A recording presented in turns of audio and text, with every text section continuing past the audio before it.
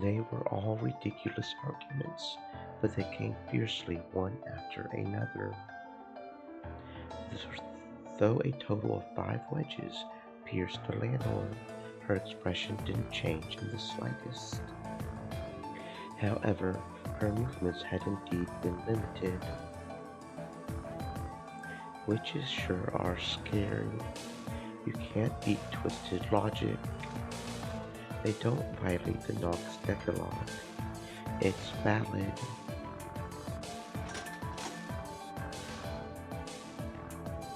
Well done, Beatrice. Even if there was no one in the study, and even if it was a closed room, that alone isn't enough to deny Father's existence. Against a normal opponent, I would think the matter settled by now. But this is the landlord, head inquisitor of heresy. This ruthless woman killed even her father when he violated the Decalogue. Kinzo, now. Right. Now that the landlord had been pinned down, this was their last chance to recover their magical power and escape. Once again, a pitch-black gate began to rise slowly in front of Leonardo and Kinzo. Though the gate had once been opened by simply falling in the air, it wasn't so easy in the study now, filled as it was with the power of denial. Well, what do you think, everyone? No matter how much you question the state of the study, you can't question whether or not Father is in good health. So you say, both you and I had better not forget that we are part of this battle, right? I cannot fight against witches, but I can fight against you. Erica grinned at Natsuhine with a smile more demonic than a real demon's. Natsuhi-san, let me ask again. Last night, you're sure you spoke with Ushiromiya Kinzo-san, right? Yes, I have said repeatedly that I came to deliver a report for the day and to say good night.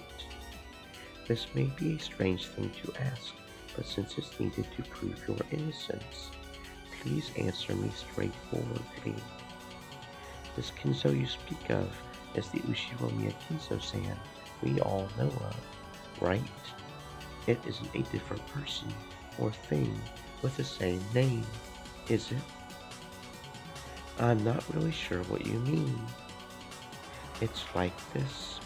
You didn't, for instance, start calling this room itself Father after Father's death, right? That's what she's asking. You said you gave a daily report to Father before he went to sleep, right? That doesn't mean you gave a daily report to the wall here, all by yourself, inside the study called Father, right? How rude. Nothing of the sort happened. Father is Father.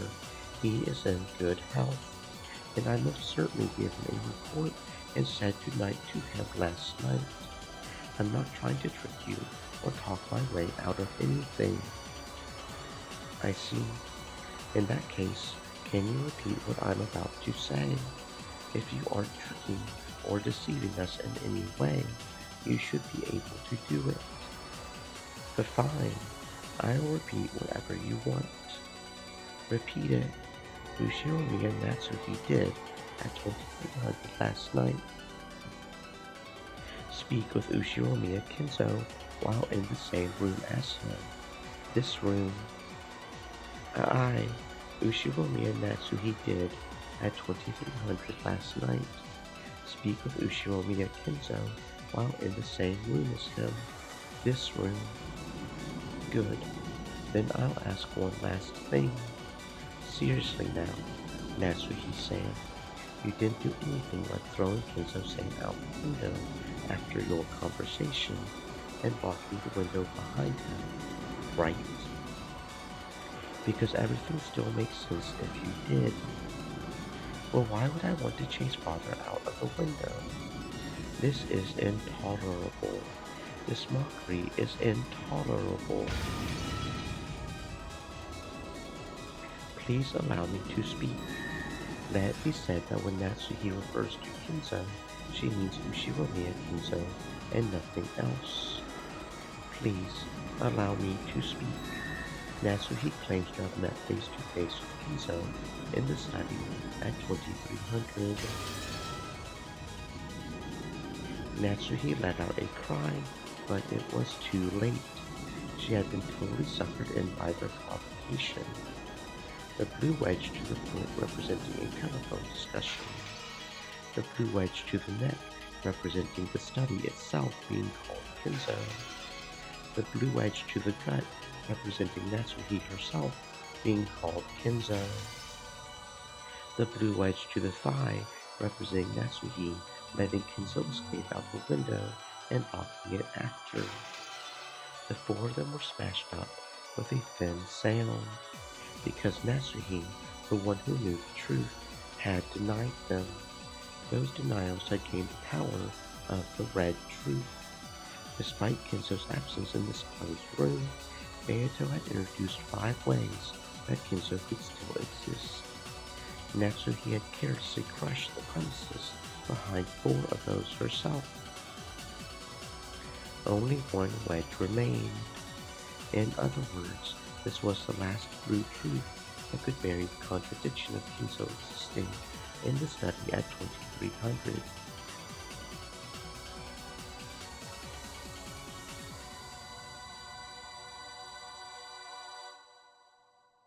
But not existing there later, after it became a closed room. There was only the theory that pierced the landlord's chest. Kinzo was hiding somewhere in this room. With that theory, even if Kinzo wasn't present in this closed room study, he could still exist there. If this wedge of Satan's were to be crushed, their chances of escaping this room would become hopelessly dim. But Beatrice Sama, quickly escape while you still can. The landlord slowly grasped the final wedge, which still pierced her chest. Apparently, that vice-like grip was hurting Satan as though all the bones of her body were being broken. All that remains is this one wedge. It was about Kinzo hiding somewhere in this room, correct? As a detective, I've searched all of those places. If I didn't find him, just where could he be hiding? With the final wedge still sticking out of her chest, the landlord slowly approached Beato. If this wedge was taken out, then, allow me to ask, just where in the study is Kinzo hiding? Well then, maybe he's under the bed. A check of that place has been finished.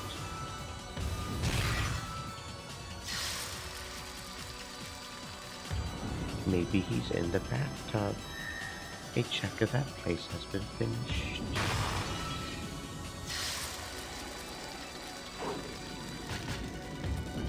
Inside the closet, under the desk, behind the curtains. A check of that place has been finished. Check, finished, check, finished.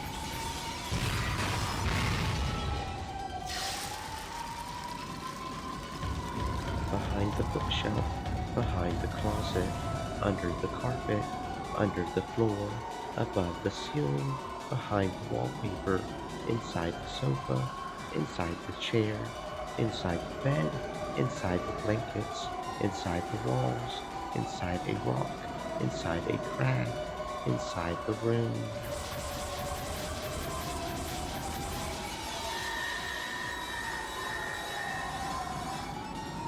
Check finished, check finished, check finished, check, check, check, finish, finish, finished, check, check, check, check, check, check, check, check, finish, finish, finish, finished, finished, finished, finished, finished, die the death, sentenced to death, the great equalizer is death.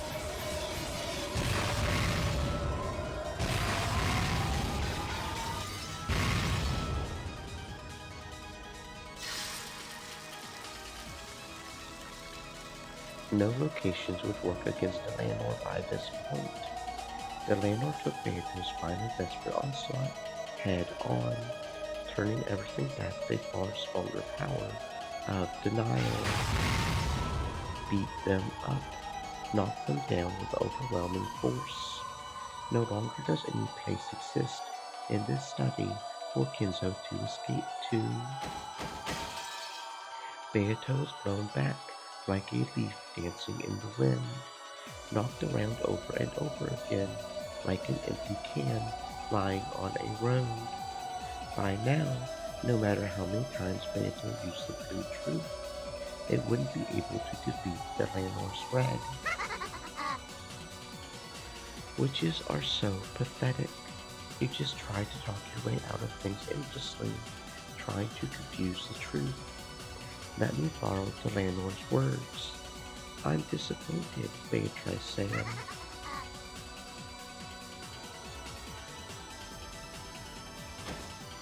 Erica coldly delivered those decisive words to Beato, who was crawling on the ground. Detective's authority. The detective has the right to inspect all crime scenes. I have exercised this right. Therefore, I can say this. Kenzo-san is not in this room. Furthermore, this room is a perfect closed room. From the above 2 points, I can state this fact. This room was empty the whole time. Natsuhi-san lied about having met Kinzo-san here last night. That makes this checkmate, Beatrice-san. How's that? Simply by the existence of this room, this level of reasoning is possible for Furudo Erika. What do you think, everyone? At these words, the final wedge shattered, and at the same time, the pitch-black gate that was about to open shattered once again. This time, the warp portal had been completely destroyed. No longer would Kinzo be permitted to exist in this room or escape from it. Beato struggled to her feet, but that was the best she could do. She no longer had the energy to fight. She had taken all the denying red head on from close range. It took all her strength just to withstand a pain so strong. It felt like she would vomit up all her insides. Even Beato, who had always aimed for the title of strongest and most evil witch, couldn't do a thing against a witch hunter. No matter how sturdy a sandcastle you build on the beach, it can never win against the rising tide. So sorry, Kinzo. Looks like this opponent really was tough after all. Beatrice, I thank you. You've done so much for me, despite your remaining grudge. I guess it's true that your life flashes by when you see death coming. I've remembered how you once looked when you were young. You were annoyingly like Battler. I now pass on everything, my soul and the qualifications of the head, to Battler. I no longer have any regrets.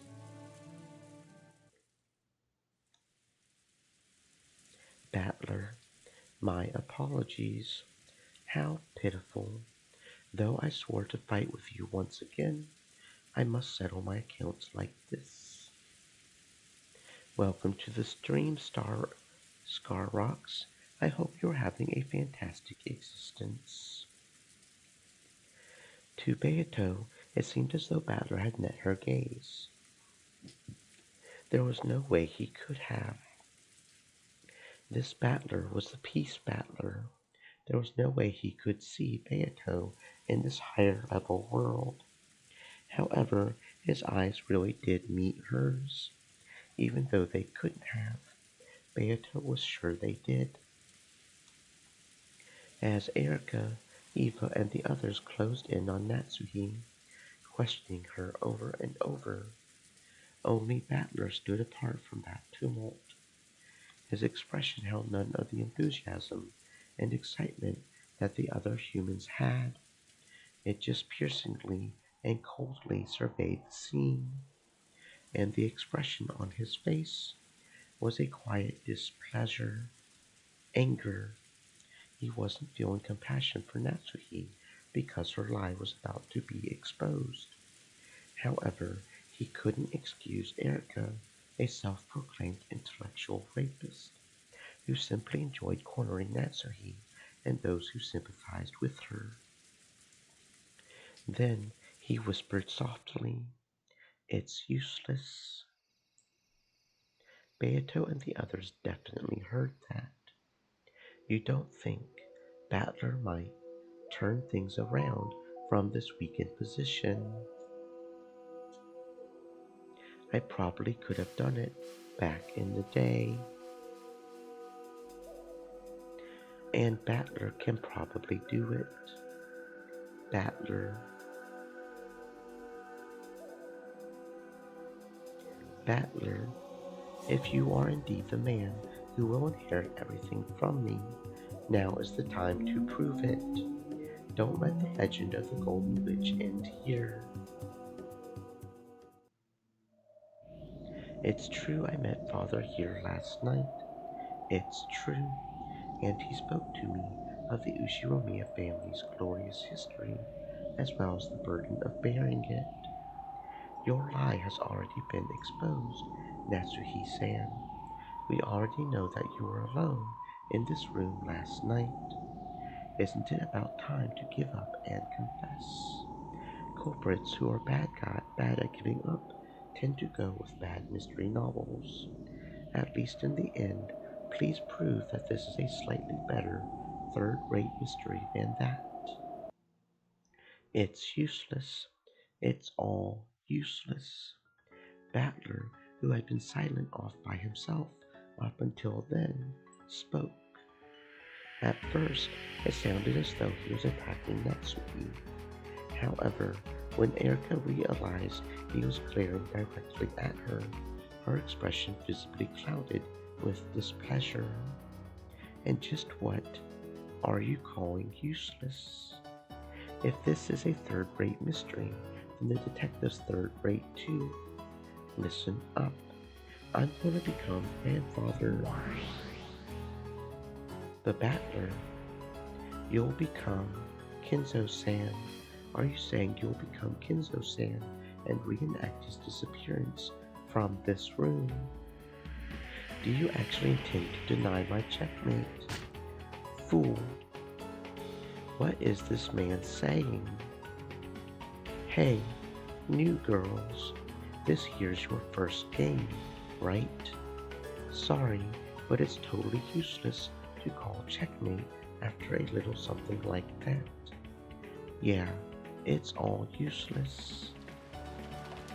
Well, what are you talking about, Battler? You say you'll become Dad. Yeah, I'll reenact it. I'll become grandfather and disappear from this room. You can't use the windows or the door, right? How would you do it? Did you find a hidden door? I don't have a clue either. Yes, not a clue.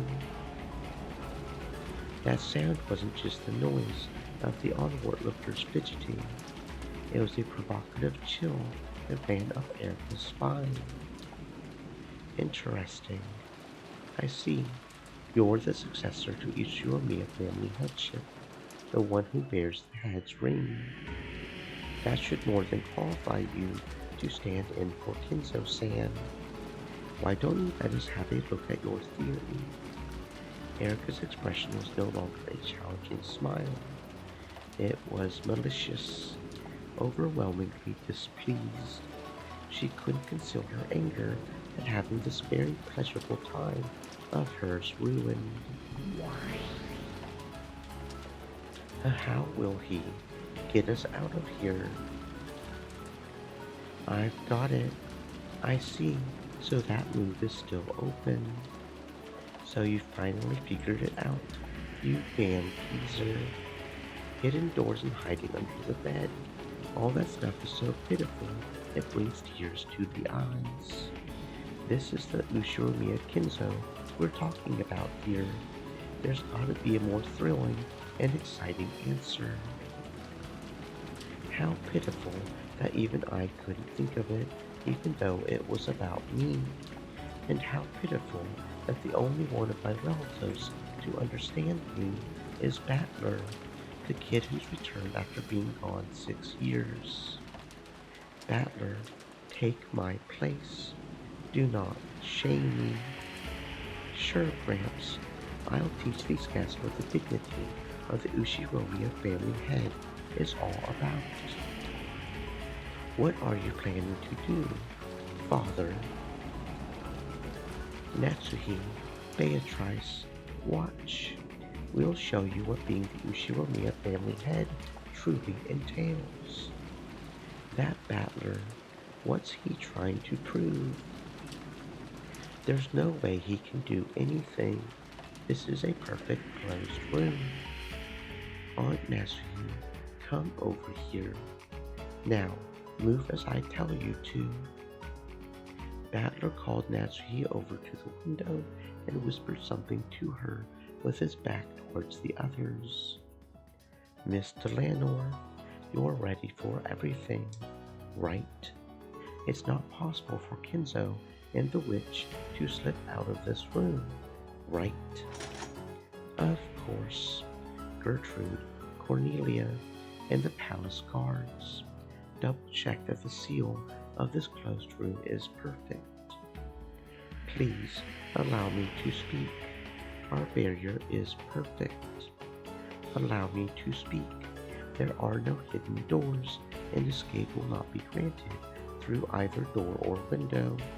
Palace guards, when Battler engages the barrier, fire arrows without hesitation.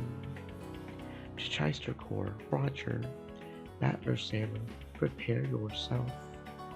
Escaping from this room is impossible, but he'll do it.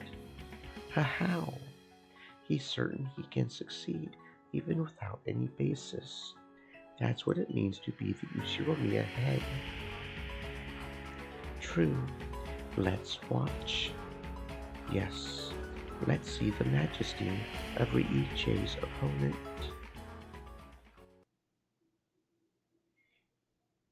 Then I'll begin.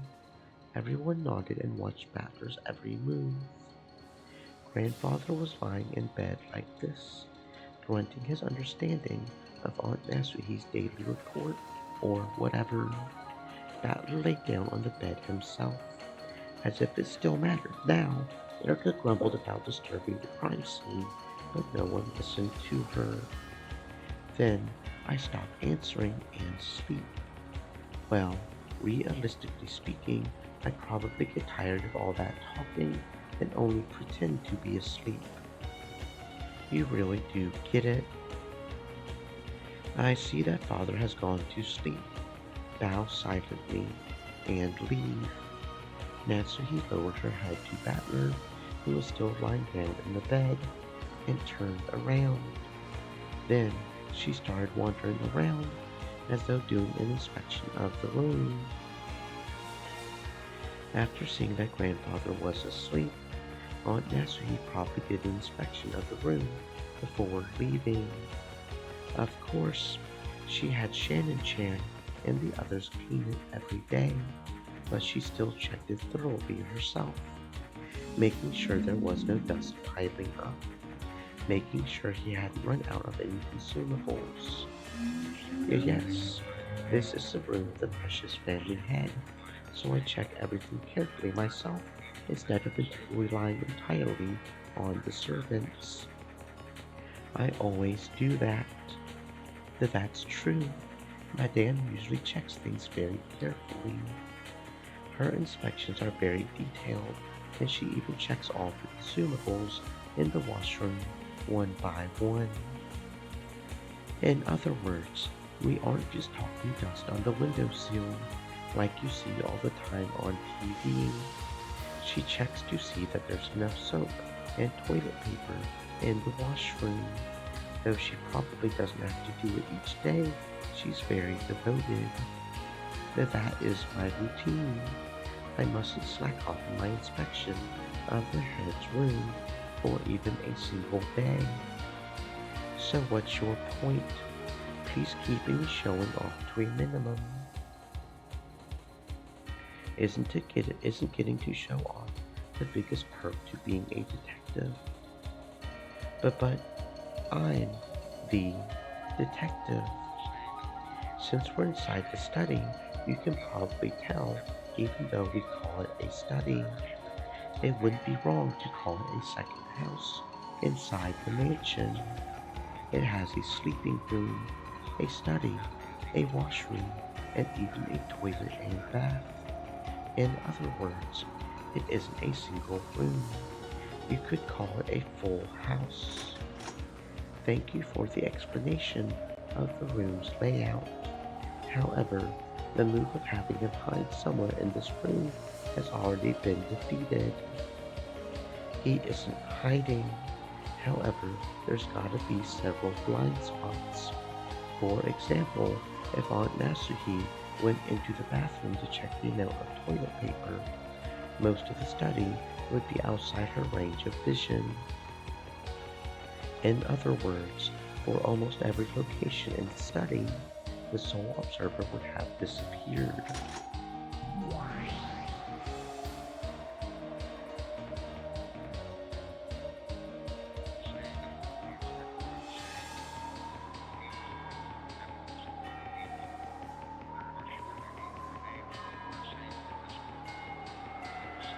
Observer disappearance.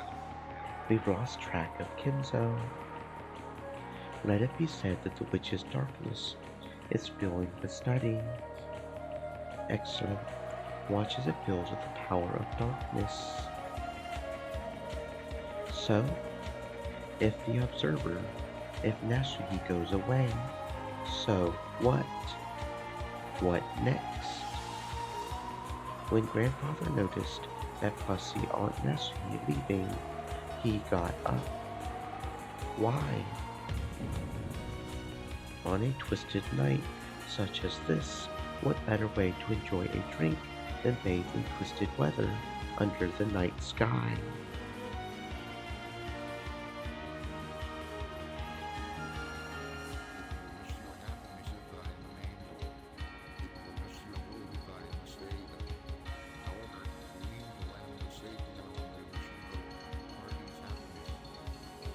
Since Aunt Nasuhi's in the blind spot of the bathroom, it becomes possible for grandfather to walk about the study at will.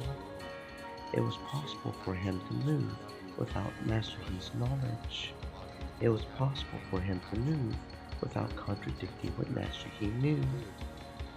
Warning, Battler is approaching the study door.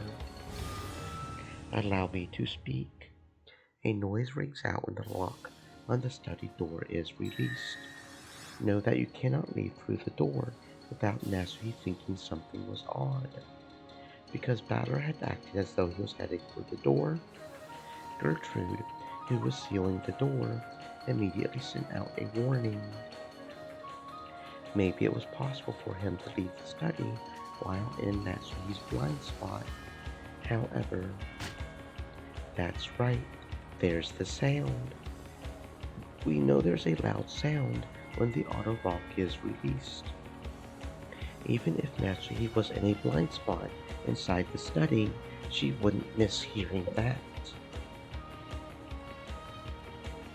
Of course she would find it odd. Allow me to speak.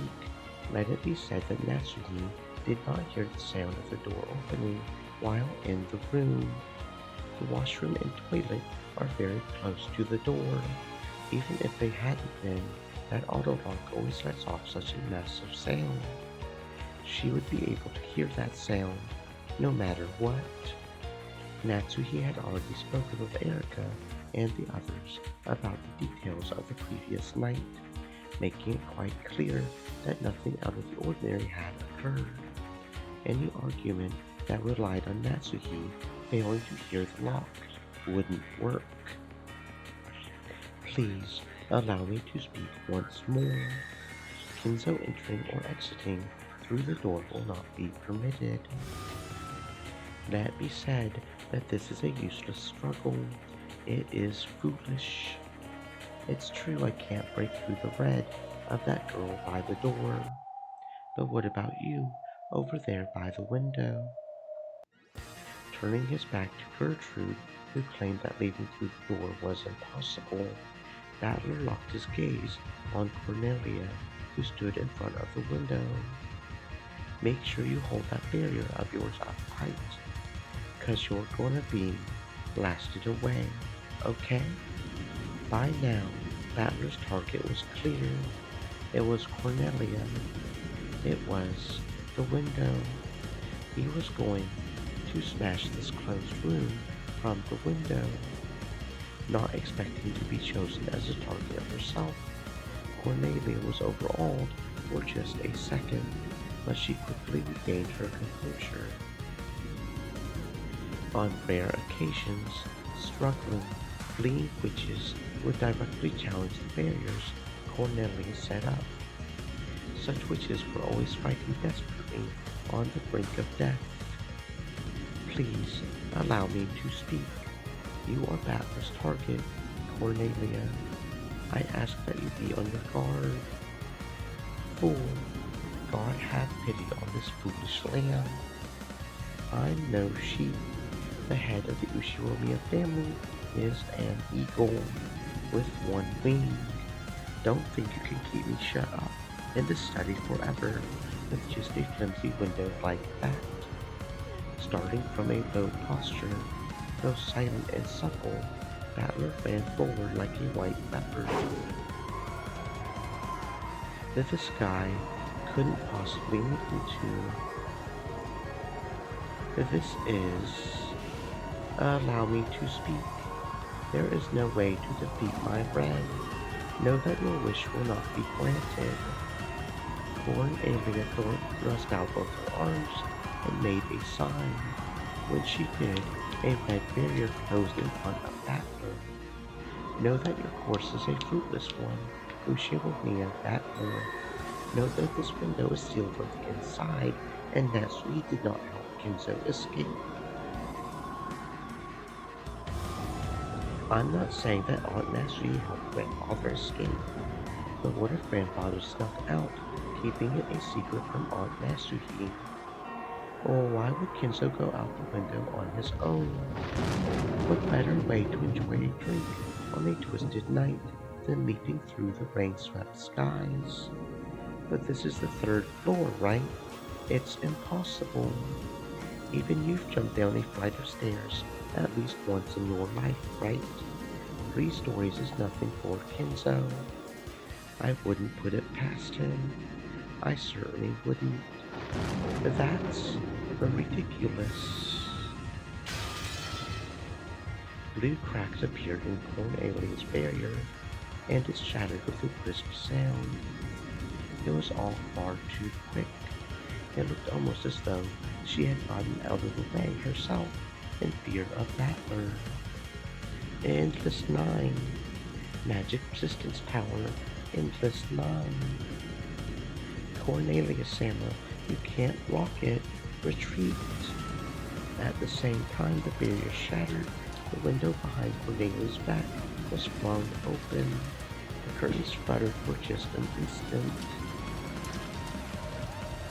Though it was all filled with rain, the heavens and the courtyard were spread out in front of them, a fitting exit for an eagle leaping from this closed room. Cornelia, repair the barrier. As you wish, Commander Delanor. Then know that you will not be allowed to break this. Cornelia quickly returned to her senses and set up another red barrier. However, this was her last one. Please allow me to speak.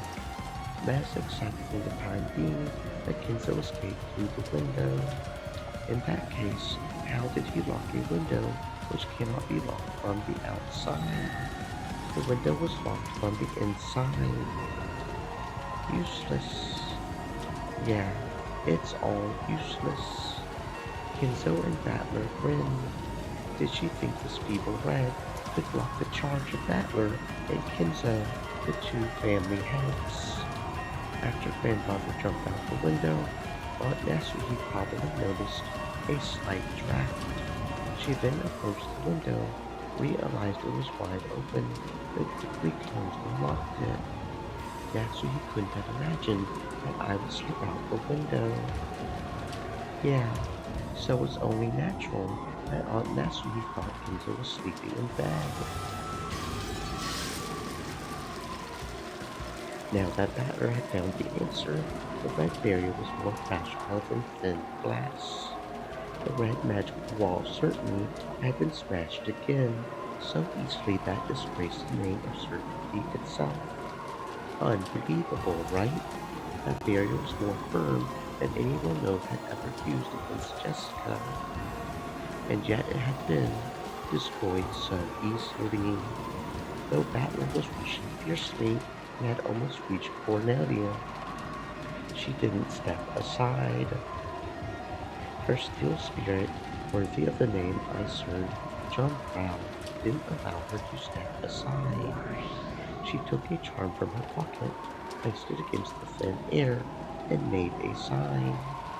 Then, not red, but blue burned there. Though it was far more frail than the red barrier, it was her last method of resistance. You won't get through. You won't. Let me speak. Let me speak. Be that as it may, this is the third floor. How could a wingless human escape from the window? Know that you won't get through. You won't.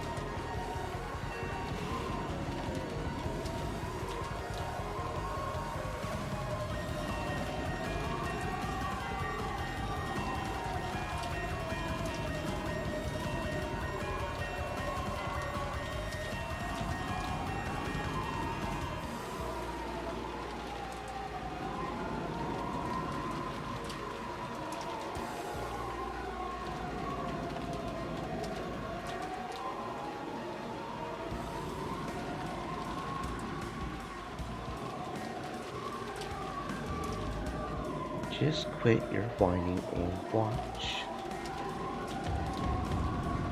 This is the answer. Battler jumped. He burst through Cornelia and her blue barrier, knocked them away, and his body flew out the window through the darkness of the rainy sky.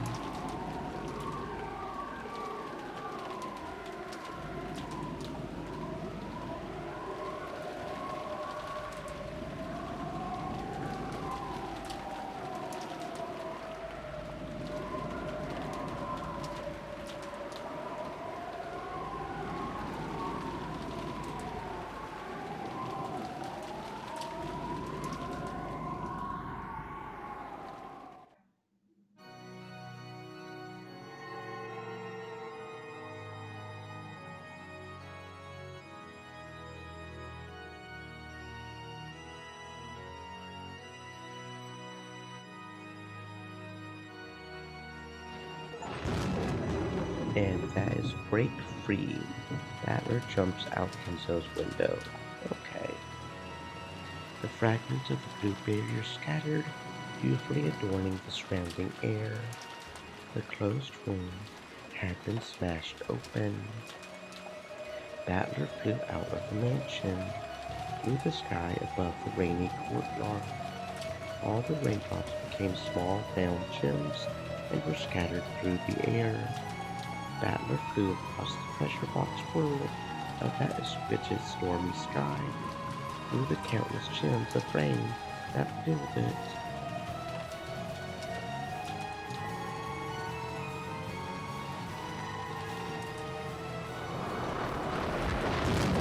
In the sky over the world frozen in time, Lanor and Battler faced each other.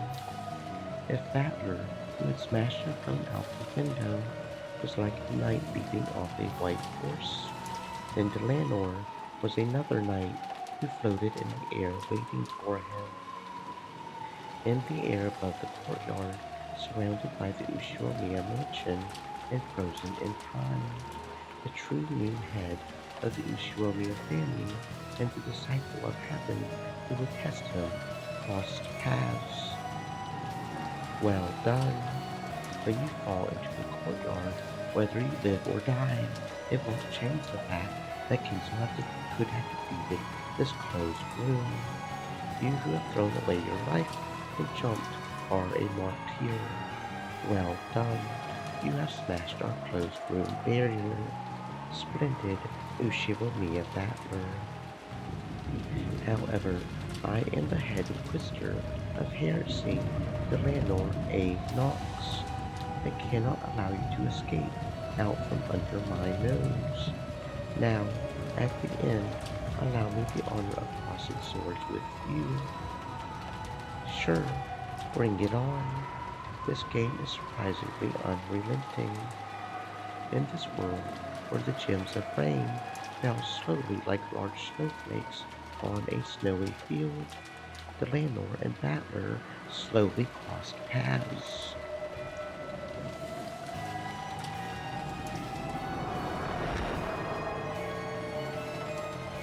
It seemed slow, and yet it happened in a flash. Their gazes crossed and clashed like lightning. Night confronted night head on, and everything would be settled with a single strike. Blue and red crossed paths. Was it shown beforehand that a blind spot existed within the study for Natsuki? If it wasn't shown, this theory will not be permitted. Knox's 8. It is forbidden for the case to be resolved with clues that are not presented. The Lanor's double strike with both the blue and red blades reached out to slice Battler, and failed. Those long swords, which had never lost over the course of 100 battles, cut through empty air. When we entered the study, its structure was clearly described. Too bad for you. For the first time, an expression showed in Delanor's face. It was a sudden smile. She had known about that long before. However, she still couldn't let him escape without attempting that single strike, not even with her reputation as an inquisitor of heresy on the line.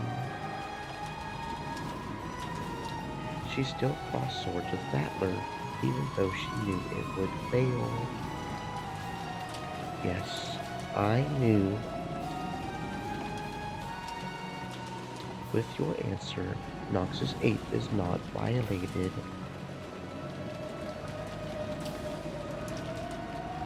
Here it comes. No hard feelings. Yes, come. In Battler's hand was a blade that shone red. That blade etched out the red truth. It wouldn't be an exaggeration to say that Kinzo's study was a small villa he had created inside the mansion. A study, a library, a place to sleep, and a bathroom and a washroom. It was divided into multiple rooms. That has already been shown, and it suggests that there could have been a blind spot somewhere within the room. Without any mercy, no, without any reluctance, which would have been dishonorable, the sword of red truth cut into the Lanor. It cut a beautiful hemisphere through the countless gems of rain that filled the sky. Well done. Time exploded into life. Both of them fell through the courtyard.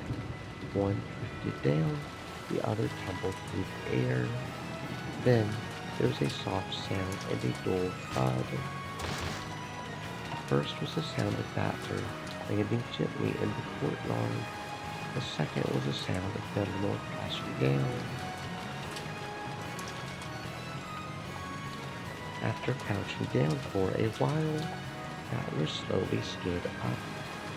Though he had jumped down from the third floor, he had landed as lightly as though he had merely jumped over a fence. The Battler! Beato leaned out of the study window, looking to see if the supposedly leadless Battler had landed safely. Beato, come on, jump. That window is our way out, so jump. You aren't the kind of witch who can be locked up inside a closed room, right? The study was no longer a closed room. She could jump from here, escape from here. By now, the closed room that had threatened to capture the witch and suffocate her had been destroyed. Yes, you too, Kinzo. Go. From the Moment Battler showed his answer, my spirit had already escaped from this room. Kinzo's form became a cloud of cold butterflies and disappeared. The closed room barrier had dissolved, and the power that denies magic had been scattered. Beato ran towards the window. That was the only exit from the closed room of this witch hunt. After glancing at the Treister sisters and the subordinates of the Inquisitor of Heresy, she readied her wound-covered body and ran towards the window, just like Battler had done. She looked like Cinderella, running as she heard the bell toll. There's no way we'll let you escape, Beatrice, illusion of the witch. Erica flew at Beato, trying to latch onto Beato as she dashed, but it was like trying to catch smoke, and she landed face first on the floor. There's no way a human could catch a witch. For one such as her, without love, even touching Beato was impossible. Treister Corps, shoot the witch, shoot her dead. Alignment conflict, unable to fire. Allow me to speak. I have no barrier prepared that can block Battler's blue truth. Both Treister Zero and Gertrude spoke with unbelievably calm voices. No one can stop them. Not Battler, not Kinzo, not Beatrice, if these guys manage to escape. But my closed room, my theory, I'm the detective, Furudo, Erica. Erica crouched, screaming and clutching at her head. The Great Golden Witch isn't going to be defeated by something like that geezer's grubby study. It's still just the first twilight. I'll teach these newcomers that your game isn't that easy.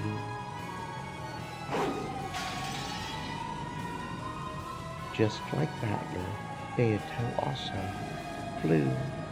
She drifted down through the rain treasure box world into Battler's chest.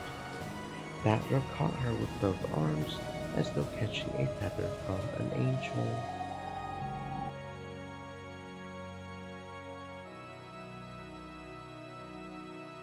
It was like a knight catching a princess who had been locked up in a tower, like a beautiful picture of a scene in some fairy tale. Crap, I think I'm in love.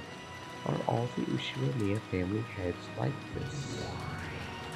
If you were to write down the unprecedented feats of Uchiwa Kenzo, you would probably have an uproarious tale longer than all the grimoires in the study put together. It seems the tale of the next head will be worth writing down as well. In fact, it already is being written. It's already a very, very long tale. The demons giggled on top of the roof, holding umbrellas. Then they quietly looked down over the two in the courtyard. You're not bad at all. I guess all your games have toughened me up. In shock, Beato actually praised Battler as he held her in his arms. Battler laughed in his usual carefree way. This is impossible. Impossible. Erica looked down from the window and clenched her teeth, still clutching at her head. Still holding Beato in his arms, Battler grinned back. Erica. Well, what? I'm not giving the riddle of the Golden Witch to you. I'll solve it. That riddle belongs to the two of us. Right, Beato? Indeed. My riddle is yo, yo, yo. When Battler laughed evilly, Beato's face turned uncharacteristically red. But even so, she spoke while laughing loudly. My riddle is yours alone, Uchiwa Battler. I won't let anyone else solve it. Listen to her saying something like that. Battler snorted, amused that Beato had said something so out of character. And, still holding Beato in his arms, he spun around in a kind of waltz. The falling gems of rain celebrated their victory over this trial. He jumped down from the third story, and he's all right. He jumped down and escaped from the closed rooms. But this is ridiculous. This isn't reasoning. It's insane. If Battler had at least been seriously injured and writhing in the mud, Erica might still have had some ground to stand on. She might have been able to claim that Kenzo couldn't have jumped down with his old body and gotten away unscathed. However, Battler stood calmly in the courtyard, looking up at Erica with the dignity of the victor. Everyone, I'll ask one more time. This is impossible, right? There's no way a human could jump down from a third story and land unharmed. Isn't that right, everyone? Much less Kinzo-san jumping down from the third floor at his age. This isn't reasoning. Erica tried to get everyone's agreement and somehow turn things around. But their responses were no different from how they had been a short while ago. No, it would be possible for Kenzo-san. I wouldn't put it past father. This is Father we're talking about. There's plenty of crazy stories about that man. Something like this wouldn't surprise me a bit. Well, what? Is there something wrong with your heads, with your brains, people? At any rate, it looks like your closed room argument wasn't perfect. Not only the servants, but the family members also agreed. They all agreed that there was nothing strange about Kenzo jumping down from a third floor window. To just who in the world is this Ushiromiya Kenzo person? Well, I'll give you 60 points. Kenzo would have done it with a bit more flash in his younger days. It needs some more tweaking. Oh, and how much should it be tweaked? Well, he might have jumped down with me and hit his arms. Got it. Next time, I'll do that. If you think you can, just you try. Beato's voice grew faint, and she gulped. Then her body suddenly crumpled away into a cloud of gold butterflies. That was because many people had rushed up to the window, and she was being bathed with gases filled with the anti-magic toxin. Beato's body became invisible to them and melted into the air. So, to their eyes, it appeared that Battler was standing all alone out in the courtyard. Battler, you okay? It looks like he's fine. Thank goodness. I have lost. In that case, for the benefit of those people in the study as well, deliver your final blow to me. Use your final blue truth to show how Kenzo escaped from the closed room of that studying. There was no pain in the landlord's expression. Pleasure and pain never showed up on her face in the first place. However, she was only barely able to rise to her feet, using her longsword as a crutch, so it was easy to guess at how heavily she had been damaged. And, despite her lack of an expression, you could tell that this was a loss she could accept. Battler and the landlord turned to face each other. Here I go. Yes, come.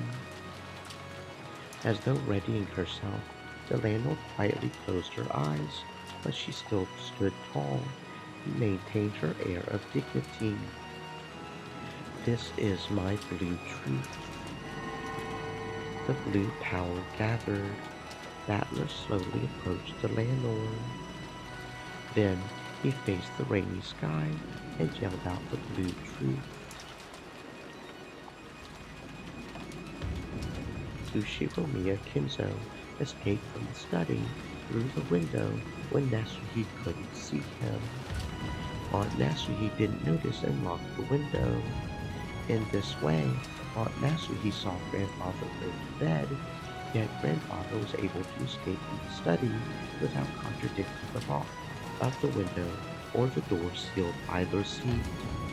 I have just demonstrated that it was physically possible for him to escape. Therefore, this battle is over. The blue wedge flashed through the courtyard along with a blue bolt of lightning, roaring down towards the landlord's forehead as she stared up at the sky.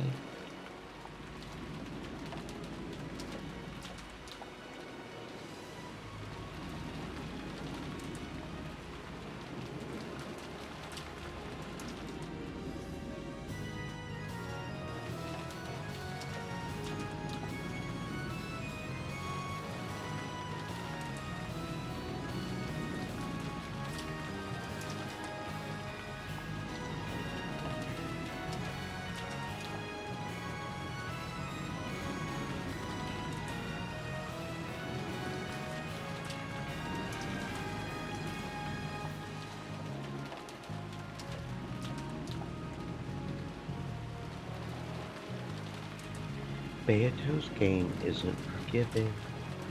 It's doubtful whether the classic patterns of the mystery genre even work here. Your swordsmanship isn't bad, but you ought to be a bit more flexible in your thinking. A massive blue wedge that looked like a pillar was above the landlord's forehead, and had stopped with its tip just slightly touching her. It didn't run her through. It made no mark larger than being poked with a pencil. When Battler snapped his fingers, the blue wedge shattered and became a shower of translucent gems. No, drops of rain that poured down over the courtyard. The landlord sat down in a dazed sort of way, amidst the thunder and rain. The successor to the Ushiromiya family headship faced the people, staring down from the study, and spread his arms wide.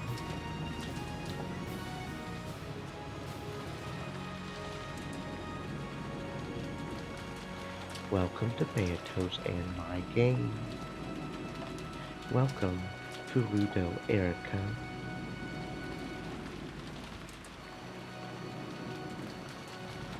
How amusing, Ushiromiya Battler. Good, truly good. I'll chew it to bits, this riddle of the witch, all the way deep into its guts while it's still alive. Battler and Beato both looked calmly up at Erica, who couldn't contain her evil laugh.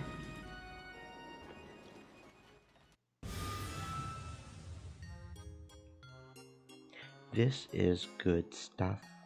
Erica, that was so lame. La Lady Berncastel, my Apollo, geez. That look on your face, it's so incredibly laughable that I would like to smash it and put a frame around it. My double is so pathetic, lame. Bathed in the sneers of Berncastel, a being who was like a mother to her, Erica was so ashamed that it looked as though she would chew her lower lip to pieces. Someday, I'll definitely, Ushiromiya Battler, Beatrice, Ushiromiya, Natsuhi.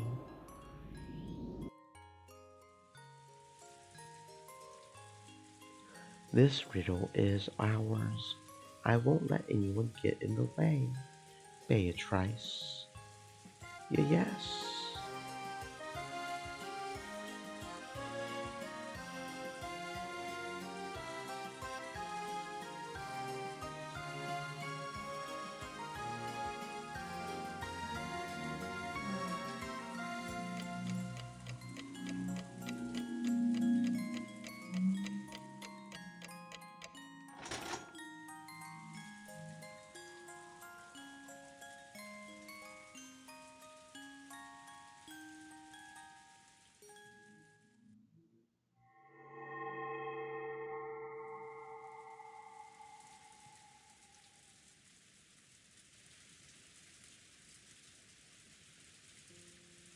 In the Golden Land, the quiet rain just kept on falling. In the arbor sat the sad witch whose eyes had lost their glint, and Battler. Virgilia could also be seen there. She sat next to Beato, knitting quietly. Lambda Delta's game had passed the climax of the first twilight, and they were taking a short break. Gazing out at the golden rose garden soaked with rain, Battler considered the present, what was to come, and what had happened so far. To Battler, the act of thinking was itself a battle. Even with the game stopped and Beato unable to speak, he could still keep on fighting. Virgil Ia suddenly stopped her knitting. Battler noticed it too, because, though none should have been able to visit this rose garden, she had noticed a silhouette approaching. That's unusual. Not many people are capable of reaching this place. It's her.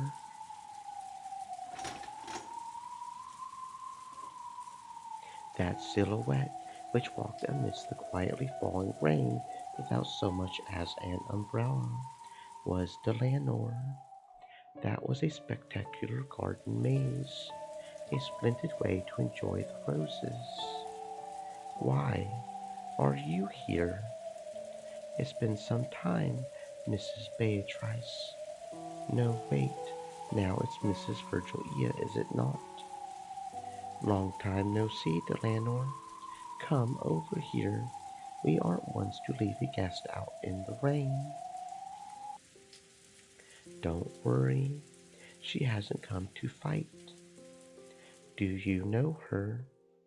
She's one of my old friends from heaven. This really takes me back. That it does.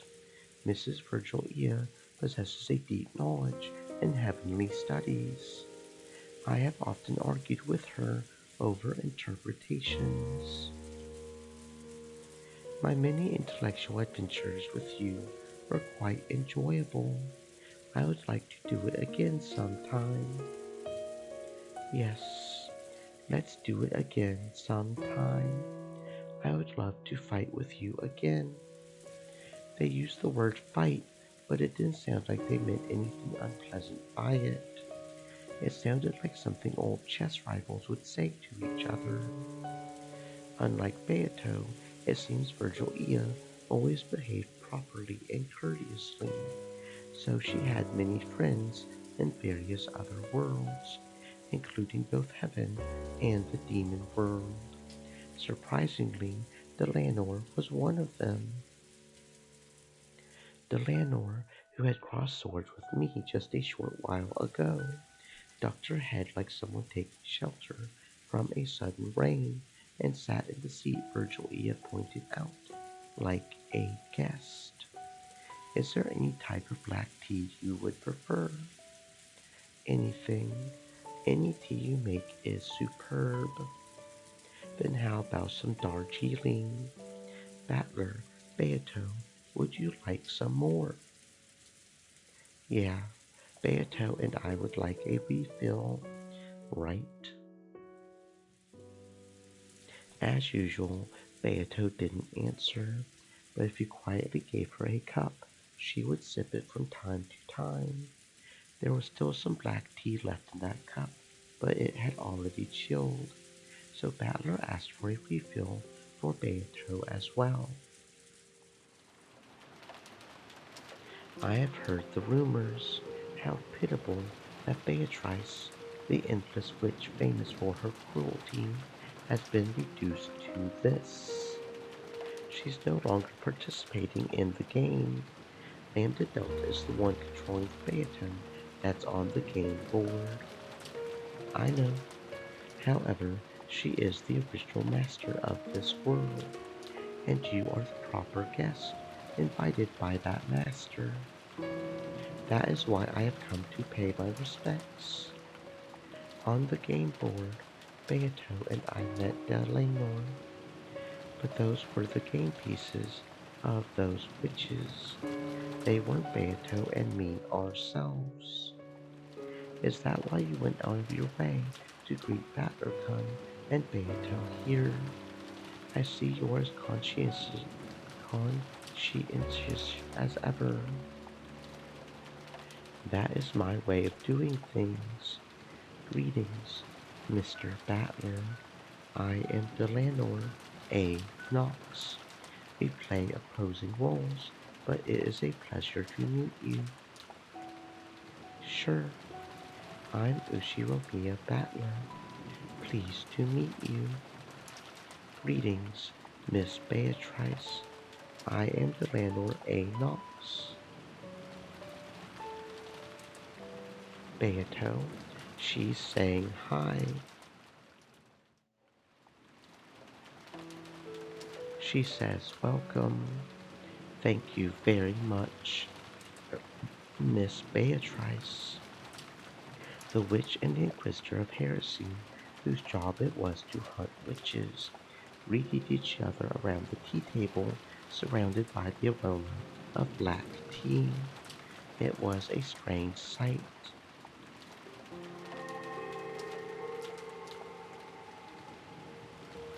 Virgilia made gold butterflies sprout from the palms of her hands and transformed them into a teapot and a can of tea leaves.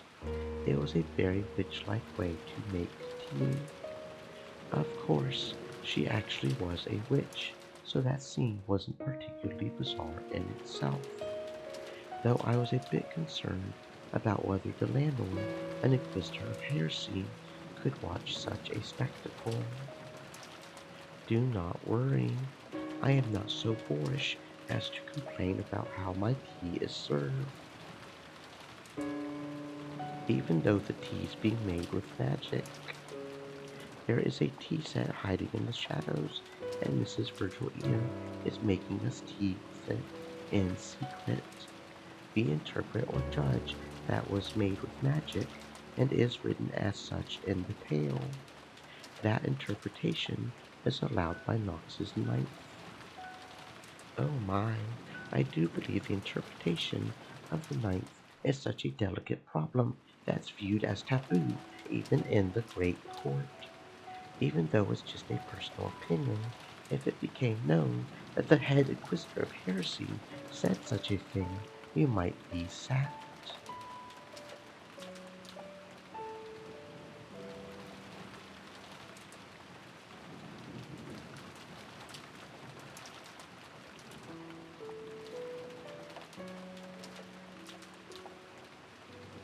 No matter what interpretation I record it with, there are no lies in the taste of your tea. Therefore, I do not worry about how it was prepared. Though she looked cold, she was a surprisingly tactful person. If Delanor were to deny that the black tea had been prepared with magic, this magic would surely be crushed in an instant. However, the possibility had been presented that a tea set existed and had been used to make the tea normally, so the fact that Virgilia had made tea was, in the end, undisputed. Magic that hides the result in darkness is evil. I will not permit it. However, magic that enshrouds the process is not necessarily evil. My foe is evil itself, not magic. I see. The important thing is that you're being served some tea, so it's just common courtesy to avoid complaining about how it was made. That's right. When someone makes tea for you, it's common courtesy to be grateful. There's nothing elegant about pushing your way into the kitchen and criticizing how they brew it.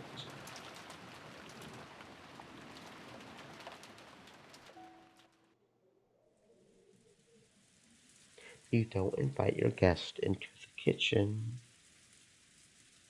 and when you set the table, you should adorn it beautifully in the spirit of hospitality. Here you go. Careful, it's hot.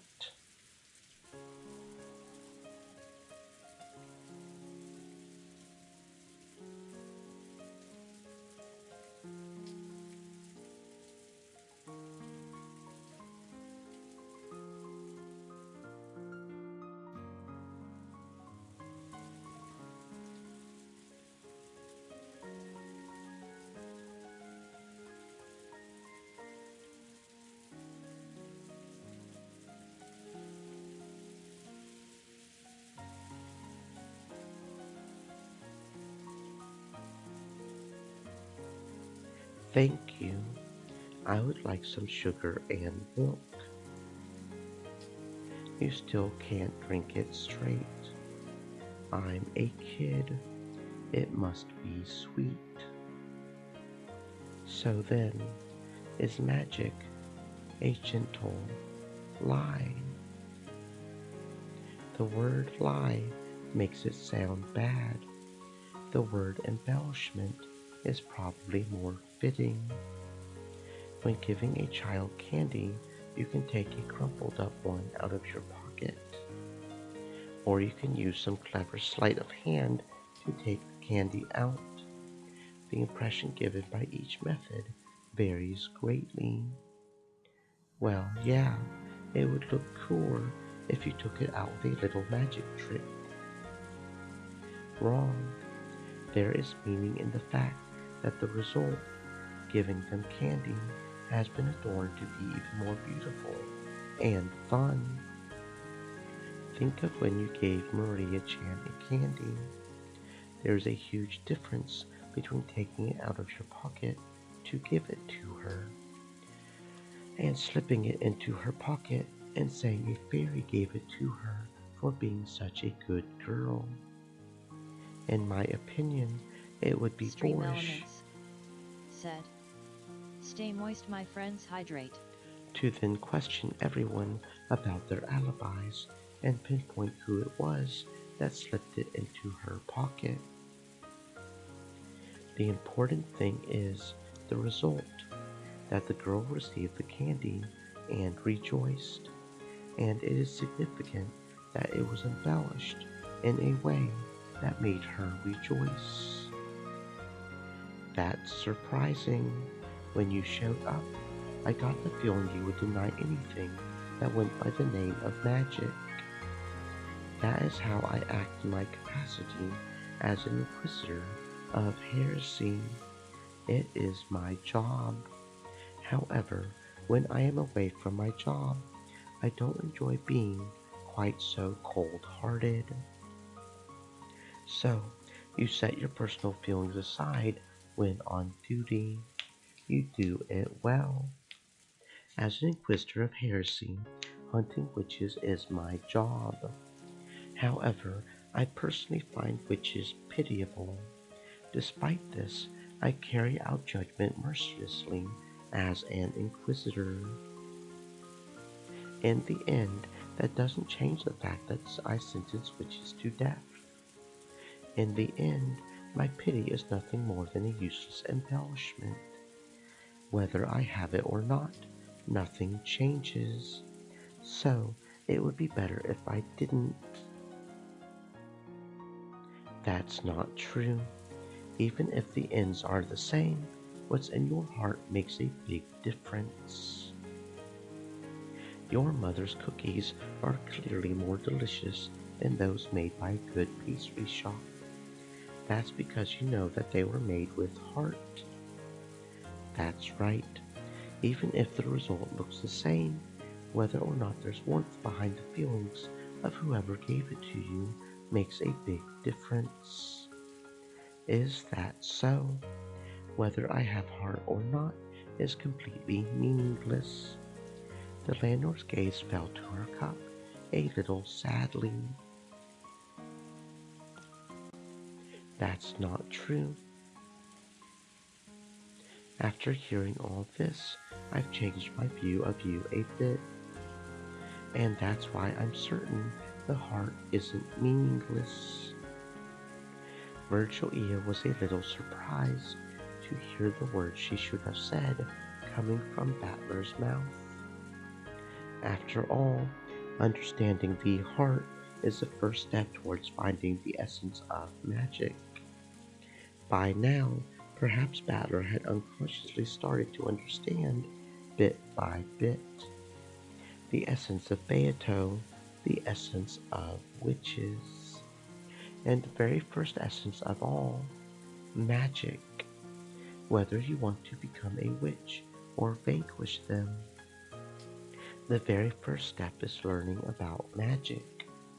Virgilia was sure that she had felt this faint change within Battler. As for that last fight, thank you very much. I am grateful for the mercy you showed me at the very end. That me wasn't me. Lambda Delta was controlling him. I joined in on the fifth game partway through. I still haven't participated at this point in time, so until I do join in, the piece me is probably being controlled by Berncastel or Lambda Delta.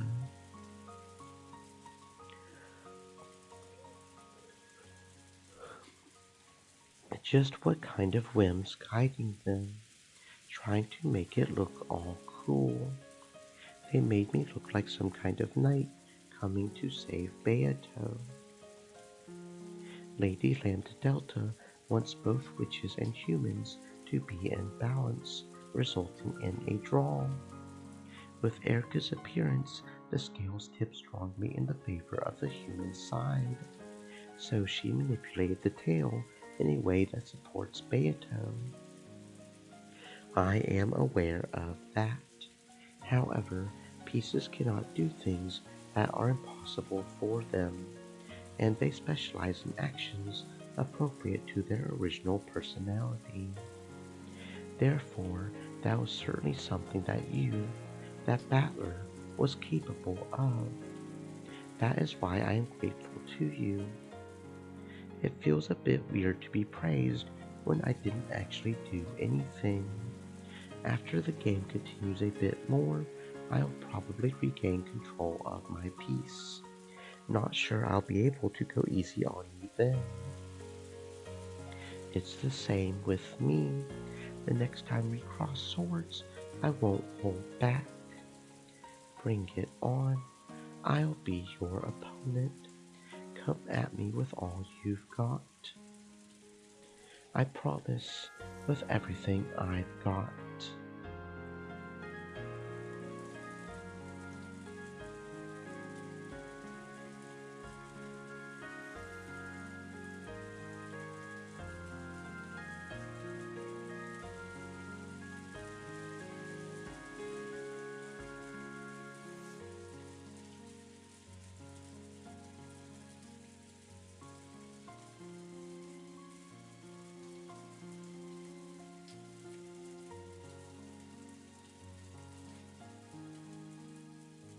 Delanor. I had thought she was an emotionless killer doll without a heart, but maybe she actually is pretty approachable. Though, of course, neither of us will show any mercy when fighting on the game board. For a while, we gazed at the rain-drenched rose garden as we quietly enjoyed our tea.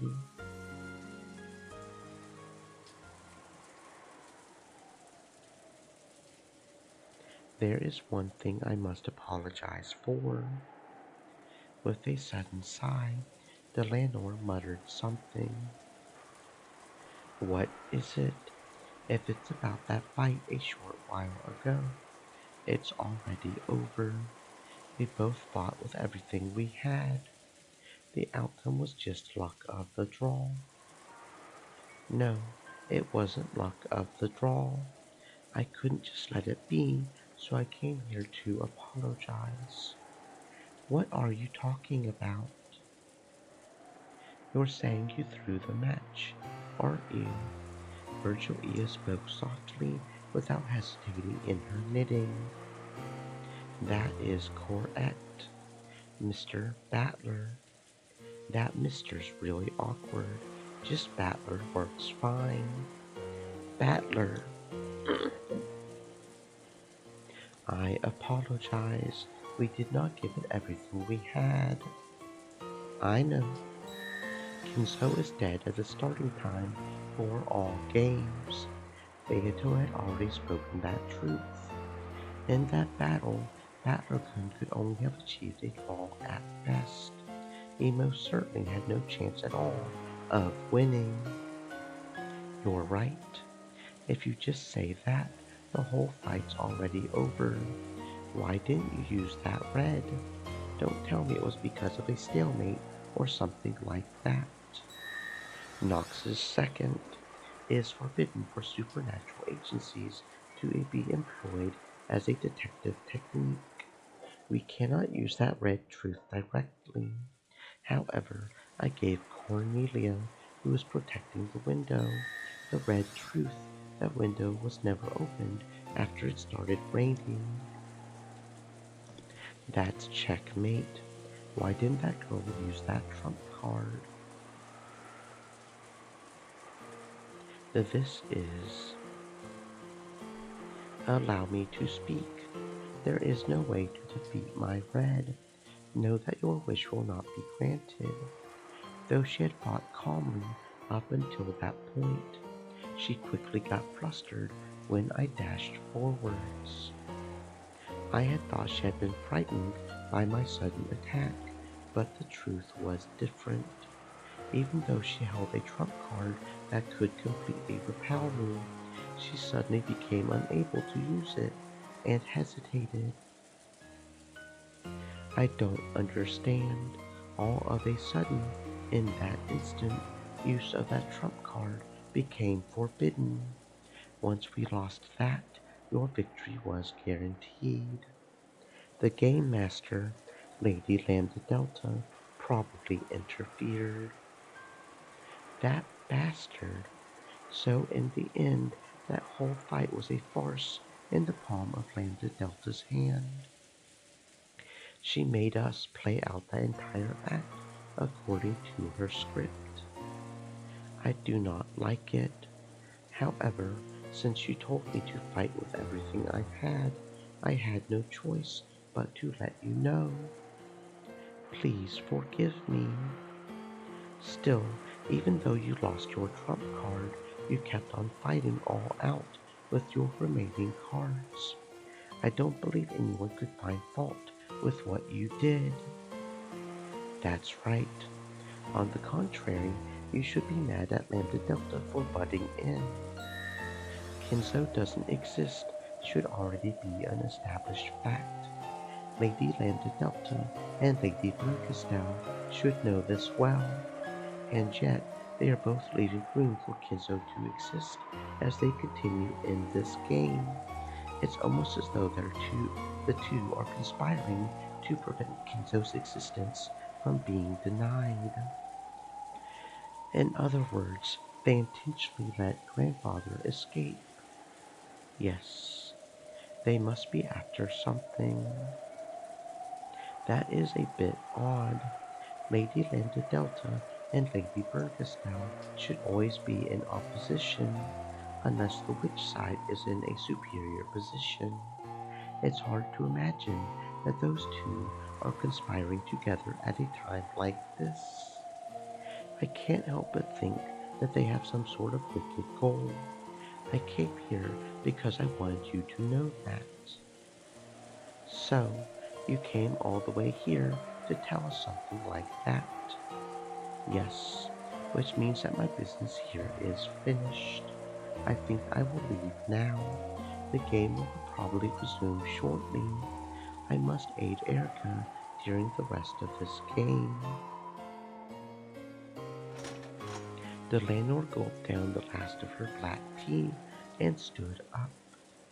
Next is the battle of the second twilight. At that point, I will once again raise my merciless longsword. So I ask the same of you, battler. Show no mercy towards me. I understand. If I went easy on you, I would have my own head smashed in. On the game board, I am nothing more than Lady Berncastell's piece and Furudo Erica's subordinate.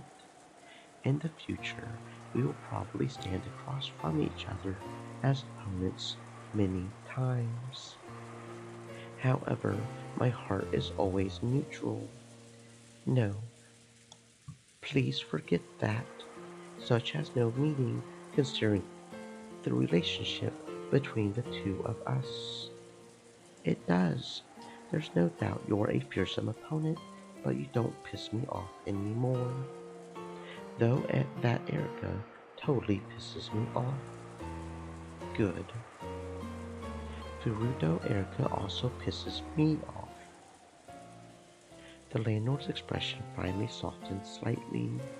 At the very last moment, It felt as though we finally understood each other. Furudo Erica is a very evil entity. She's lost faith with her recent defeat and is burning with a desire for revenge. Even I don't know what she is planning. However, it can't be anything good. Please take care.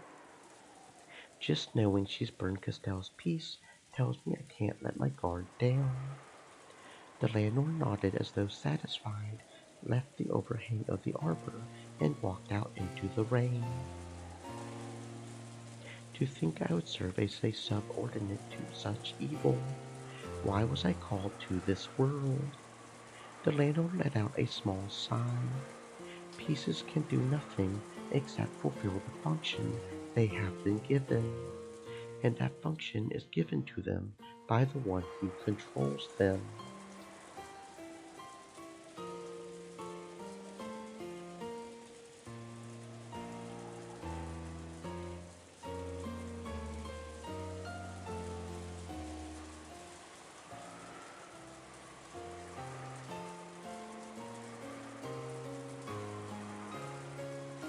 She probably can't disobey her own player, Berncastel. Lady Berncastel may be the one who called you here. However, the one who led you into this world is Beato. If this child didn't wish it, you would never have been able to make it through the garden maze and arrive here.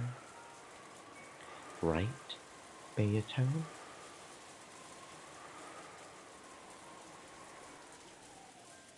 Miss Beatrice, what is it that you want from me? I do hope that I can help you in some way, though I may be a subordinate of evil. She spoke to Beato, but of course there was no response. After bowing once more in thanks for the black tea, the landlord disappeared off into the rainy rose garden.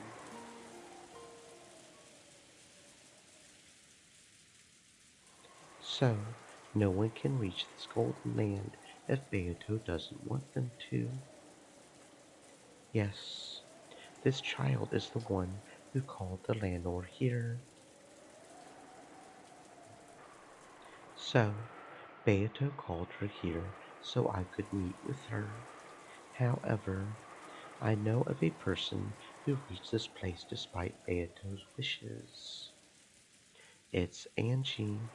In the last game, Angie reached this place by herself, even though she was an uninvited guest. Was that also something Beato wished for? I am here. You are here. Beato is here. The landlord was invited here. All these things happened because this child wanted them to. Even the bit of time you and the landlord spent together drinking tea. Beato, what was I supposed to learn from her? Does it have something to do with finding your heart and letting you rest in peace? The Lenore A. Knox, the natural enemy of witches, an inquisitor of heresy, a vanguard of mystery who denies fantasy. Is she here to help by gouging out your heart and choking the life out of you?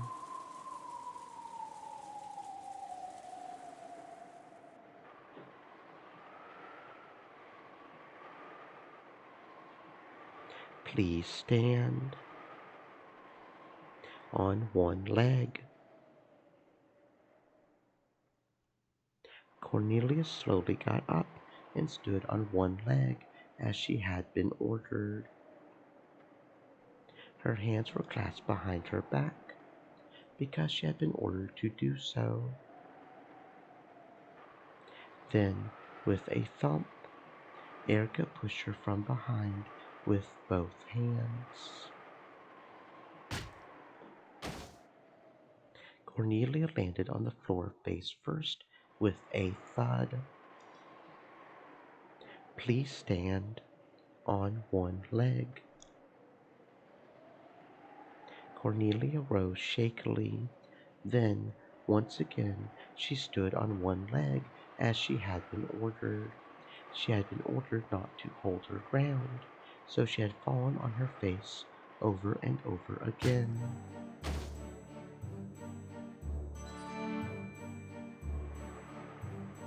She had barely managed to protect her nose, but after smashing against the floor so many times, her face was bright red. She wasn't shedding any tears.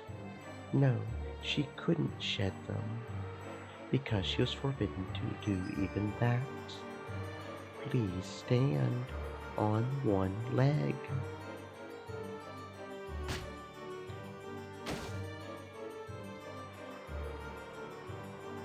Please stand on one leg.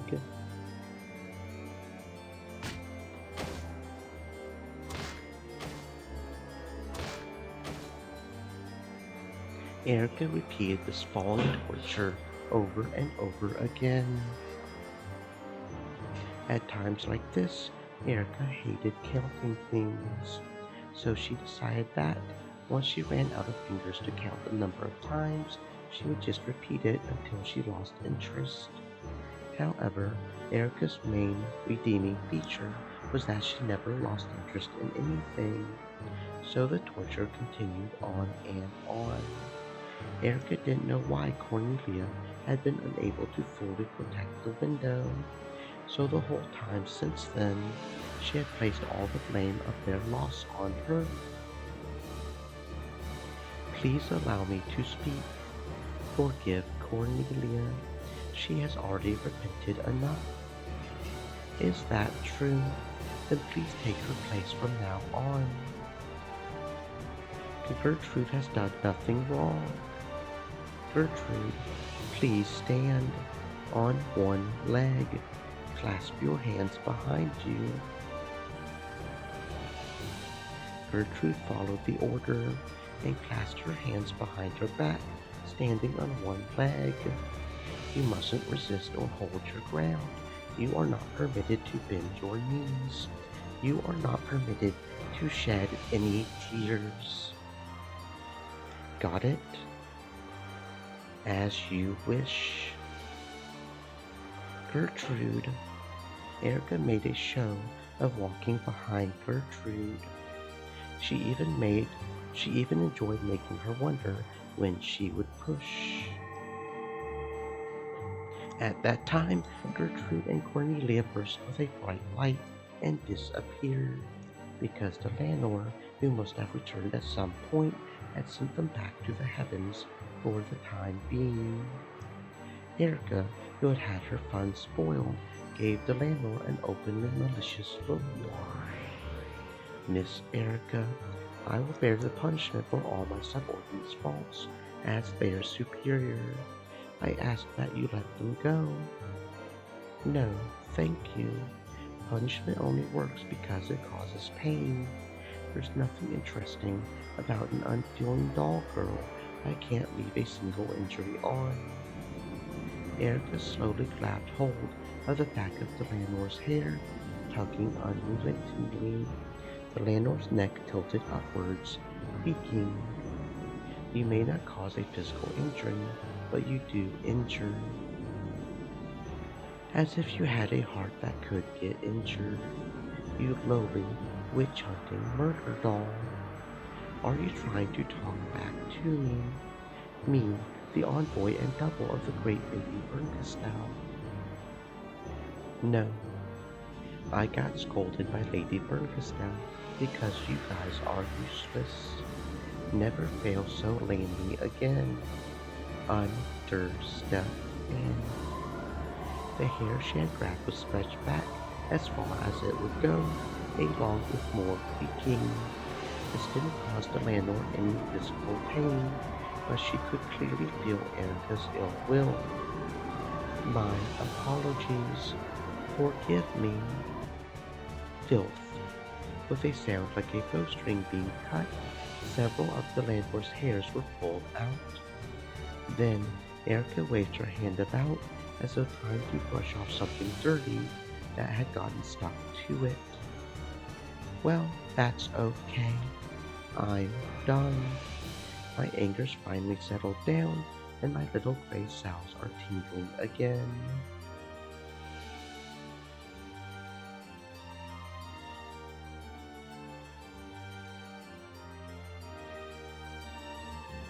Please call those two useless people back and reconstruct the crime scene. Let's start the reasoning game. Understood. Gertrude, Cornelia.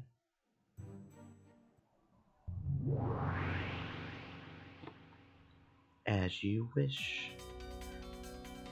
The two of them reappeared behind the lanthorn and reconstructed the crime scene for Erica, the one who had just been tormenting them.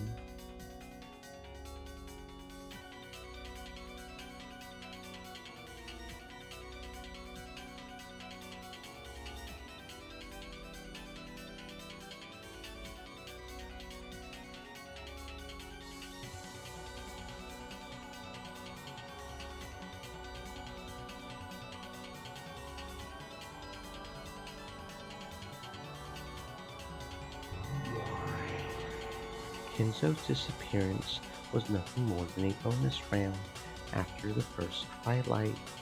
Let's start investigating the first twilight itself. But before we do that, did you realize we were actually given a riddle before the murders even occurred?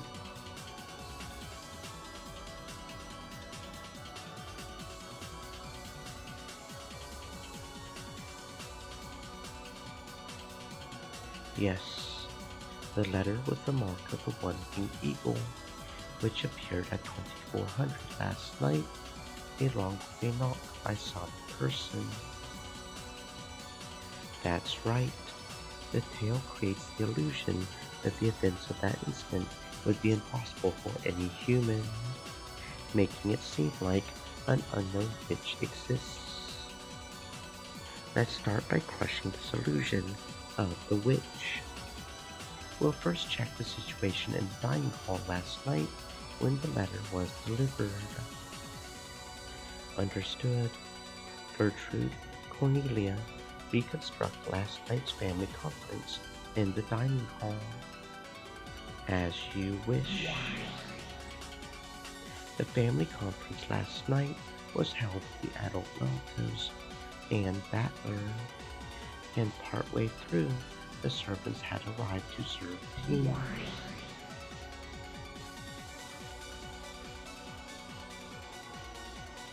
Let's check everyone's location at the instant the letter arrived. How did that go again? Please allow me to speak. Before the family conference, Erica, George, Jessica, Maria, Namjo, Goda, and Kumasawa left the mansion and moved to the guest house. Please allow me to speak. Of those who remained, only Kraus, Natsuhi, and Genji were in the second floor corridor, while all others were in the dining hall.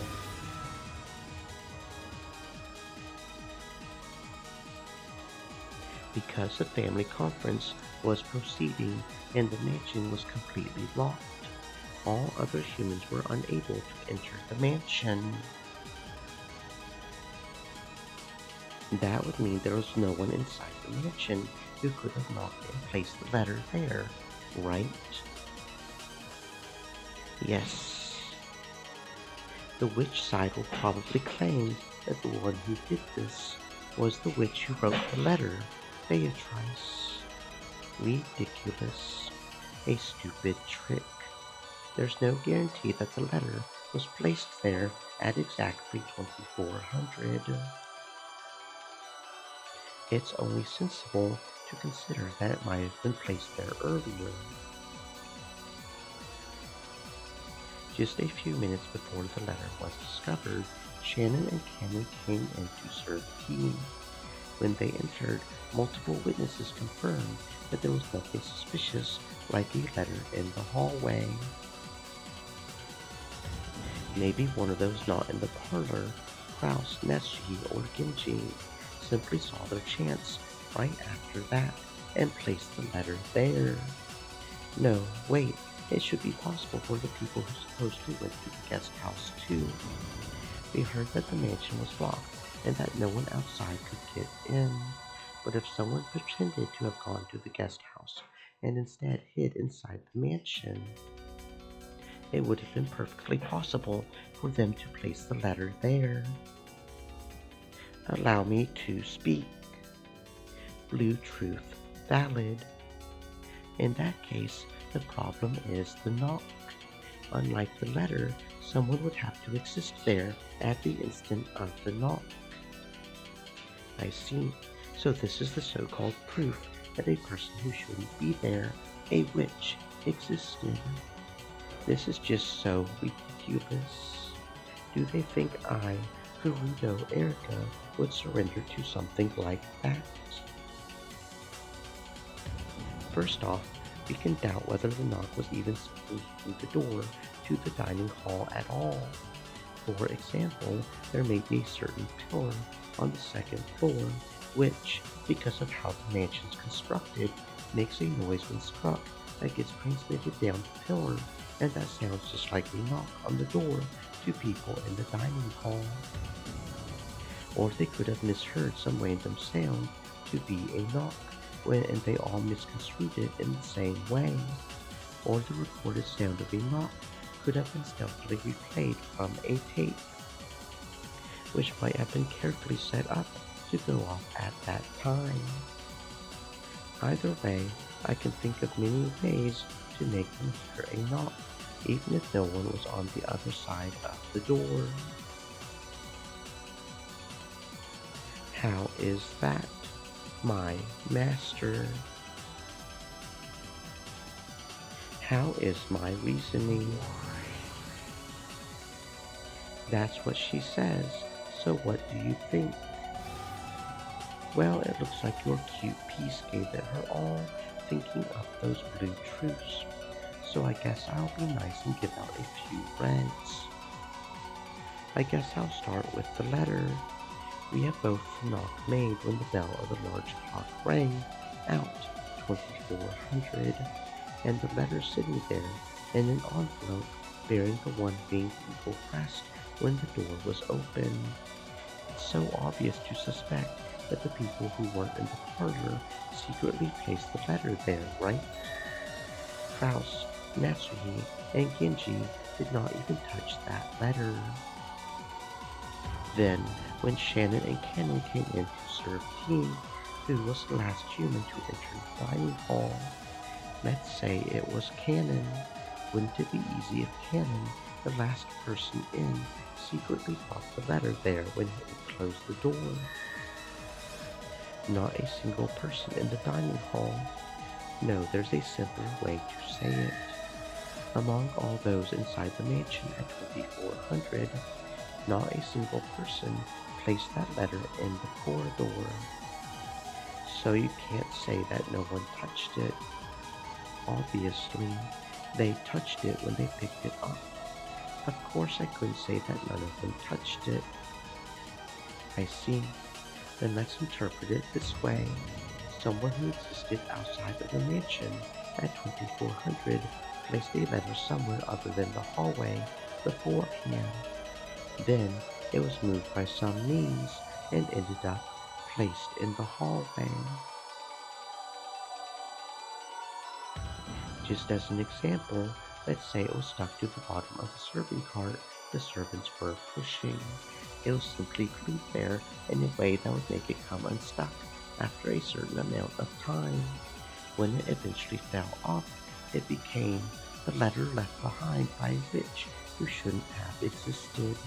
In other words, this is a classic trick where the true sender gives himself some alibi by making the letter appear at a different time. Allow me to speak. Blue truth valid. In other words, the fact that it landed just outside the dining hall door was just the culprit's good luck. At worst, it might have happened in the kitchen, the corridor, or even inside the dining hall. Good. If it had happened inside the dining hall, that would have been even more wonderful. Within everyone's sight, a letter would suddenly appear on the floor, and that wouldn't even violate a red truce saying no one in the closed room of the dining hall touched the letter unexpectedly. Well done. If the letter was stuck to the bottom of the serving cart, then anyone could be the culprit. That might work okay regarding the letter. However, will that same type of argument apply to the knock as well? Let's try this again, shall we? Please go ahead. Neither Kraus nor Natsuki nor Genji knocked. This isn't the limited meaning of them knocking on the door, okay? It means they didn't use a pillar to transmit the sound or push the play button on a cassette tape they had recorded or create that knock sound by any means. Of course, this applies to direct, indirect, intentional, coincidental, or unintentional means. This wedge has already been knocked in, but I'll repeat it. Maybe someone other than Kraus, Natsuki, or Kenji made that knock, or else a sound that could be misidentified as a knock. Please allow me to speak. Let it be known that at 2400, excepting Kraus, Natsuki, and Genji in the second floor corridor, and all the people in the dining hall, no humans existed inside the mansion. Please allow me to speak. Let it be known that in addition to Kraus, Natsuki, and Genji, none of those in the dining hall knocked on that door. In this sense, knock includes all direct, indirect, intentional, unintentional, and coincidental events that could create a knocking sound. A direct knock refers to someone literally hitting a door to make a knocking sound. An intentional knock refers to someone creating a fake knocking sound to try and make it appear that someone knocked. An unintentional knock refers to someone unintentionally creating a fake knocking sound. A coincidental knock refers to some kind of coincidence creating a fake knocking sound. In short, it means this was impossible for any character within the mansion to be the source of a knocking sound. And any character refers even to unobserved people that no one has noticed. Anyone who is in the mansion would also include any unknown person X who had snuck into the mansion. Therefore, it literally meant it was impossible for anyone inside the mansion to knock, with no bird play allowed. I see. No matter how much I toy with it, it's impossible for anyone except those in the guest house group to create the knocking sound, right? Like me, for example. What if I, Furudo Ergo, recorded a knocking sound on a cassette tape and used some kind of secret contraption to start it playing at 2400? Of course, I wasn't in the mansion at 2400. There aren't any problems with this, are there? No problems. However, though the knock did serve as a way of informing them about the letter on the other side of the door, I do not think it would have worked if the letter had fallen elsewhere. If the trick in Erica's theory about the letter being stuck to the serving cart was accurate, then the location that the letter fell was a matter of luck. Because it had fortunately fallen near the door, the people in the dining hall noticed it due to the knock. However, if the location it fell was a matter of chance, it might have landed in the far-off kitchen or remained stuck even after they entered. If that had happened, the knock would have been ignored as though they had just imagined it. In other words, the knock by itself didn't transmit any message at all. It only made it appear as though someone had been there because it was paired with the letter. In that case, the random location the letter fell to off the bottom of the serving cart couldn't be connected with the knock. For the letter to be found thanks to the knock, it would have to be reliably positioned on the other side of the door. However, it was announced in red that no one in the mansion placed the letter in the hallway.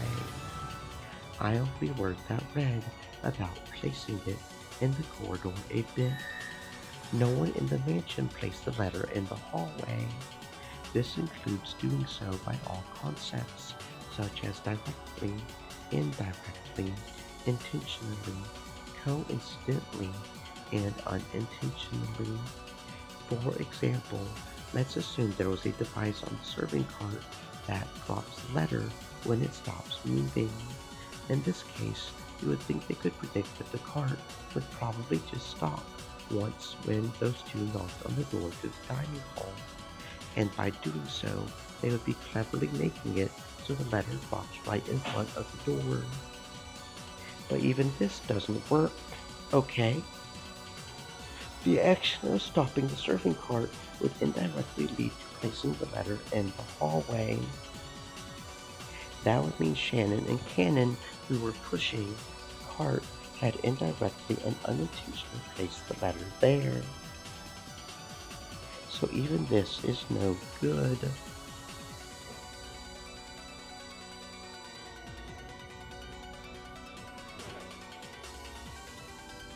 Furthermore, setting it up so that the letter peeled off with the passage of time would mean that the people pushing the serving cart had coincidentally and unintentionally placed the letter there. Of course, this is also no good. Repeat it. At 2400, only Erica and George existed outside the mansion. What if someone in the dining hall didn't exist in the mansion right at 2400? For example, what if they had slipped out a window just before? With this wordplay, it might be possible to get around the red truth. Repeat it. Even though I'm nice enough to give you all this red for free, aren't you being a bit greedy? I'm not an idiot like Beato, so I won't go around saying everything my opponent tells me to repeat. I'll give you a full body massage in a bath with marshmallows and confito sometime soon. Enough to rub your skin off. Now you've got to keep that promise. Okay then, here's a freebie. I'll respond. At 2400, only Erica, George, Jessica, Maria, Nanjo, Goda, and Kumasawa existed outside the mansion.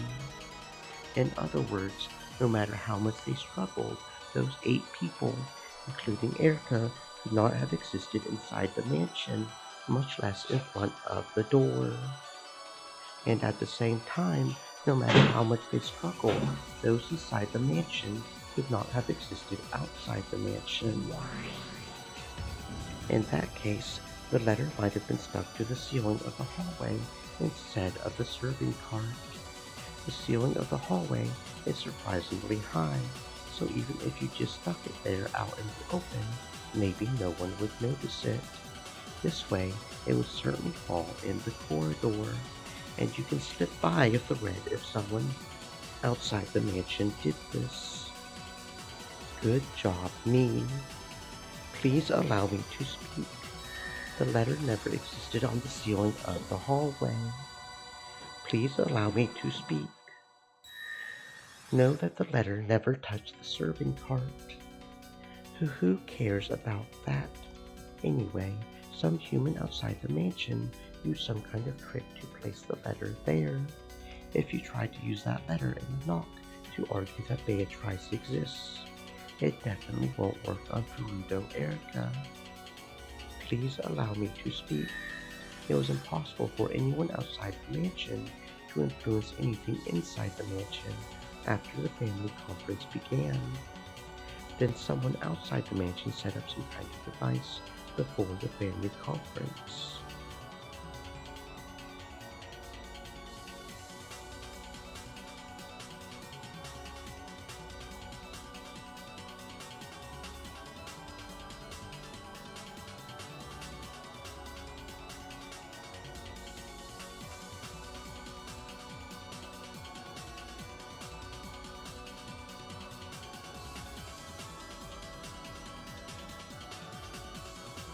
something other than the ceiling or the serving cart. Allow me to speak. Blue truth invalid. Why? That's the only way, right?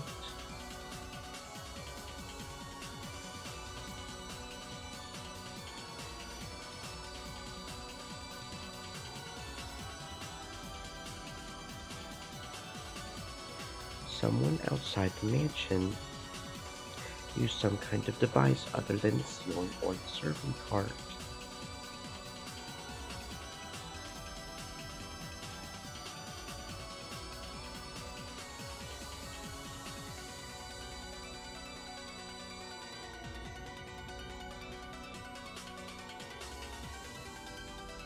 Allow me to speak. Unless you can specify or theorize as to what that something might be, your blue truth will not be acknowledged. Allow me to speak. All of Lady Erica's blue truths regarding the letter have been lost. They've all been lost, you say. Watch your tongues a bit more, useless furniture. If I can just think of that device, it's an instant checkmate. What do you mean, all of them? What do you mean my blue truth is invalid? How dare you say such a thing to me, the detective, Peruto, Erica? Erica's face twisted. These words that seemed to deny Erica. No, Erica's reasoning were the worst form of torture and humiliation for her. Miss Erica, why don't we postpone the riddle of the letter for now? Your blue stake about someone outside the mansion playing it with a cassette tape is still valid. If it was possible for sound, then perhaps it wasn't impossible for a letter as well. As Erica made to grab and pull Gertrude's hair, the landlord stopped her with those words. That's right, my blue truth regarding the knock is still valid. It's not true that everything's been denied. My master, I will solve the riddle of the letter without fail. Please allow me to postpone that for now. However, I will definitely figure out the riddle of the knock here. I've hit you with a blue stake that someone outside the mansion set things up with a cassette tape or something to make a knock sound play. You really are a cute kid. Piece of birds. Lots of spunk. Anyway, Erica's yelling that you forgive her because she solved one of the two riddles, even though she resigned on the other. So, will you forgive her? Sure. Normally, I would never forgive my own piece for the shame of surrendering. But if you've managed to solve one of the riddles, I guess I'll let it slide for now. My master. When Berncastel said she would let it slide, Erica couldn't hide her relief. It's time to get punished, Erica-chan. None of the characters misidentified a knocking sound. What's that supposed to mean? Misidentifying a knocking sound means this. They would not mistake a sound very similar to a knocking sound for a real knocking sound.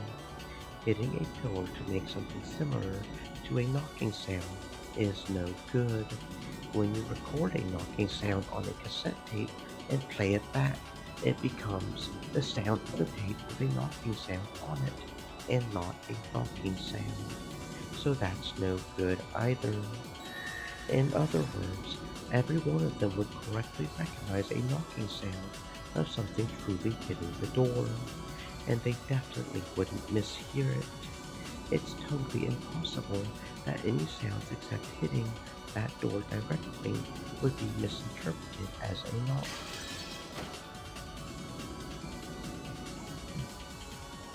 Well, what the? But that means at the time the bell sounding 2400 went off, No one existed who could have hit that door. Yes, they don't exist. After all, the Golden Witch Beatrice hid it.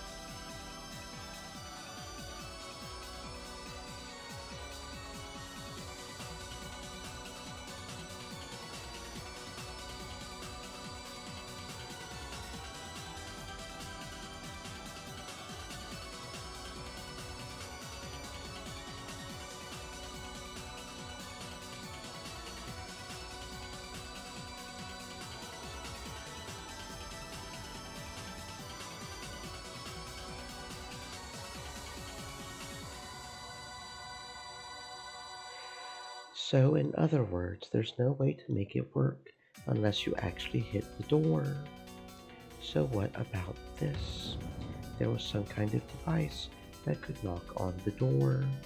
There was something like an automatic door knocker, and that made it possible to knock without touching the door with your hands. To knock means someone hitting a door with their hand, right? I won't accept hitting it with some device.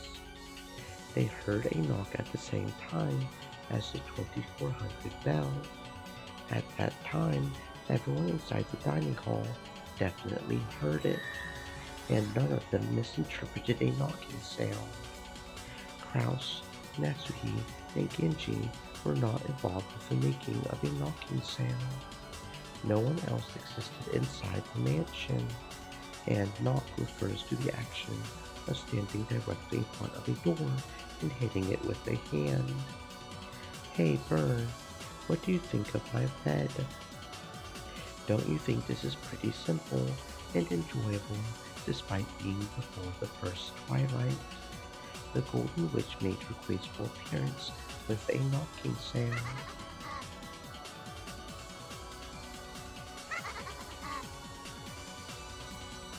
Interesting. This really is riveting, Lambda. Wouldn't have it any other way.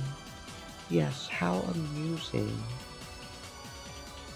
The two witches doubled over laughing as though this was the most fun thing in the world. But my master, don't worry. If you just give my little gray cell some time, I will definitely reach an answer to this pitiful red. You're nothing but a lowly piece. Your absence wouldn't hinder my progress in this game in the slightest. If you can't think of any theories in particular, please just go back to the peace tray and gather dust or something. Useless pieces are painful even to remember. After all, Vern's pretty forgetful. If you don't try a little harder, Vern's gonna forget you, okay? You'll collect dust in that forgotten peace tray, awaiting your turn that'll never come. I imagine that would be pretty harsh, don't you think? But don't worry, Lady Lambda Delta and my master. I promise that I'll keep you entertained and never let you down again. How reassuring. I guess you're my double after all. Then make sure you really are giving it your all in more ways than one. If you don't make an impact, I might forget all about you. As the two witches giggled, they continued discussing the letter and the knock. There was no room for Erica to step in. If she contented herself with that, she would literally have no place to go, and would be buried in an eternal oblivion. Erica endured this with a hideous expression, looking with shame at the back of the master who ignored her. And with both fists clenched, she thought frantically in search of some kind of breakthrough. I am the detective. I am Furuto Erica. I am the peace and double and servant of the great Lady Urcastel. I'll definitely make her satisfied. Satisfied. Definitely, definitely. Ushiromiya Battler, how dare you humiliate me so? As she stood there, ignored by the witches and shrouded in darkness, it looked like someone had told her to go stand all alone in the hallway.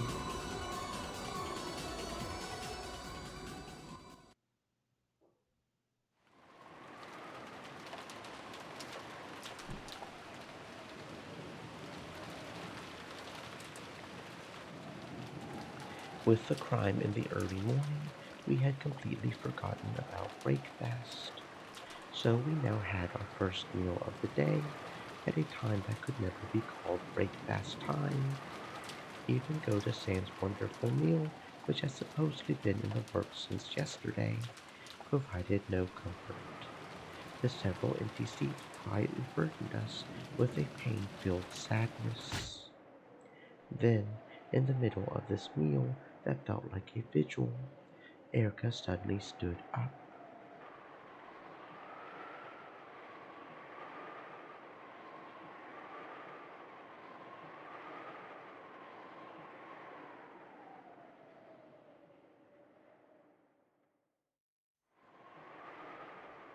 Everyone focused on her to see what was the matter.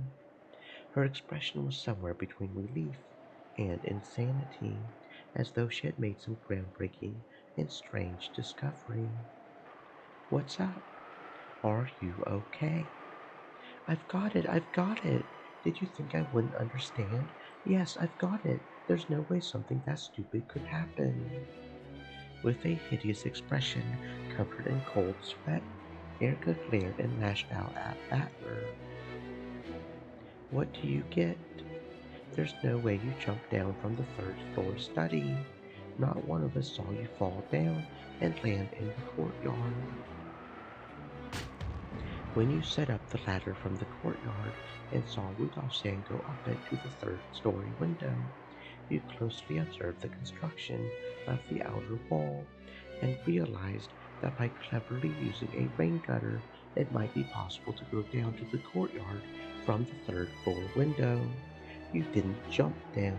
You used a rain gutter or something and clumsily wriggled down the outer wall. What do you think of my blue truth? Come on, what's your counter-argument? My counter-argument? You don't have a counter-argument? Then my truth is valid. right? Hey, did you see that? Trying to look cool and making it look like you jumped down was all an illusion. You just jumped out and latched onto a rain gutter. My argument then was about whether it was possible for grandfather to escape from the study, right? And it was possible for grandfather to escape through the window. All I did was prove that. Whether I jumped down or crawled down, that doesn't change anything, does it? Don't try to change the subject. A mere human can't jump down from the third floor. Did you see that? Did you see that? What do you think of my reasoning, Master? Are you tired or something? Just calm down and eat some food. When he escaped to the courtyard through the window, Battler really did use the rain Stream gutter Elements to crawl down the wall. Stay moist, my friends, hydrate. Just like Erica said. His hand had slipped halfway, and he had fallen from a considerable height, but he had managed to land on his feet. No one had witnessed this, but most likely everyone in the dining hall now except Erica had realized that something like this had happened. Since the very beginning, no one had believed that he had jumped down from the third floor window. Even if they hadn't witnessed that directly, so they had no clue what Erica was complaining about all of a sudden, and started to whisper, staring at her with cold eyes and dubious faces. You can't counter that, can you? You jumping down has already been denied. My truth has won. My blue truth is valid. My master, please acknowledge this. I am not incompetent or a disappointment. I will match up to your expectations without fail, so please don't abandon me, my master. Facing someone that might have been somewhere beyond the ceiling, Erica spread her arms and yelled. Then, as if in an answer, a massive lightning bolt landed very close by. It was an incredible sound. They could even feel the earth shake. At the same time as that sound, Erica went limp and fell into her seat, like a puppet who had just had all of its strings cut. Then, as the sound of wind and rain slowly filled the room once again, Erica slowly opened her eyes as though recovering from a bout of dizziness.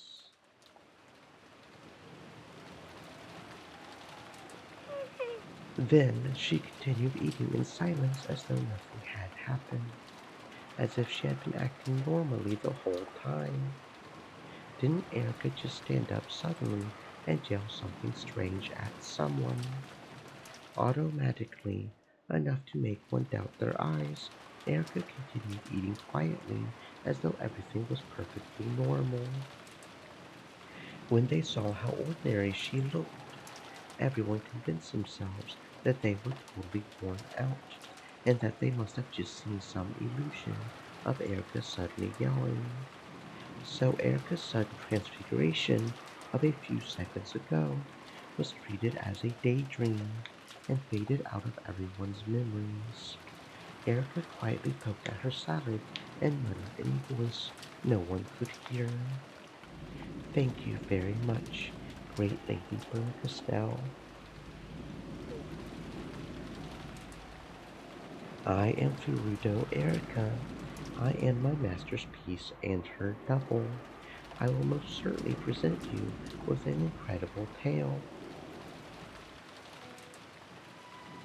That's right, when it comes to utensils, knives and forks are pretty primitive. Chopsticks are the best. Don't you think chopsticks are the easiest way to eat salad? Well, everyone,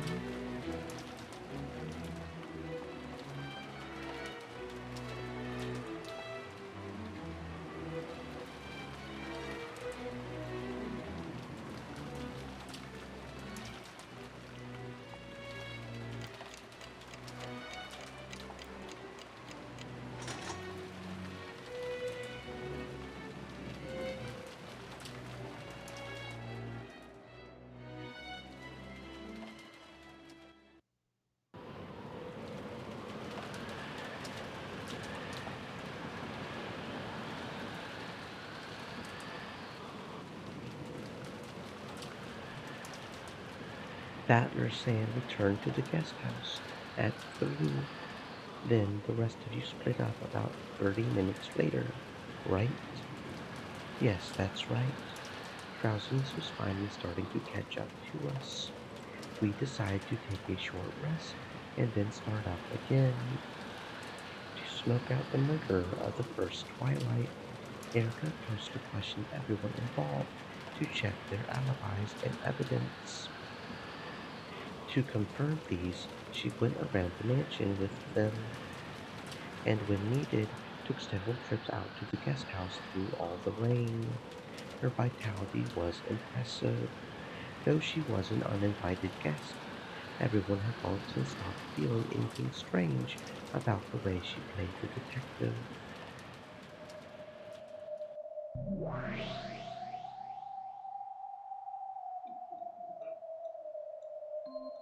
It seems Erica is also steadily building her foundation. It's useless. Whether alibis exist or not, she can't deny our existence. Kenzo escaped through the window and is now one with the mists of Rockinjima. She most certainly won't be able to capture or deny him. When all's said and done, perhaps you could say he's escaped to the underside of the chessboard. In that case, maybe it would be appropriate to say he's been stowed away. Come to think of it, about those corpses from the first twilight, they've been stowed away too, right? Yes, they've been put away in my darkness, which lies between this world and the next. And that detective wannabe won't be able to find them. Of course she won't. It would definitely be impossible for a human. Wanna check? Just in case. And we also need to re-examine what Lady Berncastell's goals will be from now on. If you know your enemy, you need not fear the outcome of 100 battles.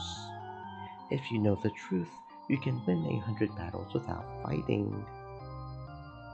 My. Gap opened up a large hole in the sky and had it swallow all of them up.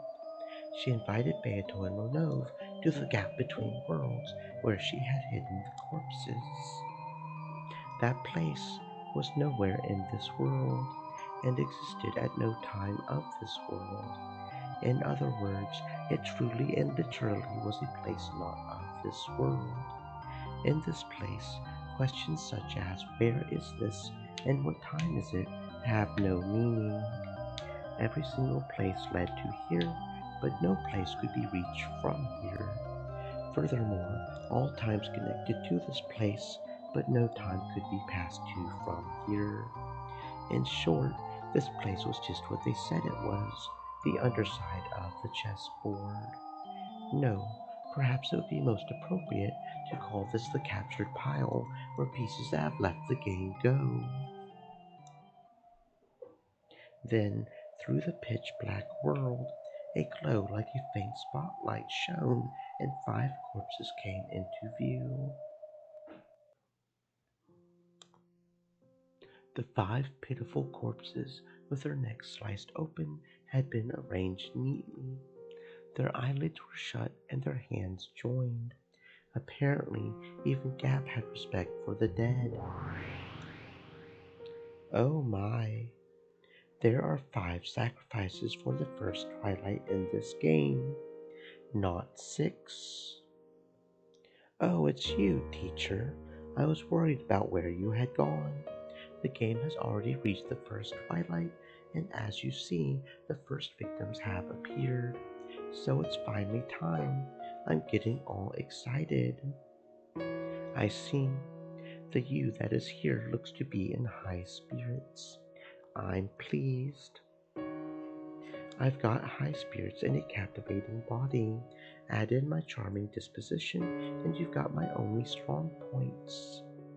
For some reason, Virgilia praised Beato for being in high spirits, though Beato was taken aback at such granny-like words coming out of Virgilia's mouth all of a sudden. She pounded her chest and answered, Bergelia had been absent often during this game. She might even have been absent when Battler solved the epitaph, as well as during the uproar that followed. Apparently, she had been absent for so many critical points that she didn't really understand much about what had happened so far in the game. Right now, 5 corpses have appeared. As you can see, their necks have been slit.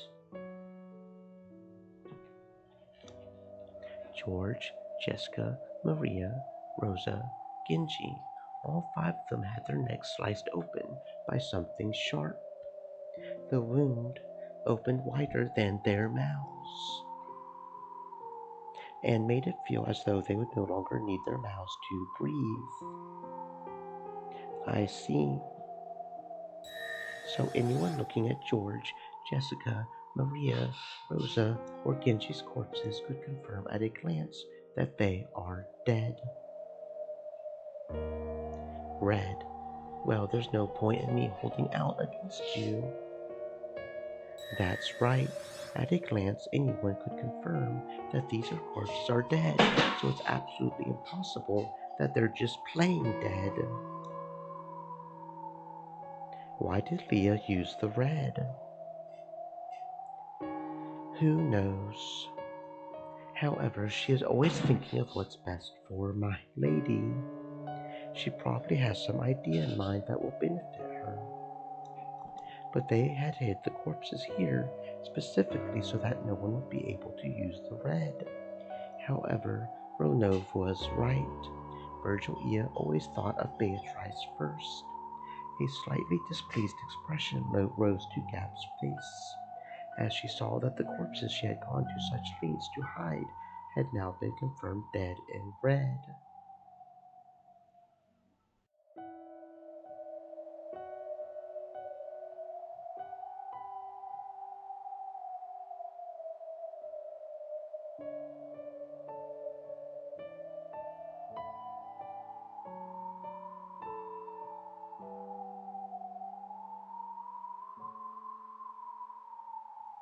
However, in the end, she remembered that she was only a guest and shrugged.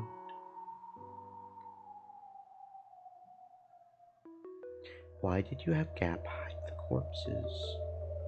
As to that, since the epitaph has already been solved, this game of mine is different from usual. I now have serving and protecting Natsuhi as my goal. How would concealing their corpses protect Natsuhi? We've more or less figured out what our opponent's moves will be. This is probably a trap meant to corner Natsuhi. Most likely, they'll sort through alibis for the first twilight and find them for everyone except her. Last night, Natsuhi-san was the first to leave the family conference and then rested alone in her room. Unfortunately, she has no alibi whatsoever until the next morning. We've already made Kinzo's existence impossible to deny. However, there is a single move remaining to our enemy that might cancel that out. I see. So they'll corner Natsuhi and make her confess that Kinzo doesn't exist. Indeed, the enemy is probably after something like that. By watching the movements of the pieces involved with the family conference, we quickly realized that Natsuhi was isolated. Notice that trap of theirs encountered with this move. The corpses disappear. Everyone has alibis, and no one who exists could have moved them. Not only does this support the claim that a witch exists, it also throws doubt on whether there were actually corpses in the first place, just barely allowing Natsuki to escape being a suspect. In other words, it's possible for Natsuki-sama to claim that the sacrifices of the first twilight were only playing dead. You mean even though many people confirmed their deaths without fail in the cousin room?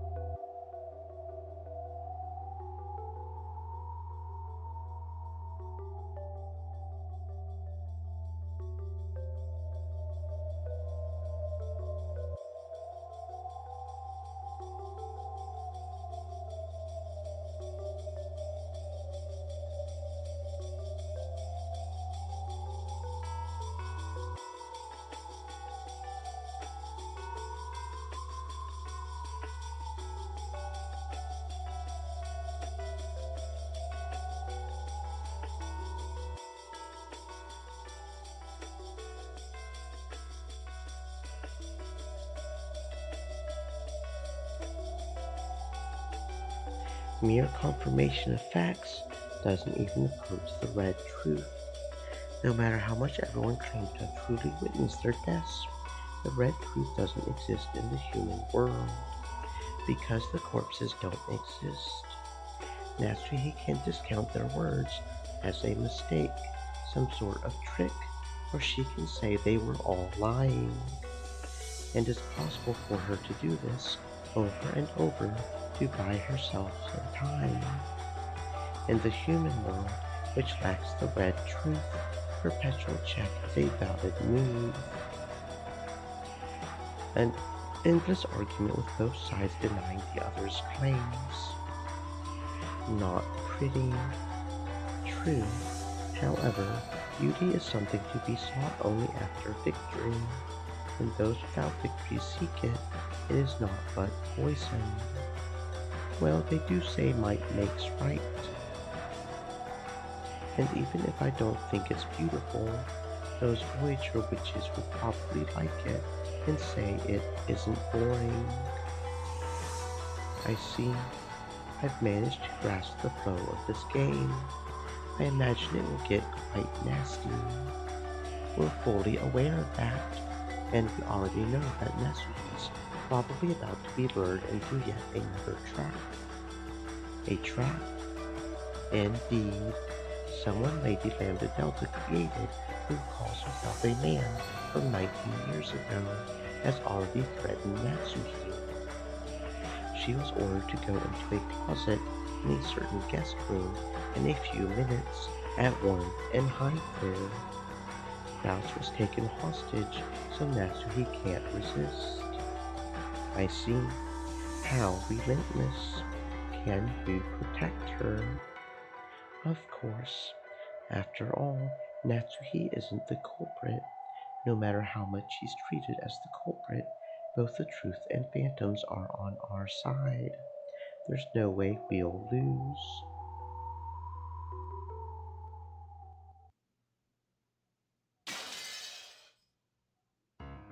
Natsuhi threw her cup of tea to the ground in protest, expressing the anger that flowed throughout her entire body. "Oh, what do you mean by that? Are you saying you suspect me? You told me you left before anyone else returned to your room and didn't leave that room until morning. However, if you cannot prove that, it doesn't count as an alibi." Prove? How could I possibly do that? It doesn't matter how. Objectively speaking, it'll all be fine as long as you prove it was impossible for you to commit the crime. Everyone else is cooperating. I want you to stop being so hostile and give me your alibi along with proof. That's right. Almost the whole night is a blank space in time for Natsuhi Naysair. She might have left the conference saying she wanted to rest before us, then gone to the guest house and attacked George and the others. Please don't be such a fool. Why would I kill George-kun and on top of that, my own daughter, Jessica? Calm down. We're all equally suspicious. It's sad, but we all have to prove our innocence. Yes. We've been thinking frantically about how to prove our alibis for last night, so that we could clear up the suspicion against us. I know you can't like being suspected, Natsuhi said. If it frustrates you, then shouldn't your first priority be searching for some way to prove your own innocence? The relatives spoke as though they were all under equal suspicion. But the mood about the place didn't feel so peaceful. Ergo was still in the middle of confirming all of the facts, but except for Natsuhi, who was uncooperative when it came to proving alibis, everyone else had an alibi that was reasonably credible. Only Natsuhi, who claimed that even being suspected was an insult, was uncooperative with Erika, and her position began to grow more and more perilous. This parlor was no longer a place of comfort for Natsuhi. and the sound of the cup smashing had made that decisive. That's ridiculous. Why must I be suspected when I've lost a daughter? You're maliciously trying to make me look like the culprit just because I went to bed early last night. I cannot stand this humiliation any further. So what are you going to do about it? Show us some kind of alibi that proves your innocence. As if you could. Give me George back. Murder. Stop it, Eva. Natsuhi-san, you're probably a bit tired too. Same goes for us, of course. Why don't we take it easy for now? Seriously, we're a little too high-strung. Aunt Natsuhi, where are you going?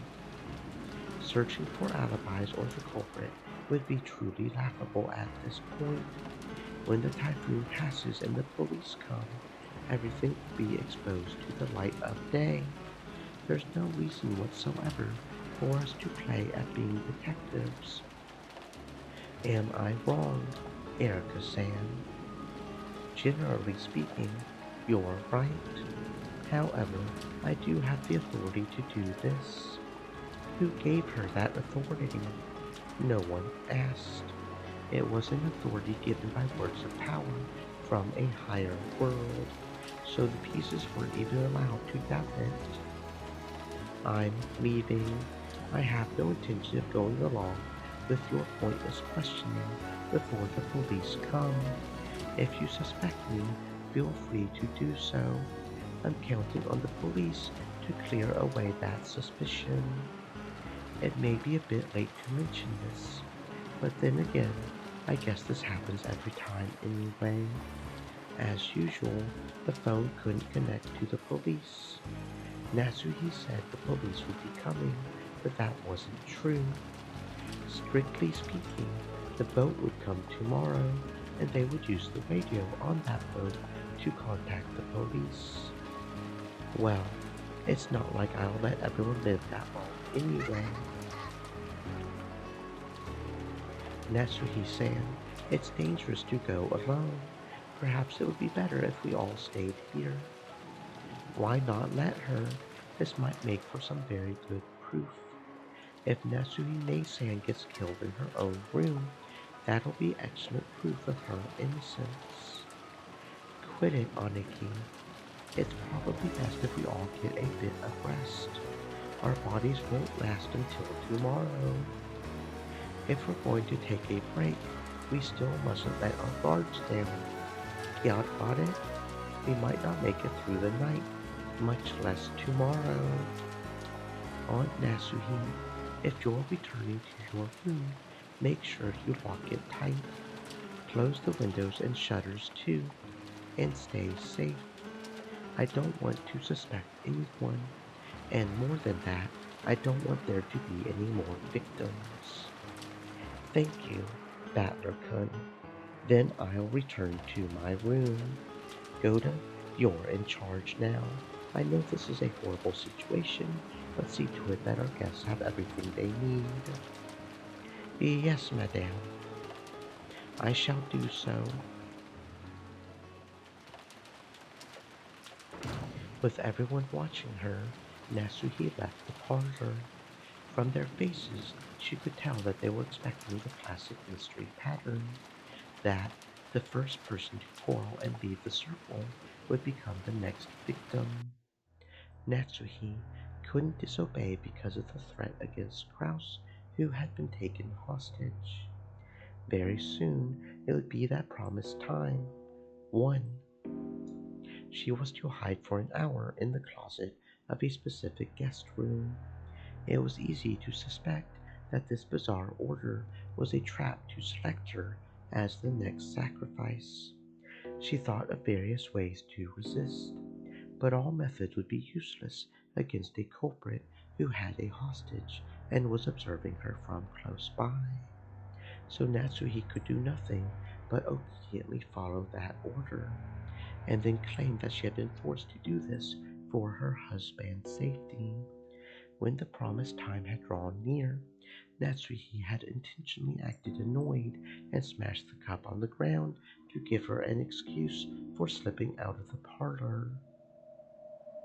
At any rate, no matter how cowardly a trap it may be, I cannot disobey now. I am the one who carries the burden of the one-winged eagle. Now that my husband, Kraus, has been captured, I must protect it even if I have to crawl through the mud. Of course, I am prepared to do so. I am Ushiromiya Natsuhi, even if I am not permitted to bear the one-winged eagle on my clothes.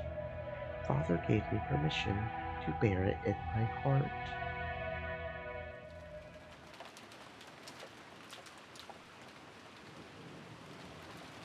I've managed to get this far by plausibly dashing away in a rage.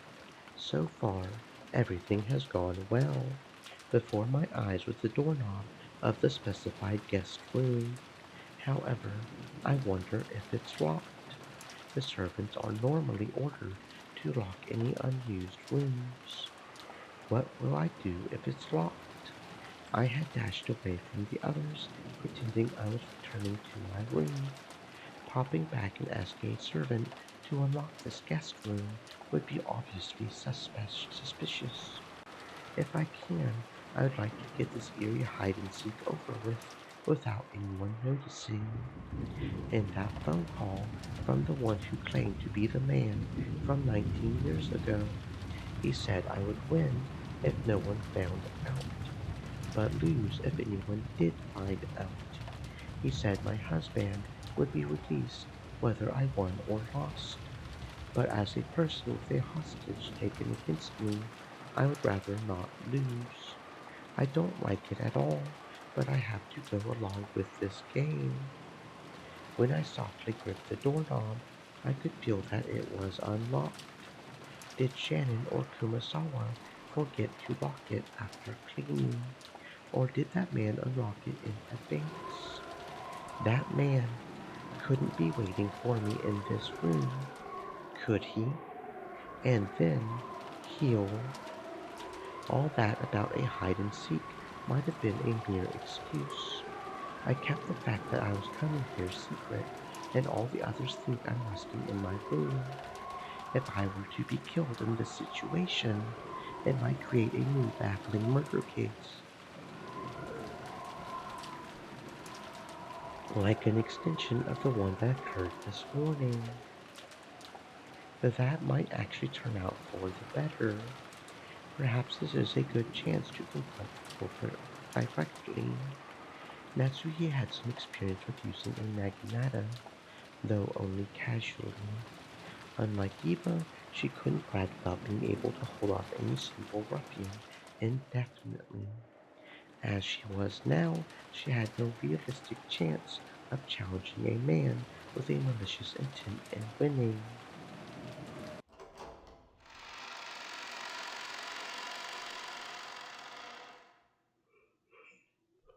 She readied herself and slowly opened the door.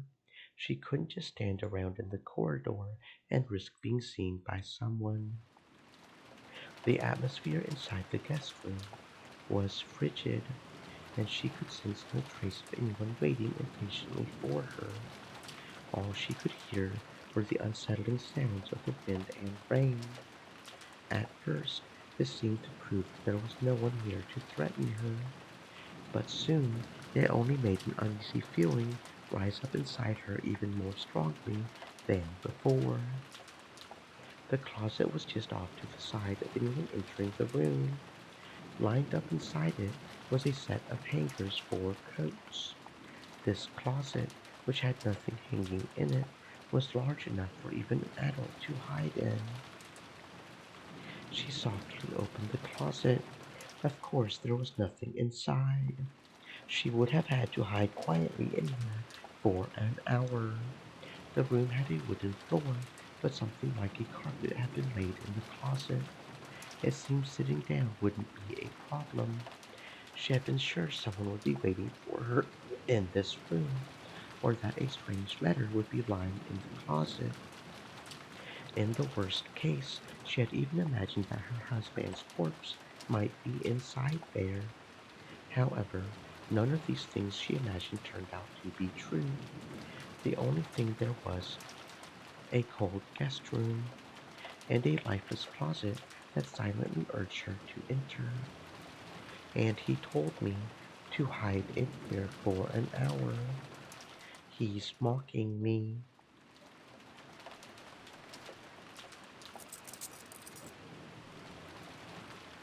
Natsuhi shrugged, turned around, then locked and chained the guest room door. This way, no one will be able to get into this room. In other words, no one will be able to find me for the next hour. I win. What a stupid game of hide and seek. This surely must be a total victory in the hide and seek game against that mystery man. However, it was such an easy victory, it made her feel uneasy. Normally, this would be against the rules of hide and seek. Even if she had won, wouldn't this displease the culprit? And now, everyone thought she had returned to her room. If they found a room with a chain set, that would make it an impossible closed room to them. Erica had dashed throughout the mansion to confirm alibis or something. If she noticed that the chain was set on this room, there would probably be an uproar that would end in them cutting the chain and searching the room. If that happened, Natsuhi would be found hiding in the closet right away. It would be easy to honestly confess as to why she had been hiding. However, that man had insisted that she not reveal that. If she did talk, she might endanger her husband. Thinking of it that way, setting the chain, no, even the lock might be a bad idea. That's right. This room was unlocked when I came here. If it were to suddenly become locked, it's conceivable that might catch someone's attention.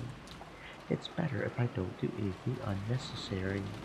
That man only told me to hide.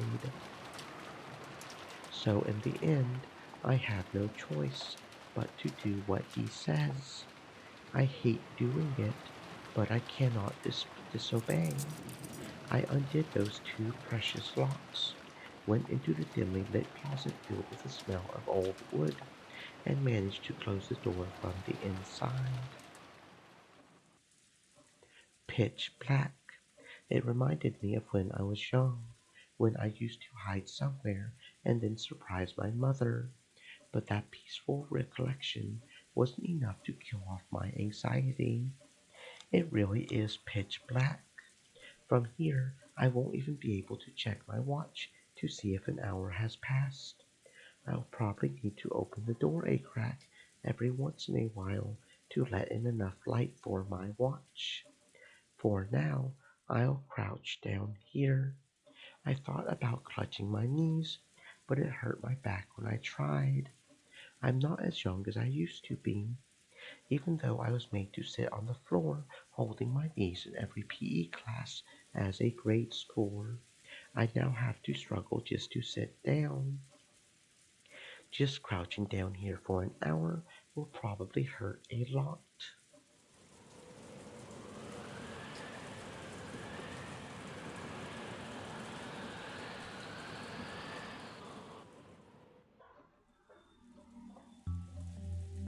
I can't believe I'll be hiding in the darkness for a full hour with nothing to hear except the wind and rain. Ironically, Natsuhi had made Jessica do the same thing in the past. She had done it when Jessica was a little girl to scold her for her persistent bad habits and teach her a lesson. She had thought that making Jessica stay put in the darkness would sprout a desire to reflect on her mistakes, and that, this way, she would understand what she had done wrong. It almost feels like I'm being made to do the same thing.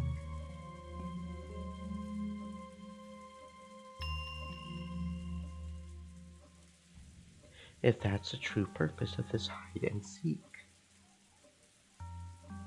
How naive of me. This must be my naivety, the hope that if their goal is to make me repent, nothing will happen here during this hour. Uncertainty and fear of that man's shadow are not what I need right now. Will someone suddenly come to this room, open this closet, and do something horrible to me now that I've come here in total secrecy as promised? That's what I should be worrying about. The culprit, or one of his accomplices, is very close by.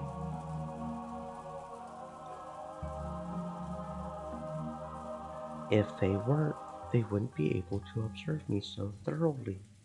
I don't want to think it, but it's highly likely that the culprit bought off one of the servants. The culprit hid an eerie card with autumn written on it in my room.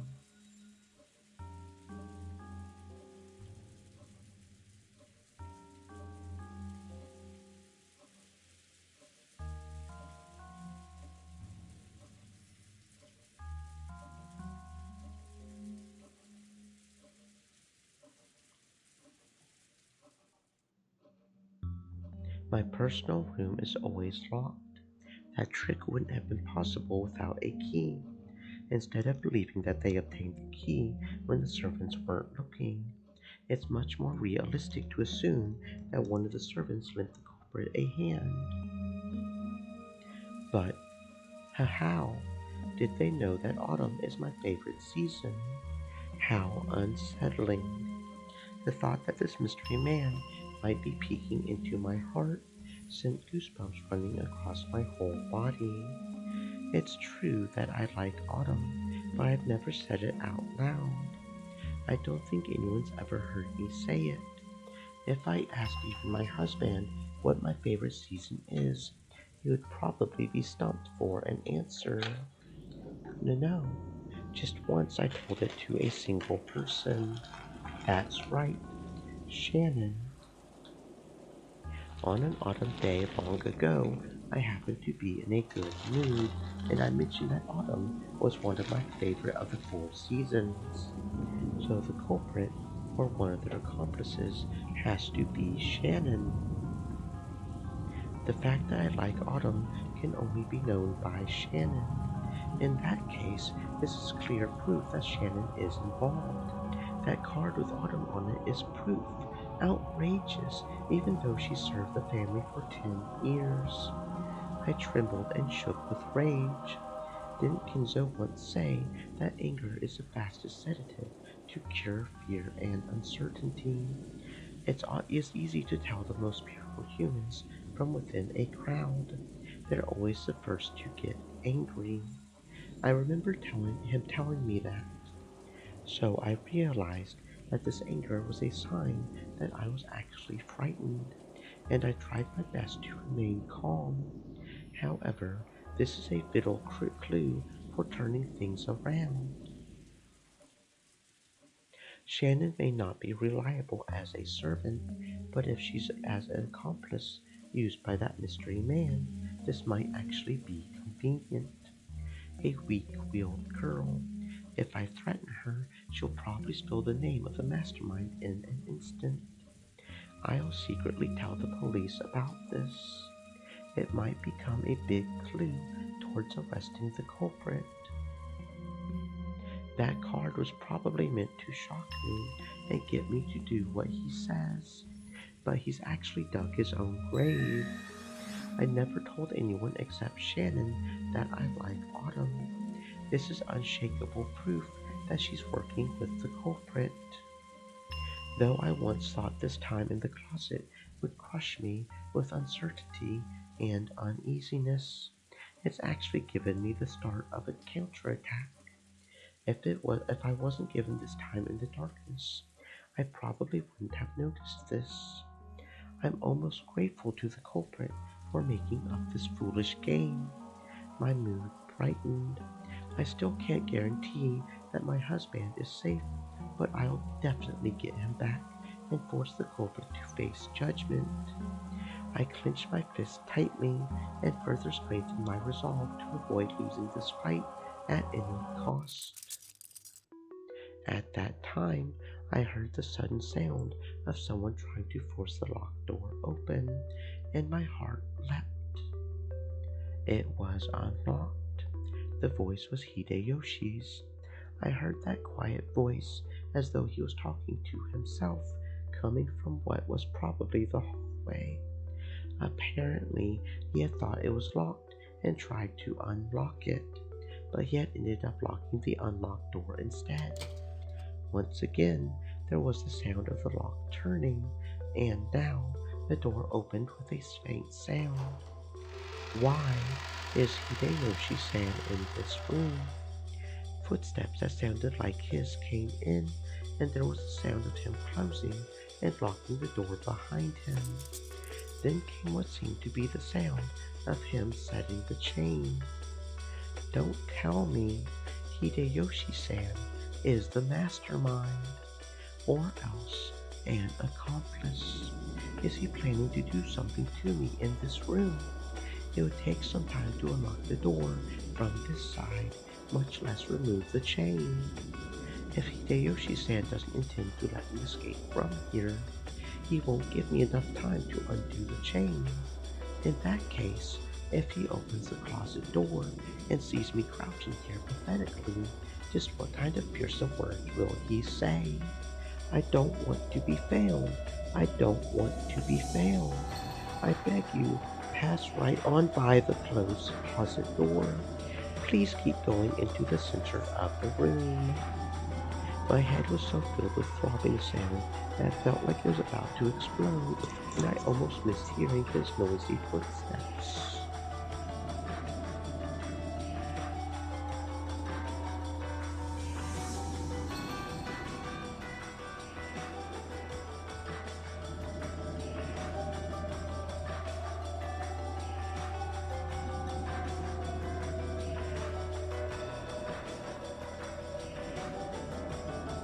So when I heard a clunking sound coming from the center of the room, I finally realized that he had passed by the closet and was deeply relieved.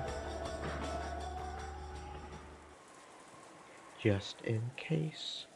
In this weather, it's pretty much night out there anyway. As he whispered, he did something that made a clunking sound.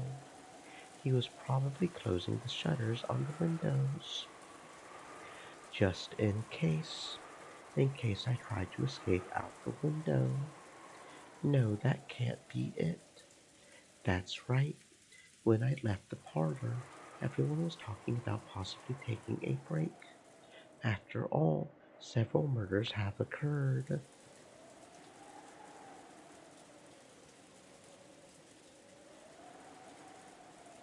And the weather's bad. There would be nothing abnormal if someone chose to rest in a guest room here instead of returning to the guest house. In that case, locking up and closing the shutters to guarantee safety is the proper course of action to take. When he finished closing the shutters, there was a thunk as though he had flopped over on the bed. It was surprising how much of the situation could be grasped just by the sound. What's going on here? Did the man from 19 years ago plan all this out to put me in the same room as Hideyoshi-san? No, that probably isn't true. He probably planned on me hiding here, but Hideyoshi-san coming to take a rest here must have been outside the scope of his plan. Thinking about it that way, having him in the room might be odd, but it also might guarantee my own safety. Unlike his wife, Hideyoshi-san is the kind of person I can talk to. If Eva-san comes, things will probably get complicated. Maybe I should slip out of this closet now while he's still alone, reveal everything to just him, and ask for help. But if I do that, my husband might be killed. Until my husband is released, I shouldn't do anything rash. Should I go out and talk or hide in here? Moaning from my headache and biting my lower lip, I resisted the urge to crawl out of here. Even if I talk with Hideyoshi-san, I don't know where my husband is being held. I'm sure the traitor who's observing me is nearby. Just talking to him won't solve everything. I suspect that Shannon is the traitor, but that's no proof that Goda and the others aren't. It's all useless. I guess leaving here and confessing isn't too dangerous after all. Eventually, I heard a strange sobbing voice. Whose voice was it? I strained my ears, trying to hear that strange voice, and was shocked to discover that it was Hideyoshi weeping. Hideyoshi, who had lost his only son, was finally able to shed tears and cry, now that he was all alone like this. Thinking that he needed to support Eva in her distress, he acted as though he alone was standing firm. However, he has as good a right to cry as anyone, and now that he's found a place where no one can see his tears, he finally let himself do it. And I've lost my daughter. I haven't seen her corpse with my own eyes, so it still doesn't really feel like she's dead. But if the one who carried her off was the culprit, and he had some repulsive motive for doing it, just thinking about it makes it feel as though my chest will tear itself apart. The reason I'm hiding in here now is that I'm thinking more about my still living husband than my dead daughter.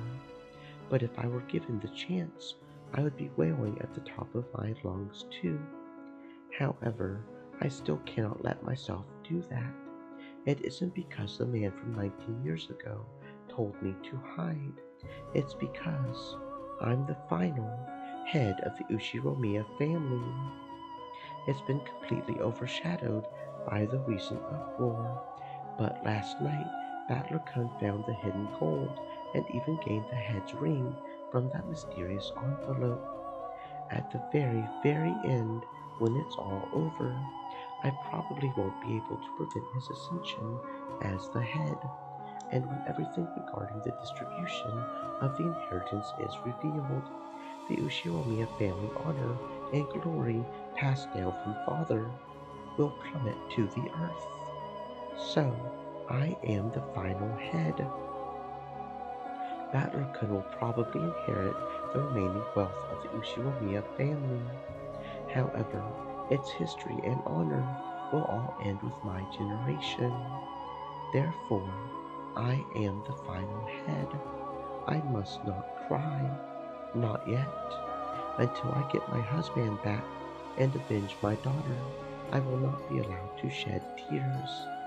In the closet, I silently hung my head as I listened to Hideyoshi-san's sobs. Who are you? My heart leapt. I heard a sound that must have been Hideyoshi-san,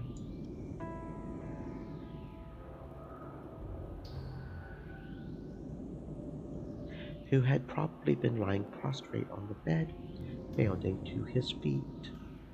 Did he notice me? How did you get in here? Well, what's that? Well, wait a sec. Wait. He was clearly in a struggle with someone. Who on earth could it be? No, it doesn't matter who it is. It's probably the culprit, and they're probably trying to take Hideyoshi-san's life. Shouldn't I jump out of here and help him? If I can't help him, shouldn't I call for help? No, but if I do something like that, I will be questioned about why I was hiding here. However, if Hideyoshi-san gets killed like this, no, now isn't the time to be saying that. At this rate, he'll certainly be killed. I'll jump out of here and help him right now. But if I do that, even if I can save Hideyoshi-san, I might be abandoning my husband's life. Hideyoshi-san's life and my husband's life. How sinful it would be to try and weigh those against each other. At that time, there was a loud sound as the door opened and the chain was pulled tight. Someone was trying to open the door despite the chain being set. Dear, it's me. Could you open up? Eva, dear. What? What's happening, dear? Open up.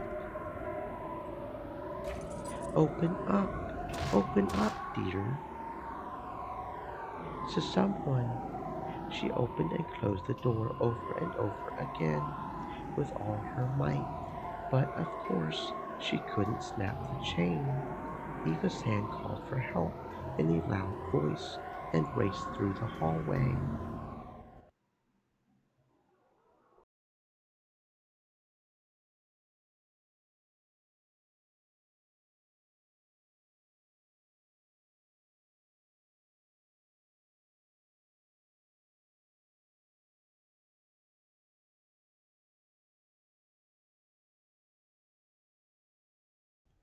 By this time, the room had settled back into silence, and that earlier sense of Hideyoshi being in a noisy struggle had disappeared completely. What's going on here? So, right now, I'm in the same room as the murderer who killed Hideyoshi-san. In that case, the culprits should try to escape from the room as soon as possible. So why are they hiding in here? I haven't heard anything. Nothing that might have been the culprit who attacked Hideyoshi-san rushing away. No matter how much I strain my ears, I can't sense anyone in the room. In fact, it's so silent that makes what happened just a second ago feel like an illusion. In other words, does this mean that the culprit is holding his breath, standing just outside this closet, waiting for me to stumble out? I don't even know what I should be scared of anymore. If only I could just melt away into the darkness of this closet. I mustn't remain in this room any longer. I get the feeling I have more to worry about than just my personal safety. But what should I do? I don't even know if it's a good idea to leave this closet. Eventually, the clamor of many rushing footsteps approached. I'll hold my breath again and melt away into the darkness of the closet.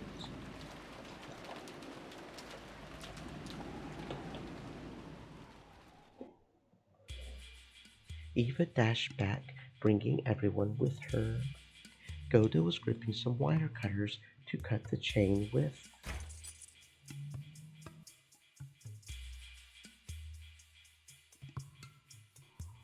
After trying to open the door again and confirming that the chain was still set, she yelled through the crack in the door, "Dear, we're going to open this up. Cut it right now." Yes. Goda stuck the large wire cutter, which looked like it could slice off a whole finger, through the crack of the door, and easily severed the chain. Dear. As soon as it was severed, Eva pushed Goda aside and dashed in. The others tried to follow her, but they bumped into Eva, who had fallen to her knees, moaning. So even though they couldn't tell much of what was going on inside the room, they could tell by Eva's moans that they were too late. What the hell? Dear, dear, Dr. Nanjo, look at my husband, quickly. I'll do it right now. You've got to be kidding me. It's only been about 10 minutes since Uncle Hideyoshi went out saying he wanted to rest. Is there anyone in the bathroom? No, there's no one here. What could have happened? Dear, dear, I'm afraid to say that there's nothing I can do. Nanjo stood up, hanging his head sadly. It was only natural, because anyone, even if they weren't a doctor, would think that at a glance. Hideyoshi was lying face down on the bed, and stuck deep into his back was something like a blade with an intricate demonic design on it. When Eva pulled it out with all her might, they could tell that wasn't a blade, but some kind of stake, and its sharp tip had penetrated nearly 15 centimeters in. It had probably dug deep into the lungs. If it had been stuck in any harder, the tip might have even pierced all the way through to the surface of his chest. Didn't I tell you to wait for me? Why did you go on alone? Stupid, stupid, stupid! The culprit probably waited for us to get careless and split up. That bastard! So he still hasn't had enough blood. So he really is hiding somewhere in this mansion and coming after us. But there's something strange here. The doors and windows to this room are completely sealed. That's right. The shutters are all shut, and the door chain was set until a second ago. But that's crazy. In that case, how did the culprit attack Hideyoshi-san in this room? Maybe they threw the stake through the crack in the door. Hideyoshi-san's bed is in a total blind spot from this crack. You couldn't even kill him with a gun. This really is strange. It's a closed room murder. A closed room murder? It's a bit too early to be sure about that. Maybe he removed the ceiling in the bathroom and escaped to the space above it, or maybe you can close the shutters from outside. The shutters, they didn't budge an inch from the outside. I just went and checked. Erica, it's no wonder everything felt so quiet and relaxed. At some point, Erica had split from the group. Just now, she had finally arrived and poked her face in from the hallway. When she heard that a crime had occurred in this room, she had watched everyone rush towards the room, but circled around to the outer wall herself. And she had gone all by herself to check that the shutter was down on the window, that you couldn't do anything with it from the outside, and that there was nothing out of the ordinary. Is the inside of this room just like usual? There's no need to say it like that. My deepest condolences. So, what's the situation inside the room? The chain was set on the door, so we cut it and entered. And all the windows have the shutters down. They're locked tight from the inside. What are they bickering about in there? Eva was arguing with Nanjo about something. Apparently she wanted to carry the corpse to the parlor. Nanjo tried to calm her, saying that they should leave the crime scene as untouched as possible until the police came. What happened to the other corpses? The culprit carried them off somewhere, right? It may be that the culprit isn't satisfied with just killing, but intends to do something with the corpses. So, no way we're leaving my husband all alone here. Eva does have a point. After all, Stream elements victims said, "Stay moist, my friends, hydrate." before now have all been carried away after we were shown their terrible rooms. Erica-chan, you would probably like to preserve the crime scene, but could you just let this one slide? Do whatever you want. All I'm interested in is the fact that a closed room has appeared that's much more serious than Kenzo's study. I have no interest in corpses, so do as you please. Battler's expression was clearly unhappy, but she ignored him completely. Feel free to carry that corpse out any time, or am I in the way? Erica backed away from the door to open a path. She showed no trace of any sadness for the dead. Her eyes simply blazed with thoughts of this closed room murder that had appeared. And in the event, the great detective had given her permission.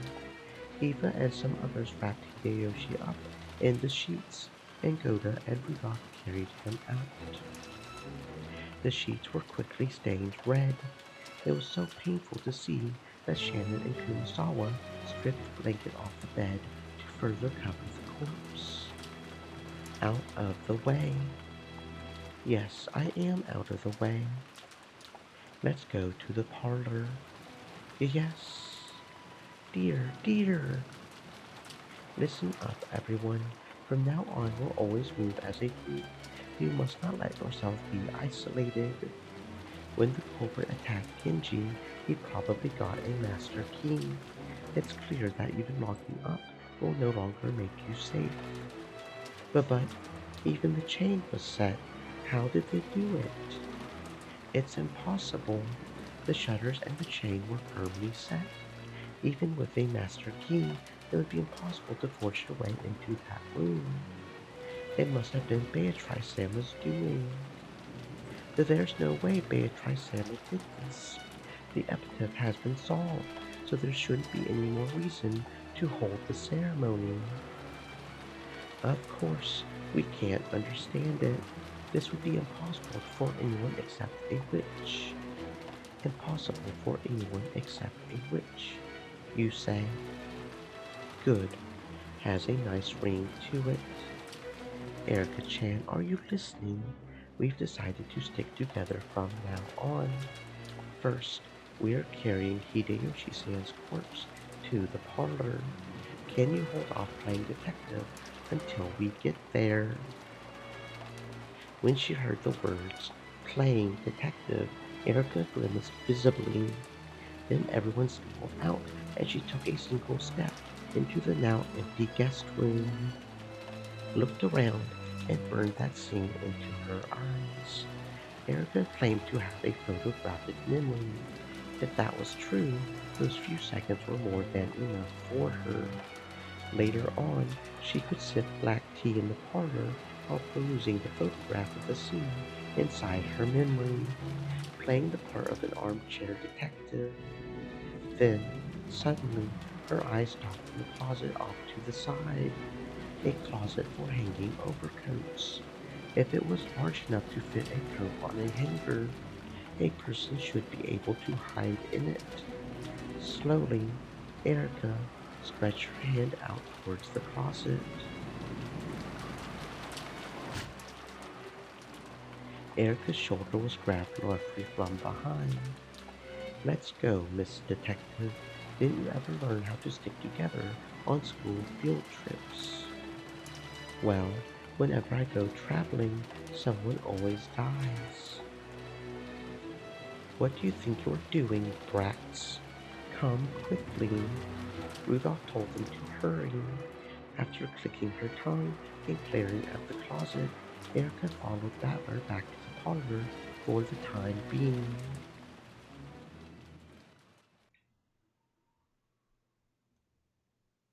The sound of their footsteps finally faded. That time of terror when I feared that even the dripping of the cold sweat covering my cheeks might be noticed had finally ended.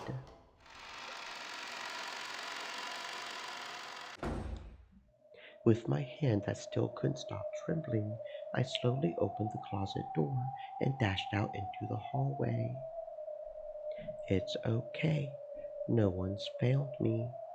Still, it's a good thing that they didn't lock the door. If they had, I wouldn't be able to lock it behind me after I left, and they would find that suspicious. Anyway, I should leave this place. Then I'll return to my room and pretend that I was sleeping the whole time. Yes, if I don't get back soon, a new murder has occurred. They'll probably try to tell me about it, and they'll probably do it shortly after they carry Hideyoshi-san's corpse back to the parlor. I can get around a phone call by saying I was asleep and didn't notice, but if they came knocking directly, that would be bad. I have to get back quickly before they try to force their way in. I don't know whether I should run all out noisily, hide my footsteps and walk in secret, or walk around normally as though nothing has happened. At the very least, it'll be bad if I bump into them on their way back to the parlor. Anyway, I'll head to my room at a quick pace without being noticed by anyone. I passed through the hallway to the lobby. If I go up the big staircase in the lobby, my room is just a little bit. Natsuhi-san. Just as she was about to go up the large staircase, Natsuhi heard Erika calling out to her and was so surprised that she visibly jumped. I was just about to go and tell you the news. So thank you very much. Did something happen? Just now, Natsuhi-san, you were climbing the stairs, right?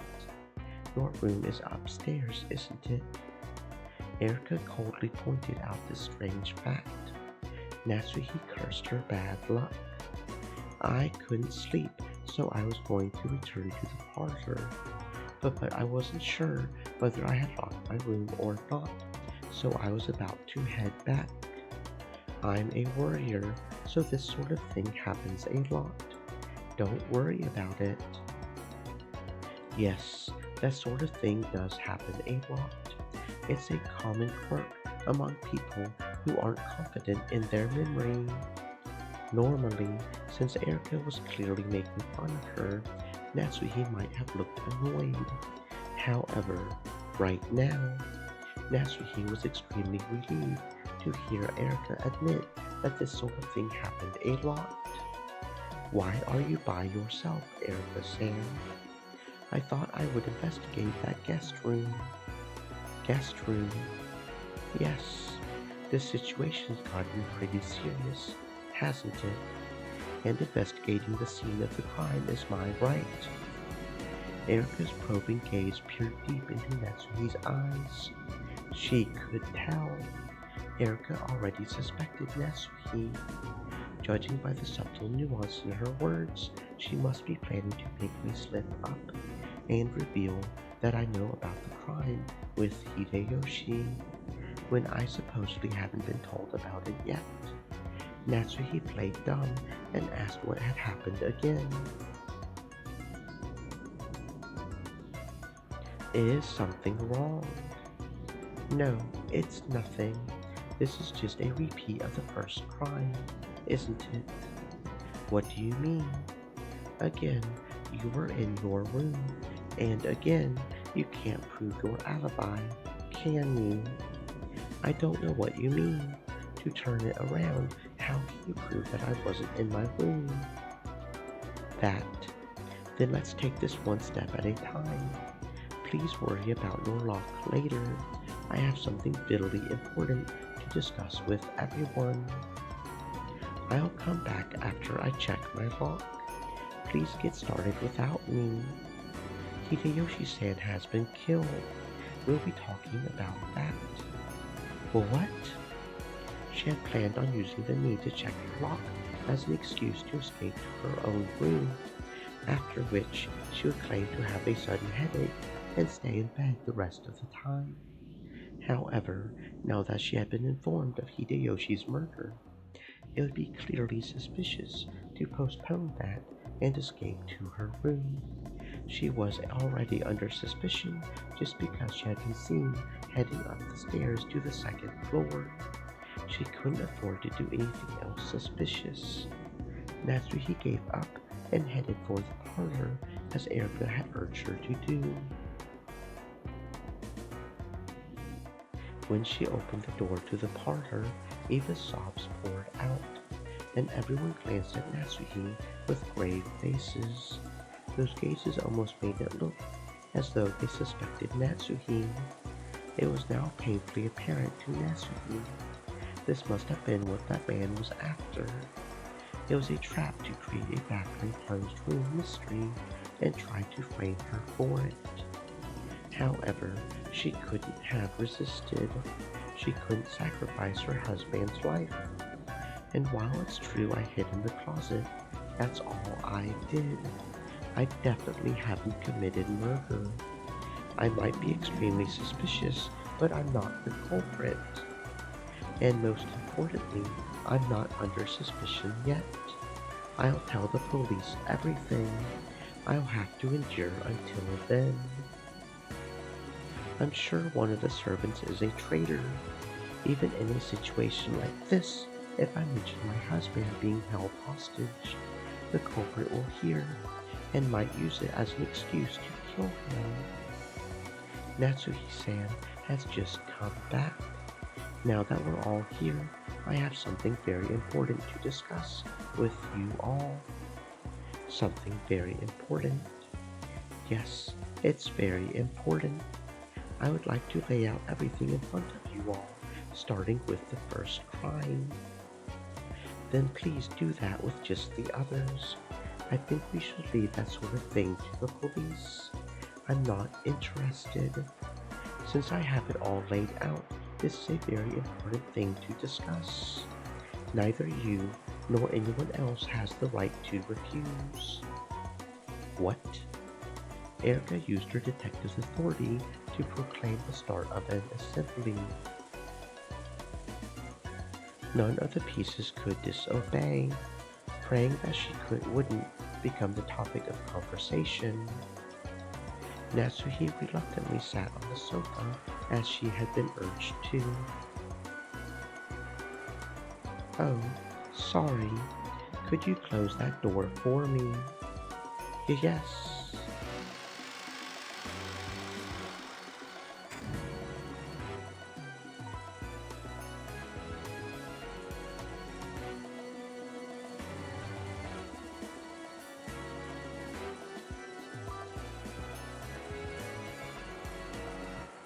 Shannon and Cannon closed the door. Since it had been decided a short while ago to lock all doors and windows carefully, Cannon locked it. That lock, which existed to protect the safety of this room, felt like a lock on a prison cell to Natsuhi, one that would hold her in place and prevent any escape. Natsuhi still hadn't noticed. Though Erica had gone into the corridor to check the crime scene in Hideyoshi's room, her goal had changed. In other words, from Erica's point of view, the sound of that lock was truly checkmate. Erica said that suddenly. Bernkastel said that suddenly. Fast. Wow, so you figured out the culprit already. We've barely gotten to any of the crimes, right? You could have just let me kill a few more and gathered a few clues yourself. Okay, Lambda, gather all the pieces. Now we're getting to the most interesting part. Let's both enjoy it to the fullest. Well, let's see. Why don't you show me what you've got?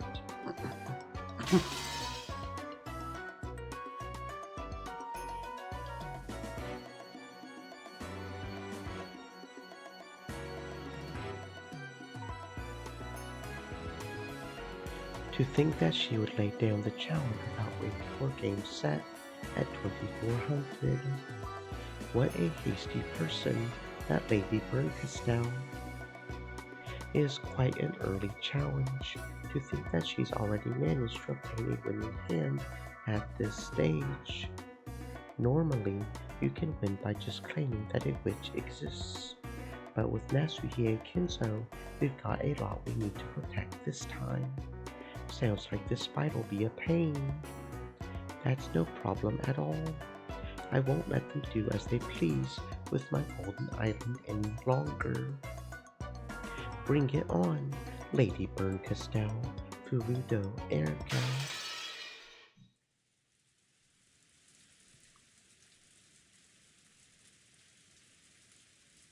In the Golden Land, the endless rain continued to fall. Battler was nowhere to be seen. It would be very soon reach the time that Battler had joined in on the fifth game, and control of the pieces would be passed on to Battler. In other words, he would only be officially added to the game now, in this final stage, where Bernkastel had pinpointed the culprit. So, he had left the arbor a short while ago. Now, the only ones in sight were Virgil Ia, who continued to knit silently. and Beato, who just sat there blankly amidst the smell of her black tea, not even putting the cup to her lips. Virgil Ea stopped knitting for a moment and looked out across the vast golden rose garden that extended as far as the eye could see. I believe it's safe to say that at least in the game over who the culprit is, Battler has gained such strength that he will never surrender again. By the fourth game, you had sent him all your messages. In other words, at this time, Battler-kun is capable of realizing the truth at any moment. However, he is still soft in some ways. So, even if the games continue like this 100 times, he won't solve it for all eternity. He'll just wander forever, like someone trying to find the bluebird. And that is you, Beatrice. It's the same for you. Even if this game continues hundreds more times, you will never reach the answer you seek for all eternity. Berncastel will abuse this game without a doubt. Lambda Delta will also churn this game about with the utmost arrogance. At a glance, that may be humiliating and appear to you and Battler as though the game has been stolen from you. However, that is something the two of you need right now, to end Battler's naive softness, to end your hesitation. And that's why you called the two of them here, to end the eternal torture between you. Those two will bring you either victory or defeat, but no matter how it goes, that result has already been filled with compassion. You should understand that as well by now. Virgil Ea faced Beato, whom she had come to adore as a daughter, with cold eyes that she must not have shown often. It was like the gaze of a mother who, instead of scolding, silently urges their child to recognize their mistake.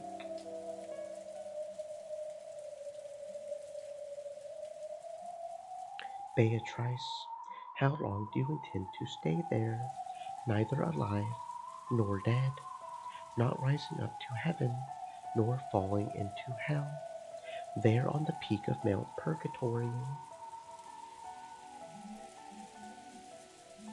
I am Virgil Ea. I have guided him through purgatory and brought him to you at its peak. And you are Beatrice. You must choose whether to take his hand.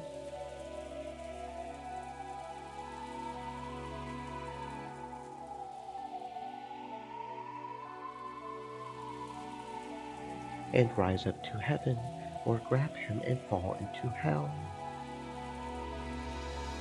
Did you know that the discord called purgatory, which lies in the gap between heaven and hell, is sometimes more torturous than even hell itself? On the gates of hell it is written that you must abandon all hope. A human without hope can accept their suffering and give up. However, the residents of purgatory have hope, a hope of possibly reaching heaven, a hope that cannot be abandoned, and it tortures them. Even in the depths of hell, no greater torture device exists than the single pen known as hope. Fly, fly from the cliffs of purgatory. Take with you the regrets caused by your fleeting, fragile, foolish hopes, and open up Pandora's box. Are you scared? Scared of opening the box? Beato was silent, but with a single tear, she nodded slightly. Is the cat in the box alive or dead? The time has now come to check.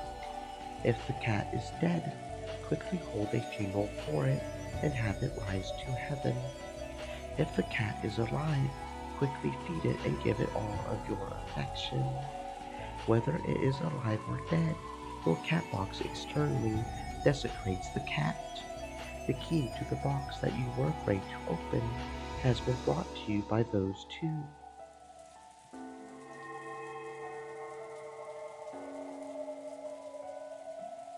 Beatrice, it's time for you to die now.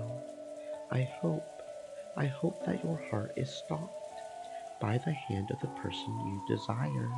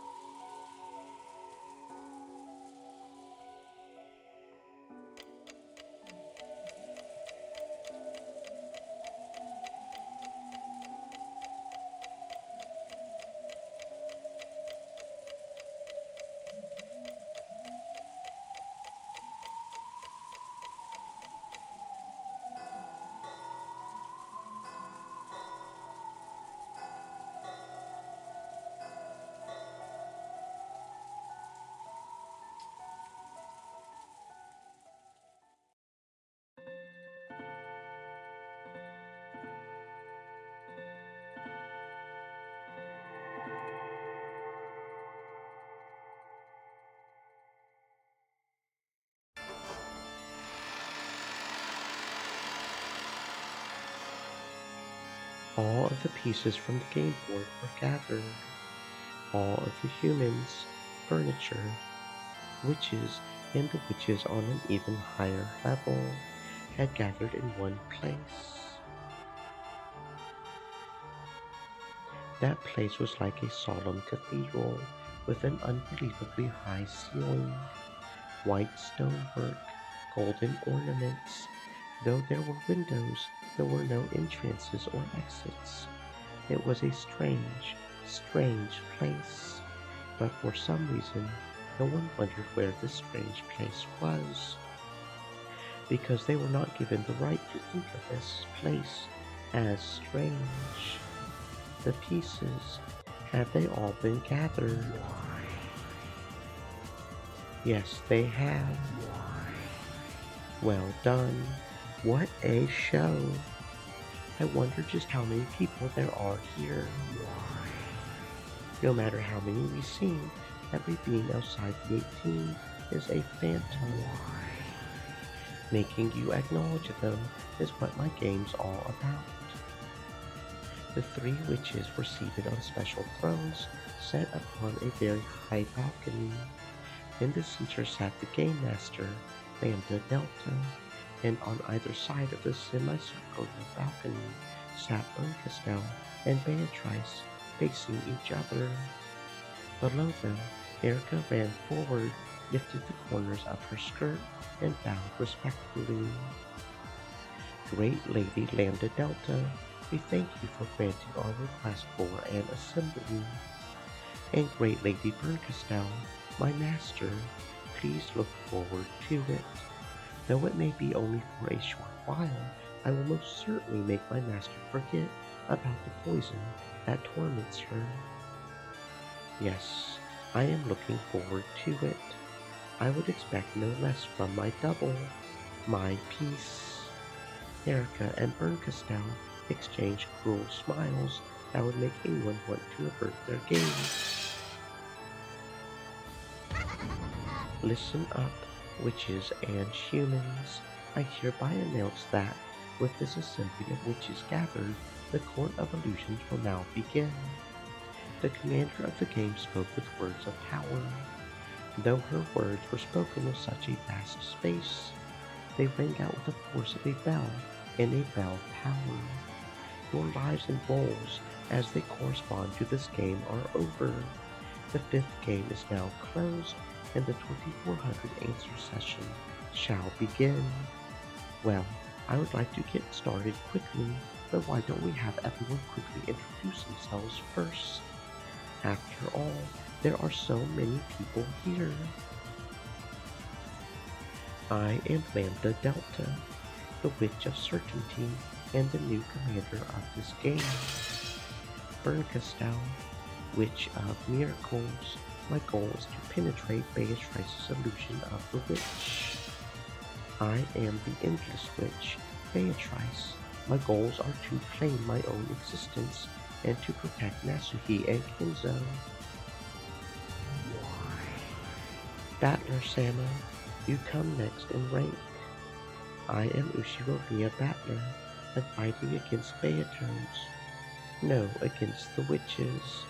That's all. As I believe you know, you joined in on this game partway through. At the time this assembly of witches opens, you have yet to participate. Do you understand? I get it. You probably mean I don't have the right to speak for a while, right? Thank you for understanding. Even though Battler held a rank near that of witches, he sat on the foremost of the benches shared with the other relatives, all by himself at one end. He met the gaze of Beato, who was up on the balcony. You might have said you were my arch enemy. Well, you aren't necessarily my only enemy. Let's take this game back. It belongs to us. Yes. I almost said I was fighting against Beato's illusion of the witch. Since the beginning, Beato has been my only enemy. But right now, Erica and those witches who started toying around with Beato's tail are also my enemies. Who should I fight and how?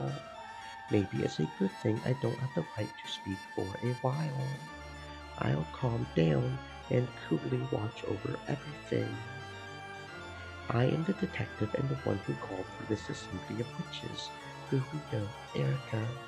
I will expose the culprit of the fifth game and stick a charming period on the end of this tale. Erica greeted the witches above her and the humans behind her once again. I'm also looking forward to it. Okay, remaining pieces, introduce yourselves in whatever order. Humans, introduce yourselves, all of you. When 45 urged him to introduce himself, Kinzo stood up. I'm Ushiromiya Kinzo. I slipped out of the study window and am hiding somewhere on Rockinjima. Ushiromiya Kraus. Currently, I have been captured and am being confined somewhere. I am Ushiromiya Eva. I'm alive. I'm Rudolph. The rest of us are all Ushiromiyas too, so I'll leave off the family name. I'm Ushiro. Rosa. I was killed on the first twilight. Jessica. I also died on the first twilight. I'm George. I also died on the first twilight. Maria. I died, but look, I'm here talking. See? Dying isn't a big deal, right? I'm Ushiromiya Nasuhi. I am alive. Hideyoshi here. I was killed just a short while ago. Kyrie. I'm still alive. Manjo. I am also hanging in there. My name is Genji. I passed away on the first twilight. I'm Shannon. I'm still alive. I'm Cannon. I'm also alive. I'm Goda. Pleased to meet you, everyone. I am Kumasawa. Pleased to meet you. Now on to the witches. Everyone introduce yourselves.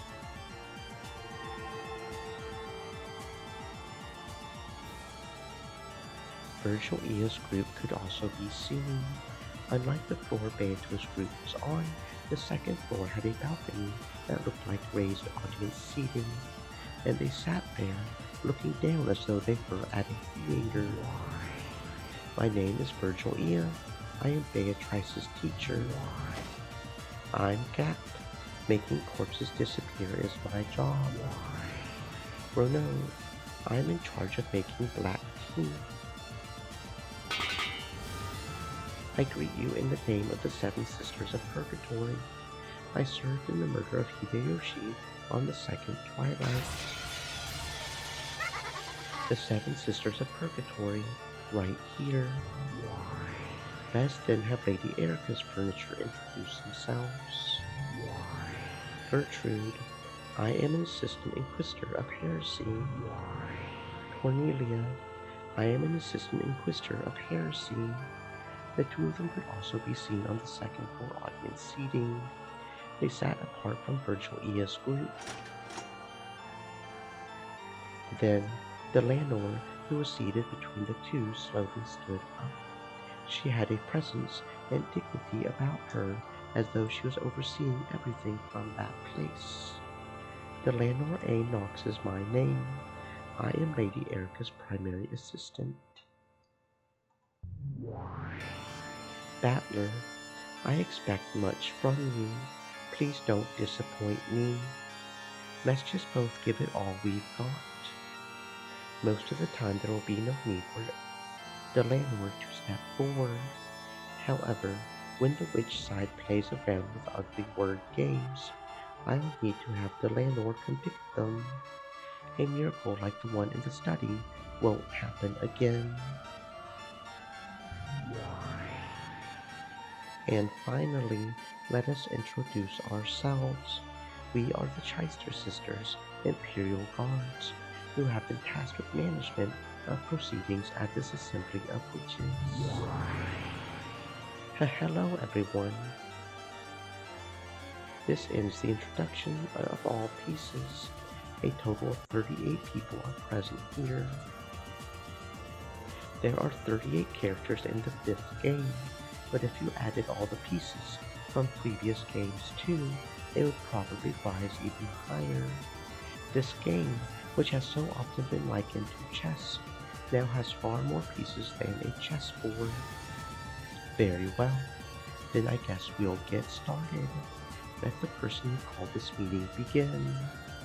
Excuse me, Mr. Goat, refill my drink.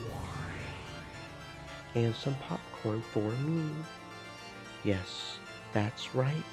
The one who decided demons ought to eat popcorn when watching a play was you, after all. Yes, I intend to enjoy this. And could I get some black tea and mustard miso? Erica, begin. I'm already starting to get bored. Yes, my master, leave it to me. Order, silence. At the sound of her voice, the Cheister sister four straightened up, lifted their right knees, and stamped down hard on the floor with their heels. It became a low, deep rumble in the ground, and all chatter in the cathedral disappeared instantly.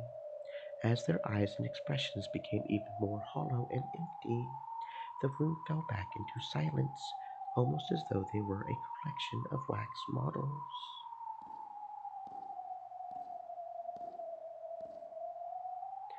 Amidst this heavy silence, there was the sound of footsteps, as Erica walked out into the center where she could catch everyone's attention.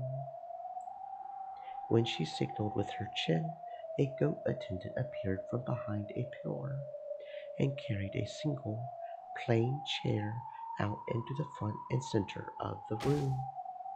It must have been the defendant's chair.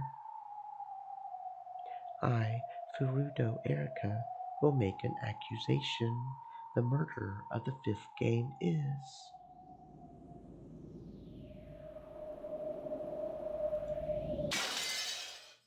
Ushiromiya Natsuhi-san. You are the culprit. Erica pointed at Natsuhi and spoke. The Natsuhi wax doll alone shook and regained its expression. It was an expression of panic. Cheister sisters, please take the defendant to her chair. Understood. Wait, what are you doing? Let go of me. 45 and 410 both pinned Natsuhi's arms behind her back and led her to the chair in the center. Natsuhi resisted, but the Cheister sisters were surprisingly strong, and she couldn't do anything. She turned to the relatives for help, but they just remained silent like wax models. I, Furudo Erika, will now reconstruct why the crime was only possible for Ushiromiya Nasuhi. Beato, of course, you'll be challenging this, right? Naturally, I am the Ushiromiya family alchemist, Beatrice the Golden. Furudo Erika, I challenge you. I'll take these false accusations you're trying to place on my master and tear them apart. But Beatrice, fear not, Nasuhi. You are my master, and you are the true head, with the one winged eagle engraved in your heart. Do not fear a crime you have not committed. At those words, Nasuhi jerked back and gulped. Her panic finally disappeared, and she stood up straight. That's true. I am Ushiromiya Nasuhi. I will confront any challenge that would disgrace the Ushiromiya family. How can you try a bluff like that in a situation like this? You really are the bully kid in every single fragment. So, burn, make your claims. I, Burncastel, claim that a human, Ushiromiya Nasuhi, is the culprit of this game. And you too, Beato, okay? I, Beatrice, claim that the culprit in this game is not human. I am the culprit. Burncastel, who smiled daringly, and Beatrice, who smiled firmly, crossed gazes. Listen, witches and humans, two claims have appeared for a simple truth. Is the culprit a human? Ushiromiya Nasuhi. Is the culprit a witch? Beatrice. If the witch wins, the truth about the fifth game will disappear into darkness. If Erika wins, the illusion of the witch will be wiped from the game board. In other words, for Beato alone, this is a battle that must not be lost. Are you prepared? And what am I supposed to be preparing myself for? This has always been just what I wanted. If Erika wins, the illusion of the witch will be destroyed. That means the existence of the witch will be denied. Beato was fighting for her life. However, this wasn't the only time she had been fighting for her life.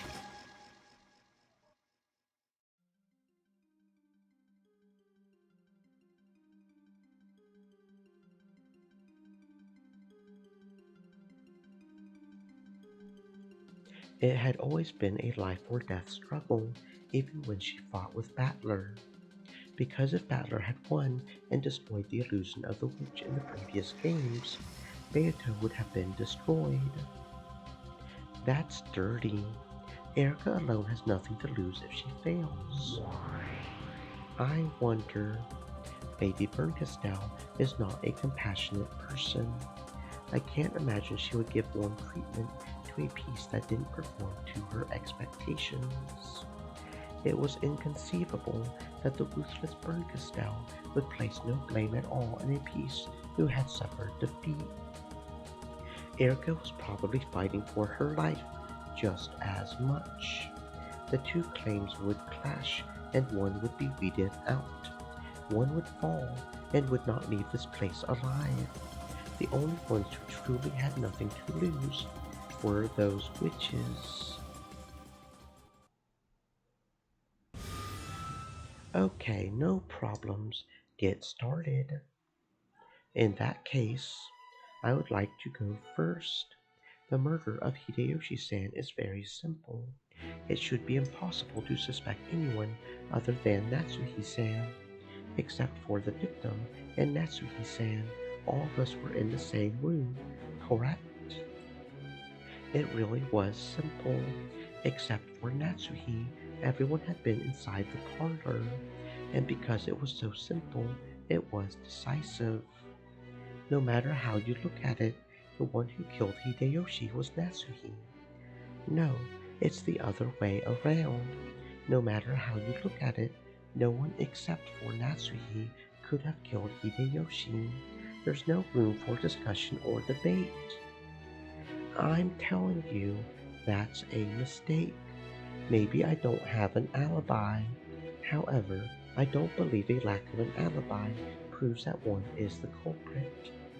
We know that Natsuhi is the only one without an alibi. But wait, the scene of the murder was a closed room. It should have been impossible for anyone, including Natsuhi, to have committed the crime in that room. Except for me, since I could have done it with magic. I'll explain the closed room trick, the how done it, later. For the time being, I'll start with the who done it. Because of the aforementioned, it's impossible to suspect any character except Nasuhi-san regarding the murder of Hideyoshi-san. My lady, it may be dangerous to press any further on this. I agree.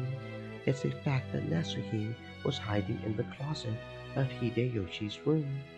When it comes to repeating things in red, they'll check to see who's in the room, and you'll be cornered. Probably, Lady Lambda Delta is the commander of this game. If it suits her fancy, she'll set up Natsuhi as the culprit regardless of the facts. If the typhoon passes and the police come to perform a scientific investigation, perhaps the true culprit will be identified, and the false accusations against Natsuhi will be lifted. However, in this closed-off Rockinjima, the police will not arrive for all eternity. In other words, the real truth will not be revealed.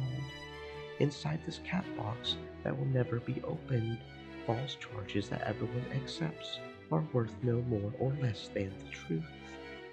Their aim is most likely to use the simple murder of Hideyoshi to give the impression that Natsuhi-sama is the culprit. Before moving on to the first Twilight's reconstruction, which has more uncertain elements.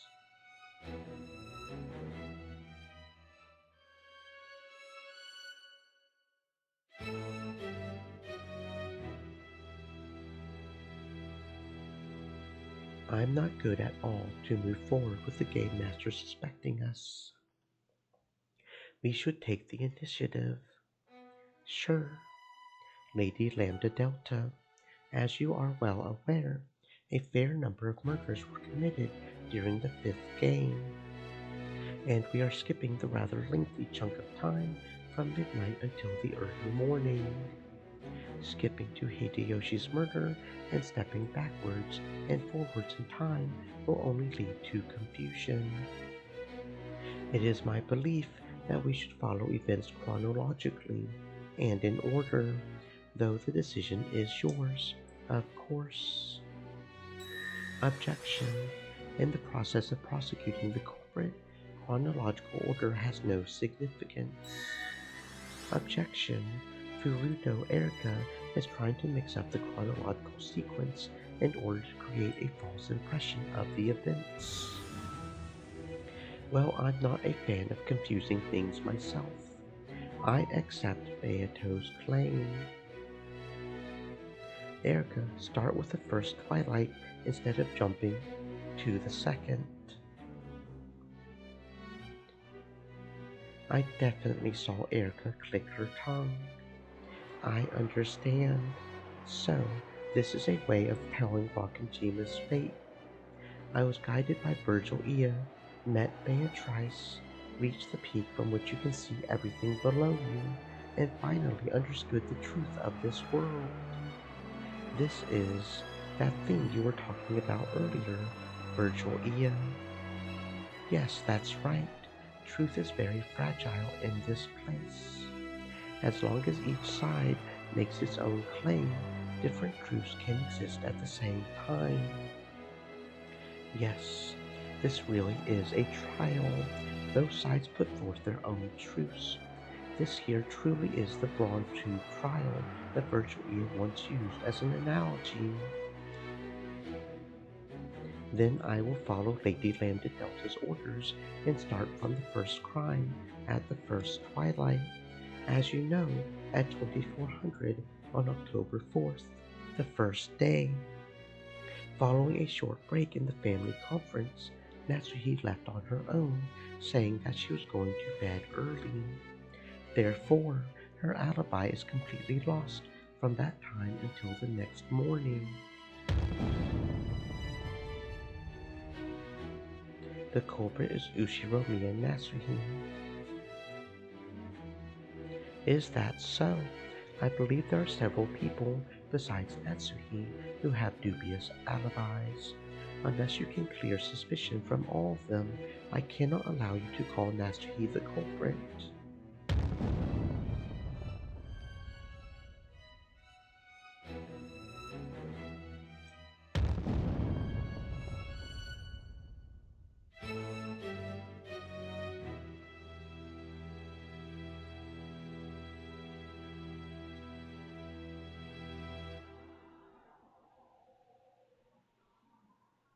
The claim has been made that Natsuhi was the only one lacking an alibi between 2400 and 1.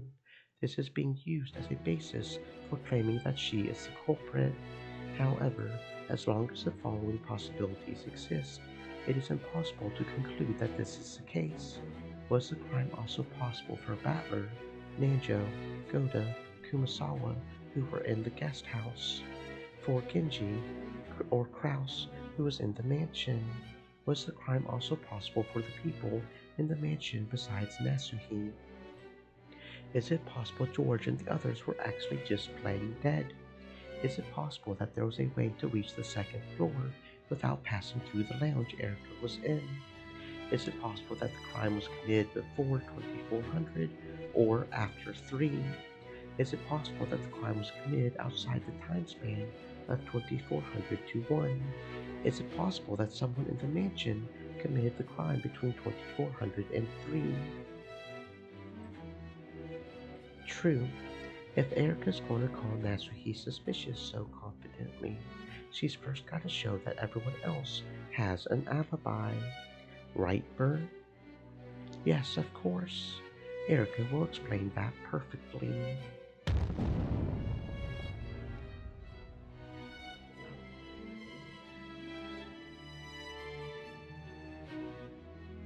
Of course, my master. In that case, I would like to explain things in order. Let's forget about Genji's murder for now and focus on the crime in the guest house. For this case, you would like to suspect the servants who were in the guest house, right? On that night, Goda-san and Kumasawa-san were there. Isn't that right? You too. When she turned to face the direction where those two were seated, those two wax models alone came back to life. They probably weren't even granted souls until they were allowed to speak. In that case, it would have been better if Natsuhi's soul could have disappeared as well. Natsuhi, who was in the defendant's chair, kept her soul the whole time and was constantly hanging her head, looking nervous. Goda hurried to his feet and answered Erica's question. Yes, that is correct. On that evening, I was alone in the guest house servant room. Well, look at my age. Staying up all night would be a heavy burden. So I returned to the waiting room in the guest house and went to bed right away on my own. Yes, yes.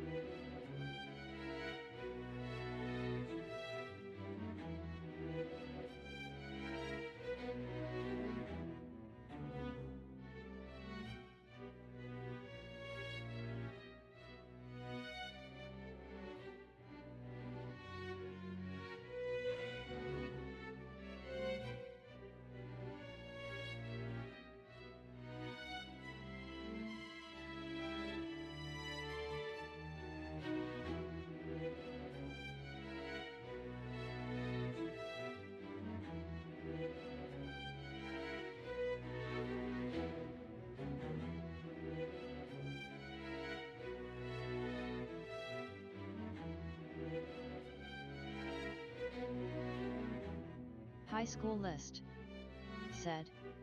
BST viewers on UFPMBWGP.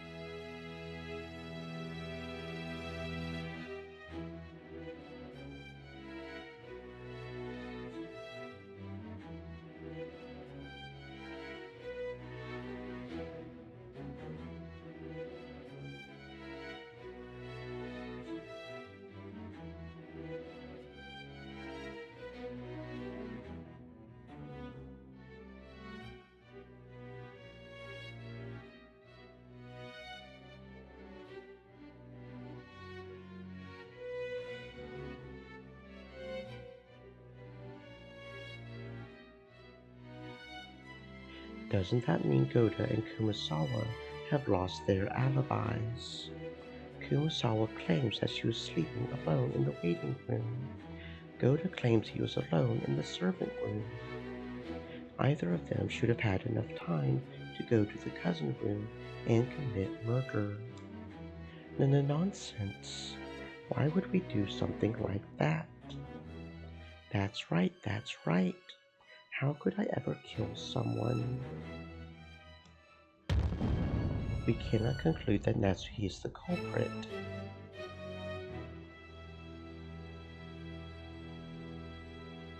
Natsuhi said it all.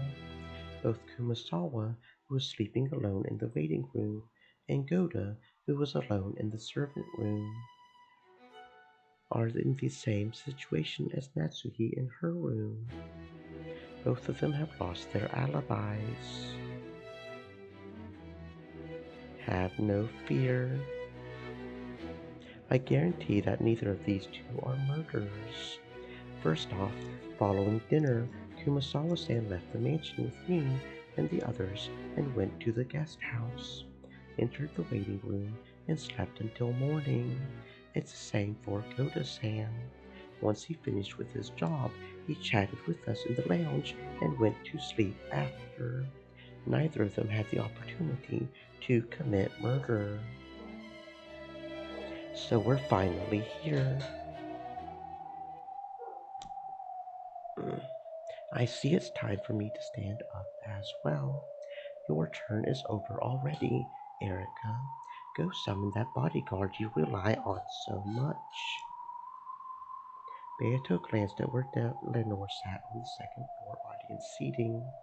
However, Lenore just stared back with those usual expressionless eyes. Repeat it. We have absolute proof of Goda and Kumasawa's alibis. We refuse. Why give a hint to the enemy? There's no way we would answer. Did you hear that, Lady Lambda Delta? They say they have no proof. How could they claim that Goda and Kumasawa have alibis without proof? Good point. What do you say, Burn? Erica? How can you claim that Goda and Kumasawa have alibis? Fall back, Erica. My opponent is Delanor over there. A mere human like you could be no match for a witch. No. There's no need for Delanor to step forward.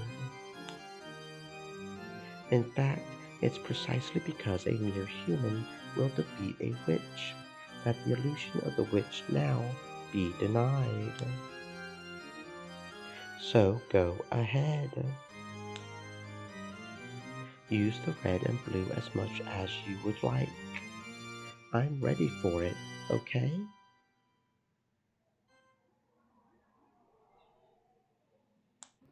In response to Erica's challenge, Beato smiled boldly yet gracefully and slowly stood up, and they glared at each other between the floor and the balcony. Goda and Kumasawa have no alibis. The two of them were in the guest house and could have reached the cousin room to commit murder at any time. Unless you can deny that possibility, you cannot treat Natsuki as the culprit. Beato's blue truce struck out rapidly.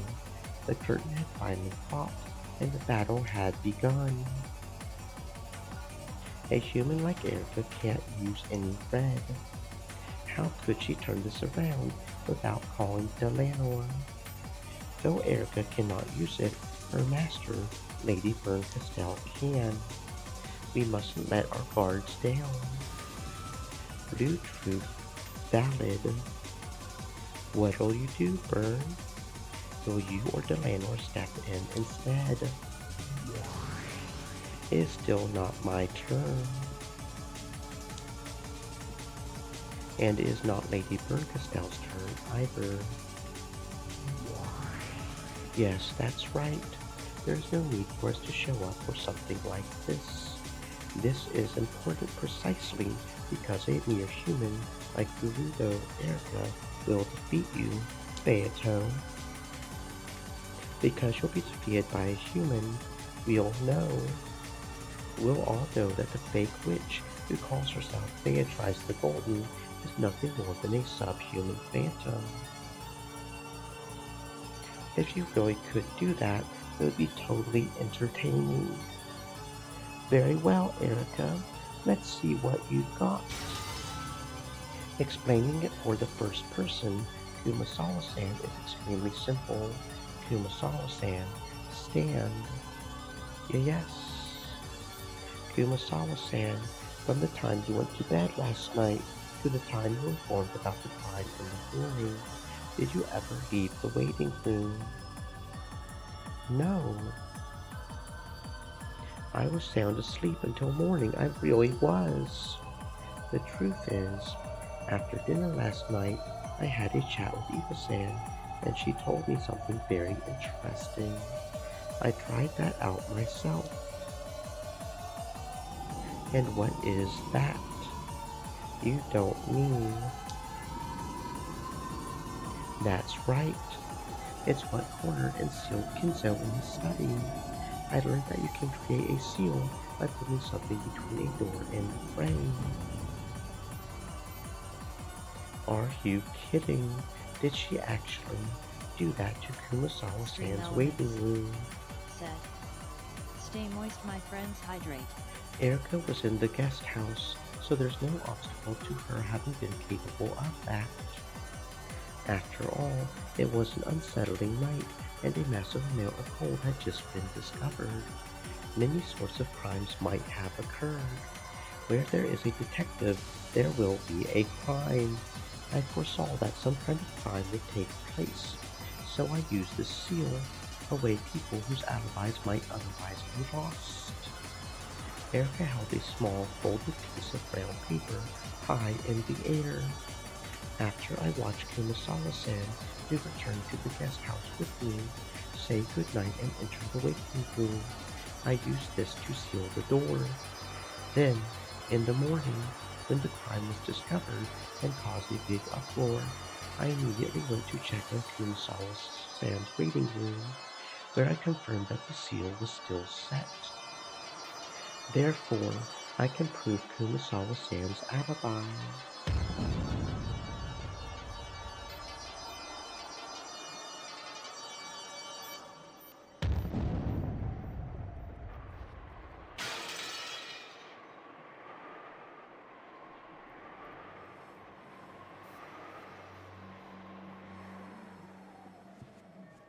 Good.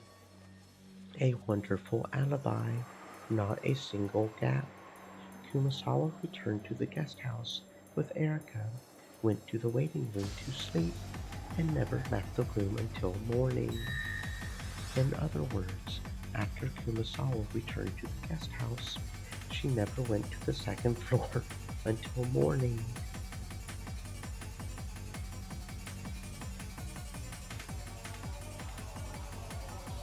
The proof Erica had shown was elevated by Bernstein and became red truth. This truth, which had become red, could no longer be overturned, even by Beato. In other words, in that instant, Kumasawa's perfect alibi had been absolutely guaranteed. Then what about Goda? Goda-san holed up in the servant room right after reaching the guest house. I sealed him up in the same way. Then, when Rosa-san returned at 1, I happened to notice her when I stepped out into the corridor. I let Goda-san, who was still in the servant room, know this. At that moment, the seal was still in place, so from the time we arrived at the guest house until 1, Goda-san never left the servant room, and afterwards, he was with me in the lounge until 3, and after 3, I was on the second floor, so I can guarantee that Goda-san didn't come up to the second floor. Erica's seal proves that Goda was holed up in the servant room until 1, and Erica has proven his alibi from then until 3, since she was passing the time in the lounge with him, and Erica has also proven that he never set foot on the second floor until the morning after. In other words, after Goda returned to the guest house, he never went up to the second floor until morning.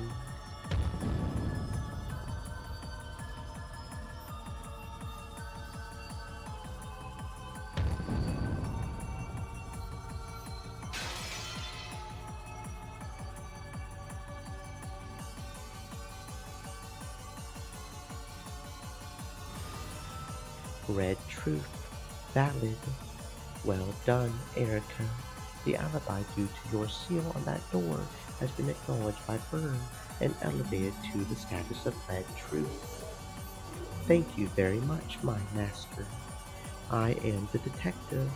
I may be human, but I can use the red truth despite that and surpass humans. So now you claim to have surpassed humans. It's 1,000 years too early for you to talk like that, conceited brat.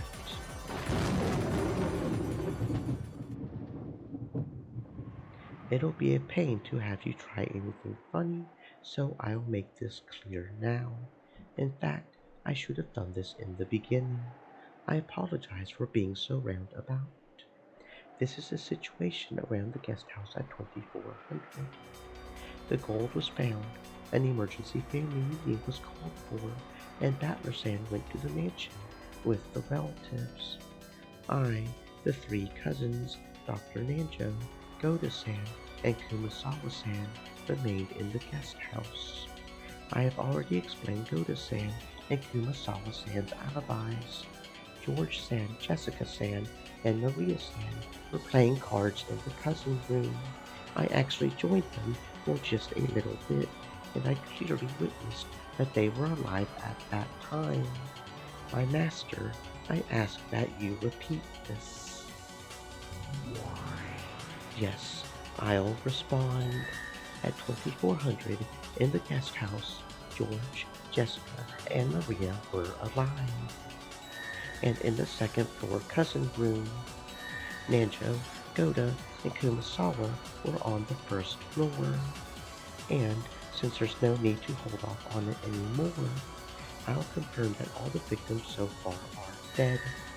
George, Jessica, Maria, Rosa, and Genji really are dead. How could they be playing dead with their necks sliced open like that?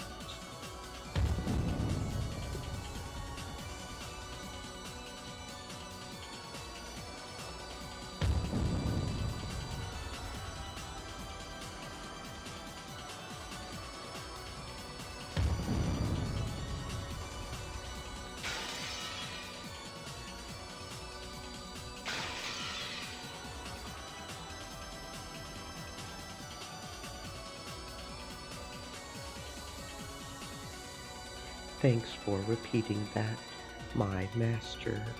If we hadn't made these things clear, we might have started going on about how they were already dead before I guaranteed everyone's alibis, or that they weren't actually dead at all. Unsurprisingly, Beato's side couldn't get away with the simple plan of claiming that the victims were only playing dead. But in order to overcome Goda and Kumasawa's alibis, it should have been possible to suppose that the crime occurred before those doors were sealed. However, the opponent had predicted this move perfectly. It had been shown in red that the crime did not occur before the time period covered by Erica's alibis. Got it? That's the last time the victims were confirmed to be alive. I wish you had said that in the beginning. This means we can ignore everything that happened before 2400. To go even further, at 2400, Natsume, Kraus, and Genji were in a corridor on the second floor of the mansion.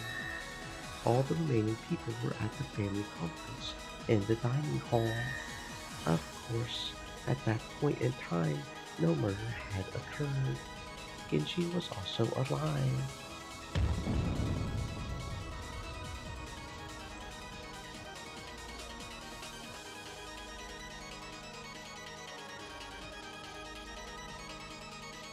This isn't something Erica observed, but we can't move the game forward without settling it. Very well, I'll acknowledge that red truth. Thank you very much for that red truth, my master. Since Erica had been in the guest house, it was only natural that she could explain the situation there. However, since she hadn't been in the mansion at the time, explaining the situation over there would have been extremely difficult for her. Beato would normally have attacked there with the blue truth, saying that the people in the dining hall had all agreed to keep to the same story, that someone had snuck out of the dining hall and that they might have committed murder in the guest house. However, because Byrne had instantly settled that matter with the red text, Beato had completely lost her chance to strike back. Damn it! Very troublesome. To think we would be put at such a disadvantage. This is almost the opposite of Riichi's fight with Battler. In fact, the situation might be even worse than it was back then. At a glance, the fight between the two of them resembled our previous fights. However, there were some vital differences. The first was whether or not Beato was the Game Master. The Beato who fought against me was the Game Master, so she knew all the truth. That's why she was able to use the red text at will. However, the current Beato isn't the Game Master. She's just a single piece on the game board. In other words, even Beato doesn't know the truth. So you could say that Beato is now in the same position I once was. Also, although Erica may seem to be the same position I once was, the situation for her is totally different. She's connected to the witch called Berncastel. Even though she isn't the Game Master, she's capable of elevating Erica's statements to become Red Truth. Because of this, Erica can use the Red Truth, even though she's neither a witch nor the Game Master. Beato, who's supposed to be the witch, possesses no truth nor red she can use. And yet the detective, Erica, can use the red truth. The advantage has completely flipped over to the other side. Perhaps you could say that the current Beato is in a much worse position than I was when I fought with her. After I got used to the game, Beato stopped responding to my demands as she used the red. But in the beginning, she had responded to almost all of them, giving me quite a few hints. That's why we were able to fight on par. However, Berncastel is different. She fully understands the rules of this game, and is prepared to corner Beato without even a hint of restraint. And because of this, I knew in the past Beato went easy on me so that we could fight on par with each other. This has become quite an amusing fight. I see, so I must fight from the position Battler once stood in. Beato. In the past, I've insulted you and called you incompetent. I can handle much, much worse than this. It's now impossible to suspect Goda and Kumasawa. You can't win by arguing that point any longer. Yes, let's switch to a different approach. The next in line would probably be Nanjo. He was also in the guest house. Nanjo was in the lounge with Erica. However, I believe the time periods before and after that have been left open. That's right, I'll strike there. Nanjo, you were relaxing in the first floor lounge of the guest house with Erica and Goda, correct?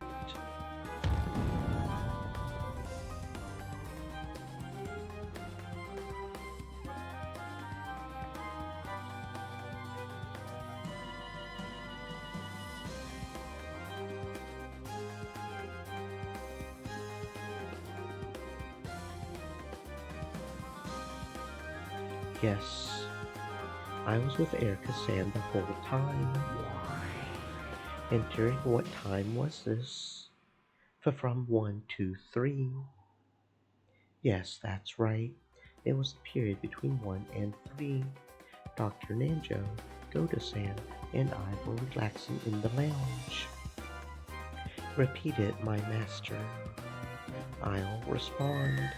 From 1 to 3, Erica, Nanjo, and Goda spent their time in the lounge on the first floor of the guest house. Though she had flat out refused to repeat what Beato told her to, she responded to Erica's demand immediately. The red truth was starting to corner Beato. She grimaced as though in pain, but she still stuck flat with the blue truth. No, perhaps she really was in pain. Now that the characters, apart from Natsuki, have had their alibis established, the illusion of the witch is also being denied. Beato perceived the denial of her existence as pain. Even so, he shouldn't have an alibi for the time period before and after you were in the lounge. It was possible for Nanjo to commit the crime too. That's right. I get that Nanjo was in the lounge with Erica from 1 to 3, but what about before and after that? What about that, Erica? Yes. First, the alibi for before 1. This is no problem at all. I played cards with the cousins in their room until 2400, and then went downstairs to the lounge where I met Dr. Nanjo. That's right. At 2400, I met Erica-san after she came down the stairs and spoke with her, learning that she was quite the connoisseur of the mystery genre. I realized that I had found a kindred spirit. When I went into the library to solve the evidence riddle, I noticed that there were several original copies of famous foreign mystery novels stored there. So, I wanted to discuss them with the actual books in hand. We moved to the library and were talking the whole time. Constantly until we moved to the lounge. Cramped through it though it was, that book storage room in the guest house was stocked well enough that it was fair to call it a small library. In it were several famous foreign mystery novels that Kinzo had once taken a liking to. Of course, they were all originals, and in English, but English was no problem for either Erica or Nanjo. For this occasion, they had borrowed the key to the library one more time from Goda in the servant room. At that point, Erica checked the seal again, and, Of course, we said it. Damn her. Even though she keeps it sealed for anyone else to enter or leave, she alone enters and leaves whenever she wants. I see. So, from 2400 until 3, when you went to sleep, you were with Nanjo the whole time. That means Nanjo's alibi is the most rock solid of them all. Yes, that's it. My master repeated. I'll respond. After 2400, Erica was with Nanjo the whole time until 3. At 2400, the crime in the cousin room still hadn't occurred. So this way, an alibi had been established for the period before the time they were in the lounge. After that, we walked out of the library and into the hallway at 1. When we did, we just happened to bump into Rosa-san as she returned. I then told Goda-san about that. I figured it was probably a servant's responsibility to welcome in a guest. Goda asked if he should bring a towel, but Rosa refused. She quickly headed up to the second floor. At this point, Erica, Goda, and Nanjo gathered together and decided to have a drink. Their alibis in the lounge up until 3 have already been proclaimed in red, so there are no problems there. Let's continue on to after 3. This is Dr. Nanjo's alibi after we split up. At 3, Battler-san returned, and the people in the lounge went their separate ways. Dr. Nanjo, Battler-san, and I went up to the second floor. I then said goodnight to Dr. Nanjo. At this time, of course, I put a seal on the door to the doctor's room as well, and it went unchanged until the crime was discovered. I flew out of my room at the same time as Battler-san screamed and checked to see that the door to Dr. Nanjo's room was still sealed. Therefore, Dr. Nanjo's alibi is perfect, both before 1 and after 3.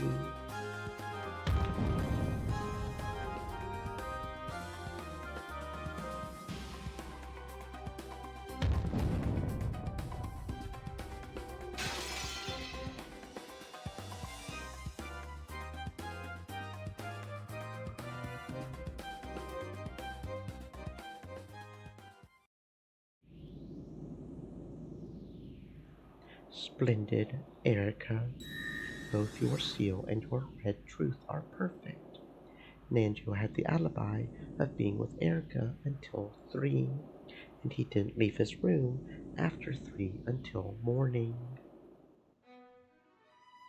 Erica made use of the seals on the doors, and was granted red truths from Bernkastel one after another.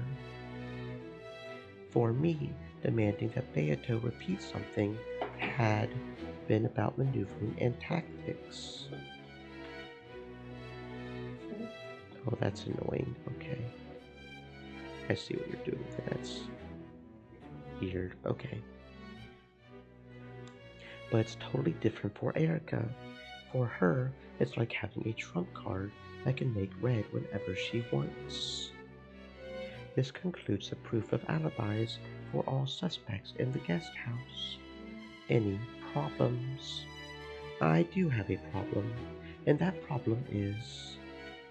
Beato racked her brains to find some point to latch onto, but Erica's red had been ruthlessly perfect. There was no point she could take issue with. Beato kept thinking hard, trying to fault Erica on something, but her expression was so wrought with desperation that anyone could tell by looking. Beato's complaint is rejected. I can't sense any problems at all. It's totally pop, cute, and perfect. Alibis for all humans in the guest house have now been proven. Wait a sec, Erica. Are you trying to leave me out of this? Ushiromiya Battler also should have had a chance to commit the crime. After all, I was in the same room as the victims all night. I'm not going to let you skip past this part while ignoring me.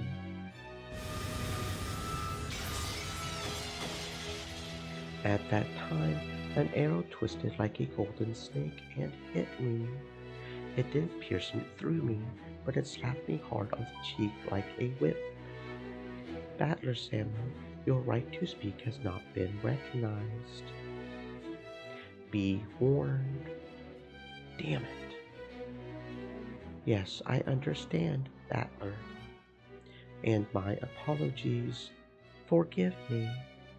Erica, you still haven't shown an alibi for Battler. Battler is the man who was sleeping alongside the victims. Shouldn't he be placed under suspicion more than anyone else?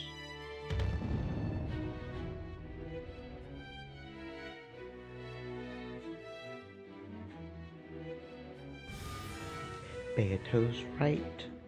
You can't go skipping Battler like that. My apologies. I had completely forgotten.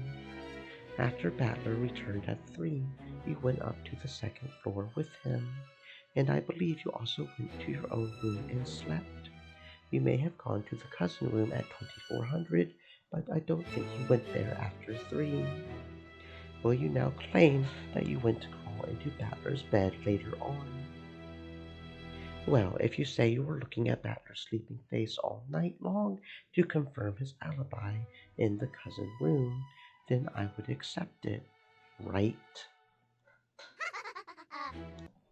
Yes, I listened to him breathing in his sleep all night long. Got a problem with that? What?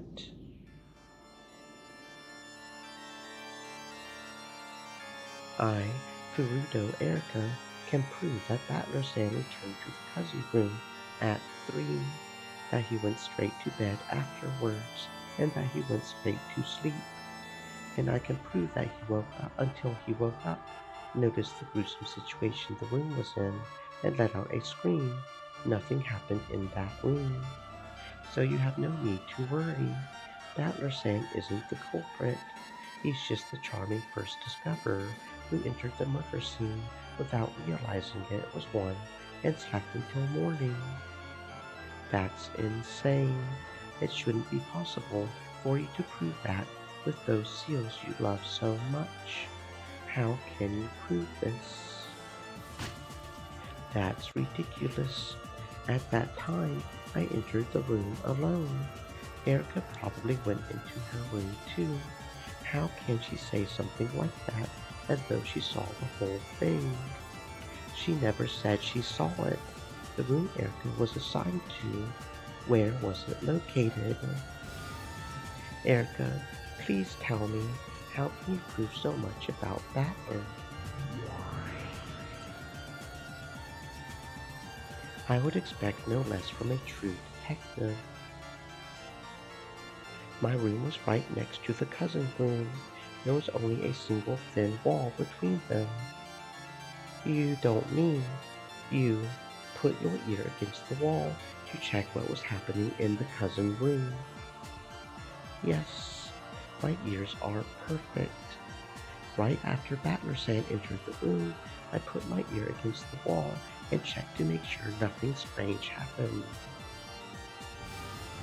You said you could prove that nothing happened until Battler let out a scream the next morning.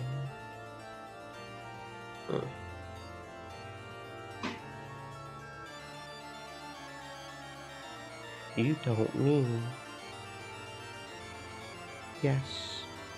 I put my ear against the wall and listened in on that room until morning without sleeping a wink. Everyone was stunned into silence. She put her ear up against the wall, and for the entire time until morning, she listened to what was going on in Battler's room. Just what would that have looked like?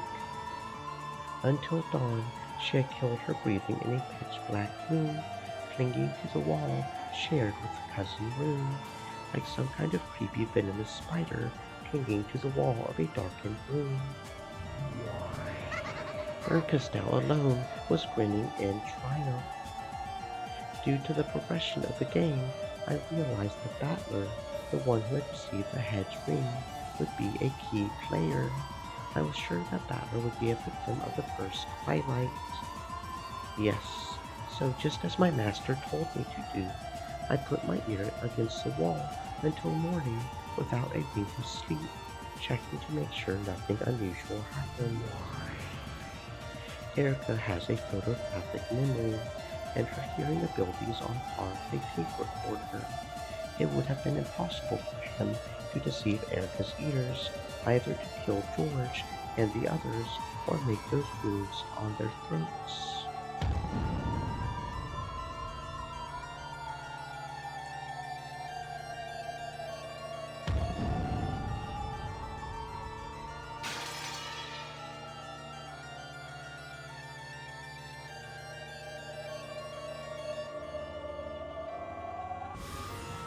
It's an accepted power of the detective's authority. I have no choice but to acknowledge it. I'll confirm it in bed. Ushiro Battler returned to the cousin room at 3 and fell asleep. After that, until the discovery of the crime, absolutely nothing out of the ordinary happened in the room. In other words, it was impossible for Battler to commit murder or damage the corpses.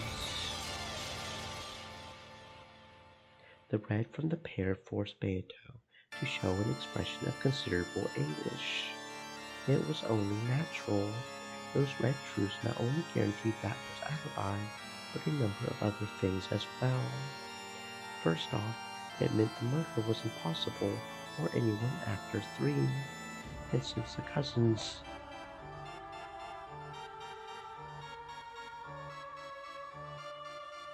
were confirmed to be alive as late as 2400, the time period of the crime automatically became between 2400 and 3. That meant the alibis for all the people who weren't in the guest house before 3 had also been guaranteed automatically.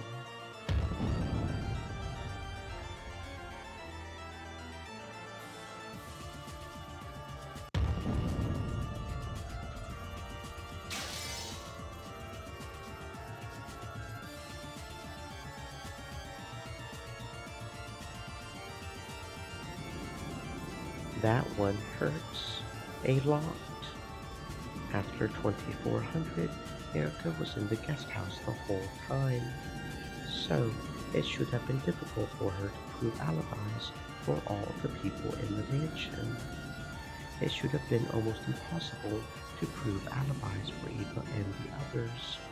But now, all she has to do is prove that they never visited the guest house between 2400 and 3, and she can prove those alibis. Anyway, we'll have to construct it so that the murders were possible before 3, and we have to prove that it was possible for one of the people in the mansion to do it. The people who had been in the guest house all had alibis. The crime didn't occur before 2400. The crime couldn't have occurred after 3. In other words, there was no way for the murders to happen unless someone from the mansion committed the crime between 2400 and 3.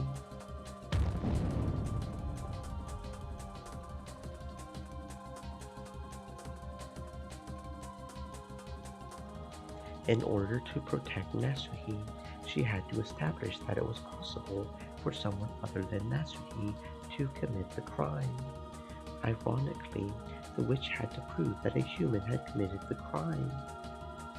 Still, this is getting pretty difficult. Until 3, Erica was in the lounge, and you have to pass through there to reach the second floor. In other words, she's practically like a manager for the guest house's second floor. This tactic may be a bit overused, but if it was possible for someone to go up to the second floor without Erica noticing, we should be able to prove that the crime was possible for anyone. It's probably possible for a human to climb up to a second-story window if they really wanted to.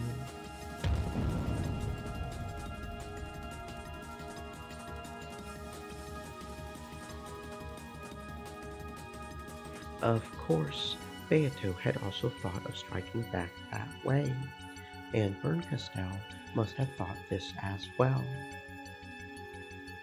Battler, Nanjo, Goda, Kumasawa, we realized that the crime was impossible for all these people in the guest house. However, what about the humans in the mansion? As I have already said, and as my master has even proclaimed with the red truth, I was in the lounge on the first floor of the guest house, and to reach the second floor, one must pass through the lounge. In other words, it was impossible to reach the second floor without me seeing it. And what if that wasn't impossible? For example, what if someone placed a ladder against the outer wall of the guest house and snuck in through a second-story window? There must be a way to reach the second floor without passing through the lounge. That way, it would be possible to reach the crime scene without you seeing it. Beato finally struck back. Before now, she had let Erica take total control and attack her with the red over and over. During that time, Beato's counterattacks with the blue truth had been few in number, even including this one.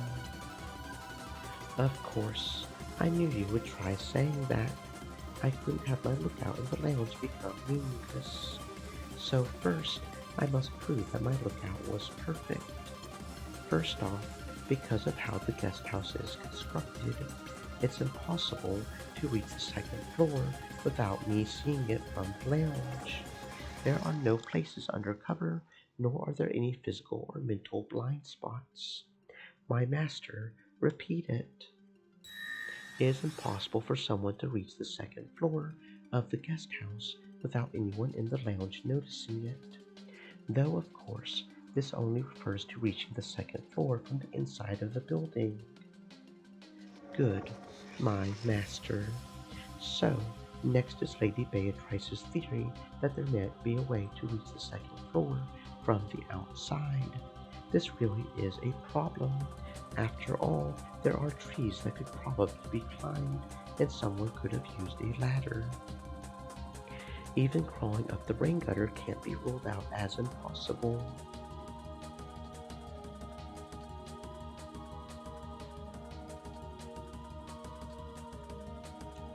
But I can't let you do that. You won't let me? And how's that? Did you stay up all night circling the guest house? No, you couldn't do that. You were in the lounge. From the lounge, you can only see a small part of the outer perimeter through the window. That's true. I couldn't prevent all methods of climbing up to the second floor from the outside. However, I was able to prevent all entry to the second floor. Prevent entry. I had already foreseen this move. How terrifying that she would be so persistent. Because of how the guest house is constructed, the windows are the only method of entry from the outside to the second floor. The locks, not important at all. I only had to prove that none of the windows or shutters were opened even once. After I witnessed the location of the hidden gold, I returned to the guest house and immediately began severing all methods of entry to the second floor of the guest house that didn't pass through the lounge. Yes, it's the same, no different from the rest. Don't tell me you used that seal of yours on all the windows of the guest house. In that weather, dressed like that. Well, I did have my swimsuit from when I drifted here. You're insane. At a house where you were welcomed as a guest, you did something like that in the middle of the rain, even though nothing had happened yet. For a normal human, it would have been an action so suspicious as to be completely impossible. However, she is the witch's piece. In the middle of all that rain, Erica sealed all the windows from the outside to create an alibi showing that no one could have snuck into the guest house from the outside. She climbed up the wall herself and did that to all the windows on the first and second floor. No, to all things that could possibly have permitted entry. Although, after hearing that she had listened to the cousin room all night long, without even sleeping a wink, this new bizarre action didn't seem quite so impossible. This had probably also looked like a venomous spider, a disgusting spider crawling over the outside guest house wall during a storm. You, just what do you think of this Ushiromiya family? Is this how you repay us for welcoming you as a guest? To a detective, the Ushiromiya family is nothing more or less than the stage upon which the crime occurs. Before the outbreak of the crime, it was important for me to memorize the names of the characters, memorize the layout of the land, and prepare for the upcoming crime by devoting my time towards collecting and creating all possible alibis. From my perspective, detectives who don't prepare anything before the outbreak of the crime are pretty third-rate. After all, we know that someone will die wherever we spend the night.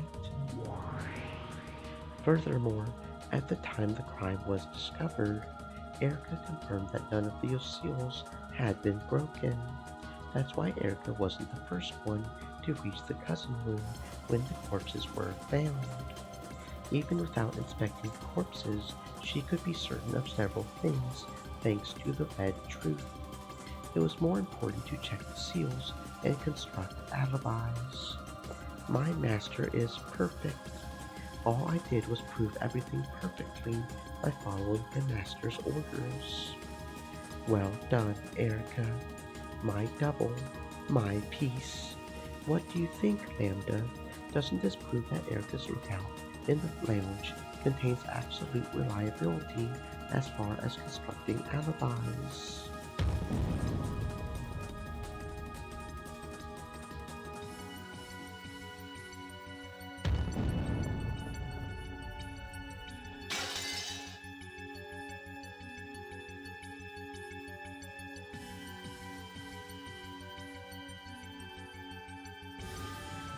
Yes, I acknowledge it.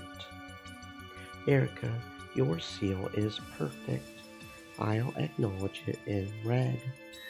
It was impossible to reach the second floor of the guest house without passing through the lounge, and impossible to reach it at all without Erica, who was in the lounge, knowing about it. Thank you very much, Lady Lambda Delta. So, you know what's coming next, Great Lady Beatrice. Therefore, the time of the crime is limited to the single hour between 2400 when they were confirmed to be alive and 1 when our party in the lounge started.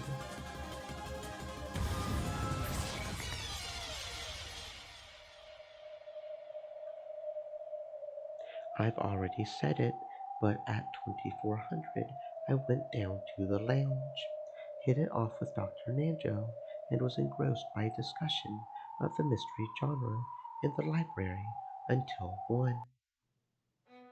It's a bit embarrassing, but I grew so wrapped up in that discussion that I wouldn't have noticed if anyone had passed through the corridor during that period.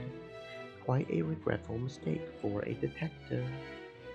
After doing all that maneuvering and setting up seals to guarantee a perfect alibi, she became too engrossed in the mystery discussion and left an opening.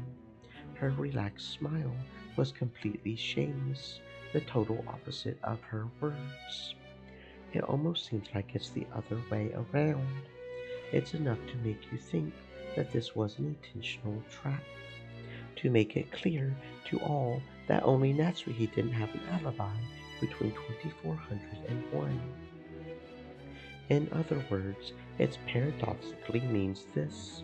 The only one who could have reached the cousin room and committed the crime are those characters who have no alibi between 2400 and 1. Her eyes clearly hinted that Natsuki was the only one who fit this description.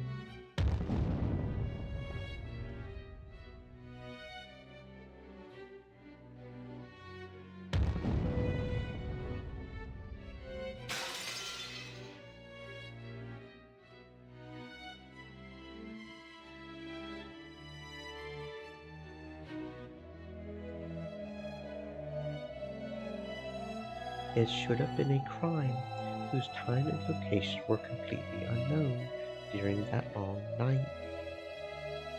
But because of the alibis Erica had constructed, it had been limited to the time period between 2400 and 1. Erica left the cousin room at 2400. That marks the last confirmation that George and the others were alive. And after the party in the lounge started at 1, it was impossible to reach the cousin room by any method. Damn her, and from a mere human. This is quite bad. The night has been sealed up into an hour, and at this rate, there won't be many suspect pieces left. Damn it, Lady Berncastel. Nicely done. Unlike Battler, I'm not an idiot. After watching this game 5 times, I've got more than enough cards in my hand. Then let us continue. Let's examine the alibis of the remaining suspects, the people in the mansion. After all, we only have to worry about the single hour between 2400 and 1. That shouldn't be difficult at all. Let's start with 2400. At this time, Natsuhi, Kraus, and Genji are in the second floor corridor, and all the others are in the first floor dining hall. This has already been shown by my master's red. Yes, that's right. At 2400, Natsuhi, Kraus, and Genji were in the corridor on the second floor of the mansion. The rest of them were in the dining hall on the first floor. And as you know, there was a mysterious knock, and a letter with the one-winged seal on it appeared. The discussion surrounding that continued on until 1. I will say it with the red truth. Of all the people in the dining hall, not one of them left the dining hall until 1.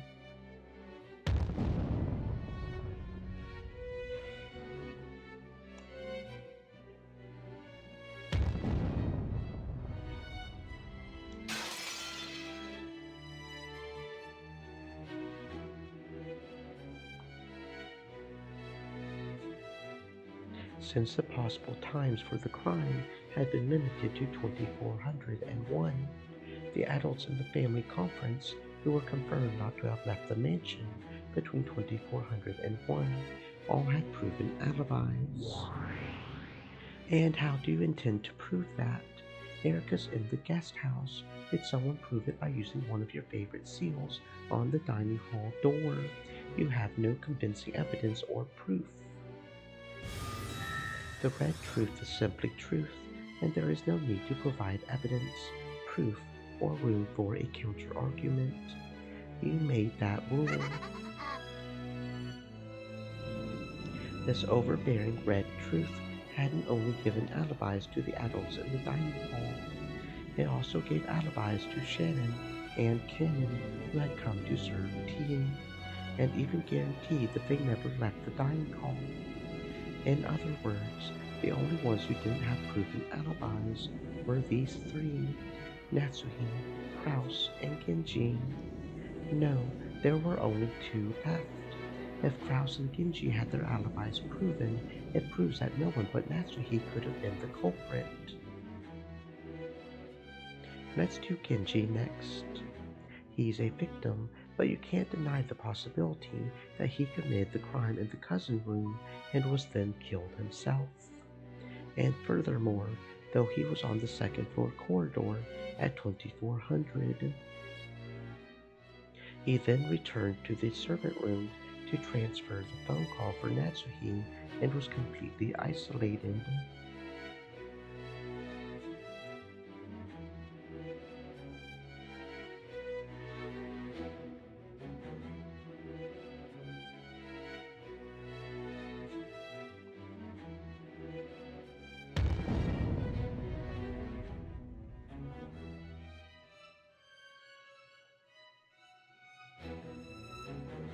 which means it was possible for Genji to commit the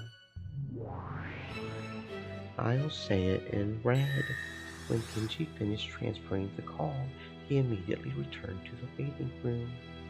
That's just a cold, hard truth without any evidence, proof, seals, or alibis. Got it?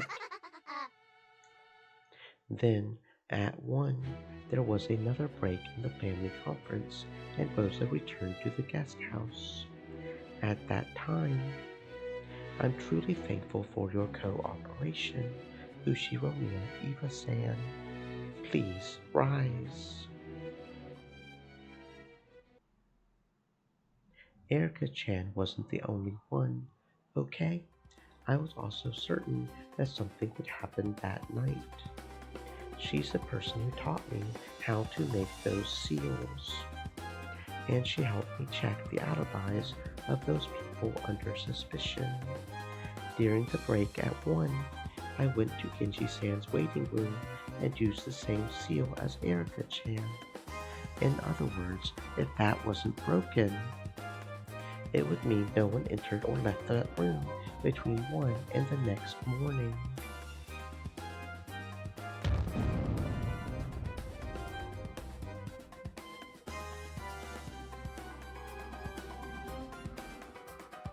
Now, Kanon-san and Kumasawa-san, please rise. Kanon rose expressionlessly, and Kumasawa got to her feet timidly.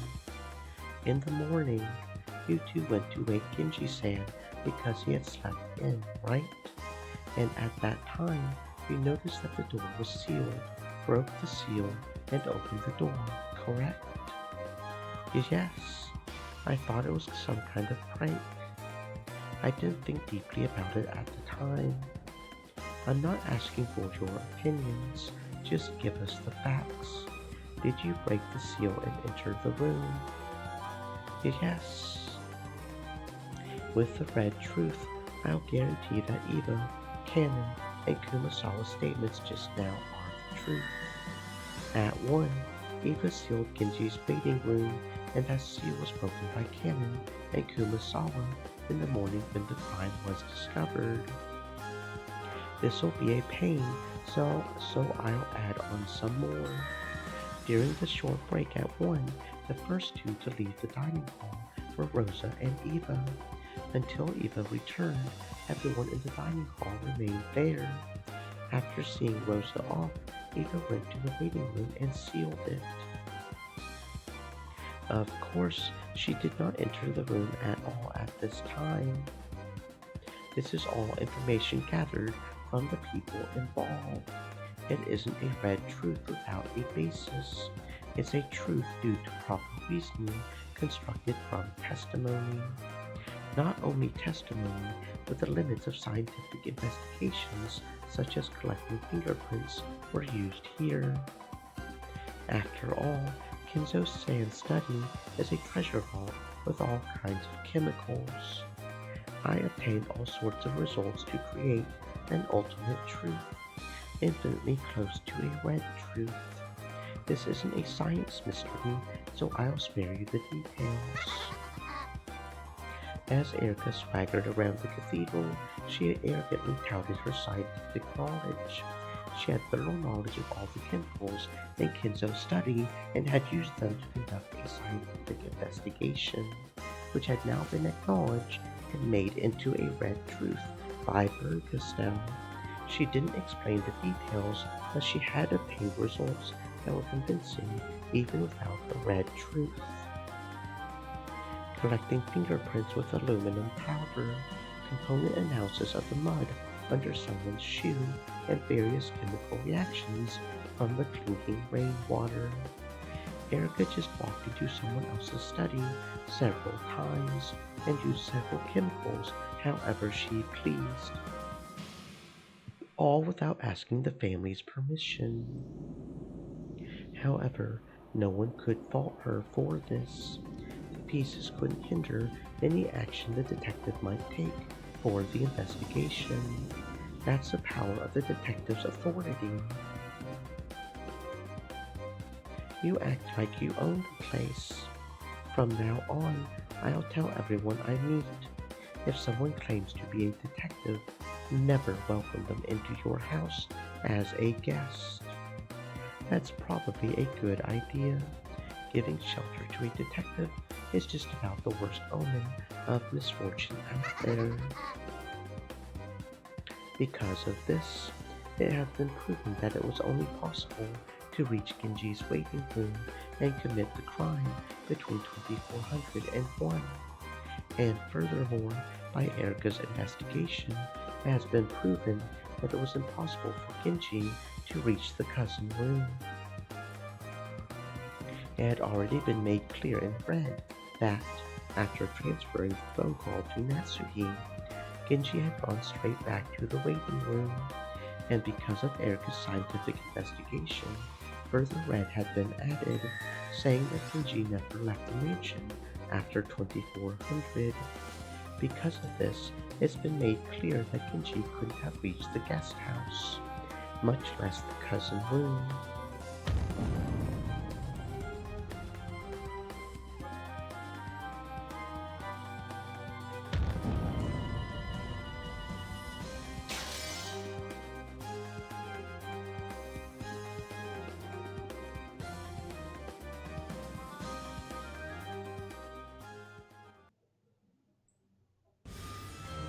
Now, only Kraus and Natsuhi remain. Everyone else has had their alibis proven, haven't they? Impossible.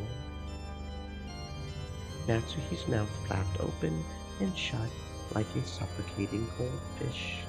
And that's an accurate analogy.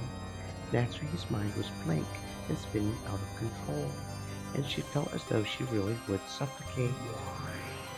Ushiromiya Natsuhi, I'll give you one last chance. Confess that all the crimes were the work of your husband.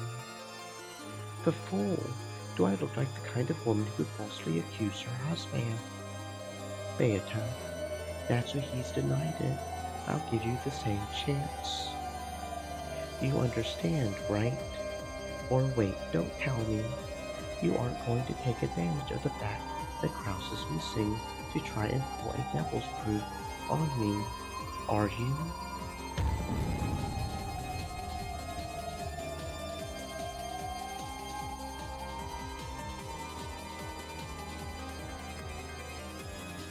Beato realized that they were rapidly approaching the end of this battle. Normally, Beato should have been able to argue against these alibis of Erika's in several ways, using the blue truth. However, all of those alibis had been accepted by Bernkastel and Lambda Delta as red truth, and Beato no longer had any room to argue.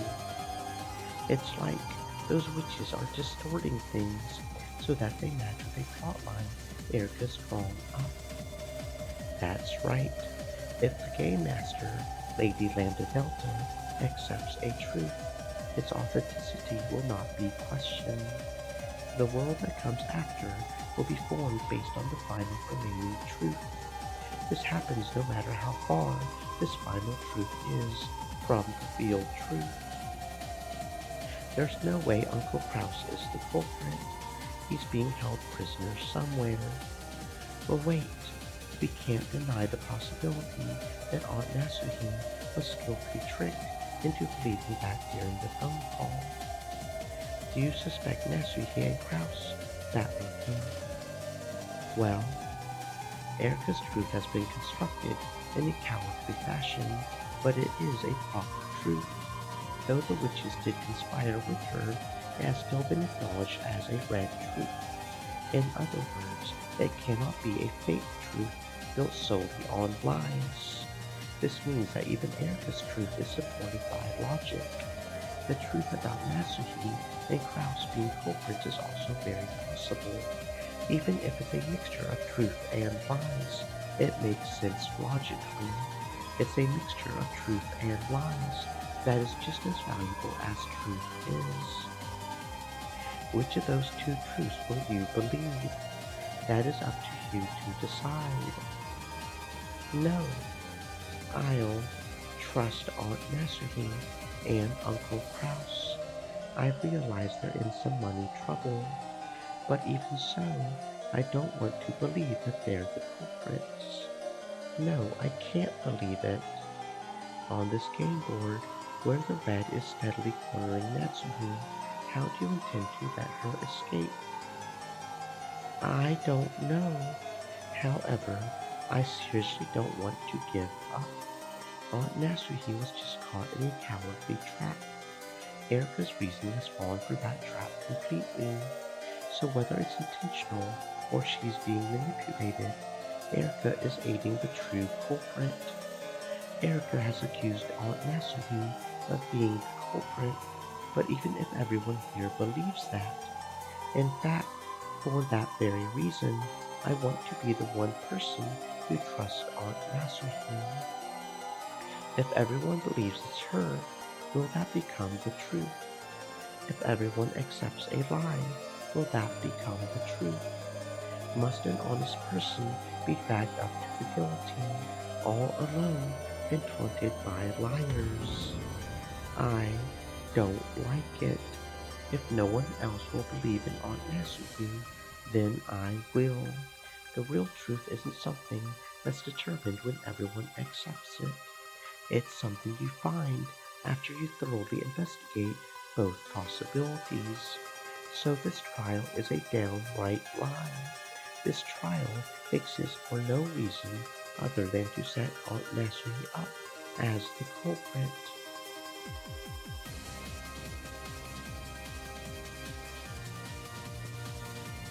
Beato is doing all she can to plead Nasri's case, right?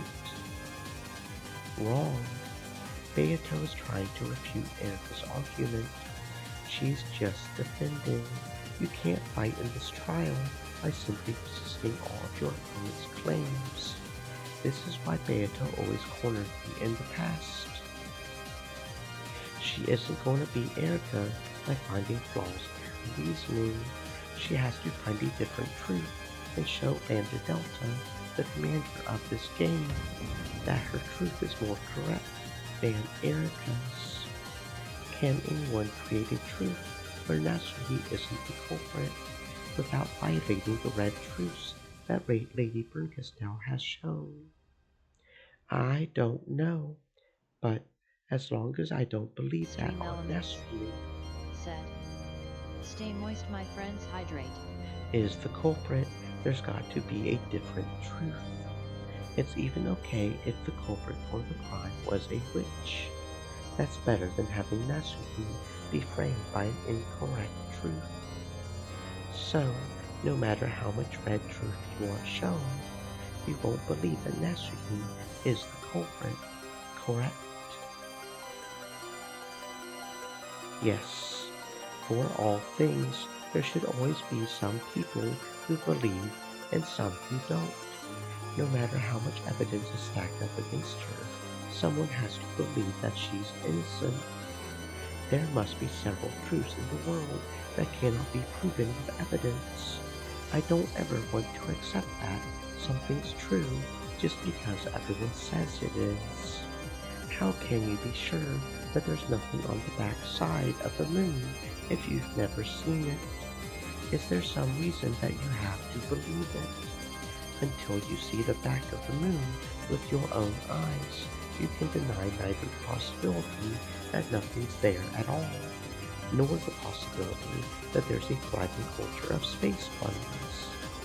You should never assume something is the truth until you actually check it. This court is a malicious thing, trying to force a simple interpretation on a truth that cannot be checked.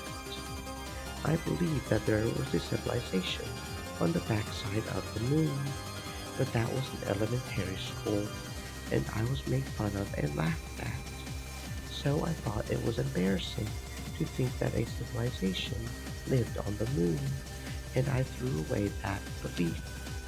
I had been told by a book my mom read me that rabbits lived on the backside of the moon, so I believed that for a long, long time. But when everyone said it was wrong, I abandoned that truth without even trying to check it. even without evidence. I abandoned the truth I believed in. And now, everyone is starting to believe that Aunt Nasuhi is the culprit, even though no decisive evidence has been shown. Even without evidence, Erica's words sound reasonable, so they're probably the truth. Is that why you're throwing away your belief that Aunt Nasuhi is innocent, despite a lack of proof? If no one else will believe, then I will. I believe the real truth only appears if you look with both eyes, one denying and one affirming.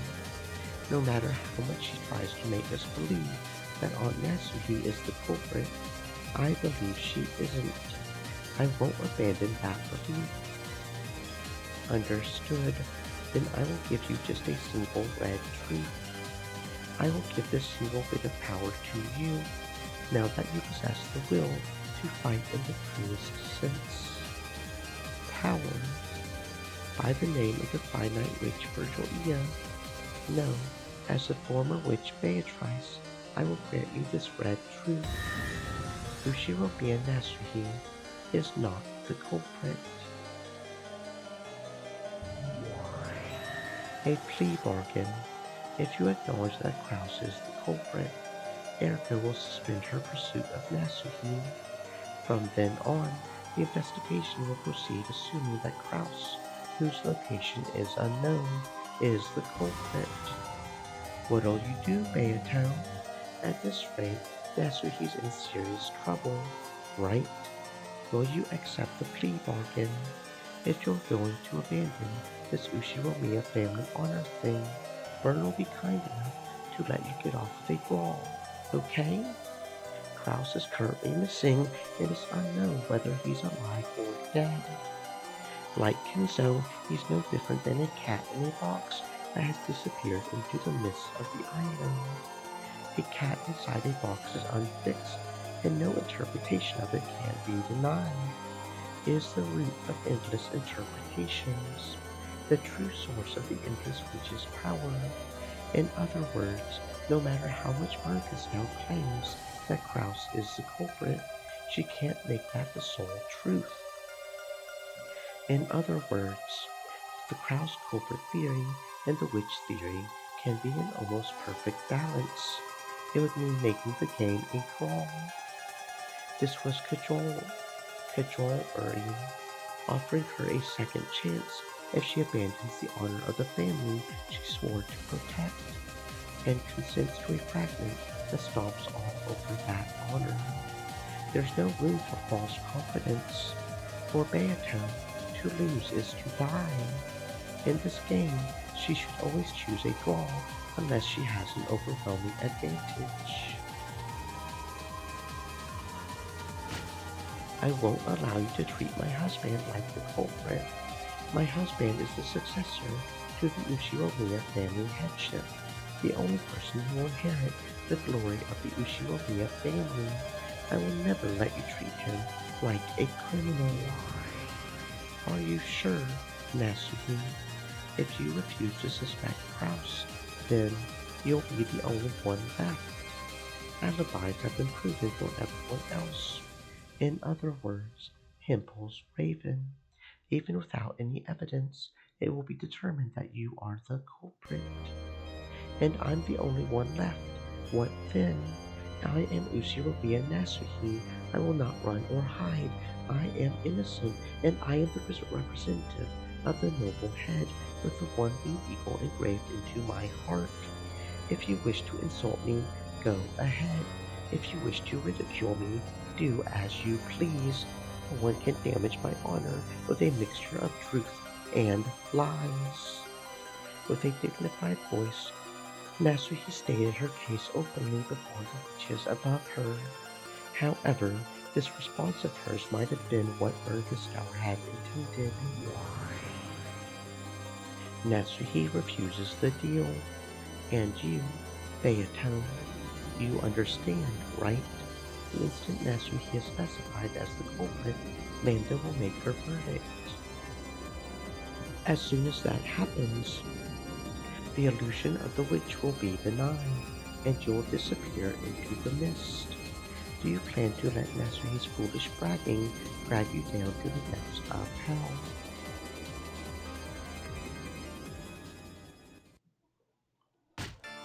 Riichi, you fought well. This is our chance. Convince Nasuhi and try to work out a compromise. Both Lady Lambda Delta and Lady Burgessel have boredom, not you, as their true enemy. They probably want to have this game repeat and play some more. If they see that you're willing to make a concession, they will most likely accept it gladly and move on to the next game. If we move on to the next game, then what will happen to the Nasuhi of this game? The Nasuhi of this fragment? Now isn't the time to be worrying about that, right? Nasuhi is just a piece. Even if she gets removed from this game, she'll show up again in the next one. But that doesn't apply to you, my lady. I believe you know what Lady Burgessel plans for this game. It's a more realistic goal to make use of that and aim for victory in the next game instead. Accepting Lady Burgessel's deal might be our one and only good option right now. Throw away that useless pride of yours. Neither Kasparov nor Deep Blue won every game. The person that wins more games wins in the end, right?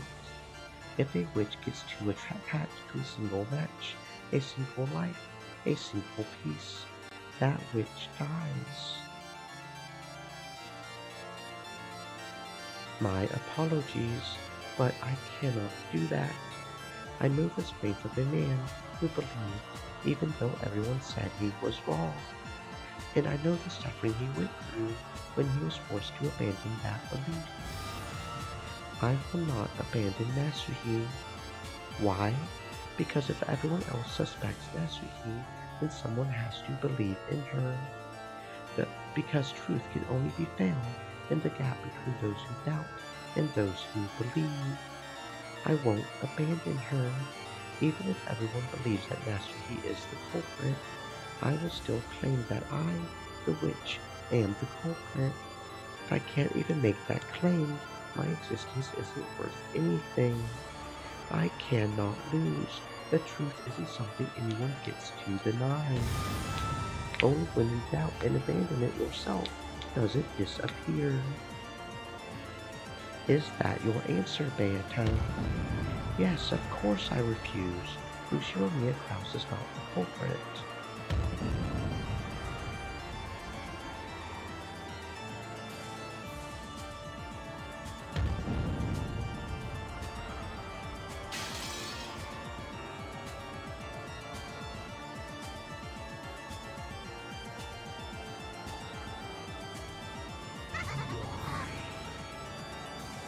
Fool, I won't let you take that back, okay? Here's what you get for being a quick-tempered moron. By the name of Burgessel, Witch of Miracles, I speak with the red truth. Fushiromia Kraus is not the culprit, and he was killed long ago, shortly after you heard his voice over the phone. Get it? No, the deer. Burgessel's cruel and ruthless red blade gouged Nasuhi. It was totally merciless. Nasuhi had been crushed with uncertainty, not knowing whether Kraus was alive or dead, but she had still been capable of believing that he was alive. And now, that hope, that expectation had been crushed without any chance for a miracle. She had thrown herself into this trap out of concern for her husband's safety. She had now lost her daughter and husband and everything she had gained since marrying into the Ushinomiya family. No, even after all this, one thing still remains. If her husband has been lost, then right now she is the last person who can protect the honor of the Ushinomiya family. She still couldn't let it end here. Even wrapped up in so much sadness, Nasuhi would do all she could to protect that honor. With this final bit of strength, no, it's all over.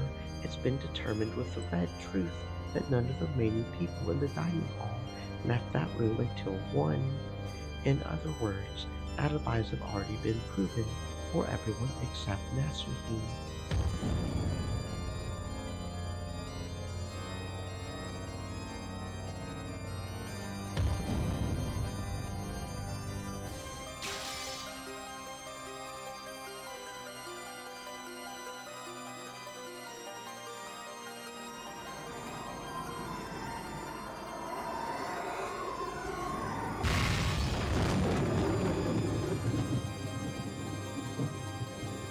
Well done, Erica and Castell. You've fully proven that the crime was impossible for everyone except Ushiromi and Nasuhi. Why don't I start reading aloud from the verdict?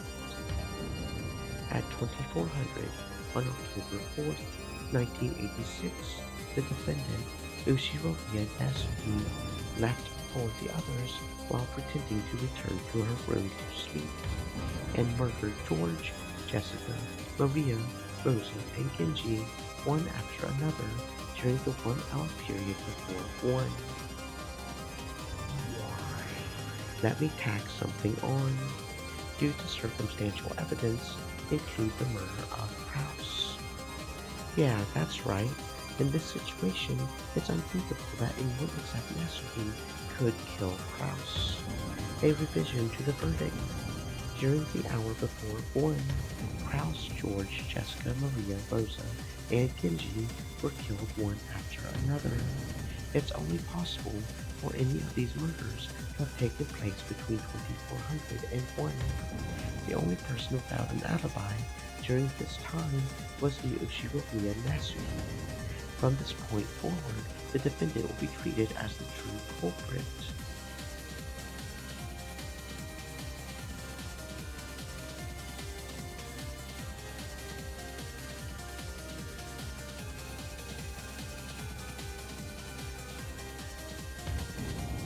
Furthermore, because it has been fully proven that the crime was possible for humans, Beatrice, Endless Witch, this court of illusions hereby denies your existence. You'll be given a chance to plead your case, but can you prove an alibi for Nasuhi? Or can you prove that it was possible for someone other than Nasuhi?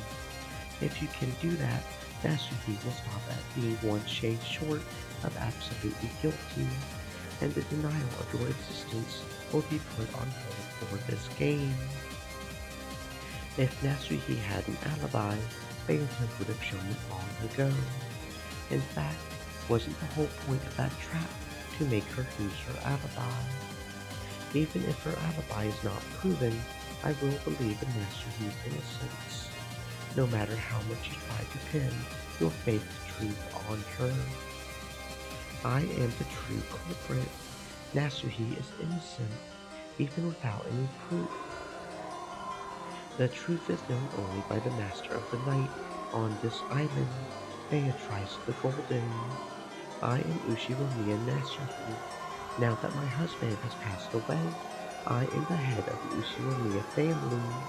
My determination will not bend, no matter how you try and humiliate me. Why, you ask? It is because Father gave me permission to engrave the family crest of the one winged eagle into my heart. How do you intend to disprove the existence of this honor with your evidence and your alibis? You cannot. The Ushiromiya family crest engraved into my heart is immortal. Now that Nasuhi and Beatrice have practically been placed on the guillotine, they cried out with all the strength of their determination. However, that did nothing but bring a cold smile to Lambda Delta's face. Erica had constructed a truth that Lambda Delta could accept, and no one could construct a more convincing truth to deny Erica's. In that case, the most convincing truth would swallow up everything else and become the one and only truth. even if it happened to be different from the real truth. The truth of those in the past is swallowed up by the truth of those in the future. This can happen even for a mixture of truth and lies, as long as everyone acknowledges it as true. Stop howling already. I like it best when witches sob and beg for their lives when they're about to be burned at the stake. When they try and bluff like you do, it's such a killjoy. In that case, I guess I'll send you one final gift. A red truth to smash that bluff wide open. Well, what do you mean? So stop it, Lady Berncastel. Hasn't it already been overwritten with the truth you wished for? That truth and Nasuhi should be able to coexist. Please don't defile it. Please.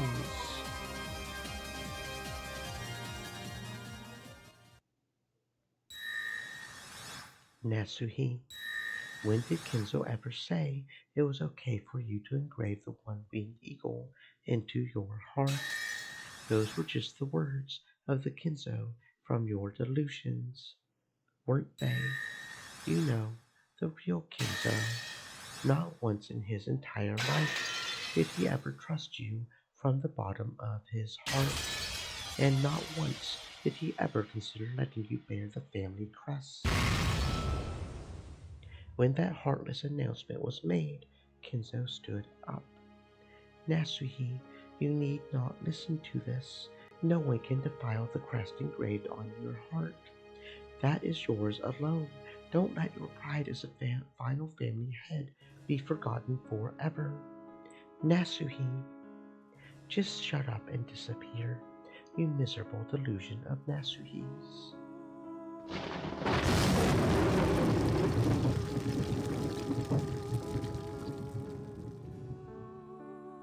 You cannot erase me. You cannot erase my soul. Not as long as the crest is engraved into Nasuhi's heart. That's enough, you lying illusion. The real Kinzo wouldn't say that. Disappear. You, the illusion of Kinzo inside Nasuhi's mind, beautified by Nasuhi to suit her own purposes. Nasuhi. A bright red flash of lightning smashed Kinzo over and over again as he screamed.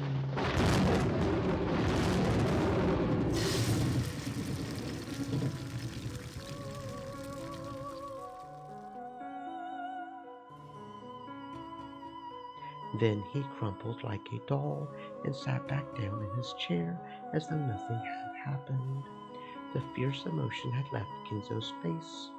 He had truly become like a wax model, and so he would never again share kind words with Nasuhi. That's right, the true Kinzo never once trusted Nasuhi during his entire life. The true Kinzo never once considered allowing Nasuhi to bear the one-winged eagle, because, of course, Kinzo had already vanished before the start of the game. The Kinzo that appears in this game is nothing more than Nasuhi's delusion. Every part of this Kinzo who believed in Nasuhi and entrusted her with protecting the family honor was a phantom created by Nasuhi. Pitiful woman, you will now face the truth that you never gained Ushiromiya Kinzo's trust as long as you live.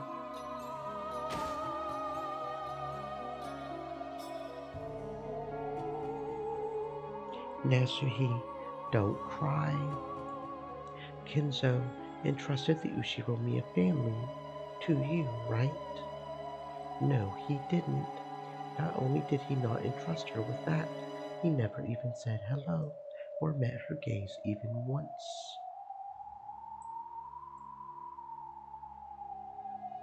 Natsuhi's cry was a mixture of sadness and many other emotions, and it echoed throughout the cathedral. Natsuhi could no longer stop her tears. Some last, faint element that had cheered her up until today, that had allowed her to endure as an Ushiromiya, as the wife to the head's representative, and as the final family head, had been torn to bits. Natsuhi no longer had anything left. Natsuhi could no longer allow herself to even call herself an Ushiromiya. Those difficult days, those painful days, those days where she still gave everything she could for the family she had married into, despite it all. The very few happy days among these, all of those flitted through her mind, one after another, and disappeared.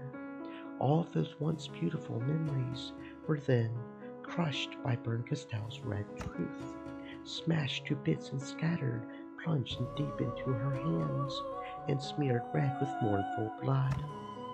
It was the red of sadness and truth. That is all. Just because the crime exists as it does, this level of reasoning is possible for Furudo Erika. What do you think, everyone? Lambda Delta clapped. Then, a bit later, Berncastel also clapped, looking pleased. The expressionless, wax figure-like audience followed suit, and the unshakable verdict was welcomed with a great applause. And so, the truth of this tale was decided.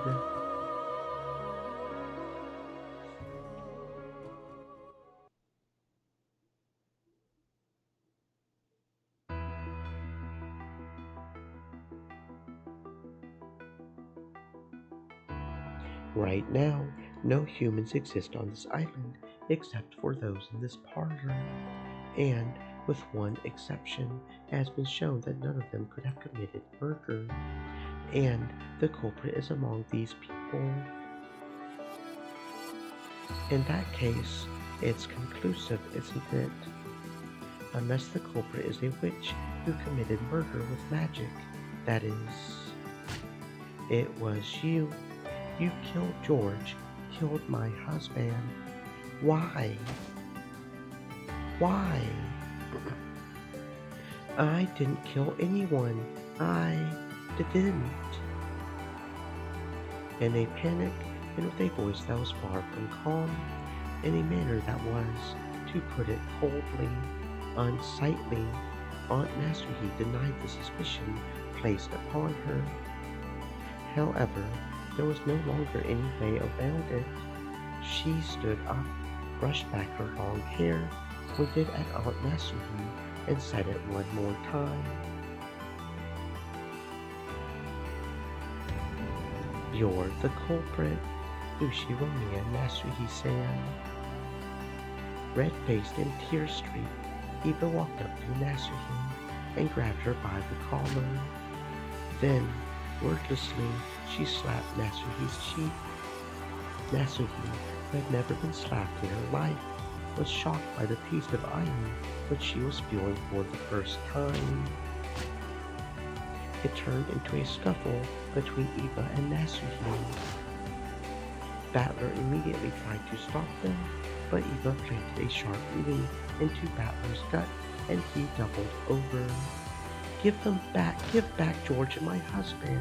Why did you kill them? You murderer! Murderer!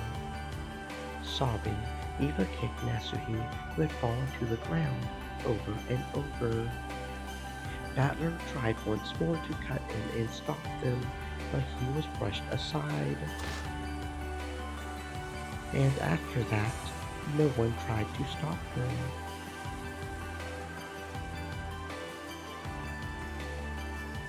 Repeating her son and husband's names over and over, Eva kicked Natsuhi and kicked her.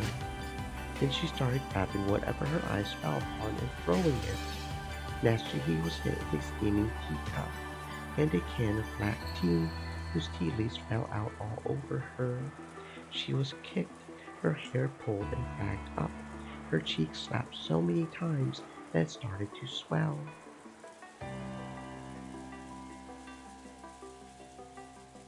No one tried to stop it. It wasn't because they were worried about Eva kicking them too. It was because they thought it was an appropriate act of retribution for a person who had lost her beloved son and husband. A proper retribution. A proper truth. Everyone in the parlor accepted that Natsuhi was the culprit. They accepted the truth that Erica claimed. So it became a proper truth, and Natsuhi was designated as the proper culprit. She had already lost the husband and daughter who might have protected her, and even Kinzo, who should have given her a final bit of strength, had already vanished like a bubble in the ocean of illusions. No longer would anyone protect her. No longer would anyone believe her. So she was now the true culprit. Eva's shoulders heaved with her heavy breathing. Apparently, her anger still hadn't abated. Erica patted her shoulder and made Eva take a step back. Of course, this wasn't to protect Natsuhi from violence. It was to further humiliate Natsuhi now that she had been branded as the culprit. Natsuhi-san, I've solved 2 of the 3 riddles, the who done it and the how done it.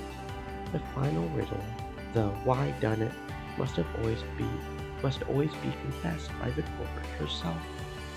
Please follow the rules of the mystery genre and confess. The why done it refers to the motive. If this was a third-rate mystery, you would let out a high-pitched laugh about now, confess to the crime, and start telling the story of her sad past. Don't tell me you intend to make me explain that part as well.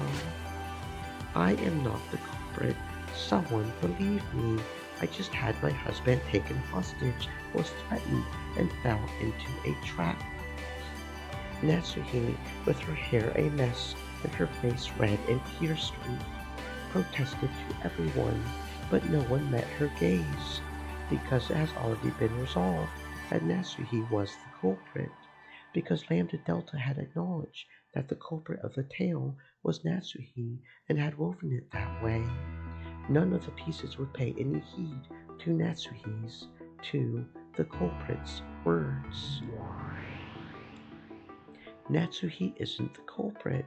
I am the Golden Witch, Beatrice. I am the one who commands Rakanjima's night and who has reigned long before the time you were all still scared of the dark. Why can't you just call it my sin? Why must you suspect Natsuhi? Acknowledge me. I committed all the crimes. There's no way a human is the culprit. The illusion of the witch had already been crushed, and Beato's voice didn't reach anyone. The verdict had already been made. Everything had been decided. No one can hear you. You're a phantom, a mere illusion. Go back to being a simple portrait. You're a faint phantom of a witch, born when Kinzo shared his illusion with his relatives. That is the truth chosen by this world. So, Great Lady Lambda Delta, now is the time for you to bury the ridiculous and foolish illusion that this witch claims is the truth.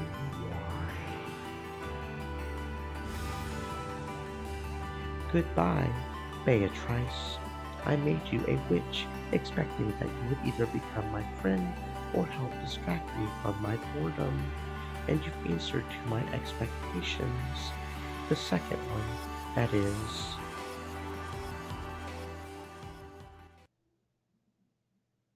I am a witch, even if Lady Lambda Delta doesn't acknowledge it. I'm a witch. Oh, sure, but you wouldn't even be capable of believing that if I hadn't become your guardian in the first place. Yes, this is game over for you. You'll be buried in accordance with the rules of your game board. What happens to the losers in your game again? Beato has already shown that clearly in a previous game. You get made into a mound of living flesh before being tossed to the goats' dinner party and getting chewed to bits. Now there's a fitting end for you, Beatrice. And I did come all the way here just to hear the death cries of one as haughty as you.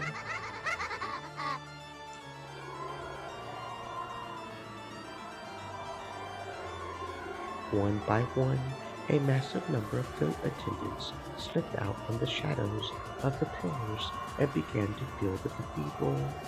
The goats paid no attention to Nasuhi, who was seated in the center, but the crowd completely enveloped her. From Beato's point of view up on the balcony, it probably looked like a huge boiling pot of goats. That's right, the contract has been like this since the beginning. Yes, our contract said that whenever you stopped entertaining me, you would relieve me of my boredom with your life. Come, strip the title of witch from this woman and throw her into the pot of goats. Suddenly, there were goats standing right behind Beato. They lifted her up roughly. Let me hear some nice screams. You're the wine I've been fermenting all this time. Then perhaps refusing your request will be my final strike back at you. Yes, I made her say it. The best screams always come from a girl who's just said some tired line like that. Fall, Beatrice. The goats carrying Beato no longer viewed her as their master. After holding her above the pot of clambering goats, which were snorting happily in anticipation, they threw Beato's slender body into the air. All at once, the squirming goats faced the heavens and raised their arms. It was almost as though they would be able to forget their pain for just a short while by devouring her flesh. As she flew through the air, Beato tried to smile boldly, but it was so stiff that it seemed even more pathetic, much to poor spell's amusement. When Beato fell into the pot, the goats caught her. Of course, they didn't do it gently. The arms of countless goats pulled at her flesh to keep it for themselves. They tried to tear her to bits. It didn't have to be flesh. Hair, fingernails, shoes, even bits of her dress worked just fine. The mouths of those goats were the gateway into hell. However, Beato was too big to enter into that gateway, so they had to chew and tear her into bits small enough to fit into it.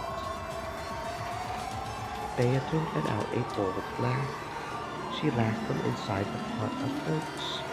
However, her expression was very different from the one she had wanted. It was an expression not of a witch, but of a single human yelling in her death throes.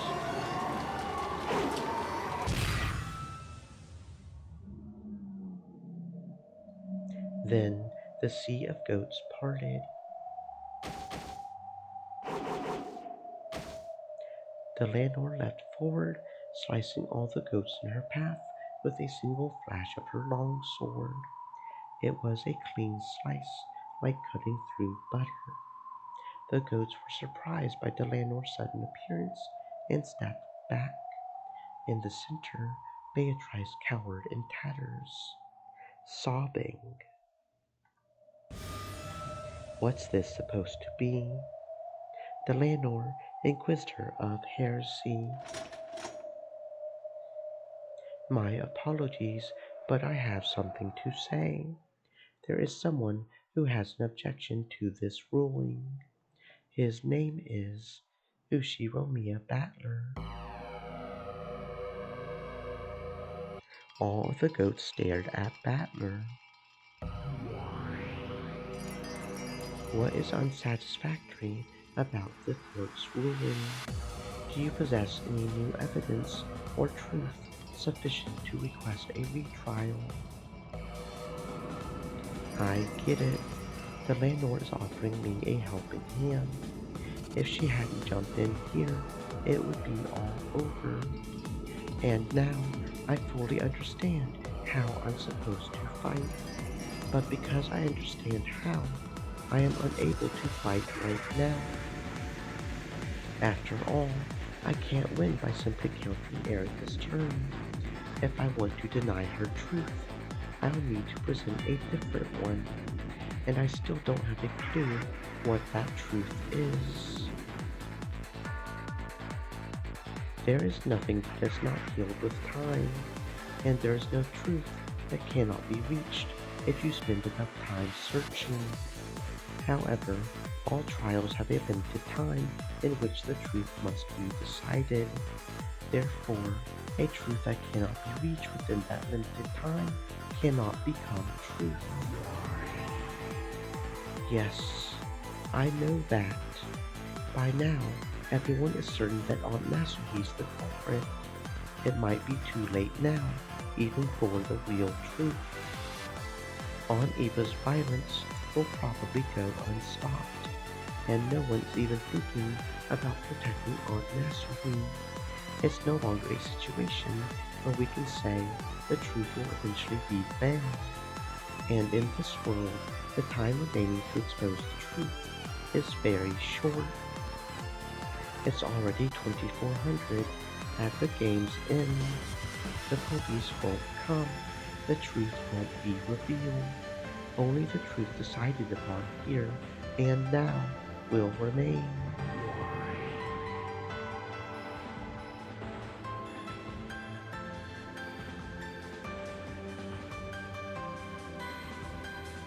I slowly stood up, walked in front of Beato, and faced the landlord. I have no plan. I don't know the truth. However, if I don't jump in now, I won't get another chance to fight. The red used by Erica's group is mercilessly strict. I seriously doubt that I can put together a truth where Aunt Nasuhi isn't the culprit without violating that red. Why the uncertain face? How pathetic. The damn it. The battler. I'll be the one to kill you. I want to keep that promise. And yet, right now, I don't have any plan at all. That's okay. In this world, there is no truth. The truth is made later on and overwrites what comes before it. Real truth doesn't exist anywhere.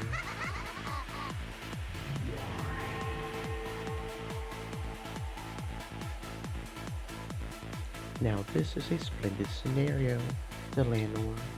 It just wouldn't be interesting unless a knight appears before the princess's execution. And there's nothing better than watching head fall before your very eyes. Erase the old piece and the unneeded player all in one go. As you wish.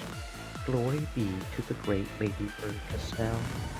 I am the head inquisitor of Hennessy, the landlord A. Knox. Step forward, Ushiromia Battler. Damn it, I've got nothing more to lose. If you want to see me struggle, I'll show you. The only reason Erica's theory is so strong is because of those seals. She was given red so quickly just because Lambda Delta easily bought the alibis created by those seals. But the seals aren't red truth. Just sticking a paper in a door crack is far from perfect. There's no way something like that can prove anything with certainty. Begin, Battler, ready to let those ghosts turn you into a pile of meat along with your beloved Beatrice. Oh, and I'll mix the leftovers from your precious sister into that pile. Wouldn't that make for a wonderful stack of meat? Then we can wrap it up in a dumpling, steam it, and maybe add some soy sauce. No, the best way would be to fry them in a pan with some eggs and ketchup. Damn it! Can't we doubt the reliability of those seals of Erica's? Something like wedging some paper in a door can't create a perfect alibi. It might be that someone noticed by chance and happened to put it back in the same place. The blade of my blue truth should have slashed diagonally through Delanor's chest. However, the landlord's expression didn't budge in the slightest, and there wasn't a single wound on her chest. I was wondering what you'd throw out there, but this is ridiculous. Allow me to explain. This is what I sealed the doors with. Did you think this was paper, bat, or sand? Erica once again held up a thing that looked like brown paper. This is packing tape, and its adhesive power is extremely strong. I use scissors to make it easier to tear. Furthermore, I wrote my signature, which cannot be reproduced, in 3 places.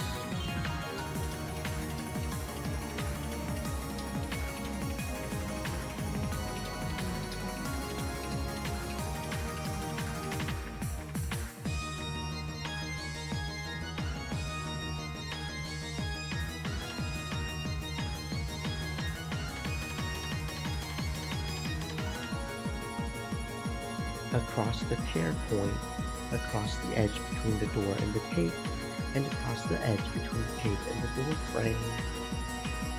Therefore, it's impossible to tear it off without leaving a mark. It is impossible to reattach to. Permission to unsheath the red key. Granted.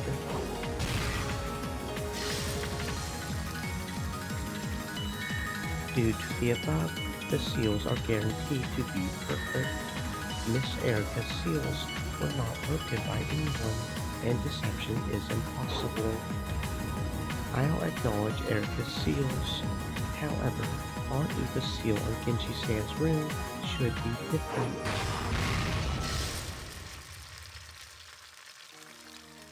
Eva's seal was of the same type as Miss Erica's. That is because the method of sealing was one that Miss Erica and Eva conceived of together after dinner. Erica said something about a scientific investigation and fished through the chemicals in Grandfather's room. Right? There might have been some kind of solvent in there. If you use that, you might be able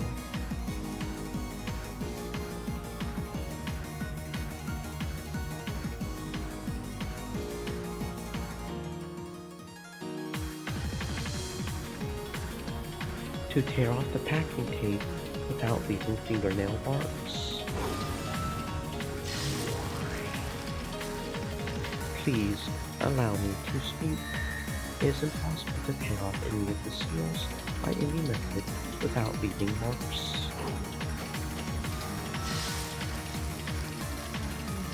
Please allow me to speak. There were no suspicious marks on any of the seals. Therefore, it's been proven that nothing was done to any of the seals. Repeat it. Yes, gladly. All of Erica and Eva's seals were not tampered with in any way that hindered their ability to act as seals, such as being scraped off. Damn it!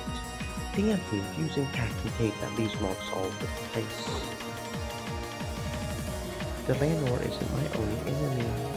There's also her subordinates, Gertrude and Cornelia, and also Erica and her master Bergestell, and even Lambda Delty, the one who hijacked Beato's game. Everyone in this cathedral is an enemy.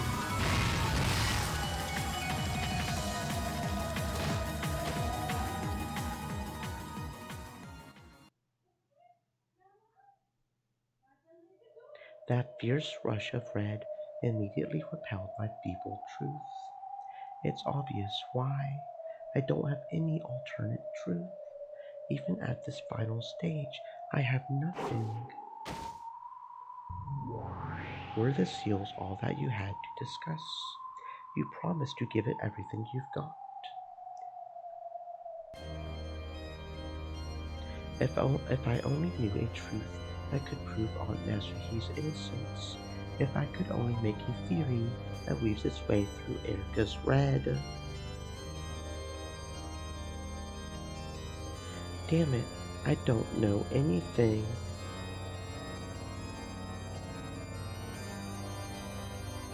Do you have any chance of winning?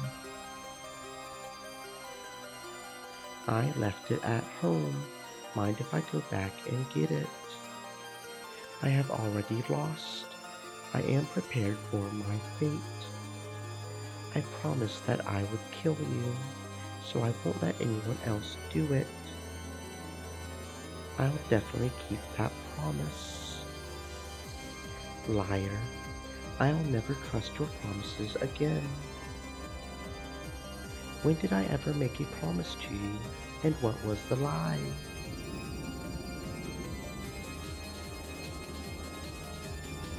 After hearing you say that, hell might not be so bad. Kill us, burn Castell, Lambda Delta. Beato let out a shrill cry, overcome with laughter. It was a broken laugh, and tears streamed down her cheeks. Battler's words would no longer reach her ears. She kept on laughing insanely, like a broken record. Is it over? Pitiful. I am truly disappointed, Ushibomia Battler. Kill me, Delanor. Slice me in half with that red long sword of yours.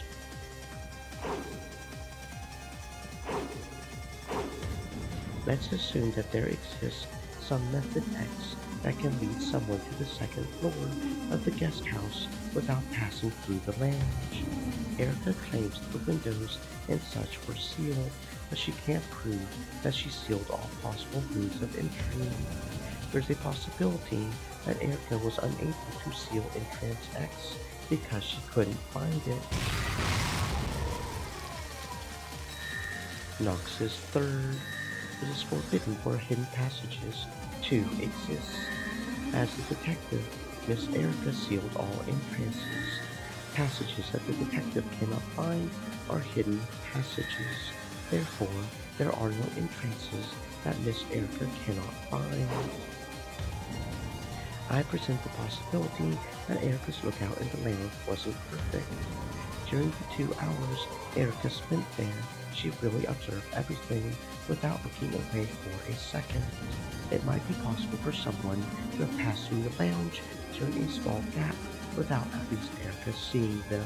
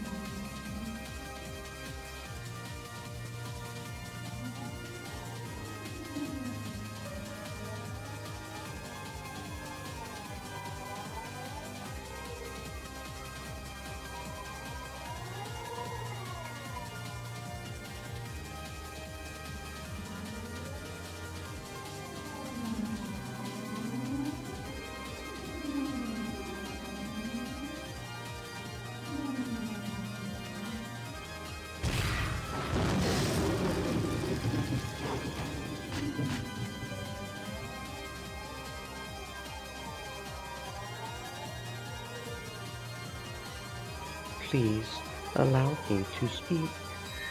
Lady Erica's lookout in the lounge was perfect. There were no small gaps or carelessness or times when she looked away for even a second. Please allow me to speak. Therefore, during their entire meeting in the lounge, only Rosa went up to the second floor.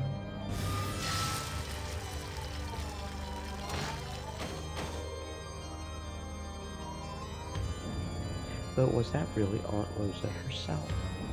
There's a possibility that someone disguised themselves as Aunt Rosa. Or maybe she was actually holding a large suitcase with someone hiding inside it.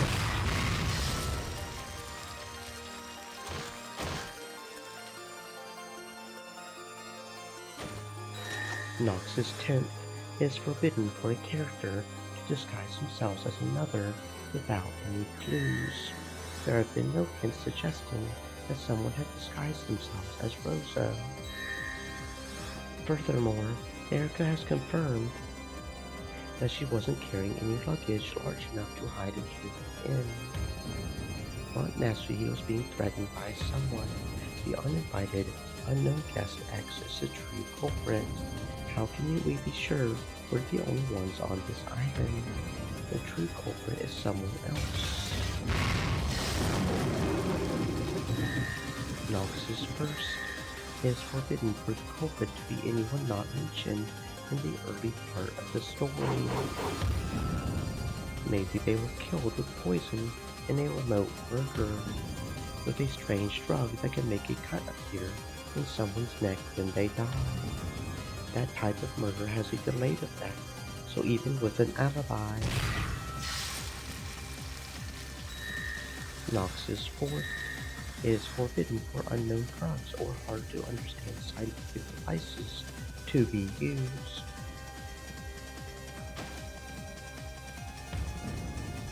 There's a chance that there existed a murder device, X, in the cousin room and Genji-san's waiting room that made a remote murder possible. It had some secret mechanism that still hasn't been discovered, and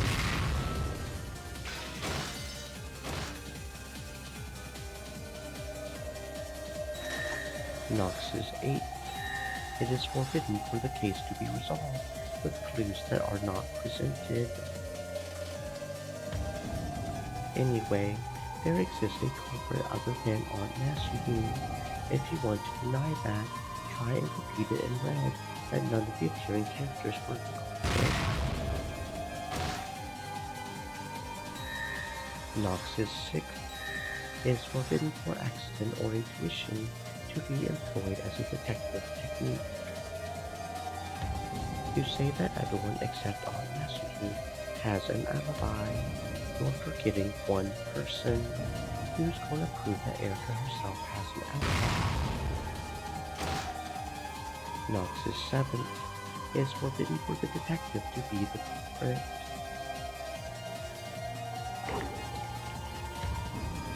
Unless she's caught red-handed, you should never be able to deny the possibility that Aunt Nasuhi is innocent.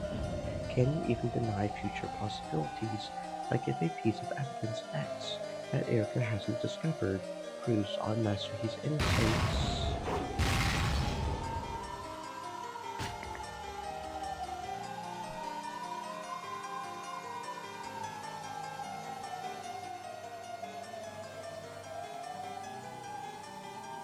Nox's 8th. It is forbidden for the case to be resolved with clues that are not presented. This tale is filled with malicious lies. The tale itself has become a trap to capture Nasuhi. The tale should be constructed only from impartial truths. Nox's 9th. It is permitted for observers to let their own conclusions and explanations be heard. I was the culprit, so maybe I gave George, Aniki, and the others a slow-acting poison to make them die after 2400, and silently slit their throats when I returned at 3. I could have done it so quietly that Erica wouldn't hear. Nox's 8th. It is forbidden for the case to be resolved with clues that are not presented. Everyone committed suicide, so there is no culprit.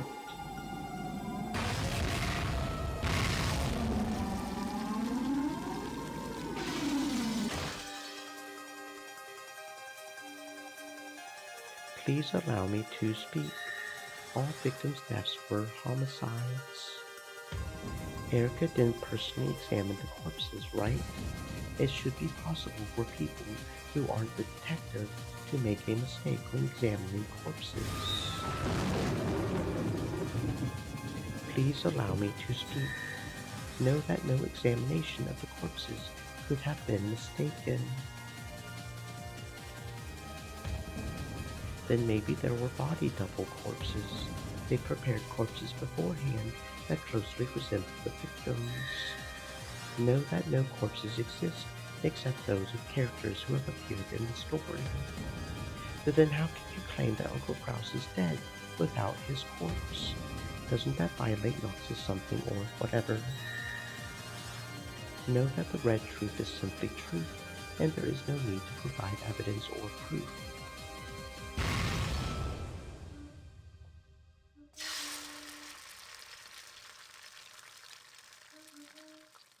What the damn it! In the face of these insane arguments, any attempts to overturn the truth where Aunt Nasuhi is treated as the culprit are completely meaningless.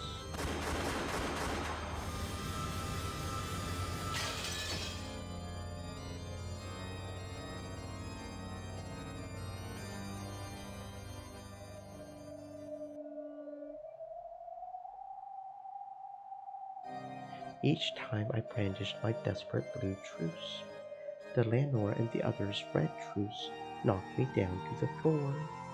It was getting hard to even Stream stand back elements up again. said. Stay moist, my friends, hydrate. Does that mean my body is telling me that I'm about to surrender to the truth where Aunt Nasuhi is the culprit? Their red truth is getting more and more perfect. Each time I think I can slip through a chink in their armor, the Lanor smacks me down with the red longsword of Nox.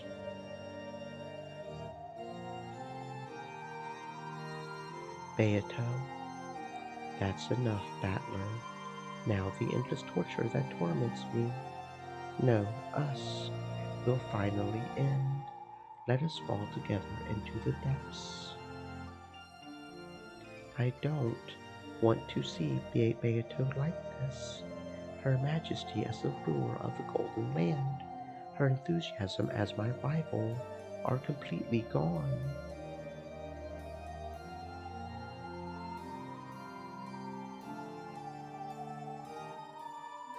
She's just a pitiful woman who's been trampled over and lost all hope, with tears streaming down her face and a tragic smile that I can't bear to look at. Does your truth no longer exist? No, I have one last thing. And that is a different truth where Nasui isn't the culprit. That's not it. All I can do is prove that Aunt Nasuhi isn't the culprit. After that, I can't show what the real truth is at all. But even so, maybe at least you'll be saved that way. Why? I can show without a doubt that Aunt Nasuhi isn't the culprit. However, I cannot show a different truth. If Erica's truth is dispersed, the crime will return to darkness, and there might still be room for you to exist. Yes, if you can do it, but if you can't show a new truth, that means you are incompetent and useless as a player. I'll have you vanish from this game board for all eternity. At this point, the Game Master is Lambda Delta, and she is there too. This probably doesn't mean losing a single game, but being banished from this game for all eternity, or losing. From what the witches have said in the past, I can faintly imagine the place pieces are sent when they're banished. It's known as the depths of oblivion, an eternal darkness that lies on the far side of an eternal oblivion, and where there is no concept of life or death. I'm going to disappear, aren't I? However, Beato will remain. As long as Beato remains, no matter how suspicious Aunt Nasuhi is, there will always remain space for the witch to be the culprit. In other words, room for Aunt Nasuhi to not be the culprit. As long as that space exists, someone will eventually expose the truth. It doesn't have to be me. Anyway, eventually someone will smash this fake truth to pieces. I understood that the time had come to abandon myself for the sake of this other person who would eventually appear, for the sake of the real truth. Well, it looks like I'll have to break my promise to kill you after all. Don't. Don't leave me as the only one alive. I'll disappear with you. Let that be your final tribute to me. I beg you, if you just do this one thing, I don't need anything else.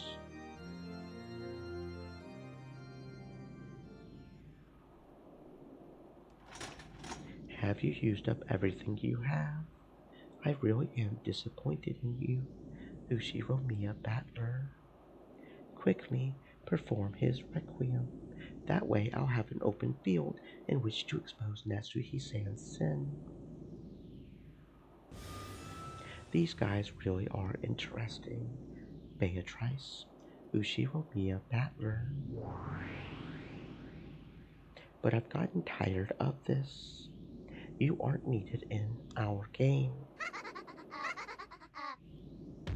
Do it, Delanor.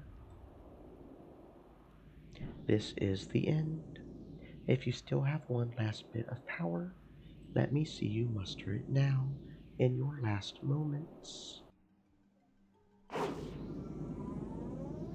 It's small, but it's a sparkling red truth. The last trump card Virgilia gave me. Erica, this takes your theory back to square one. If you can, why not go ahead? Take this. Ushiromiya Natsuhi is not the culprit. The red truth is simply truth, with no evidence or proof needed. This will make Delanor stagger. Even if that's all it does, it's the first and last strike I can make.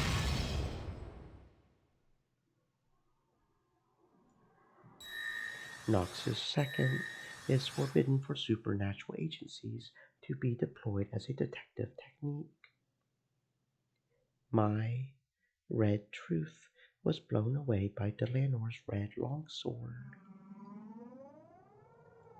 In this court, if anyone other than witches is going to speak the red truth, they'll have to construct an appropriate proof for it. Erica has been following this procedure, right? True, Erica hadn't used the red herself, even once so far. She always had Berncastel, a witch, repeat her statements. Your red truth isn't something you obtained for yourself. It's a supernatural truth given by a paranormal being. In other words, it isn't reasoning. It's no better than a random thought. In that case, if I have Virgilia say the same red truth, where is Virgilia? If you are to present that red truth, you must construct an appropriate argument. Can you do that? No, it's impossible. I just have the truth that Aunt Nasuhi isn't the culprit, without any basis or evidence. See, real truth is a very fragile thing. Does real truth exist? And is it necessary? Even without it, the tale will continue on. Battler. Come on, Battler. Prove the red you have shown. If you cannot, this is goodbye. Then, goodbye. Sorry, Beato. Don't say that. Thanks for sticking around with me. It was such a blood-stained tale, but it was fun.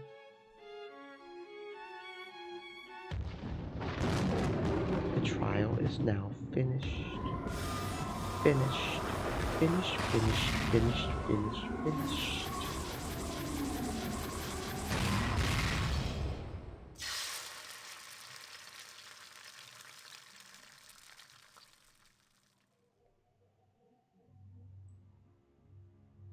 With that, the trial for the fifth game ended.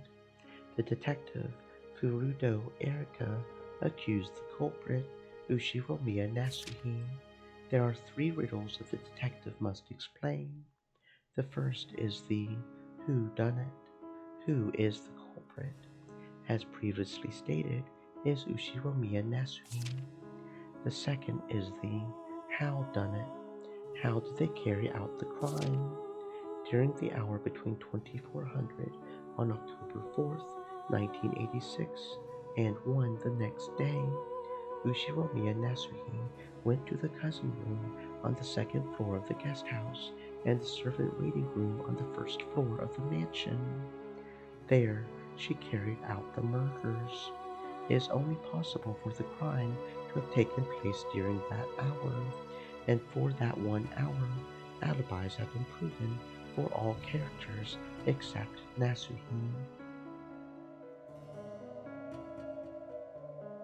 From the sky, a massive red longsword, even greater in size than the one Delanor held, came crashing down like a thunderbolt, piercing through Battler's heart and pinning him in place while he still stood.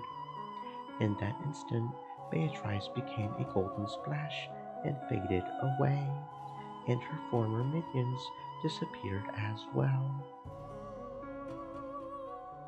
As the heartless witches looked down at the cathedral center, laughing coldly, all that remained was Battler with the red longsword sticking through him and Delanor.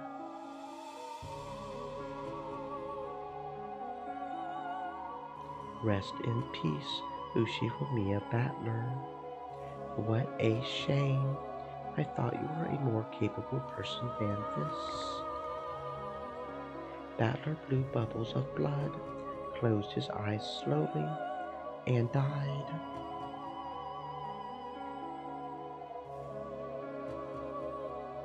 Delanor stared on in silence, then turned on her heels when she saw his life leave him.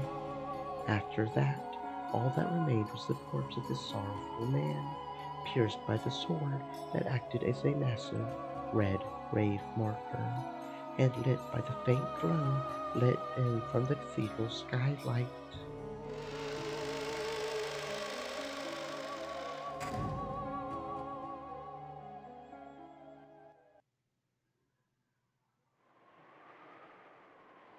And then there is the third riddle the detective must uncover. The final riddle, the why done it? Why did they commit the crime? The motive. In third-rate mysteries, there's no need to uncover this. After all, even if you don't expose the motive, the culprit will just confess it when it's all said and done. However, Furudo Erika was first-rate, so she would expose even this. Nasuhi was being confined in the parlor under everyone's watchful gazes. Then, Erika made use of everyone to diligently and persistently search all places, even Nasuhi's room, for clues about her motive. Well, now that we have all gathered, just what is it that drove Ushiromiya Nasuhi-san to commit these terrible murders? Through my investigation, I, the detective Furudo Erika, have discovered the general outline that explains this. I would like to announce it now. Everyone remained silent, urging her to continue. Erika tossed some of Nasuhi's possessions that had been confiscated onto the table. First, these are past diaries that were discovered in Nasuhi-san's room. They have barely been used at all in recent years, but they describe in detail the period shortly after she became a part of the Ushiromiya family. Most of them were locked, but in order to find the full truth behind this crime,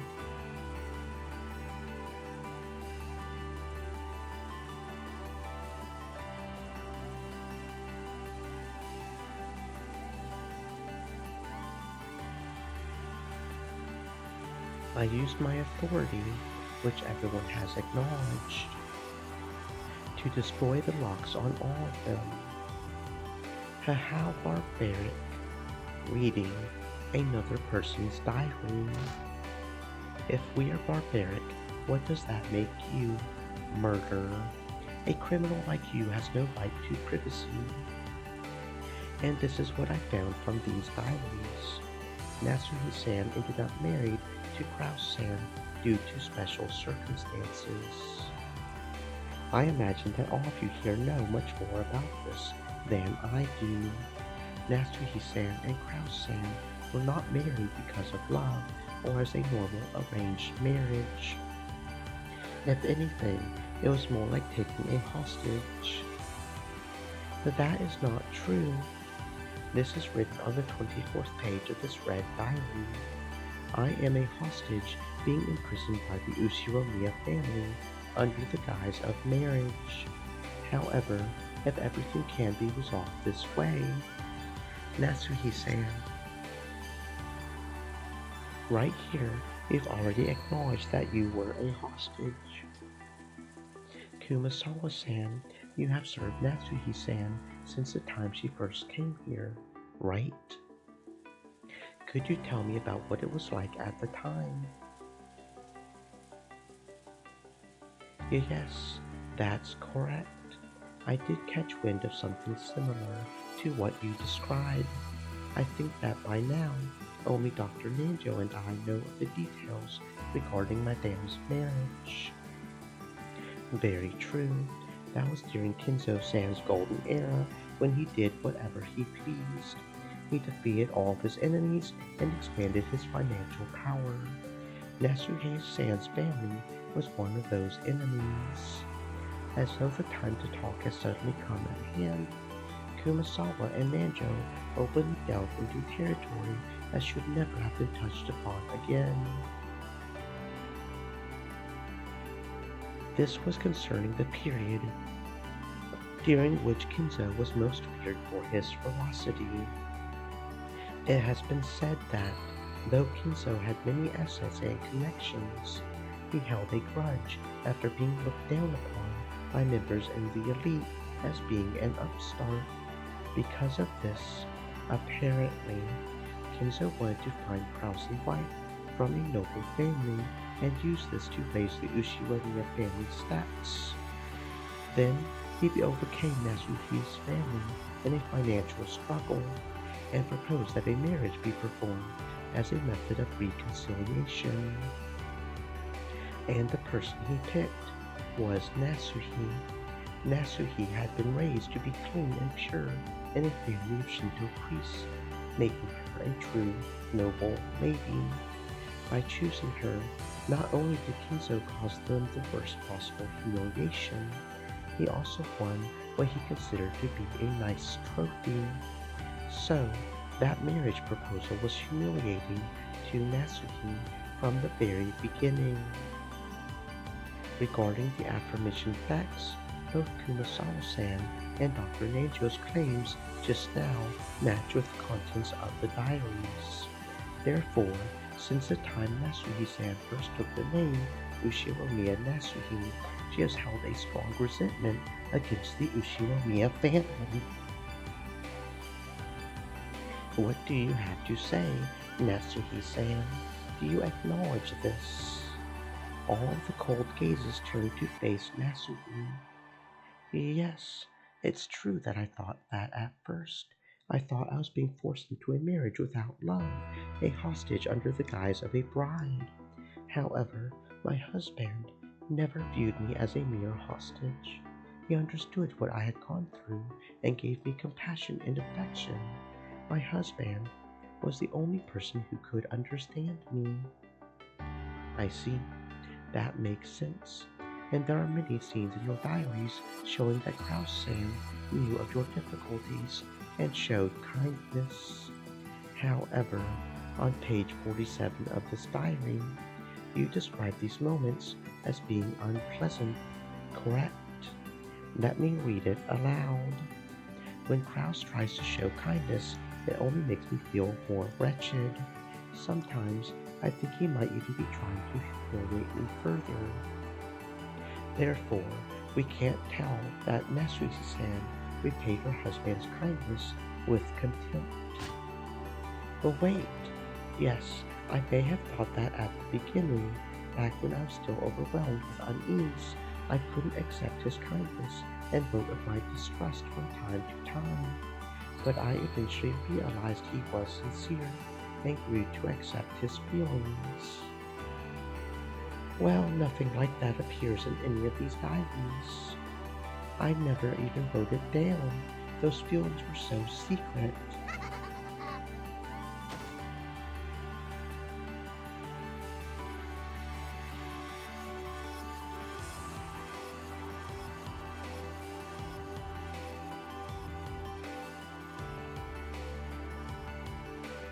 Judging by many diverse bits of evidence and testimony, it's clear that you despised your husband, and there exists no evidence that you eventually accepted his feelings as you claim. I loved my husband. You can't find any testimony or evidence that can be used to elevate that statement to the level of red truth, right? But does anyone need evidence to say they're in love? You can't trust anything besides the red truth. Statements that aren't red don't count as evidence at all, and they can't be trusted at all. All non-red letters are falsehoods that exist to deceive me. I love you? Who would believe that when spoken with a white text? No non-red words can ever be trusted. All I can trust in this world are the red truth and the pieces of evidence I offer to my master to gain it. You lying human who can't speak the truth. Humans lacking the red truth have no right to speak of love or the heart or truth. Did you know? Men aren't as stupid as you women think they are. Men never really take it seriously when a woman says, I love you. What a pitiful person. I see that you've never truly loved someone. Romance is unnecessary for a detective. I don't think I've ever used the word romance except to explain a motive for murder.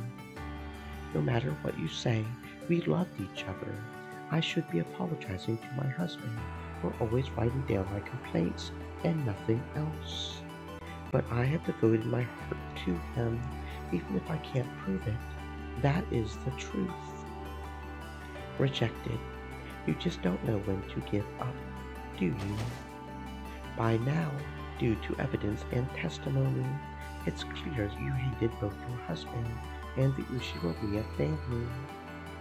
That's right. I can't even count the number of times I've heard you complain. Oh, and you've never talked behind Hideyoshi-san's back. Damn it, you killed my husband. How dare you say that? Die and apologize to my husband. Please cease your violence, Eva-san. This is now the precious moment where I question and convict the culprit. It's not yours, okay? Well then, over the next several years, she appeared to have gotten used to her new way of life. But in actuality, an intense hatred still lurked in her heart. Taking that into consideration, there would be nothing odd at all about her deciding to take revenge. But don't act like you know what I'm thinking.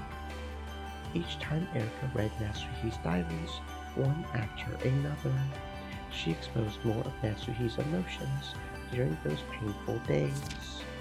Natsuki hadn't written them to leave those words behind. She had written to forget those memories and seal them away. That's why she had written down her feelings during those painful days, locked them up, and sealed them away for all eternity. However, Erica claimed that these were Natsuki's true, hidden feelings that had been locked away and concealed. Since it had already been concluded that Natsuki was a murderer, everyone accepted Erica's claim. By this point, the red truth wasn't even necessary to establish Natsuki's motive. As long as the reason seemed plausible, everyone would believe it. No matter how much Natsuki might object, no one would believe her. No one could accept the truth Natsuki spoke of about the days she had spent loving her husband. That had been painted over by a false truth in which she hated her husband and swore revenge against him. The pen of the gods that composes the truth had been given to Erica. And so what? Who gives a damn about your past? Murder! Murder! So stop that. I can understand how Natsuki-san felt. I always thought this day would come, eventually. Poor thing. Poor thing. I think she's just one of the pitiable victims of father's wild life. I knew of the pain in Madame's heart. I always tried to support her, but I failed, and look what has happened. I don't even understand the emotions of love and hate. You will, someday. It can become a reason to live, and also a reason to kill.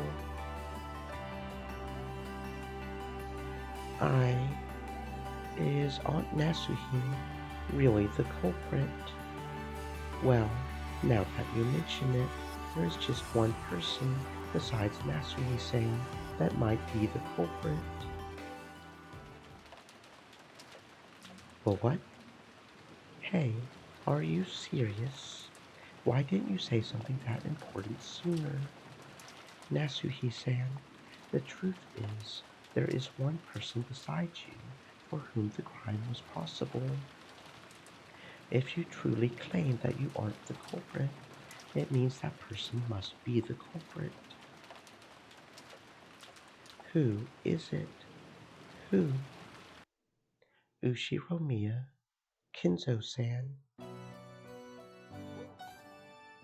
Early this morning, Kinzo-san went outside through the window of the third-floor study, and his location is unknown.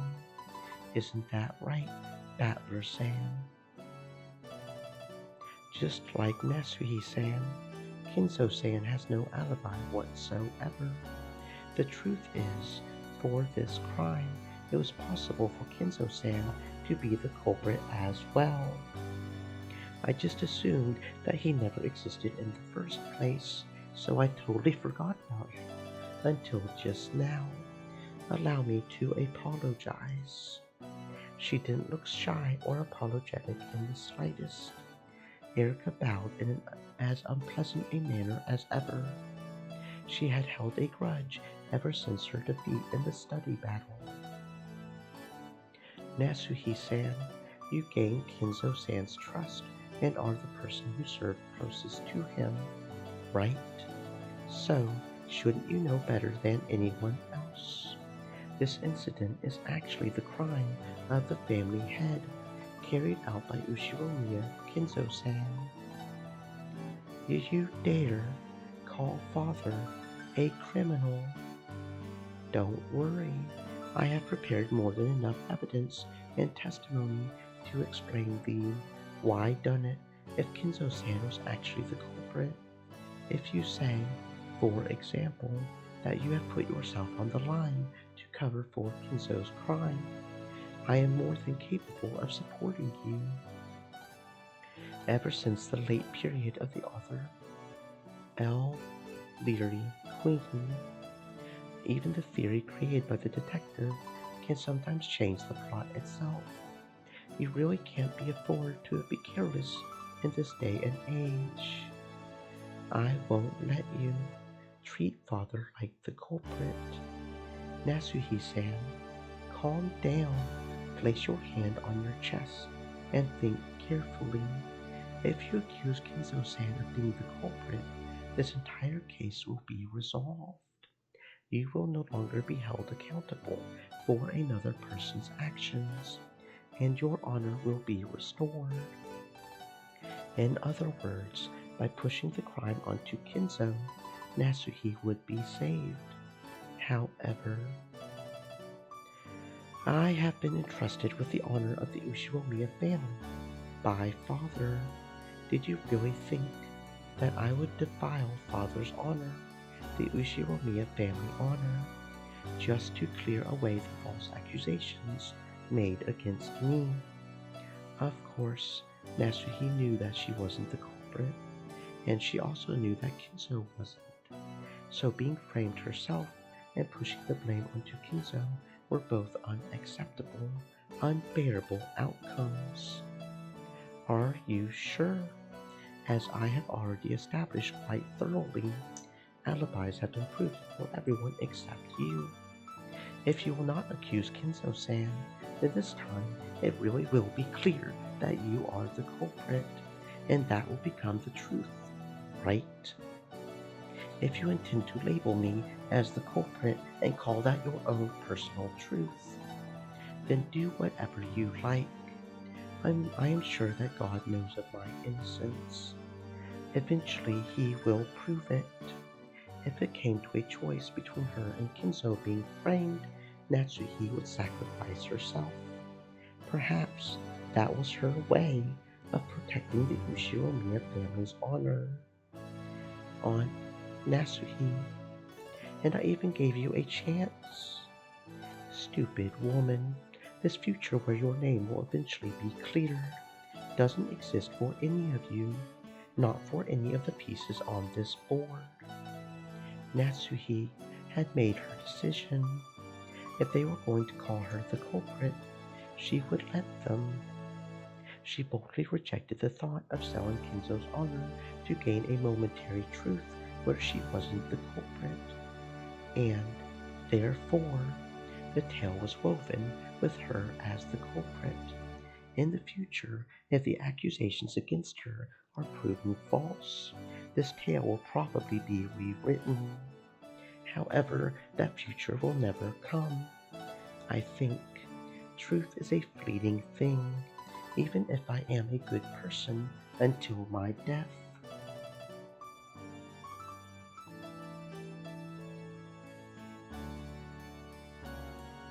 If some heartless person after my death overwrites the records and says I wasn't a good person, and if that is shared with everyone else, then even all the goodness in which I lived my life could be overwritten easily. And so, I think that I won't live as a good person for all eternity. If you claim that Kinzo-san was not the culprit, he will need an alibi proving that the crime was impossible for him. Otherwise, we cannot truly be certain that you are the culprit, Nasuhi-san. Erica has probably known for a long time. Kinzo was nothing more than an illusion to make the inheritance problem more uncertain. However, it would be very hard to prove that he was an illusion. The only way to do this would be to confirm Kinzo's death. But as has been made known by the Red Truth in previous games, Kinzo died a long time ago, and in this fifth game, his corpse hasn't even appeared. In a situation like this, it wouldn't be easy to absolutely prove his death.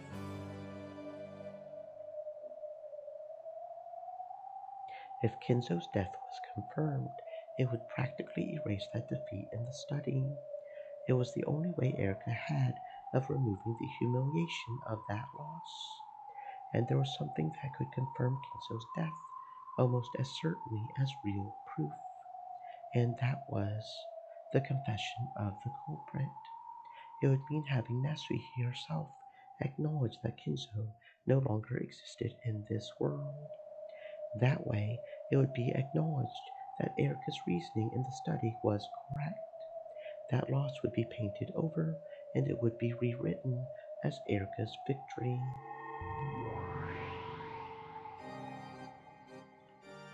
Battler hung suspended by Delanor's red long sword. Beato had disappeared by having her existence denied, and her minions had gone too. And this cathedral that they had disappeared from, only Nasuhi and the witches convicting her remained. So, you still claim that Kinzo is alive and remains somewhere on this island. That's correct. Father is in good health.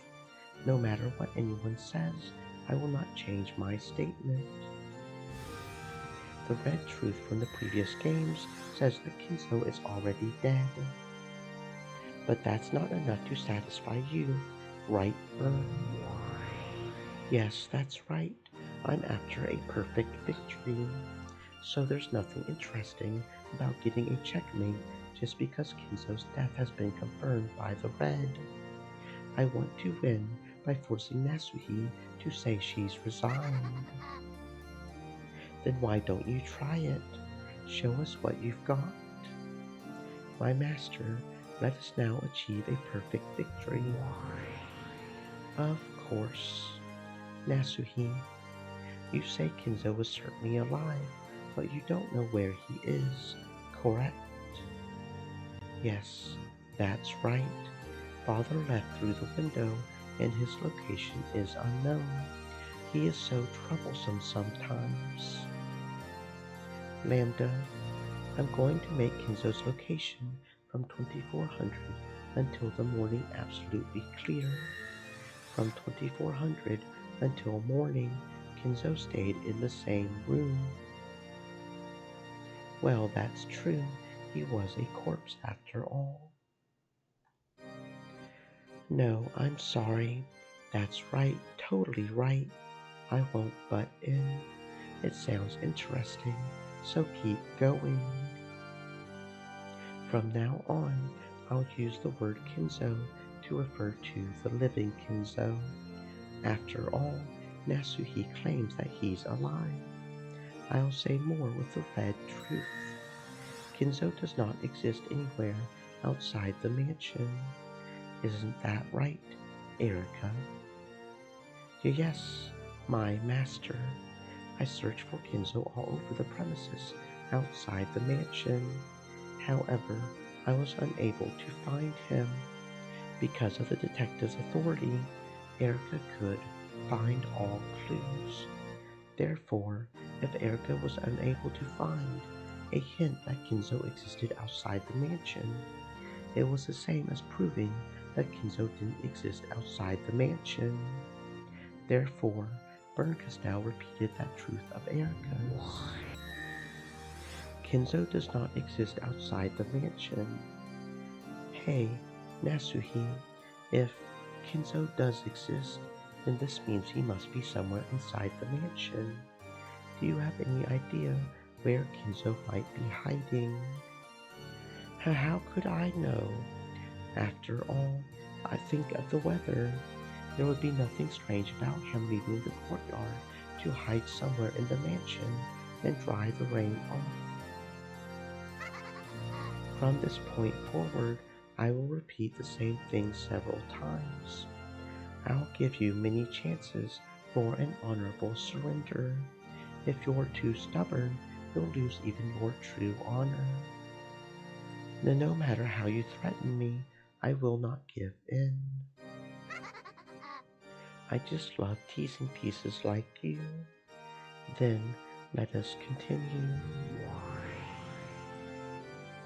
For the aforementioned reasons, it is unthinkable that Kinzo-san could have been somewhere outside the mansion. So, first off, I performed an extensive search of the third floor, where the study is. However, there was nowhere he could have been hiding. We couldn't find any trace of Dad on the third floor. So then, where is he, Natsuhi-san? I don't know. If he isn't on the third floor, perhaps he's hiding in the basement.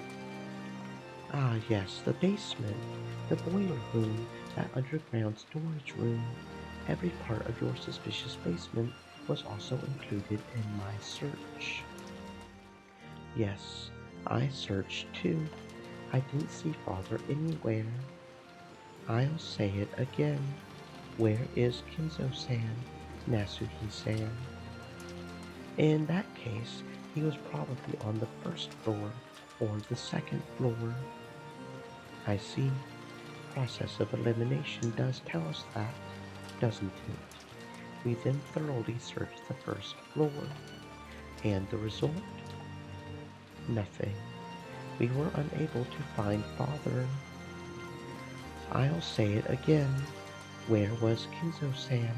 Nasuhi-san. Then he was probably hiding on the second floor. How should I know where father was hiding? Are you sure about that? Do you really not know where Kinzo-san was hiding? Ma- Madame knows where Kinzo was hiding. That's insane. That can't be true. Both Shannon and Cannon knew that Kinzo was already dead, so they didn't have a clue how Erica would use a phantom of a person who didn't exist to corner Nasuhi. Kinzo is nowhere outside the mansion. Kinzo isn't on the third floor. Kinzo isn't in the basement. Kinzo isn't on the first floor. Therefore, the only place Kinzo could possibly exist is the second floor. I accept that red truth. Nasuhi, Kinzo should be somewhere on the second floor. Will you still not tell us where he is hiding? And no matter how many times you ask, it won't change the fact that I don't know. Erica, start from the beginning and go in order, investigating the entire second floor. Use the detective's authority to avoid missing a single clue and to see through all types of hidden doors and hidden rooms. Yes, my master, that Nasuhi-san's pretty dumb, isn't she? She still can't see where we're going with this. No need to talk more than is necessary. Come on, Erica. Take everyone with you and begin the investigation.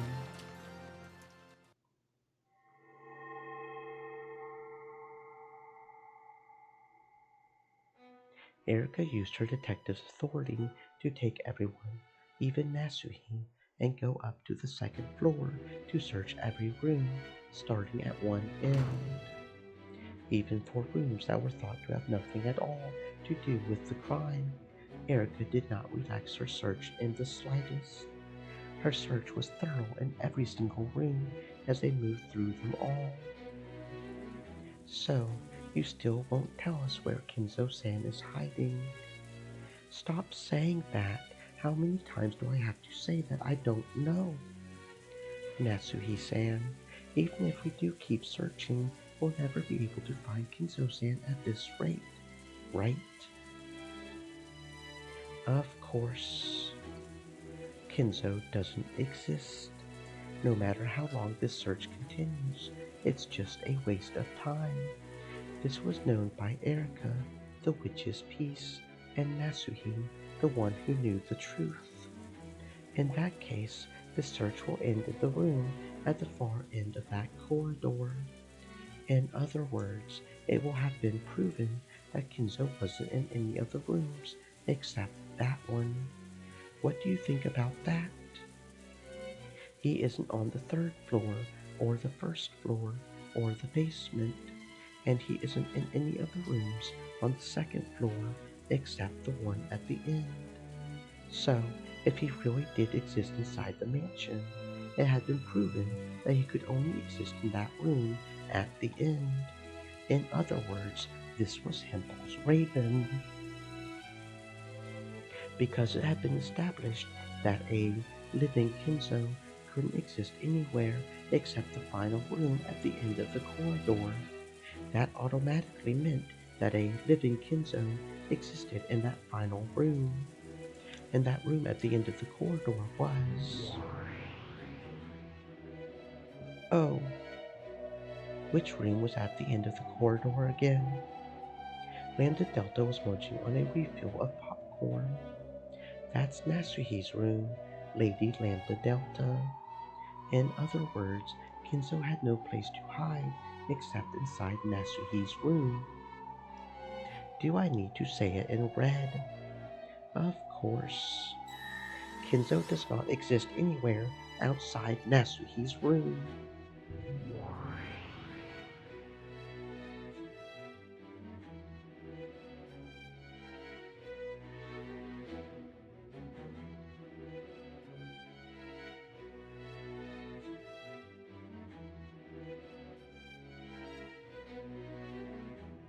Well then, that means this room is the only place left. It means Kinzo-san isn't anywhere outside this room. Isn't this my room? Where in my room do you claim father is hiding?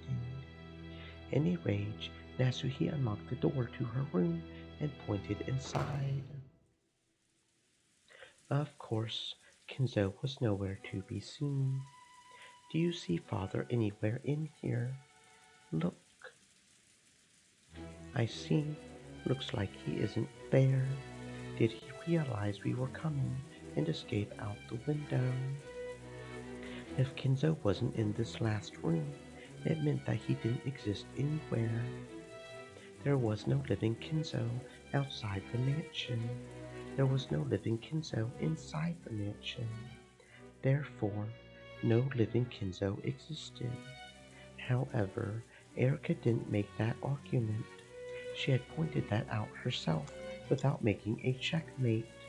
It was because Bernkastel didn't want to win by cornering Natsuhi with the red truth. She wanted to force Natsuhi to accept a humiliating resignation. I have not only been searching for Kinzo-san himself all this time, I have been looking for signs that Kinzo-san hid somewhere between 2400 and the morning. And no such signs have existed. In other words, from 2400 until morning, Kinzo was always holed up in the same room, and that was Nasuhi's room. It means the checkmate of Red Truth has finally cornered the piece known as Kinzo's Phantom inside Nasuhi's room. Hey, Nasuhi-san, this means you were with Kinzo in this room until morning. Do you still claim that you didn't know where he was? I'll acknowledge it with the red truth. During the night, between 2400 and morning, a living Kinzo could not have existed anywhere outside Nasuhi's room. I permit you to use this truth to advance your argument about how he could only have existed in Nasuhi's room. A plea bargain. Hey, Natsuhi, even someone as stupid as you must have realized the fix you're in now. This is your last chance. Make Kinzo the culprit. Call the Ushiromiya family head a criminal and crush the head's honor to protect yourself. If you show that you have the guts to do that, I'll change the plot into one of a tragic heroine taking the blame to protect the family head. Father is innocent. I cannot call father a criminal.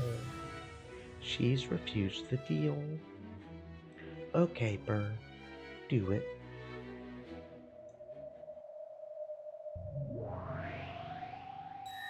During the night between 2400 and morning, there exists no place for a living Kinzo to exist except inside your bed. What? And? Well, what do you mean by that? After conducting a thorough search of this room and a detailed scientific examination, I discovered that Kinzo did not exist anywhere in this room between 2400 and morning. However, your bed is the only exception. A shocked silence dominated the room. Nasuhi completely forgot to close her open mouth. Last night, around the time the gold was discovered, so probably at about 2300, Kinzo-san escaped from the window on the third floor and snuck into the bed in your room. And, as an even more unfortunate result from my investigation, it has been proven that you were also sleeping in that bed. I'll repeat it. From 2400 until morning, a living Kinzo could only have existed inside Nasuhi's bed, and that last night Nasuhi also slept in that same bed. Wow, look how close they were. So, you two were so close to each other, you slept sharing the same pillow. Blue truth. Therefore, it is suspected that Ushiromi and Nasuhi and Ushiromi and Kinzo had sexual relations with each other. Why else would a man and a woman share the same bed all night long? How rude to think that I would do such a thing with a father I respected so much. I won't allow you to say such things. Nasuhi, use the red truth to counter this blue truth. Of course, since you aren't a witch, there's no red that you can use. So I'll speak it with the red truth in your place. At least, I will if you can show me convincing proof. How could such proof even exist? How low are you willing to sink to mock me? Damn it! Natsuhi tried to attack Erica, but Eva pinned her arms behind her back so she couldn't do anything. How unsightly! In order to take revenge against the Ushiromiya family, you first schemed to take control of everything the family owned.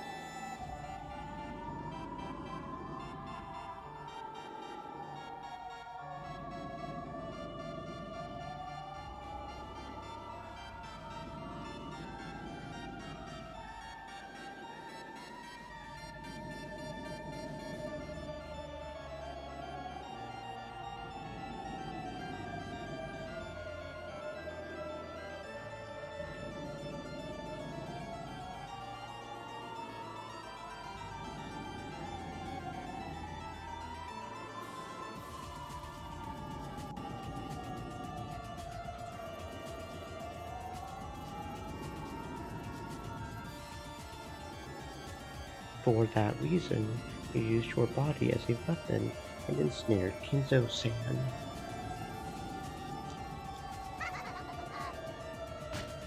I never did anything of the sort. I have never given my body to anyone except my husband.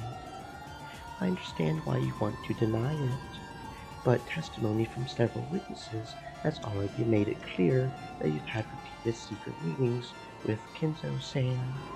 After all, last night you went to say goodnight to Kinzo-san with just the two of you alone in his study, right? And beyond that, I've collected multiple bits of testimony regarding clear traces of sexual intercourse. Are you insane?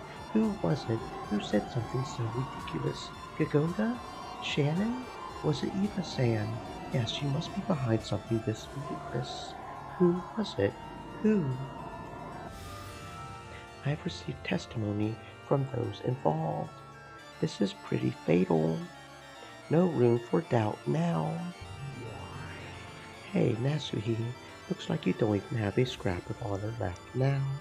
But I'll give you one final chance before I build you the worst of all possible fragments. Go ahead and say that Kizo wasn't there, okay?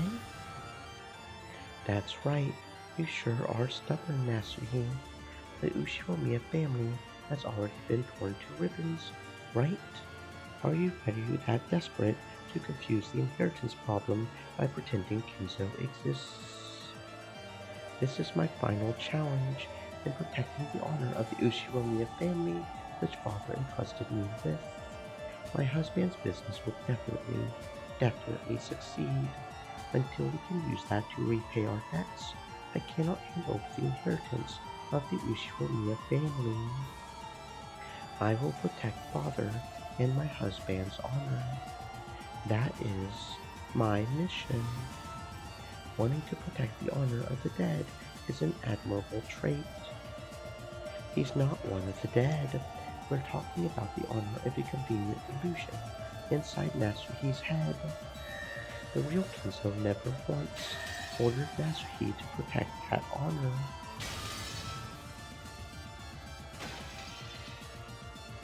As Nasuhi screamed, she fell down to her hands and knees.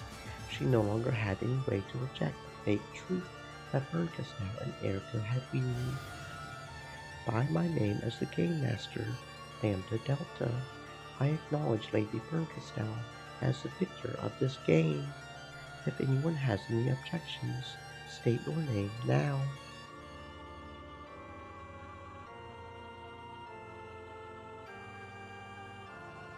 Of course, there were none.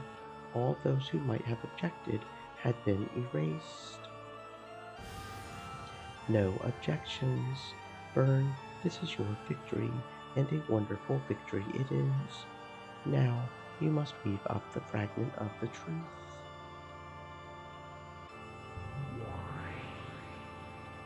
Sure, I'll go weave up the truth. This is the truth of this sad, pathetic tale. Though I did want Nasuhi to acknowledge her crime while half laughing, half crying. After all, that's standard in the genre, right?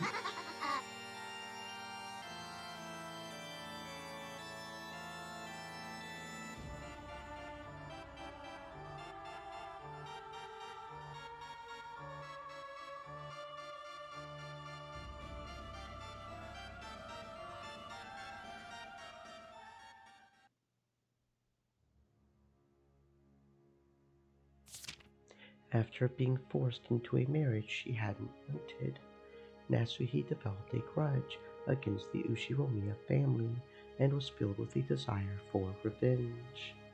From the trial synopsis, page 3. Nasuhi, also hoping to take revenge for the financial submission her parents' family had been forced into by the Ushiromiyas, schemed to capture the Ushiromiya family's wealth. From the trial synopsis, page 4. Knowing that the wealth of the Ushiromiya family was, in practical terms, under Kinzo's personal control, she initiated sexual relations to curry favor with him and managed to ensnare him. From the trial synopsis, page 7, from the Bern-Castell docs, page 682. To curry favor with Kinzo, Nasuhi repeatedly imitated Beatrice, the witch of Kinzo's delusions, and engaged in sexual acts.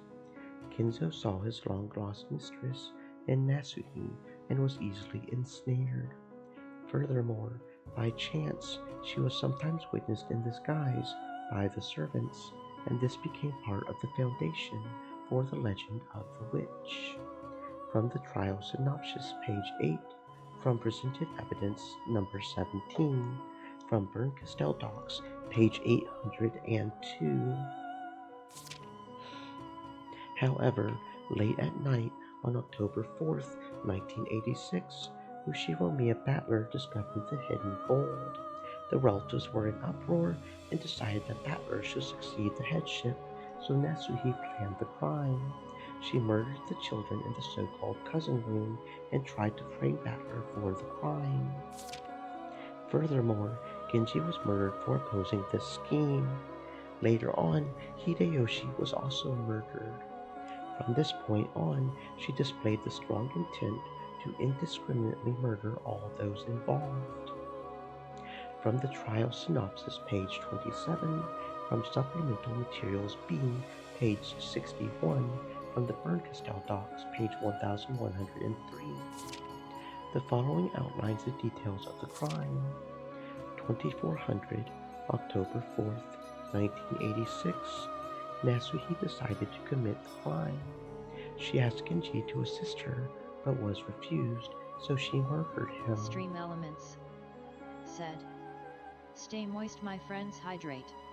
She then murdered her husband Kraus in his own room. From the trial synopsis, page 40, from supplemental materials S, page 8, from the Bern-Castell docs, page 1105, from GC internal docs, General Affairs A09, number 9974. After, she went to the so-called cousin room on the second floor of the guest house, waited for Rosa to join the rest, and killed George, Jessica, Maria, and Rosa. She damaged the necks of those corpses. Afterwards, because there were people in the lounge on the first floor, she waited in an empty room on the second floor. She hid in this empty room until the people in the lounge dispersed and went to bed. From the trial synopsis, page 41, from supplemental materials S, page 10, from the Bern-Castell docs, page 1131, from GC internal docs, General Affairs A9, 9974. The people in the lounge dispersed just after 3. Natsuhi left the empty room and escaped from the guest house. She returned to her personal room where she met up with Kinzo, who had been hiding there. She stayed there until morning. Kinzo left the room early next morning and concealed himself somewhere near the guest house. From the trial synopsis, page 41, from supplemental materials S, page 29, from the Bern-Castell docs, page 1200, from GC internal docs, General Affairs A9, number 9974. Afterwards, Kinzo saw his chance and carried off the corpses of the 6 victims one by one, hiding them. Unfortunately, these hidden corpses have not been found. From the trial synopsis, page 42, from supplemental materials S, page 37, from GC internal docs, General Affairs A9, 9974. Natsuhi had failed in her scheme to cast suspicion on Battler, changed her plan to include the murder of all present. From the trial synopsis, page 58, from supplemental materials T, page 19, from the Bern-Castell docs, page 1348, from GC internal docs, General Affairs A9, number 9974. Predicting that one of those present would eventually want to take a rest in a private room, Natsuhi concealed herself inside a closet in one of the guest rooms. At about 1, she murdered Hideyoshi after he entered that room. From the trial synopsis, page 61, from Supplemental Materials T, page 26, from GC Internal Docs, General Affairs, A9, 9974. From the time the others became aware of the incident to the time that they carried Hideyoshi's corpse out, Natsuhi once again concealed herself in the closet. Furthermore, as proof of this, a button from Natsuhi's clothes was found in the closet. Afterwards, she left the closet and tried to return to her room. However, Furudo Erica found and questioned her first, and she confessed to the crime. From the trial synopsis, page 63, from Supplemental Materials T, page 32, from Presented Evidence, number 26, from the Bernkastel Docs, page 1348, from the Lambda Delta Docs, line 7, from GC Internal Docs, General Affairs A9, number 9974, from GC Internal Docs, first subsection U99, number 107, from GC Official Notice, number 1,724,434.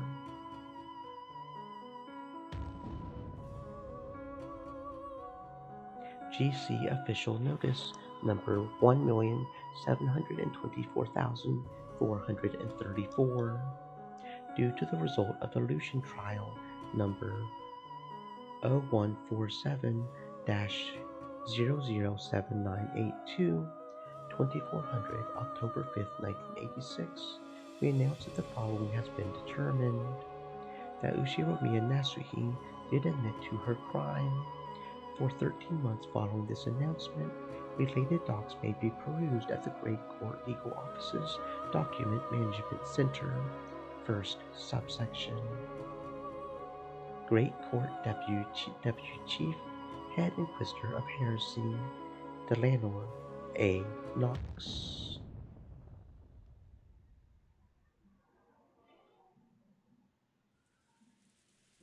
Then let's all assume that I did it, okay?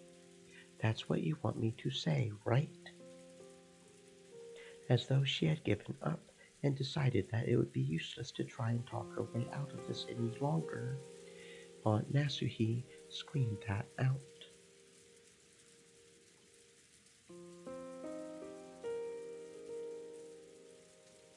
It was a sad incident.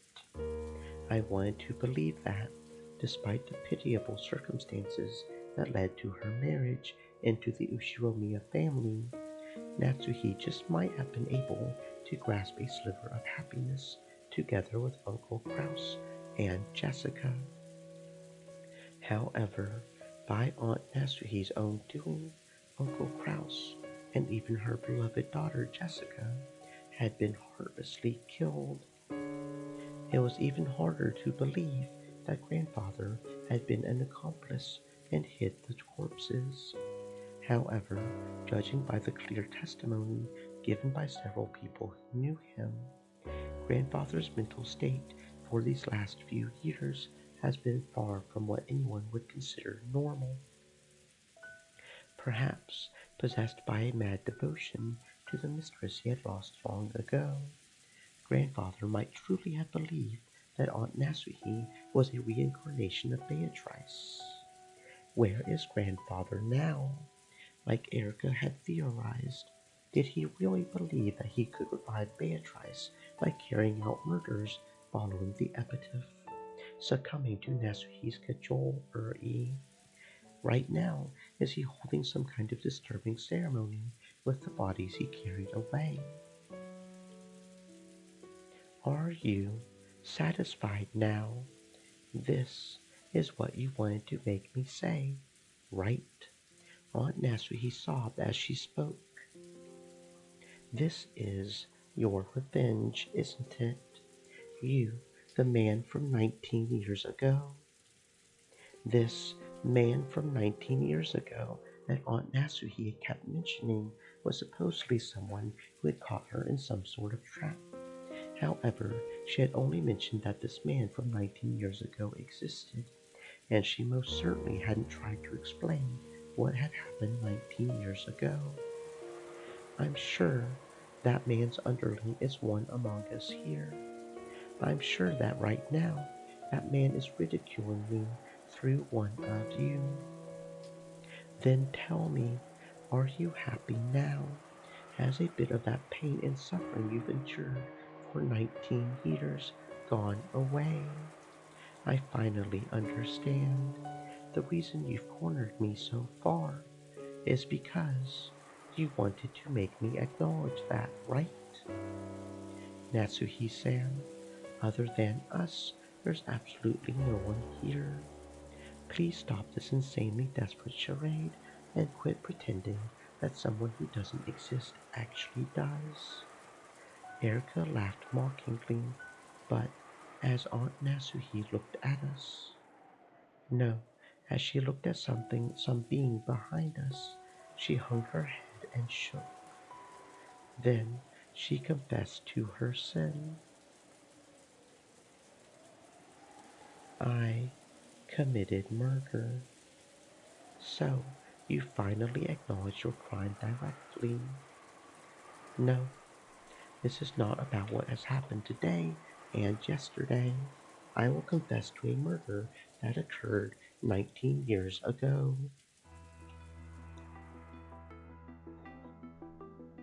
The adults all whispered together, wondering what this was about, because they had never heard about a murder case 19 years ago. 19 years ago, I committed a sin.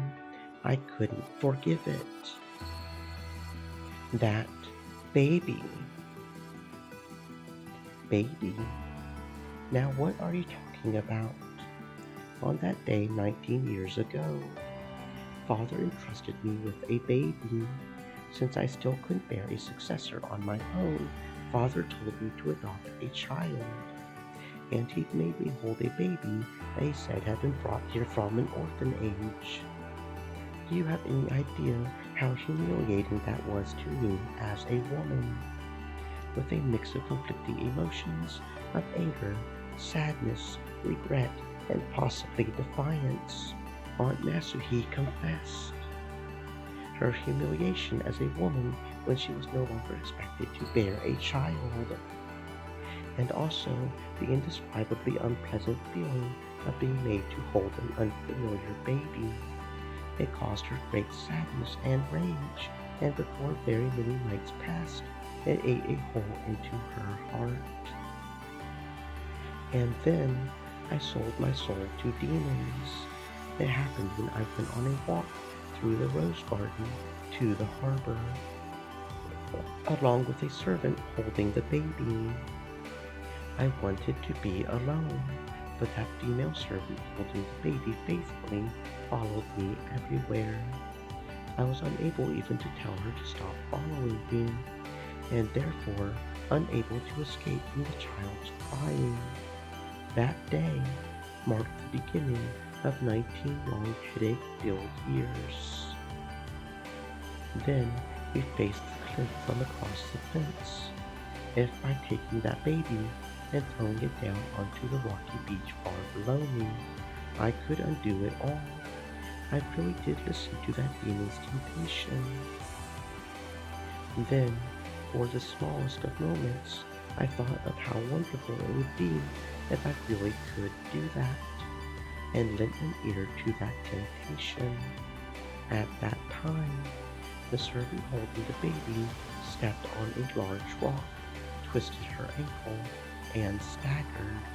She leaned against the rough fence, and at that time, I thought I heard the fence creak loudly. I told her to look out and tried to grab her shoulder. No, I shouldn't be so vague. I'll repent. I'll confess. At that moment, I'm sure that, as I told her to look out, with both hands, I reached for that servant's shoulder and with a thud pushed her away hard. The rough fin snapped from the base, and the servant, along with the baby held in her arms, fell down towards the rocky beach below. Even though I remember that moment vividly, for some reason I recall a vague and very strange feeling.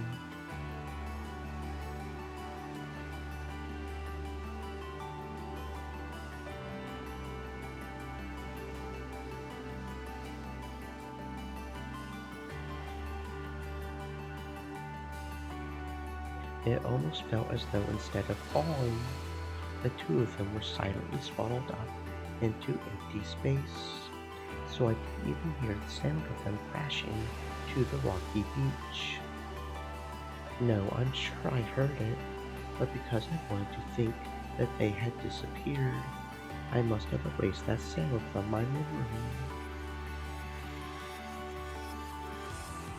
And then, for an instant, I thought it was a dream.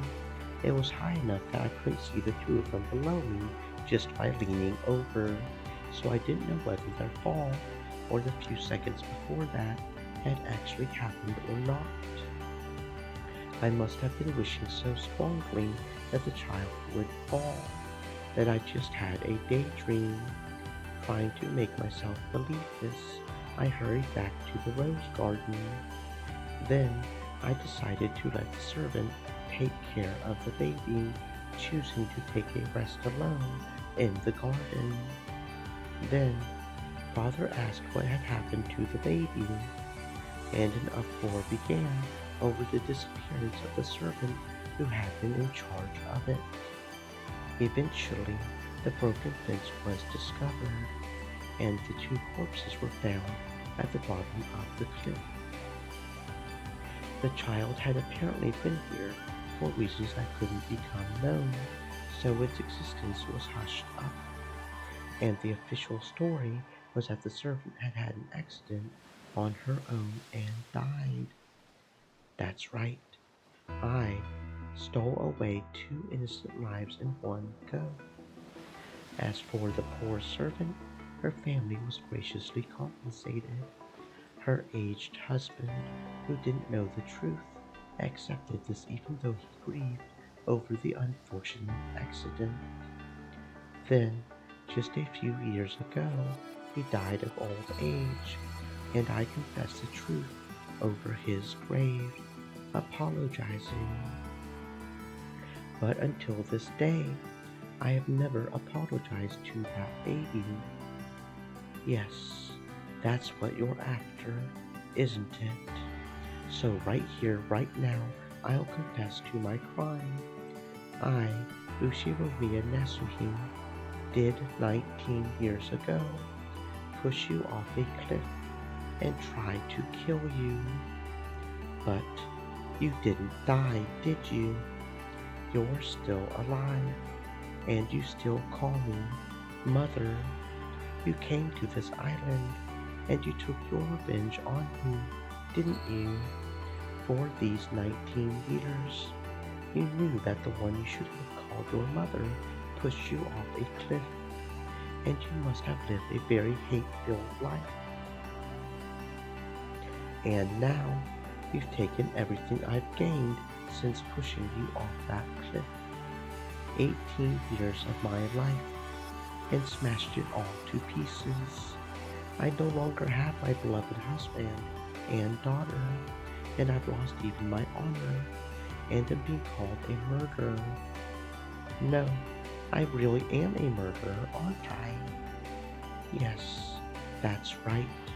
It all went according to your plans. I'm now regarded as a killer. How's that? Is this enough for your revenge? My husband and daughter have been killed. I've been made to look like a murderer, like an adulteress even.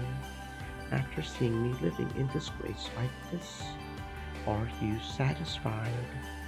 Yes, I'll bet you're quite satisfied, because my family, my honor, everything has been stolen from me.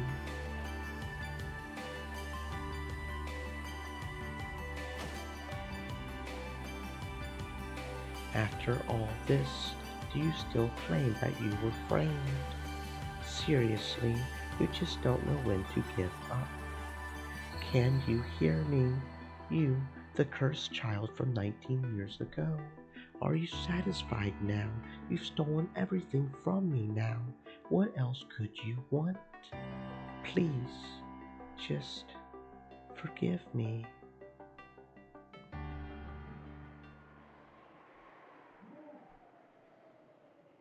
It's useless, isn't it? Battler-san, did you say something? It's all useless. But Battler-kun, yes, it's all useless, isn't it? It's all useless.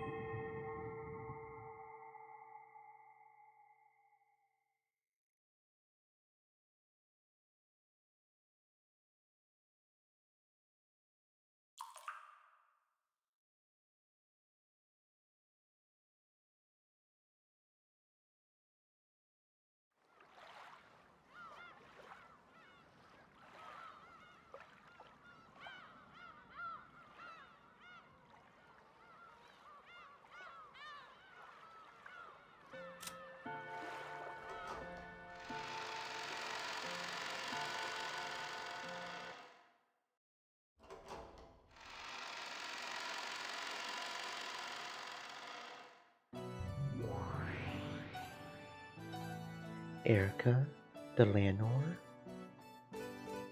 Yes, my master. You called?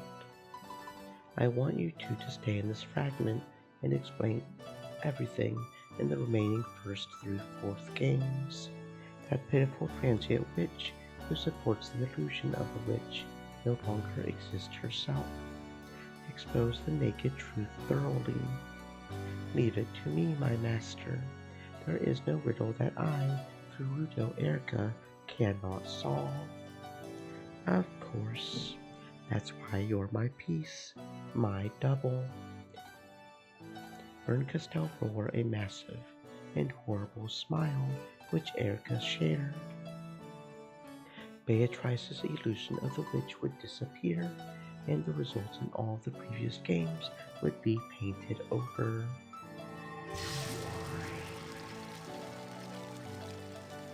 It had been crushed in every way possible, and only the naked truth remained.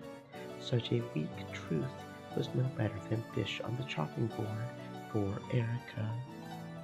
It is possible to explain all the past 4 games with Nasuhi as the criminal, or with certain irregularities based off that theme.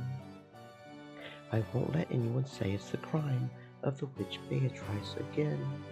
I'll start compiling it together at once, and then present a first-rate tale to you. You mustn't leave even a single fragment of Beato's legend of the witch behind. The rumors among the servants, the way people talked about unexplained events as though that legend was the cause, the illusion of the witch that worked alongside the illusion of Kinzo. Deal with all of them completely. Of course, I'll get to it right away. We now have the furniture in custody. We're hurrying to identify their vessels. The 7 Sisters of Purgatory had already been taken into custody. Those noisy sisters who had served Beato now faced nothing but denial. What sort of illusion were they based upon that allowed them to manifest? Everything would be exposed and denied. Eisern-Jungfrau has already begun its investigation. According to the most recent results, there's a high probability that they were constructed during the 1960s in the vicinity of New York. An aide has already been sent to the location. The 1960s, the 7 Sisters of Purgatory are made in USA. Even though they bragged about being furniture connected with King Solomon and serving a 1,000-year-old witch, they're totally a sham. Who was it? According to the report, there's this group of big-time swindlers who make money by selling fakes to rich fans of the occult. Because the deceived millionaires tried to resell the fakes as though they were real, there's a chance that they've been falsely deified by enthusiasts in the field. We are rushing to find confirmation and further details. So, Ushiromiya Kinzo was a sucker who would pay big bucks for any fake occult object. And that's what the 7 Sisters of Purgatory really are. That's hilarious. A total sham, just like Beato's illusion of the witch. Though they call themselves the 7 Deadly Sins, they're actually cheap, fake souvenirs. Well, from the very beginning, I figured they were nothing more than paperweights sold at some shady souvenir shop. Paperweights. Have you confronted the 7 Sisters with that truth yet? No, not yet. They still seriously believe they were created by a great sorcerer over 1,000 years ago. I would like to confront them with perfect evidence and the truth right away, and let them know that they're mere paperweights worth less than $30 US. When you do, I wonder what their faces will look like as they lose all hope. I can't wait. Call for me when that happens. I'll come to watch with some of the best black tea and dried plums. Beato's illusion of the witch had already been penetrated, and it's been proven that everything was simply the result of human delusions. What kind of delusions created them, and what caused these in the first place? When the answers were proven perfectly and shoved in the faces of those concerned, the illusion would vanish and be completely annihilated. This is what they meant by execution. An execution is not a show. As a general rule, it is not made public. This is an inspection by the great Lady Bernkastel, member of the Senate, so she can observe that the great court is performing its duties satisfactorily. Do you, as a mere inquisitor of heresy, wish to deny her this right? Yes, that's right. I'm just observing as a representative of the Senate to make sure you follow the proper procedures when you carry out your work. We are currently preparing to take Virgil Ian, Ronov, and Gap into custody as well. The Chichester Sisters Imperial Guards are conducting that investigation. Of course, we will then detain and execute those three connected to Beatrice. The Lanor, what is the true nature of the Chichester Sisters? We believe there is a high likelihood that their vessels are weapons used in the crimes. For this purpose, Senior Aide Gertrude has formed a special team. We are currently investigating all cases. I'm looking forward to the Chichester Sisters' execution too, one at a time, or all of them at once.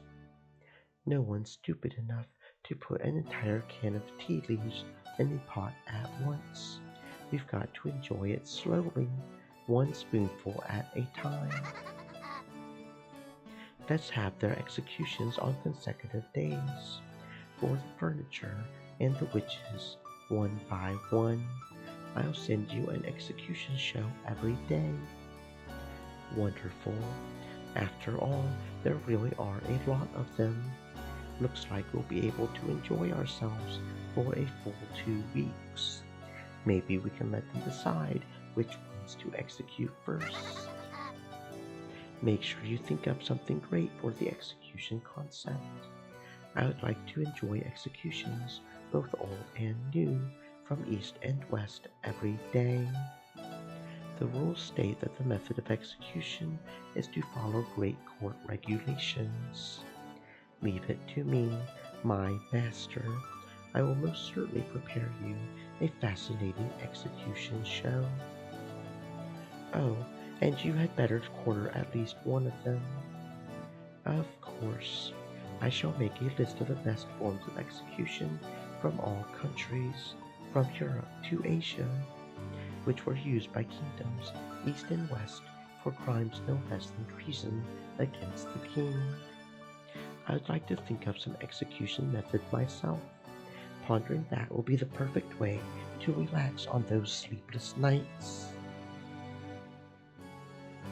I'll iron out my ideas and send you a letter soon. Certainly, my master. Then we'll have the Bernkastel style one as the grand finale. At the very, very end, when all the illusions are broken and Beato's magical compendium has been completely crushed, I shall present my master with that finest of executions that she desires, the execution of Beatrice. Thank you, Erica. Thanks to you, it seems I'll be able to forget the pain of my illness for a little while. You're just perfect, my peace, my double, and my adorable daughter.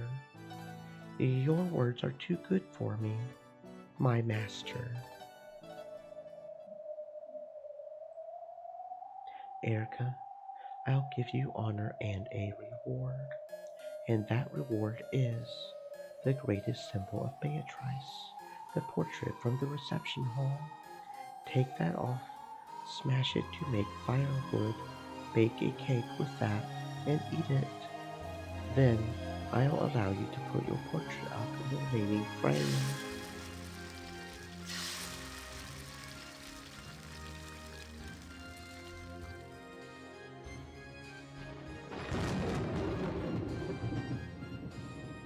Thank you very much. It is a great honor. You will eradicate and erase Beatrice's name and all traces of her. Until that is finished, I will order that you be made the master of the sealed off rock in Geneva. By the name of the Witch of Miracles, Bernkastel, I proclaim that you will be given the rank of witch until that day. From now on, you will call yourself Erica, the Witch of Truth. The Witch of Truth. The Thank you very much, My master, I vow to work even harder so that this honor will not be wasted. Even though she was nothing more than a piece, she was being granted the honor of calling herself a witch like her master, if only for a brief stretch of time. Erica was so moved that her actions had been acknowledged in this greatest form that she trembled. The landlord continued to aid Erica and report on her progress to me. As you wish. By the way, where's Lambda? She is over there. From the guest seating on the second floor, she pointed downwards. Lambda Delta could be seen beneath Battler, who hung there, dead and pierced by the red long sword.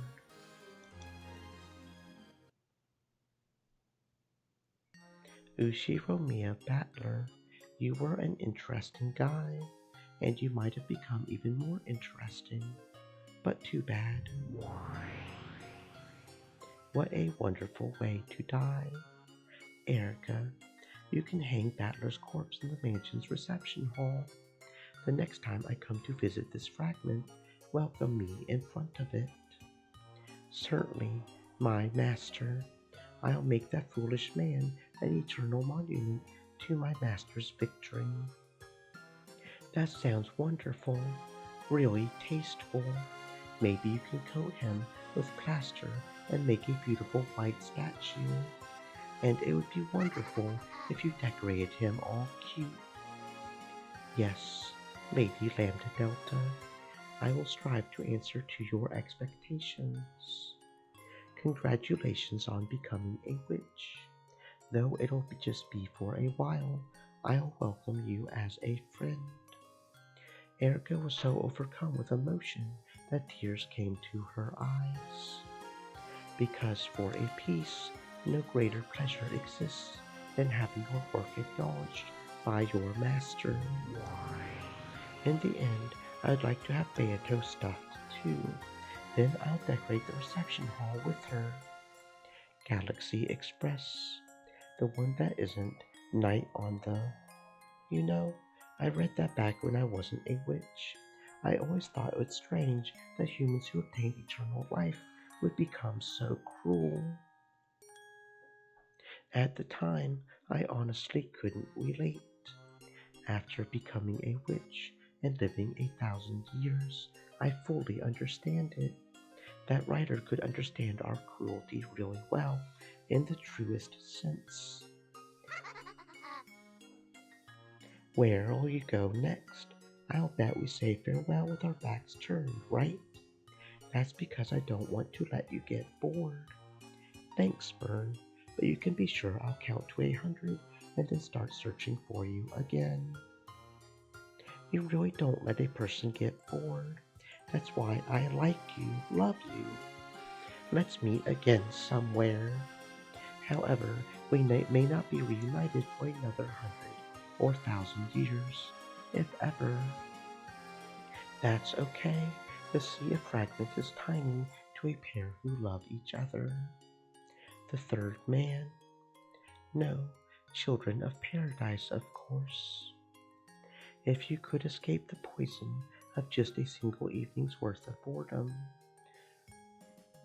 each time you smashed one of those countless fragments that glittered like a starry night, even you would want to count the stars in the sky. Not bad. The Voyager witches travel across the countless glittering futures of possibility and gobble them up, trying to escape their illness called boredom for as long as they can. The tiny, tiny fragment created by the human known as Beatrice had now been gobbled up by the two witches and had lost its glitter.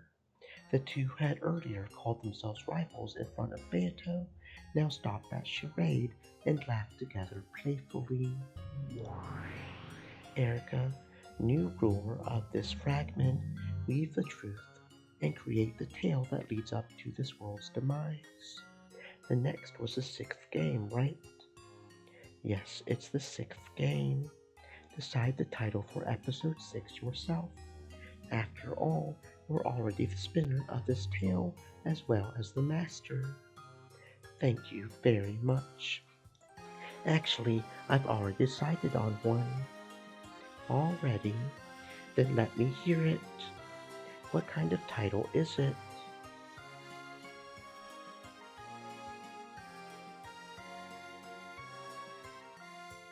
Yes, episode 6. I would really like to leave you hanging for a bit, but I'll tell you. Come on, stop being a smartass and tell us. A newbie witch like you shouldn't be teasing your seniors.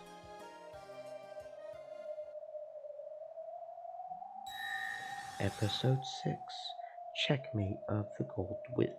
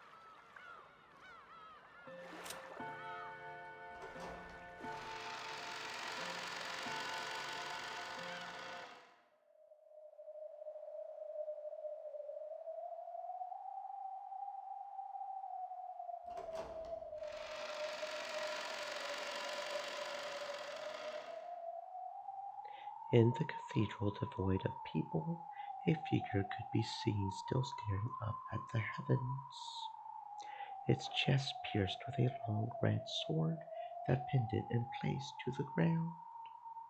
That figure was Battler. Ironically, it looked just like what he had done to Beato with blue wedges in the fourth game. Battler had died quite some time ago. No, in this place, the concept of death means nothing except that one has stopped thinking. Therefore, in a sense, Battler was not dead. After being defeated in a fight over the truth and surrendering, he no longer had the strength to think of a way to resist. That's what made him dead. The landlord's massive longsword, which had been left in place of a tombstone, fastened Battler to the spot even after his death. This was all being lit by faint light seeping out of an incredibly high skylight. Quiet footsteps rang out across the still cathedral. From the darkness behind a pillar, a woman slowly stepped forward.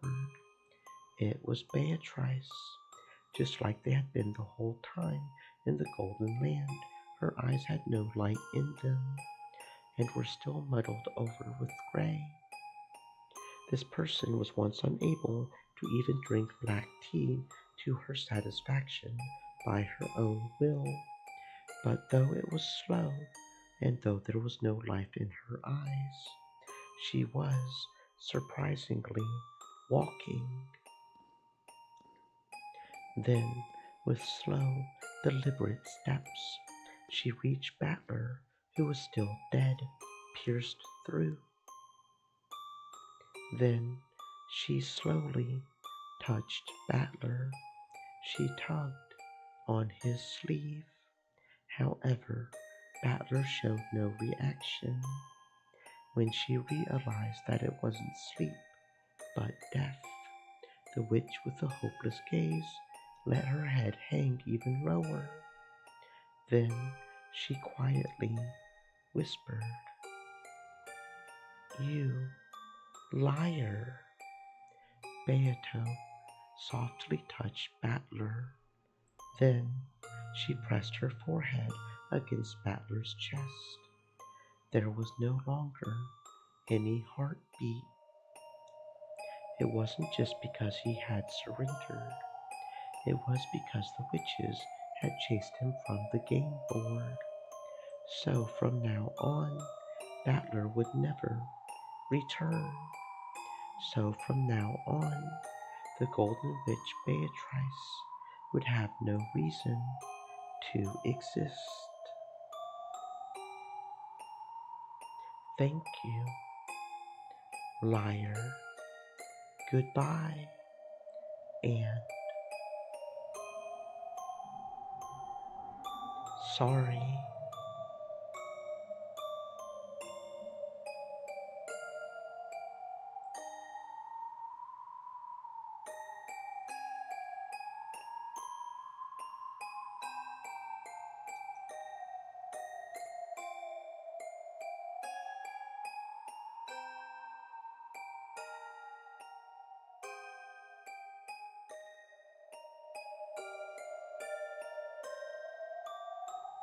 Then the Golden Witch completed her task and scattered as a spray of gold.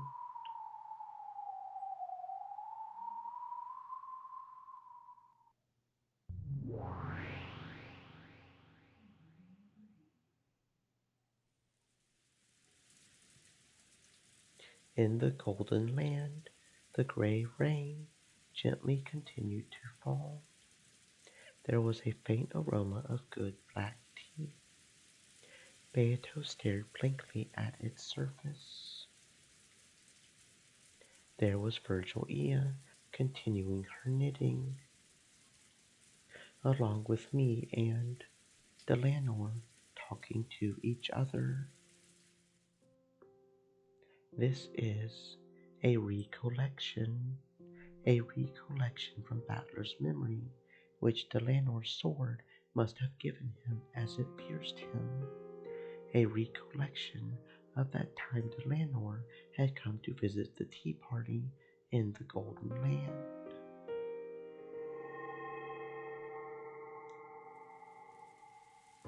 It's the same with me. The next time we cross swords, I won't hold back. Bring it on. I'll be your opponent. Come at me with all you've got. I promise, with everything I've got. Delanor, I had thought she was an emotionless killer doll without a heart, but maybe she actually is pretty approachable. Though, of course, neither of us will show any mercy when fighting over the game board. For a while, we gazed at the rain-drenched rose garden as we quietly enjoyed our tea. Still, it really is terrifying the way you fight. Knox's 10 Commandments, or the Decalogue, was it? Those classic rules of the mystery genre, right? Yes, they are commandments conceived by my father. Hidden doors must not exist. That's Knox's third, right? That means there's no need for detectives to even look for hidden doors. Sounds pretty ridiculous. Vern Castell said it herself. She said that because they were forbidden by Knox's third, even searching for hidden doors was a waste of time.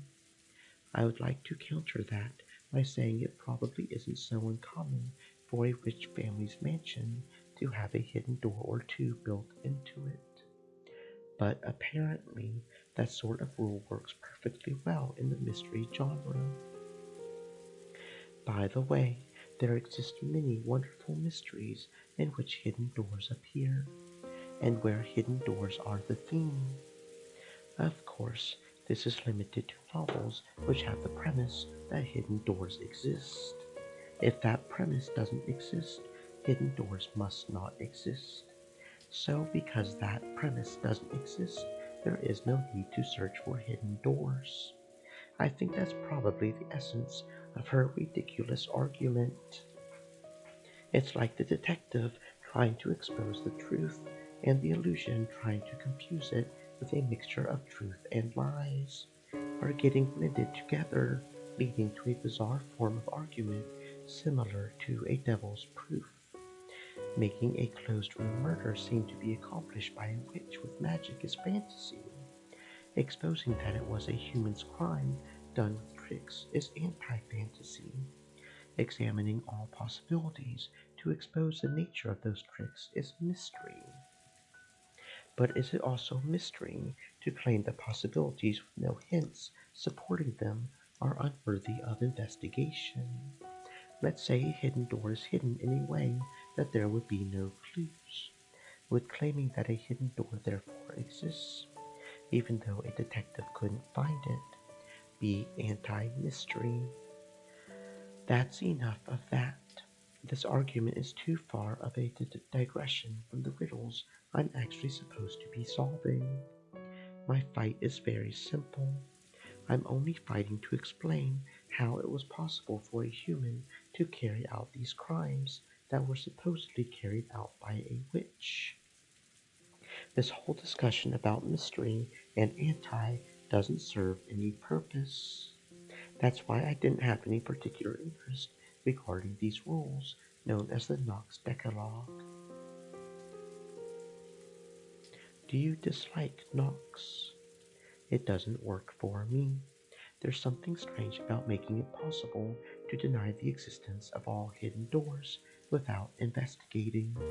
It's about as dubious as a devil's proof. Even though it's supposed to be the opposite of fantasy, it somehow feels like it's the same kind of argument. I shouldn't have said that. Your dad was the one who made them. After all, do not worry. After all, there are some who say it is nothing more than a silly game. The Decalogue feels like something very arrogant to you, right, Battler-kun? To be honest, yes. If an actual detective said he didn't need to look for hidden doors because they must not exist, everyone would start looking around on the floor to see if some of his screws had come loose. In that case, Battler, let us say that the third commandment didn't exist. In that case, what would happen to closed room mysteries? What if Knox's third, hidden doors are forbidden, didn't exist? In other words, hidden doors would always work just fine as a standard trick for closed rooms. This does not refer to hidden doors with hints or foreshadowing.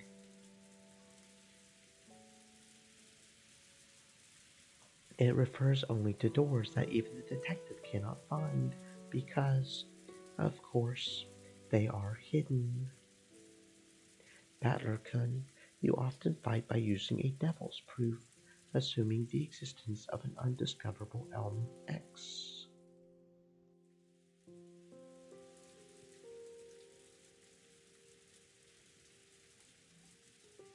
That's what this is about. That would be horrible. The closed room mystery genre wouldn't be worth reading at all. And if it were no longer worth anyone's time, it would cease to exist.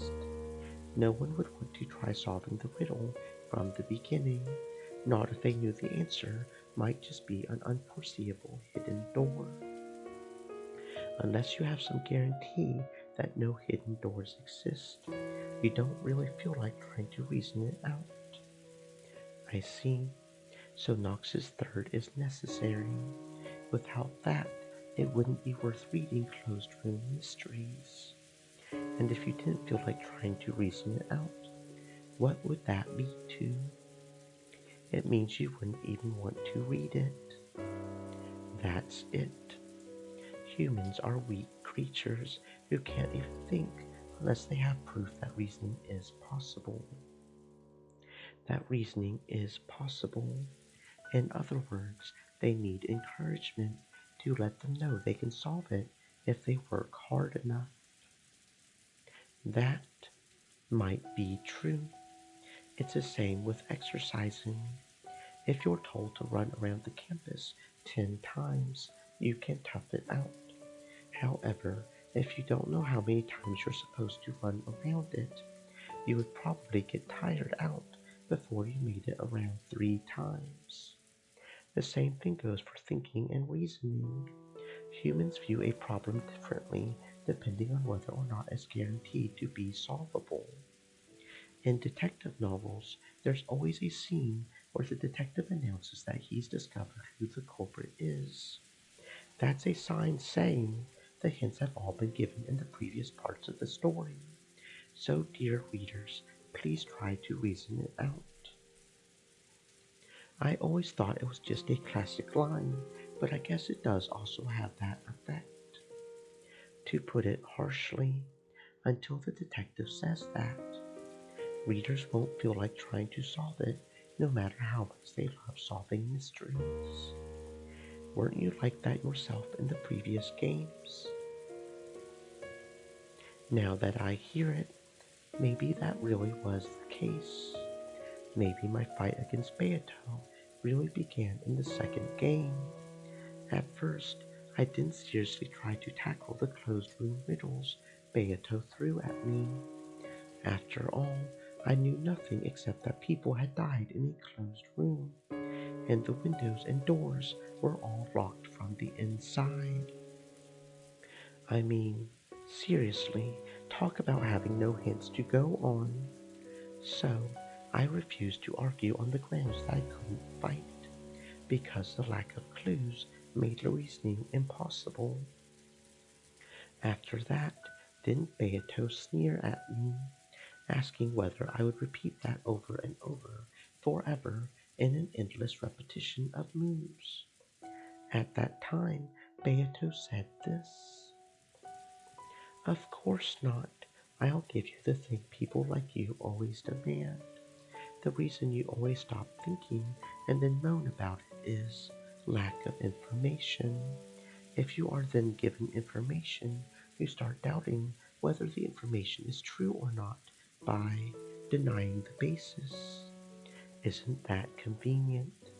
What clever little words to hide your own incompetence." Then she said she would give me certain information that couldn't be denied, and created the rule called the red truth. Once we reached that point, the curtain finally rose on my battle with Beato.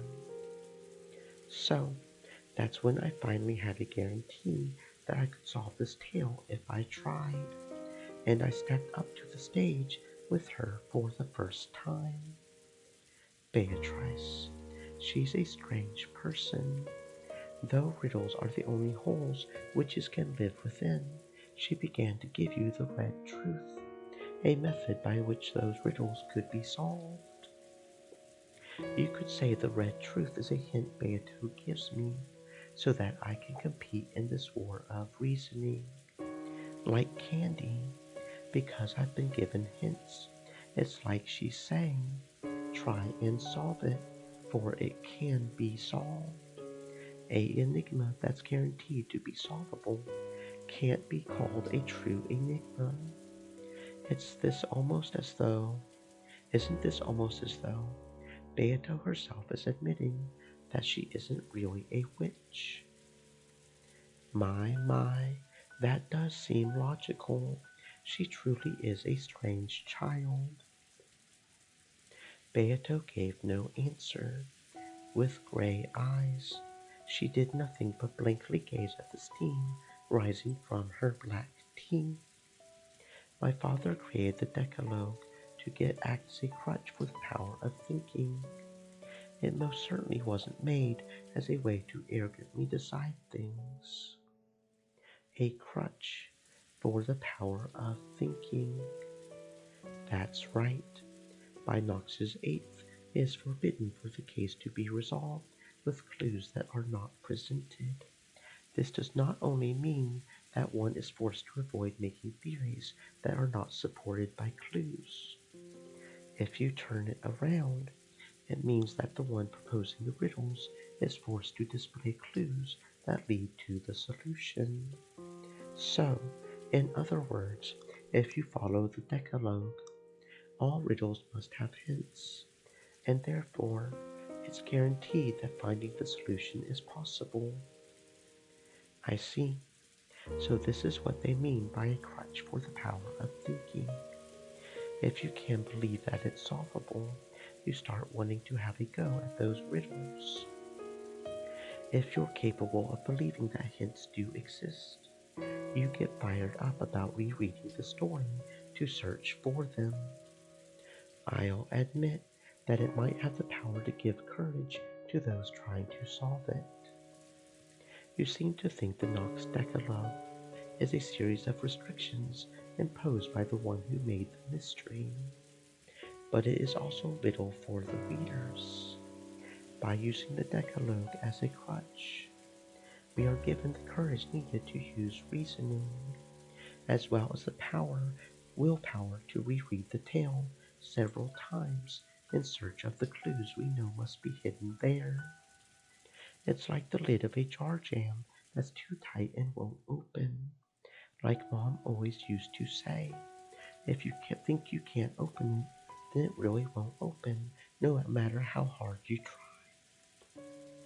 The same thing happens in sports.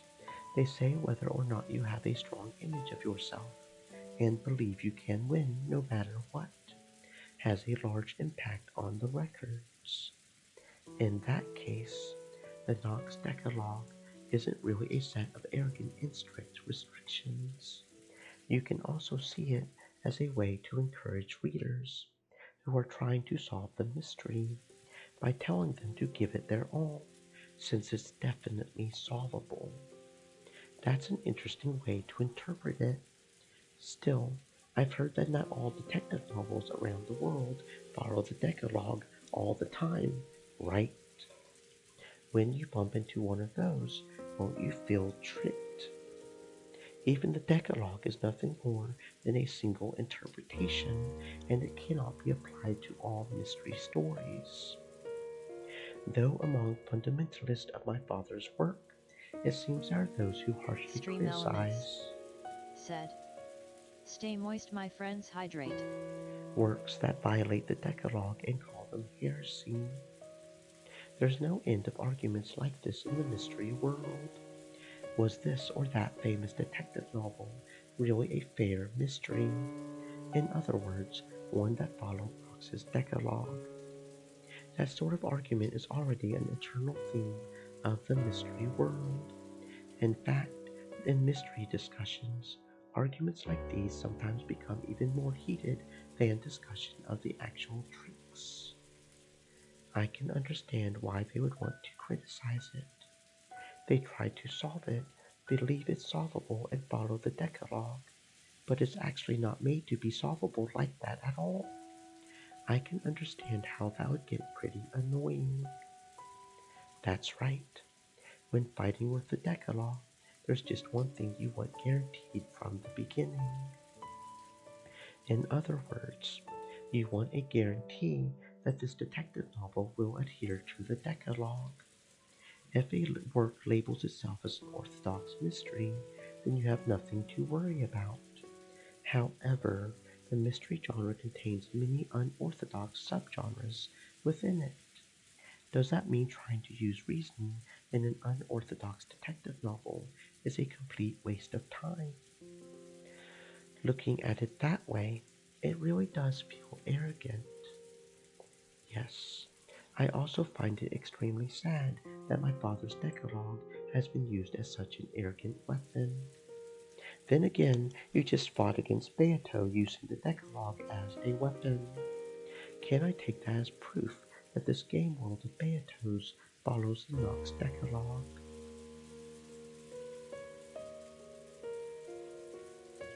When I asked that, there was a strange silence. Virgil Ea, the landlord, and of course Beato, all remained silent for a while, almost as though my question had touched at the core of something. That is something I cannot answer myself. Why? This is a game that this child made, a game to decide which of the two of you will win. This child has called it a confrontation between mystery and fantasy.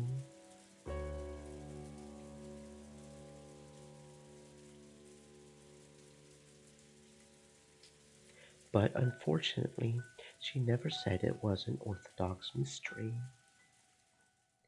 That means you have no guarantee that it follows the Decalogue. But at the same time, Miss Beatrice has said that this game is a contest between you and her. In other words, there is a chance that you could win. In other words, you're trying to say that reasoning is possible.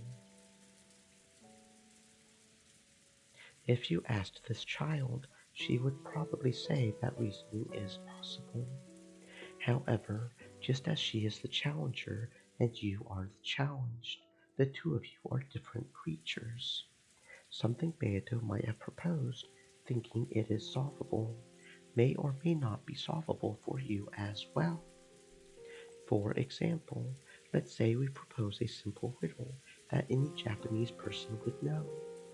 However, if the person we're telling this riddle to is a foreigner with a Japanese English dictionary in their hand, it might be almost impossible to solve. In other words, it's possible to have a one-sided, solvable problem, which might be easy for the questioner, but extremely difficult for the person trying to solve it. By the way, do you know of the foreign riddle, why do dragons sleep all day? The answer is, to battle the night. It's a riddle from the English realm, so it might be a little tough for a Japanese person. For that reason, I cannot say for certain that this tale is something you will be able to solve. However, I can promise you one thing. I will guarantee it with the red truth. What? Beato wanted you to solve it, so she made this game. The riddles of this tale solvable. That alone I will guarantee with the red truth. It was the one guarantee that all those who try to use reasoning desire. I don't know if my father's Decalogue will apply to that answer or lead you to it. However, when you run into a tight spot and want a compass for your reasoning, please try using my Decalogue if you remember. It might give you renewed courage and might possibly even lead to some new discovery. Thank you. If I'm truly stuck, I'll think about your fighting style. Are you sure it's okay to help out an enemy like this? Pay that no mind. I came to this tea party without a gift. I hope you enjoy this in place of a snack. And if you come face to face with me again, there probably won't be time to speak of such things so casually. Knox's Decalogue and Virgil Ea's Truth. Beato wanted me to solve it, so she made the riddles of this game solvable. In other words, Beato wants me to be capable of solving it. Isn't that proof that reasoning is possible? Of course, that's from Beato's point of view, and it doesn't necessarily mean that reasoning is possible for me. Compared to before now, when I didn't even know whether reasoning was possible or not. That one line might give me a great deal of courage. At least it has the power to silence any negative thoughts about all this being useless. Unless the other party assures you that reasoning is possible, you won't do it. It's almost like love between shy young people. Love. Yes, unless you have proof that the other person loves you first, you don't want to love them back, right? Both boys and girls want to hear someone else say they love them first. That's their dream. If they're in love, they don't want to love the other person until they're sure this person loves them back. After all, there's nothing as painful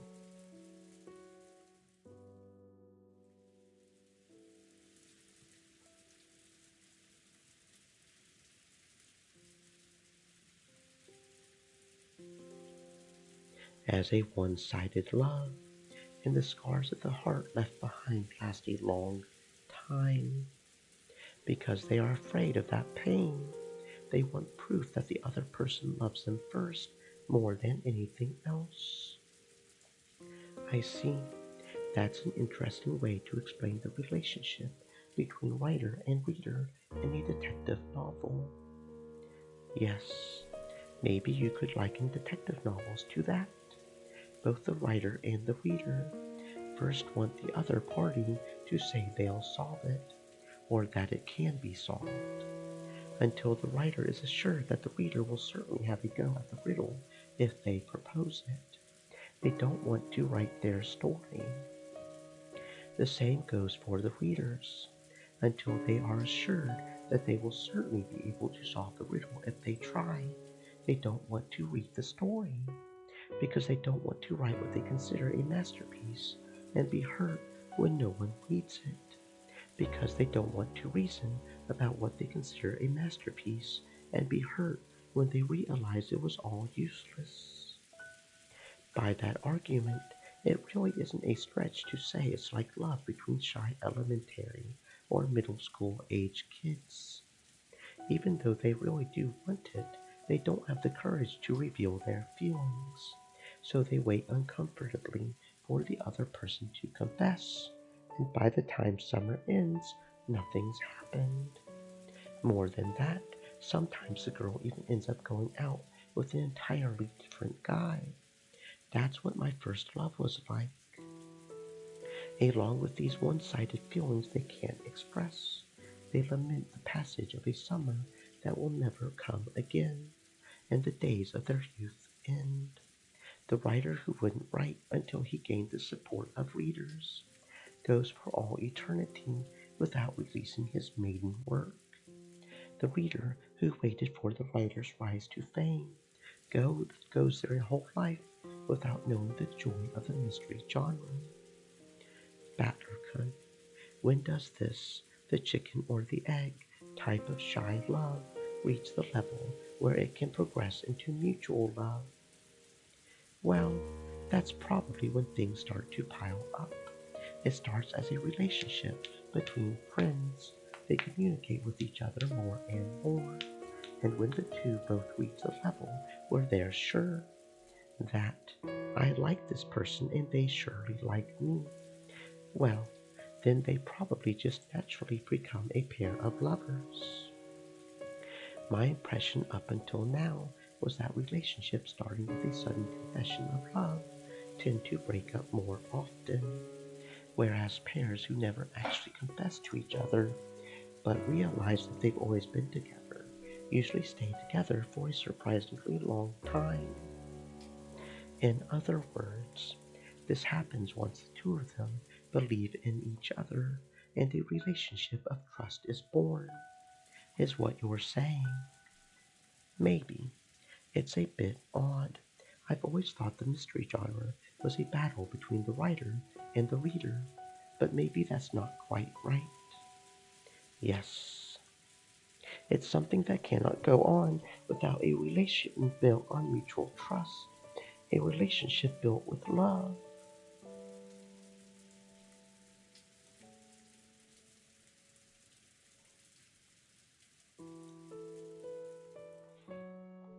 So, you're saying our relationship isn't one of killing each other, but one with love. Though it doesn't look like anything more than a pair of elementary scholars bullying each other to me. Virgil E. had joked at us in a middle-aged woman sort of way. Still, though I'm not expecting friendship or a trusting relationship, I can accept her as a rival. Beato is fighting at full force, trying to make me acknowledge that she's a witch. So I'll respond to that and go all out, trying to deny that witches exist. How can you be sure that Miss Beato is fighting at full force? Can't you tell that by looking? It isn't as though she has proclaimed in red that she's fighting you at full force. And yet, you still have no doubts. You are the one who said you wouldn't believe anything except the red truth. Surely this is that stage that Lurkan mentioned earlier, where communication increases and you learn not to doubt your relationship. Virgil E. and Delanor giggled together. One guy, multiple women, and the topic is love. Wait a sec, isn't this the worst possible formation for getting made fun of? When I tried to bring back a proper mood for a tea party in the rainy golden land by clumsily searching for a more noble subject, Virgil E. saw right through me and laughed.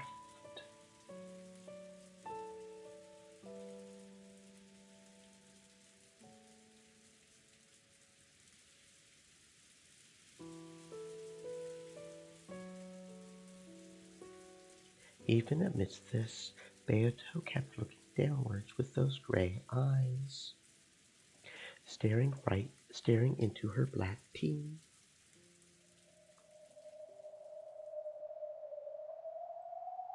Yes, that's right. Virgil E. and Delanor have given me so many hints, and yet I barely thought about it at all.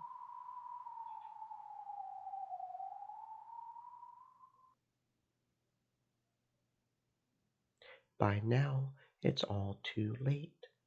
Let me think. Now that everything is too late already, and I've got an endless amount of time on my hands, let me think. One more time, let me think about the red truth Virgil Ea gave me, and the crutch of the Decalogue that Delanor sent me. With the red truth, Virgil Ea guaranteed that at the very least, Beato left enough room in this tale for me to achieve victory. That red truth guarantee will once again give me the power to start my beating heart. And there's the crutch of the Decalogue which Delanor lent me. Delanor herself warned me in the beginning that the Decalogue isn't so almighty that it can solve all riddles. However, she said something about how it could be used as a method to solve, no, to take on riddles. Let me try it, though there's no guarantee that this tale is a mystery or fantasy. Let me believe that I'll definitely be able to solve it, that it is a solvable tale, a mystery, and let me take it on one last time.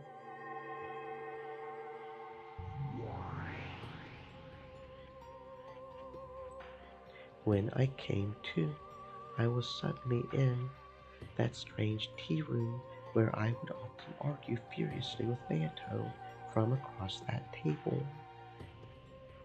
Of course, Beato was nowhere to be found. It was just me, isolated and alone. That's okay. Even so, I won't stop thinking. Okay then, what were Knox's commandments again? I'm sure Delanor explained most of them when slamming me with them.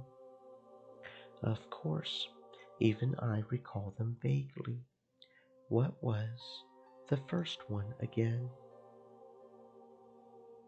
Allow me to speak. Knox's first. It is forbidden for the culprit to be anyone not mentioned in the early part of the story. When I muttered about what the first one was, as if answering my question, the landlord's subordinate appeared. Without bothering with an unnecessary hello, she told me nothing more or less than what I wanted to know. Yes, that's it. The first. The culprit has to be one of the people mentioned in the early part of the story. In other words, the culprit must have already appeared as early as the first game. True, that's the most basic of basics in the mystery genre. A classic assumption. A classic assumption. Have I really been keeping to that assumption? With each new game, the number of people in this tale keeps increasing. That violates the closed circle rule. By that point, everything gets screwed up.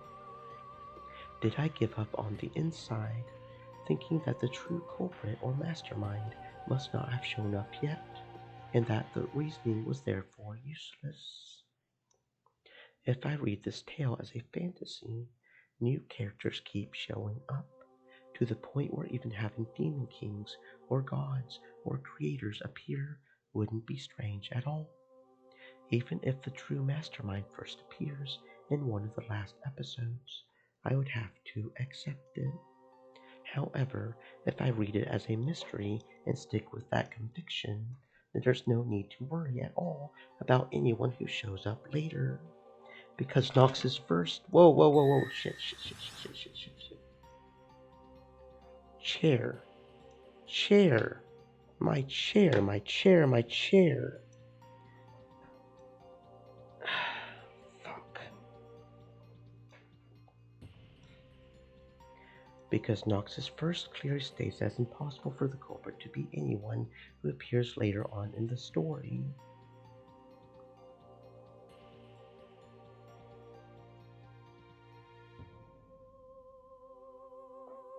Of course, there's also what both Delanor and Virgil Ia said.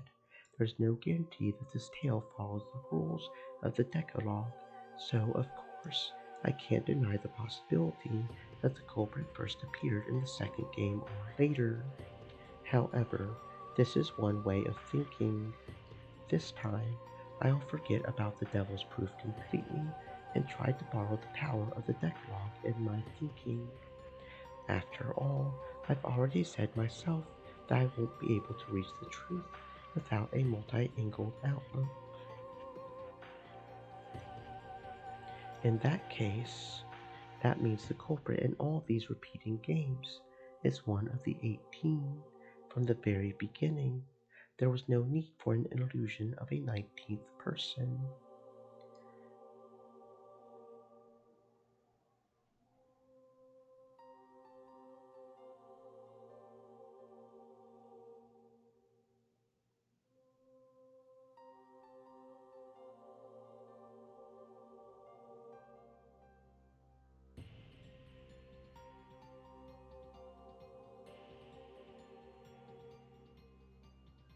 Even the first of Nox's commandments denies the existence of an unknown person known as the witch from the very start. If I had followed that in the truest sense, I might not have suffered so miserably in the second game. And Nox's second? Allow me to speak. Nox's second is forbidden for supernatural agencies to be employed as a detective technique. The landlord's other subordinate appeared without a sound and gave me an answer to my question. That's right, a detective can't go around using magic. So, if this is a fair battle, does that mean that, like the detective, the culprit also isn't allowed to use magic? Allow me to speak. Know that you are free to interpret it as you please. Yes, that's right. Sure, I'll interpret it my way. If this game is a battle between me and Beato, then because this tale is solvable, no elements will appear that make it impossible to solve. In other words, things like magic mustn't appear. When they do appear, I shouldn't suspect that the mystery element is breaking down, but I should instead question why it was shown and suspect the witnesses and observers. That's right, that was Beato's greatest weapon in the second game, depictions of magic which couldn't exist in a mystery.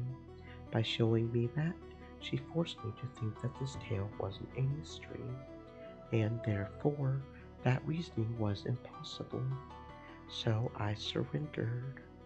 However, if I had believed unshakably that it was a mystery, it would have been completely obvious to doubt the witnesses who claimed to have seen magic. Also, at the end of the first game, it was revealed that this tale was passed on to people in the future by that message bottle. Someone had written about this crime, this tale, In other words, this entire tale is a world that includes the personal opinions of an observer, namely, the person who wrote that message in a bottle. In other words, the observer isn't God, it's a human. Therefore, there's no guarantee that this description is truly impartial.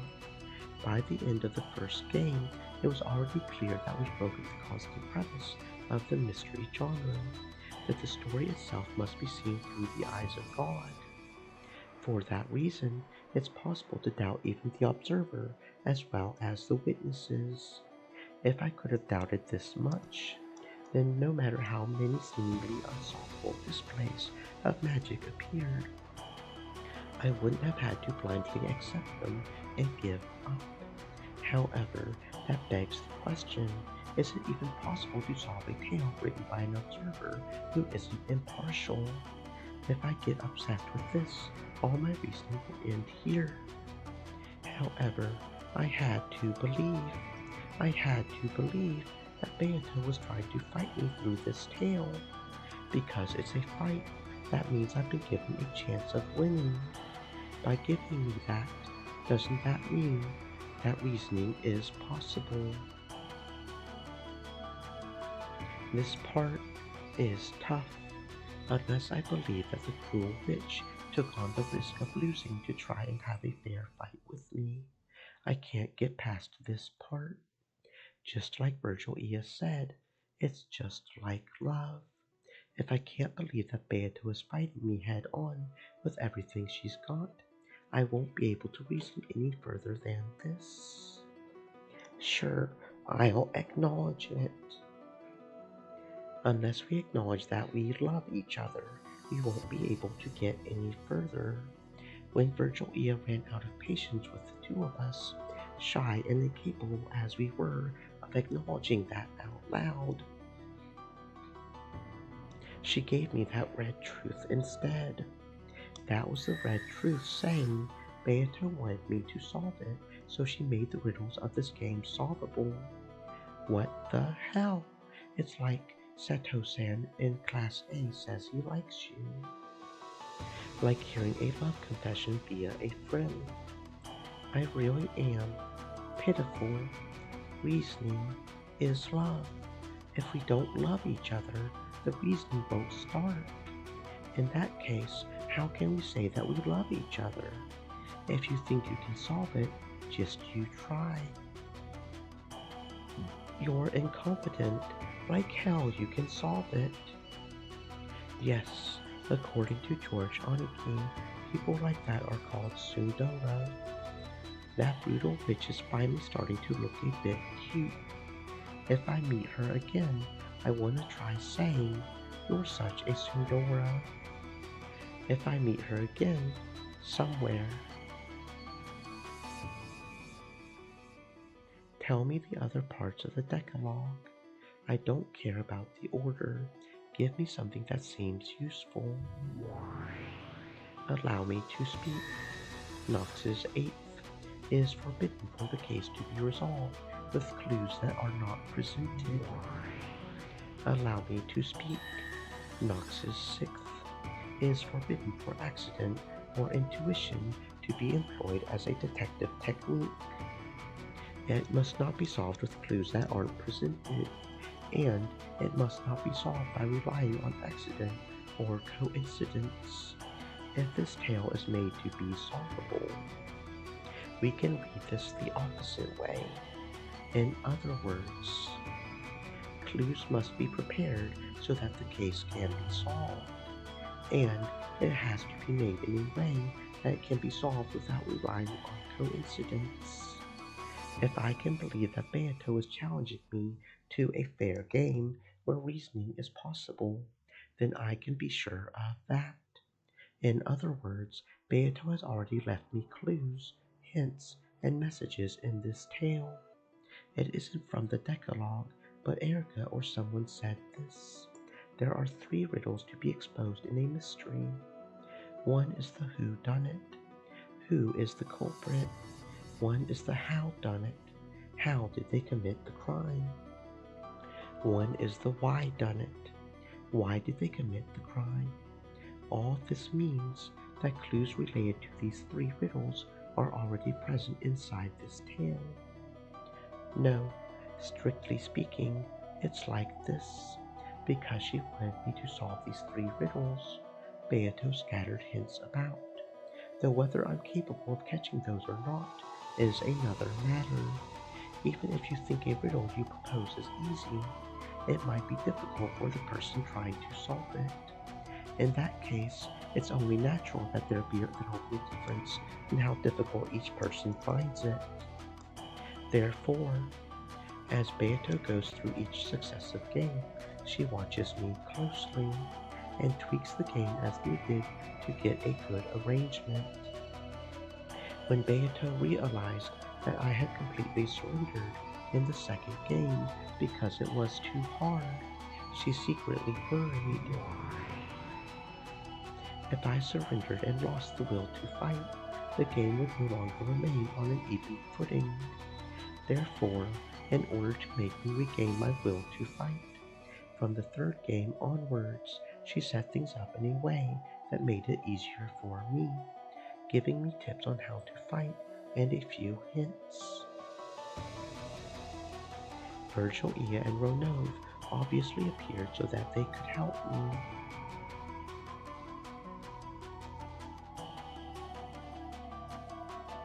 Also, though we still had the usual crazy magic shows, she gave me the metaphor of the broad tube trial as well as tips on how to fight back. I finally understood how to fight, and most likely, at the end of the fourth game, Beato managed to have the all-out showdown with me that she had probably wanted. Then, Beato acknowledged that my abilities had become full-fledged, and entrusted me with her heart, entrusted me with explaining this tale, didn't she?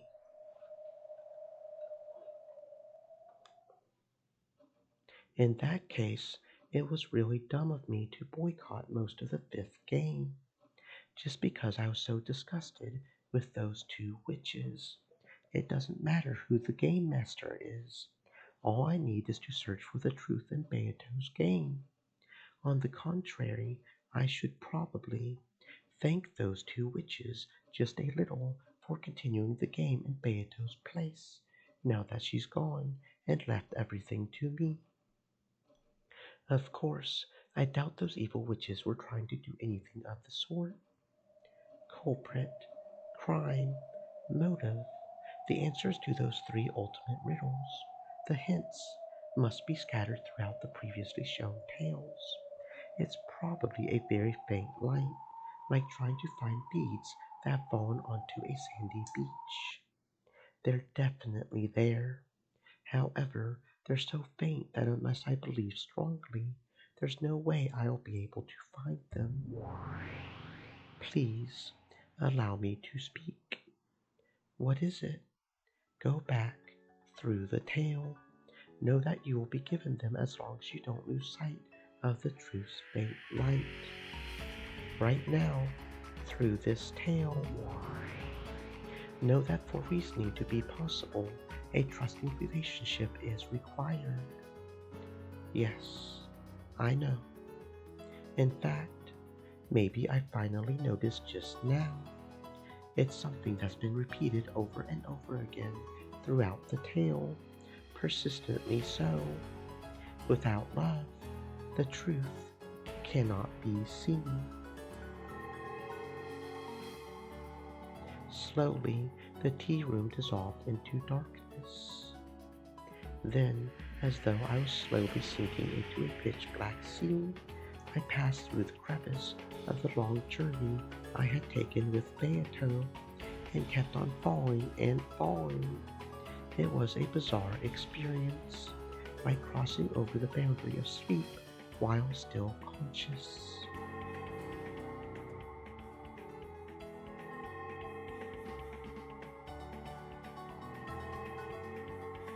The several tales before became faint bubbles. No, were they small shining fragments? and were scattered like stars amidst a pitch black sky. I kept on sinking into that sea.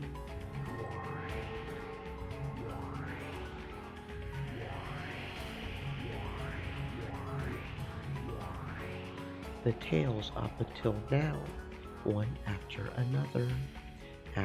another, Virgilius guided Dante to Mount Purgatory, and brought him to the feet of the eternal lady who waited at the top, Beatrice.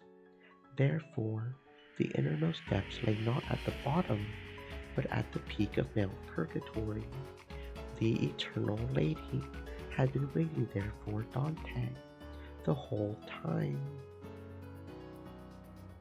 And then I knew.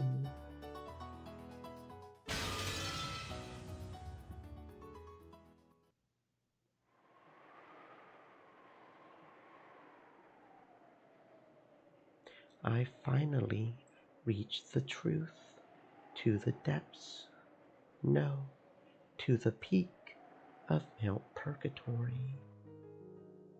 Idiot, you really are an idiot.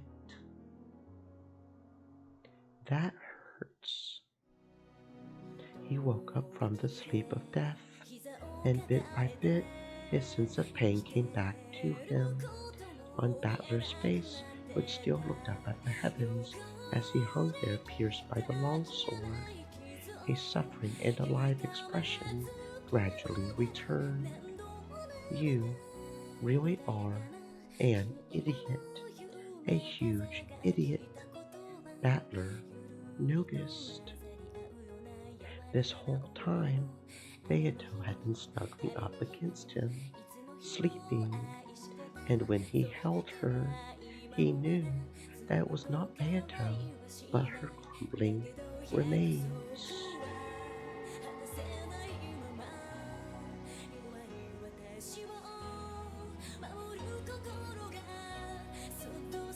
So, when Battler just tried to hold that form as fragile as ash, then, just like a sandcastle made on a beach, washed away by a small wave, it fell apart and lost its form.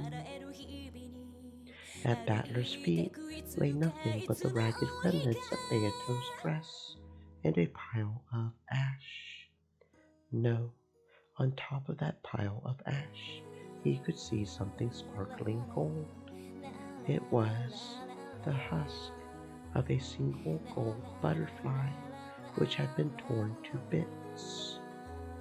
And so, Battler knew. I've definitely reached the truth. However, I wasn't able to do it while Beato still remained in this world. Beato, you really are an idiot. I finally reached the truth of this crazy riddle you've created. Just like you wanted. I didn't lose heart, and I finally made it there in the end. So why did you lose heart without waiting for me? You believed so strongly, didn't you, that I would definitely reach the truth. So why couldn't you believe with me and wait?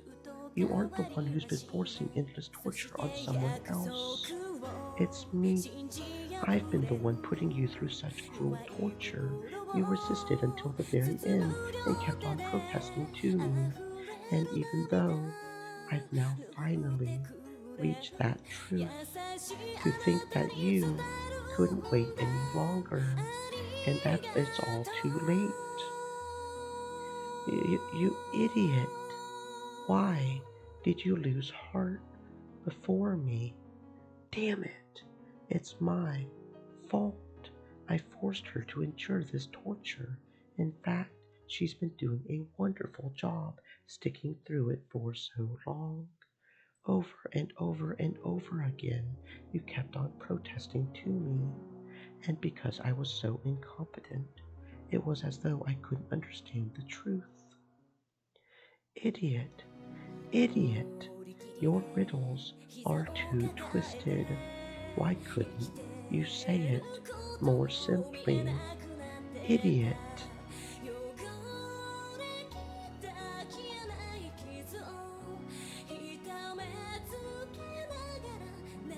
His scream of pain filled the sad cathedral.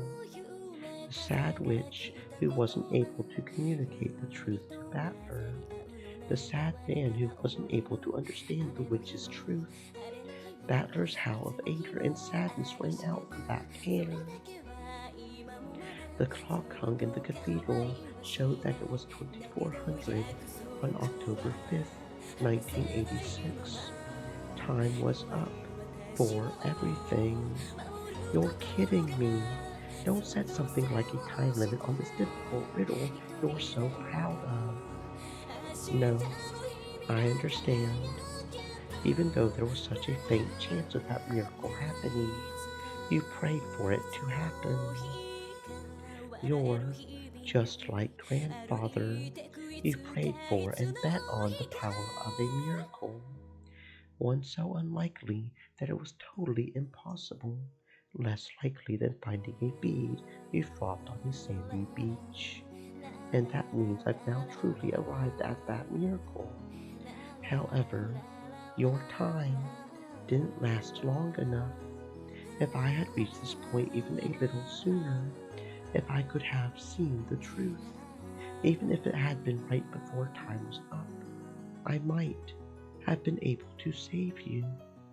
But right now, I've been run through pathetically. I can't even hold what remains of you.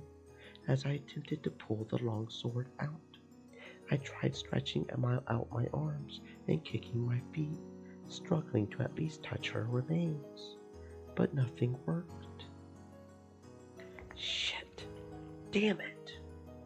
At that time, I noticed a golden glint on the palm of my hand. It was a single wing from a gold butterfly. That small fragment of gold was the only piece of Beato that I was permitted to touch. I cried with all my strength, gripped that fragment, and pressed it against my head, apologizing. Why couldn't I reach the truth earlier? Then I pressed it to my chest, promising that even now I would never again lose the truth. When I pressed my hand against my chest, the sword piercing my chest cut my wrist, and blood dribbled out. That blood spread throughout my fist, and it must have soaked that gold fragment with my red blood. It must have been the only way of telling her that I had found the truth she had wanted me to know about. I clutched the wing of the gold butterfly with my freshly bleeding hand and pressed it against the red sword that pierced me. At this point, Ushiromiya Battler knows, and he understands. He's found this tells everything.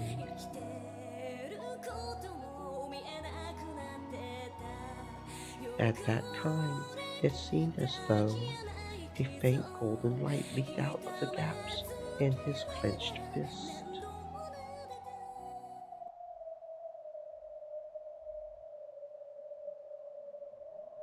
The two witches had their backs turned, and Erica was laughing at Battler's corpse. That really is pathetic, Battler said. I'll make your foolishness into a statue, and for all eternity. At that time, Battler's chest, no, the red longsword that pierced Battler, began to sparkle gold from deep within his chest. That bright golden light began to change the red sword's color, turning it gold. What's going on? But Battler is... What is this?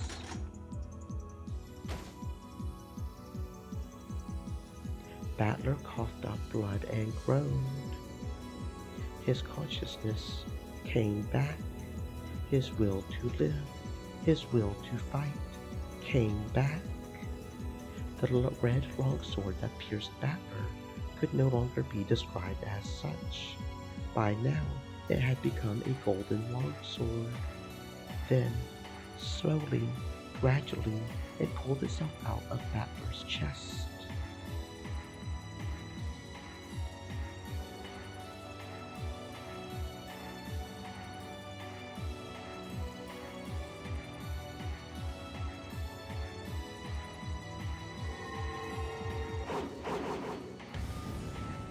It finally pulled itself free and started dancing through the air, and stood up in front of Battler's eyes as though it knew who its master was.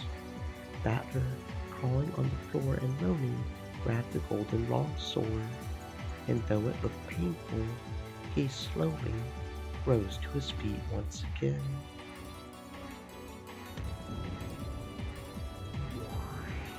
This sure is an elaborate act.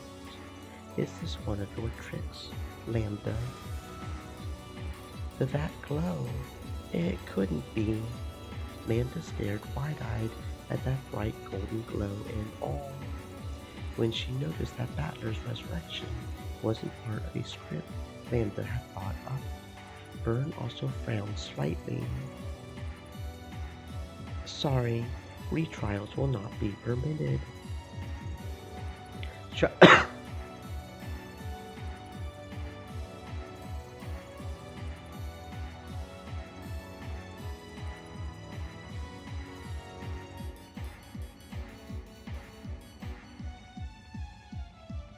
Shyster sisters, eliminate this resurrection illusion. Understood. 45, 410, firing permission granted.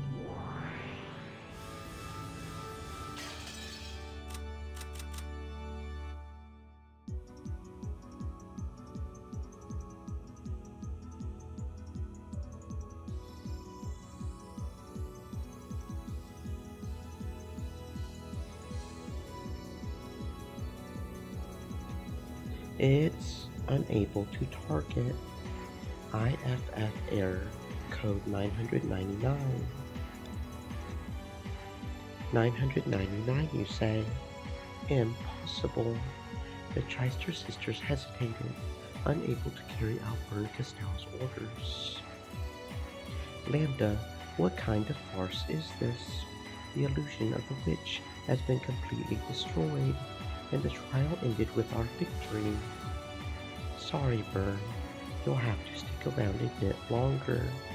Isn't that right, Ushiromiya Battler? Yes. Sorry to keep you waiting, Erica, Vern Castell. Now it's time for my truth. Request for a retrial accepted. The Assembly of Witches retracts the adjournment of the Court of Illusions. Objection. The trial has already been concluded, and the results have even been announced. Objection overruled. All verdicts are overshadowed by new truths. Objection. Not only has Battler been banished as a player, he also doesn't hold the rank of witch. He isn't qualified to call for an appeal. Objection overruled. He already does have that. By the name of Lambda Delta, Witch of Certainty, I acknowledge it. Ushiromiya Battler. I acknowledge you as the new Golden Witch. No, as the new Endless Sorcerer, Ushiromiya Battler. Well, what did you say? The Battler got the rank of a witch. The rank of a witch, which she had desired for so long, had been granted to Battler so quickly. And on top of that, this wasn't anything temporary. This was an official, proper authorization by Lambda Delta. Erica couldn't accept it, and her face turned bright red. Looks like that kid's game really will keep us entertained until the very end. Sure, I'll play along. Erica, you handle this. The red truth you've created with me is perfect. The construction of truth that makes Nasuhi the culprit is perfect. Battler certainly won't be able to break it. Of course, my master. There's no need to worry at all. Anyway, Chister sisters, my master ordered you to fire, right? How long is it going to take you to carry that order out? Error code 999. An access code is required to target the territory lord. I told you he would do it. Territory lord, who is? Who controls this fragment? I do. Territory lord, you don't mean Battler is? Yes, Ushiromiya Battler has been authorized as the official territory lord of this fragment. Yes, that's right. So, you still don't understand. You don't know what that gold sparkle signifies. He's reached it. Battler has. He's made his way to the innermost depths of all truths. That means Battler's understood everything about this world, this tale, this game. In other words, he's reached the position of the game's master. I'll bet you don't want to believe it, right, Burn?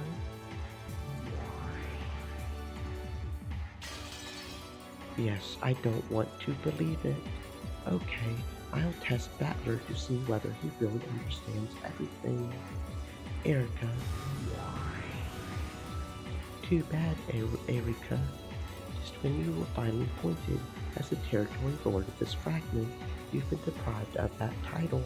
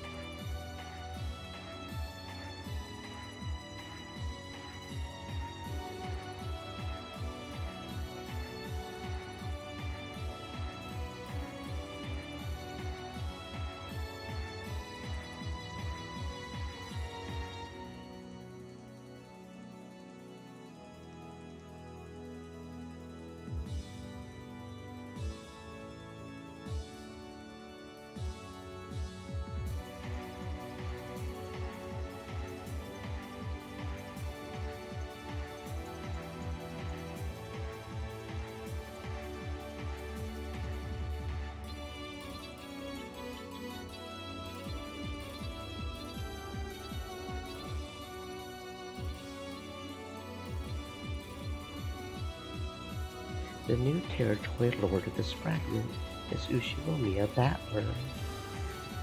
Isn't it awful? Don't you feel just awful? How does it feel to be deprived of that title just when you have finally gotten it? How's it feel?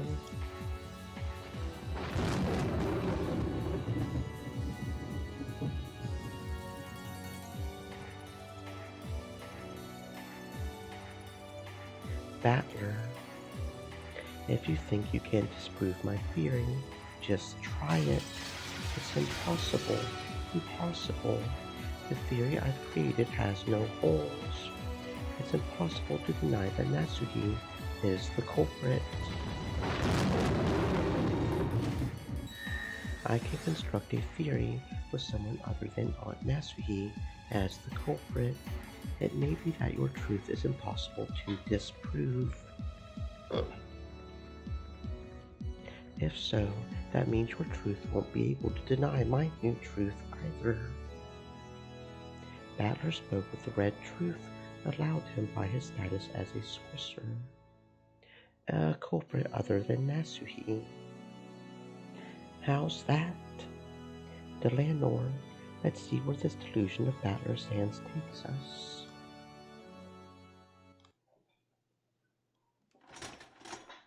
Slowly, Delanor stepped forwards.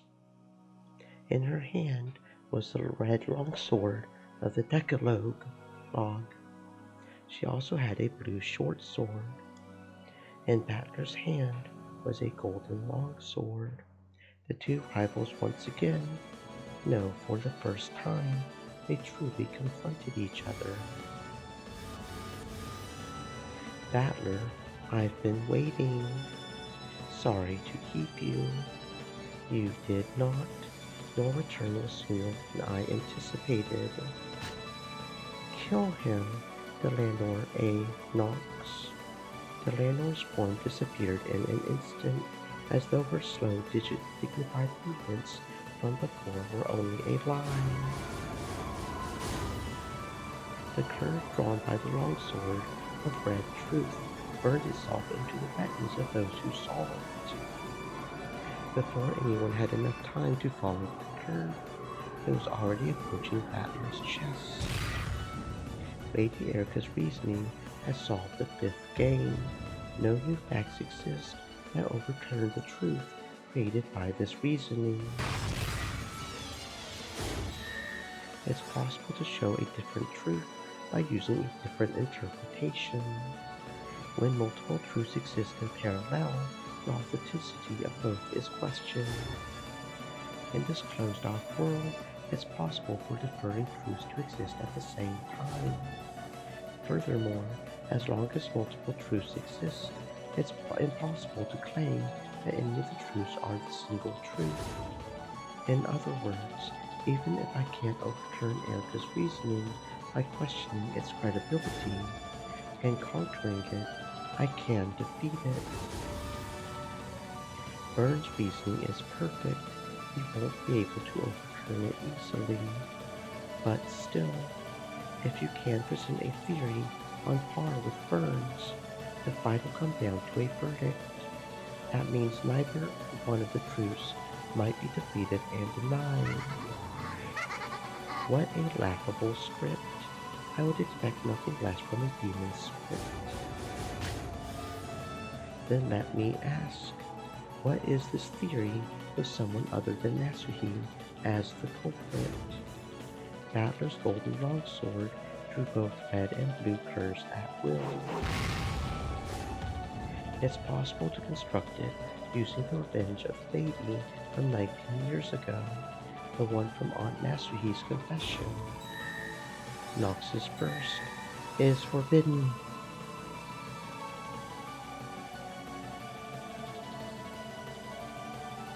For the culprit to be anyone not mentioned in the early part of the story. A person first introduced in the fifth game cannot be named as the culprit. What if the baby from 19 years ago was among us since the very beginning? For example, what if it was me?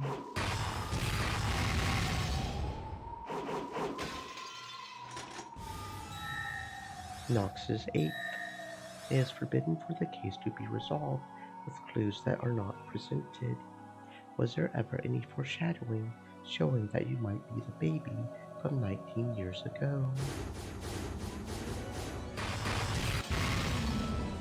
The red truth from the fourth game that I'm not the son of my mother as soon. The feeling that Dad was hiding something in both the first game and this game. In particular, in this game, it was made clear that there were some special circumstances having to do with my birth. Battler proposed that he might be the baby from 19 years ago, and announced that he had reconstructed the crime with himself as the culprit.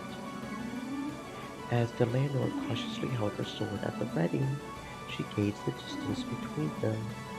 Now that Battler had inherited the position of this world's territory lord and attained the rank of endless sorcerer, his movements surpassed human understanding.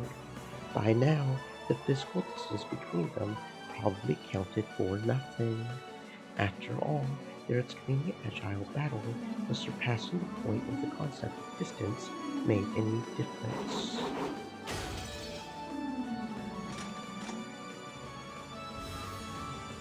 A good start. Let us hear your theory with Battler as the culprit. Yes, I'll let you hear it. I'll prove that this explanation also works, and that you can't be certain Aunt Nasuhi is the culprit.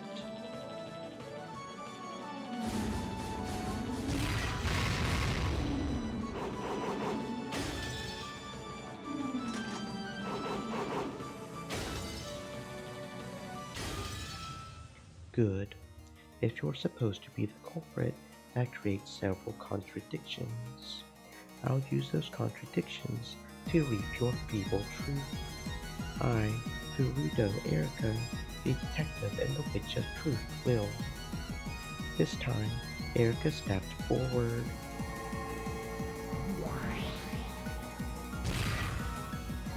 In her hand, there appeared a scythe like one a Grim Reaper might hold. A ruthless scythe. Said. Stay moist, my friends, hydrate.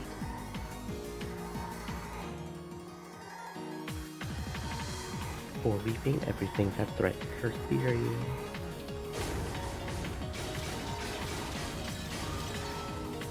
It's only possible for the crime to have taken place between 2400 and 1.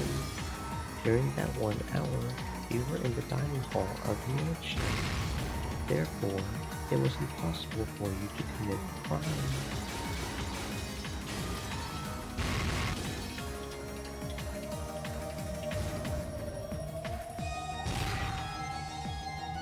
It has not been specified that the time of death was between 2400 and 1. Therefore, it's possible that the crime didn't occur between 2400 and 1.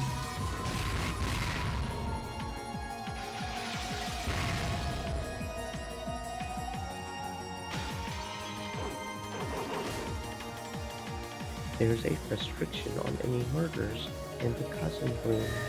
From 1 until the discovery of the crime, it was impossible for any criminal action to occur in the cousin room. The landlord. Now.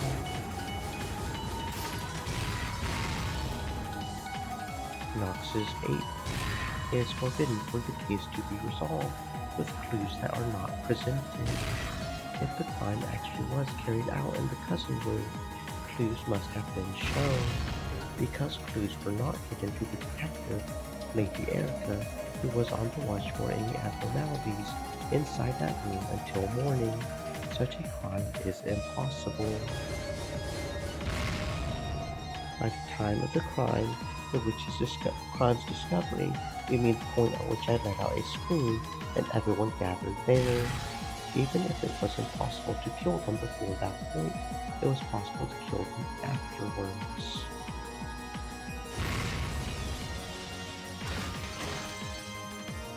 Battler used a blue flash to deflect over the red truce that Erika and the landlord had brought at them. Erika's eyes went wide. After all, what he had said was completely absurd. At that time, they still hadn't been killed, even though the corpses with their necks sliced open were laying like bears. The death of the 4 in the cousin room has been proclaimed with the red text. Are you trying to use the illusion of the witch? Are you trying to resurrect George and the others using the concept of magic? even though they were dead at the time. I see. Since you believe they were dead by that point, it probably looks as though the dead have been brought back to life to you. So this might look like magic in your eyes. In that case, I won't be the one to take the next shot at you. Fool! How often do I have to say it? The deaths of the 4 people in the cousin room have been proclaimed with the red truth. Furthermore, those corpses were witnessed by a large number of people. Furthermore, it's already been proclaimed in red that no examination of any corpses would lead to a mistaken result. Take that, dead people.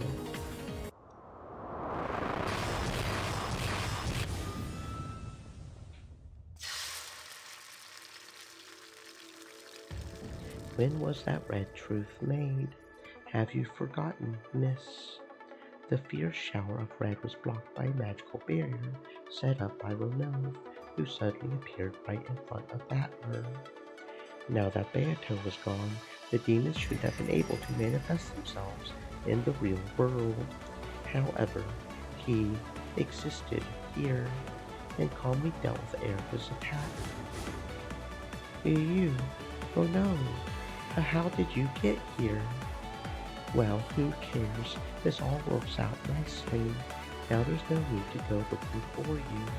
I'll capture you here and deny your existence too.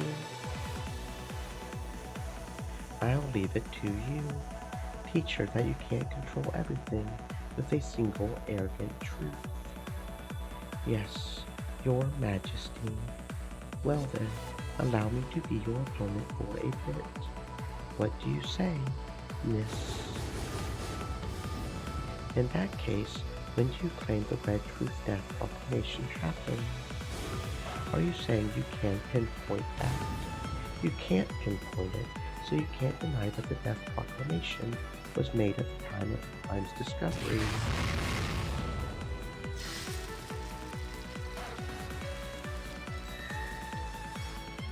When this court was opened, Lady Lambda Delta made a proclamation. She said this was a 2400 answer session. The Death Proclamation was made at 2400 on the second day. In other words, at the end of the game. That does not deny the possibility that the murder occurred after the morning of the second day, after the so-called discovery of the crime.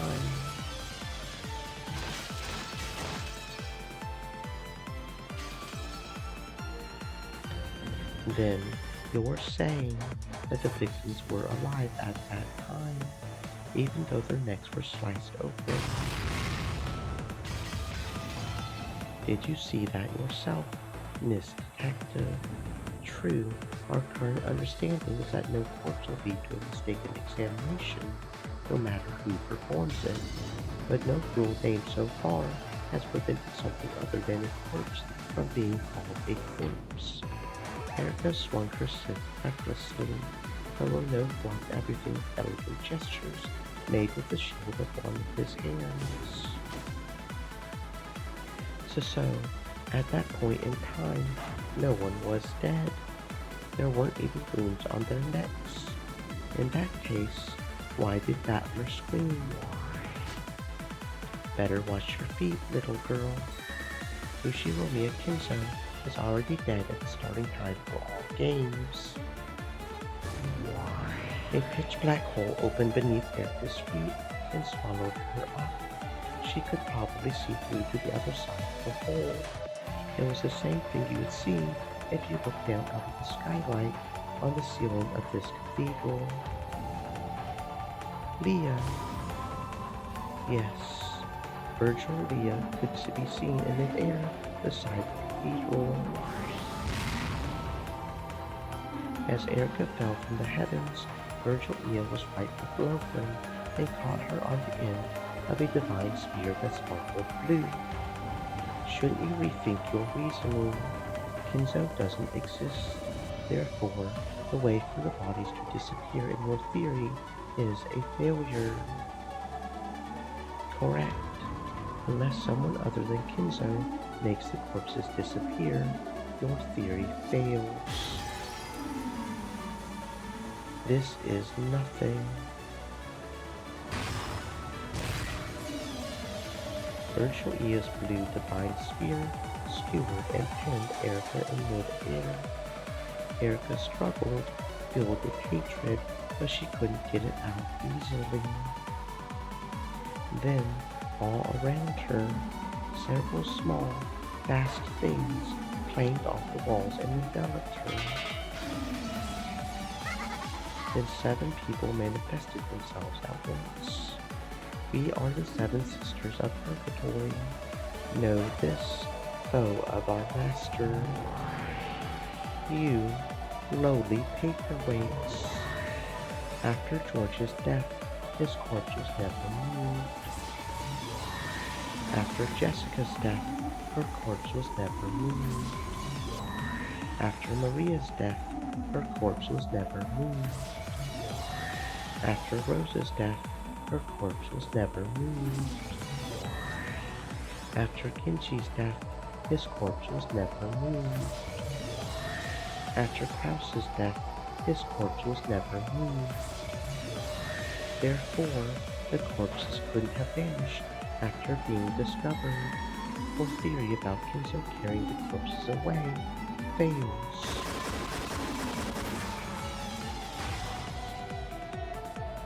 But so what? Even without Kinzo, I can explain how the corpses discern. I, Furugo Erica, have to revise my theory. I do. The detective does. Erica was probably capable of escaping even with Kinzo's existence denied, by making only a small revision to her theory. However, to her, having to revise a theory she had already created was extremely humiliating.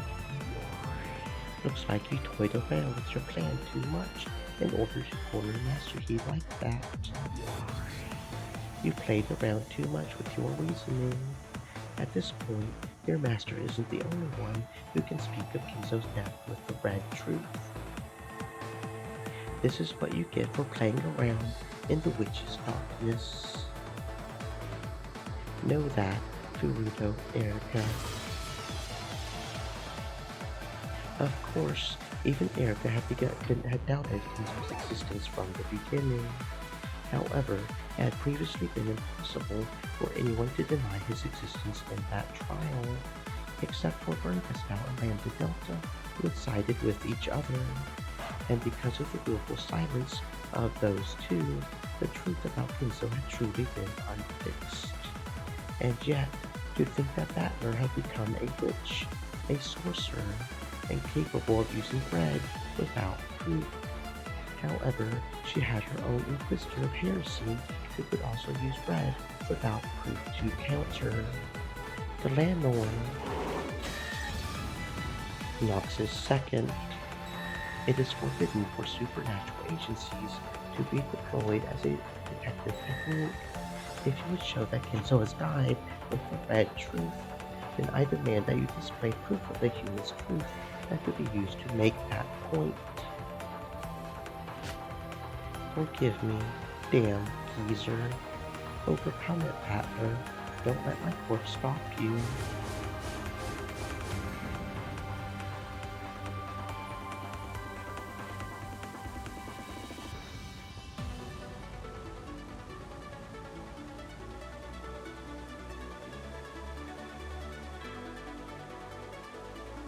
Presentation of evidence. I'll present a corpse that could possibly be identified as Ushiromiya Kinzo's. Can you prove that this corpse is Ushiromiya Kinzo's? No matter how much it resembles him, unless you can prove that it is him, it is possible to claim that it was a substitute corpse for someone else. Can you show that was Kinzo's corpse with the truth of humans? In this case alone, and with the red proof specifically, no counter-argument will be valid.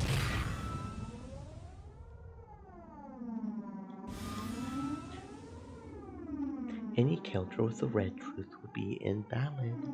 I guess that works. It may be true that the existence of third-party corpses has already been denied with the red. However, if saying that with the red is forbidden, Battler has nowhere to run to. That's right. In this closed-off Rockinjima, there is no objective way to show that this corpse is grandfather's. And that itself suggests the possibility that this corpse is a body double. This unidentifiable corpse cannot serve as proof of Kinzo's death. Checkmate. My theory does not waver. Delanor had sealed off the red truth as a means of proving that Kinzo's corpse had been shown.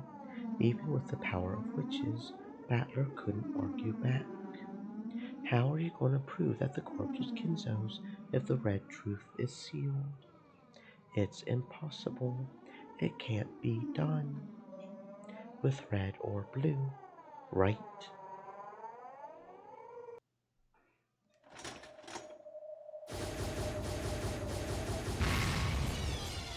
I guarantee that this corpse is Ushiromiya Kinzo's corpse.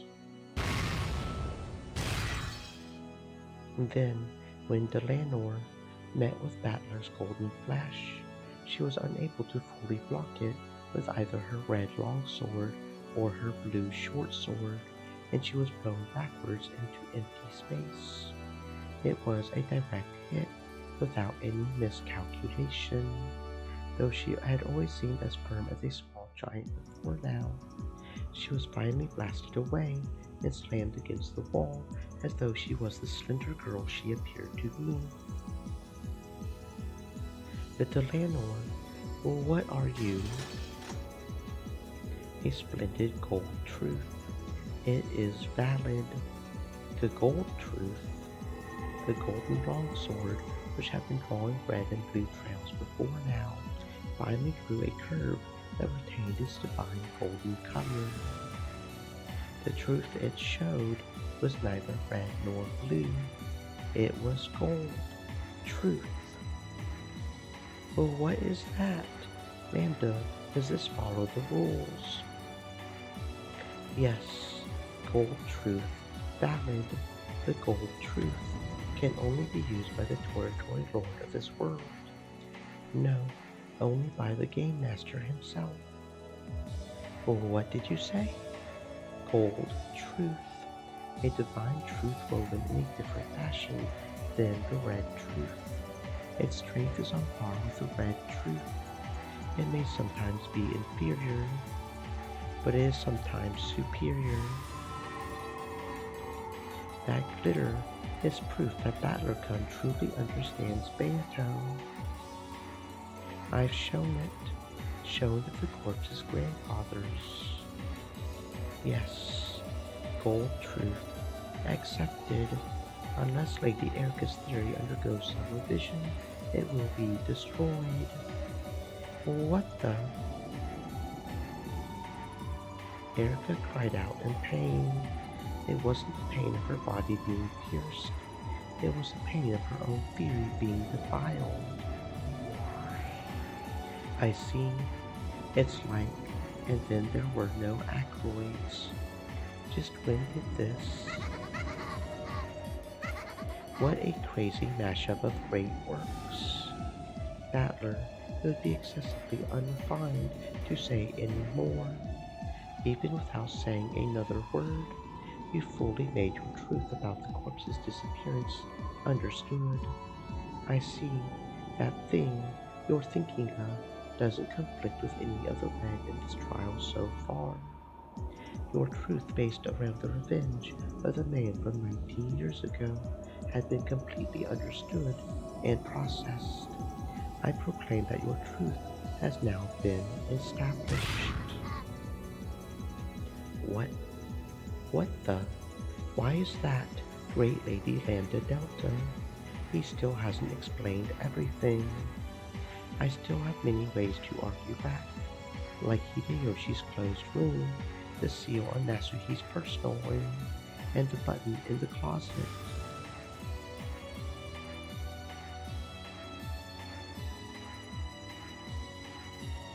Do you really still think you're capable of defeating Battler's argument? Only Erica, the one who was supposedly so intelligent, couldn't understand. She couldn't understand that Battler had already reached the real truth. Because of this, Grandfather's absence has been verified, and the dishonorable relationship between Aunt Nasuhi and Grandfather has been removed from consideration. Aunt Nasuhi is pure and faithful. I won't permit this vulgar tale you're all so fond of. But Battler-kun, furthermore, because we've raised doubts about the time of death for all who have died so far, the alibis for everyone besides Aunt Nasuhi go back to square one. If you tried to argue that the crime was impossible for everyone except Aunt Nasuhi, it won't work. The landlord, who must have risen to her knees at some point, slowly stood up. The flash from the golden longsword was still buried deep into her chest. Though pain didn't show in her expression, her awkward movements clearly showed how serious the damage she had taken was. Even though she herself knew that the match was long over by now, the landlord didn't abandon her duty. However, in the cousin room, he witnessed corpses that were impossible to misidentify. Are you trying to say that was a lie? Knox's seventh is forbidden for the detective to be the culprit. The detective is obligated to keep an objective point of view. Your theory would mean you violated this obligation. Furuto Erica is a detective, and the me in this game isn't one. And by Knox's ninth, it is permitted for observers to let their own conclusions and explanations be heard.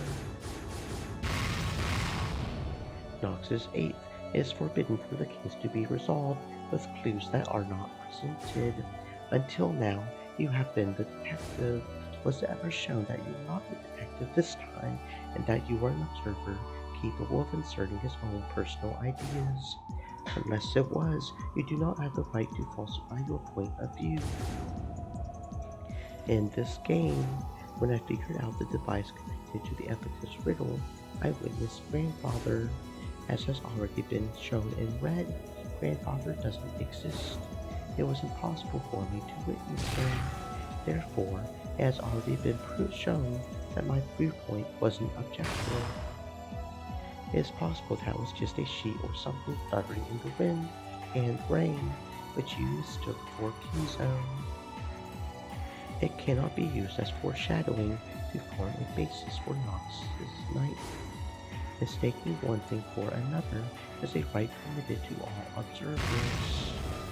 There's the red truth that Beato showed here in the fourth game. No person would mistake Ushiromir Kinzo by sight. It's the red truth Beato used to counter my blue truth claim that someone disguised themselves as Kinzo to make it seem as though Grandfather had appeared. In other words, on this island, all illusions that might lead to someone to mistake something for Grandfather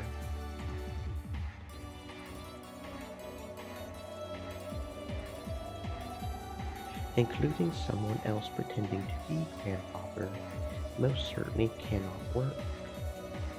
All of Aunt Nasuhi's schemes to make it seem Grandfather existed were hidden in the relative's blind spots. All of them clever tricks that like he was here just a second ago, or he's in his study alone now. They never tried to make anyone mistake something they saw for Grandfather himself, so there are no contradictions. If they had tried to dress one of the servants in Grandfather's robe, it probably would have been seen through in an instant. It has been guaranteed that none of the characters in this tale would mistake something for Grandfather by sight. If someone claims to have seen Grandfather, despite that, it becomes a lie. Allowing lies to be contained within their observations is a right granted to everyone, except for just one person. and that person is the detective. Because of the right guarantee granted by Knox's ninth, anyone is allowed to mistake a sheet in the wind for something else and tell about it. However, mistaking it for grandfather in particular is not permitted in this game due to the red truth. So, once you claim to have seen Kenzo, it was no longer misrecognition, but intentional. In other words, this proves that the observer was not objective. Is that what you are saying? In this case, unintentional misrecognition is not permitted by the rules of this game. However, it is possible to intentionally lie about seeing something you never saw, and that is an action not permitted to a detective who is obligated to maintain an impartial perspective. Forgive my crazy argument. It's all finished now. No, it's okay. Because men like you exist in this world, you will surely protect the fragile truth from any kind of pride. You will surely protect the real truth from the tyranny of any plausible truth that might claim to exist as the sole truth and try to exterminate all fragile truths. Battler's golden longsword drew a massive blue arc as though splitting the heavens. I'm glad I could fight with you.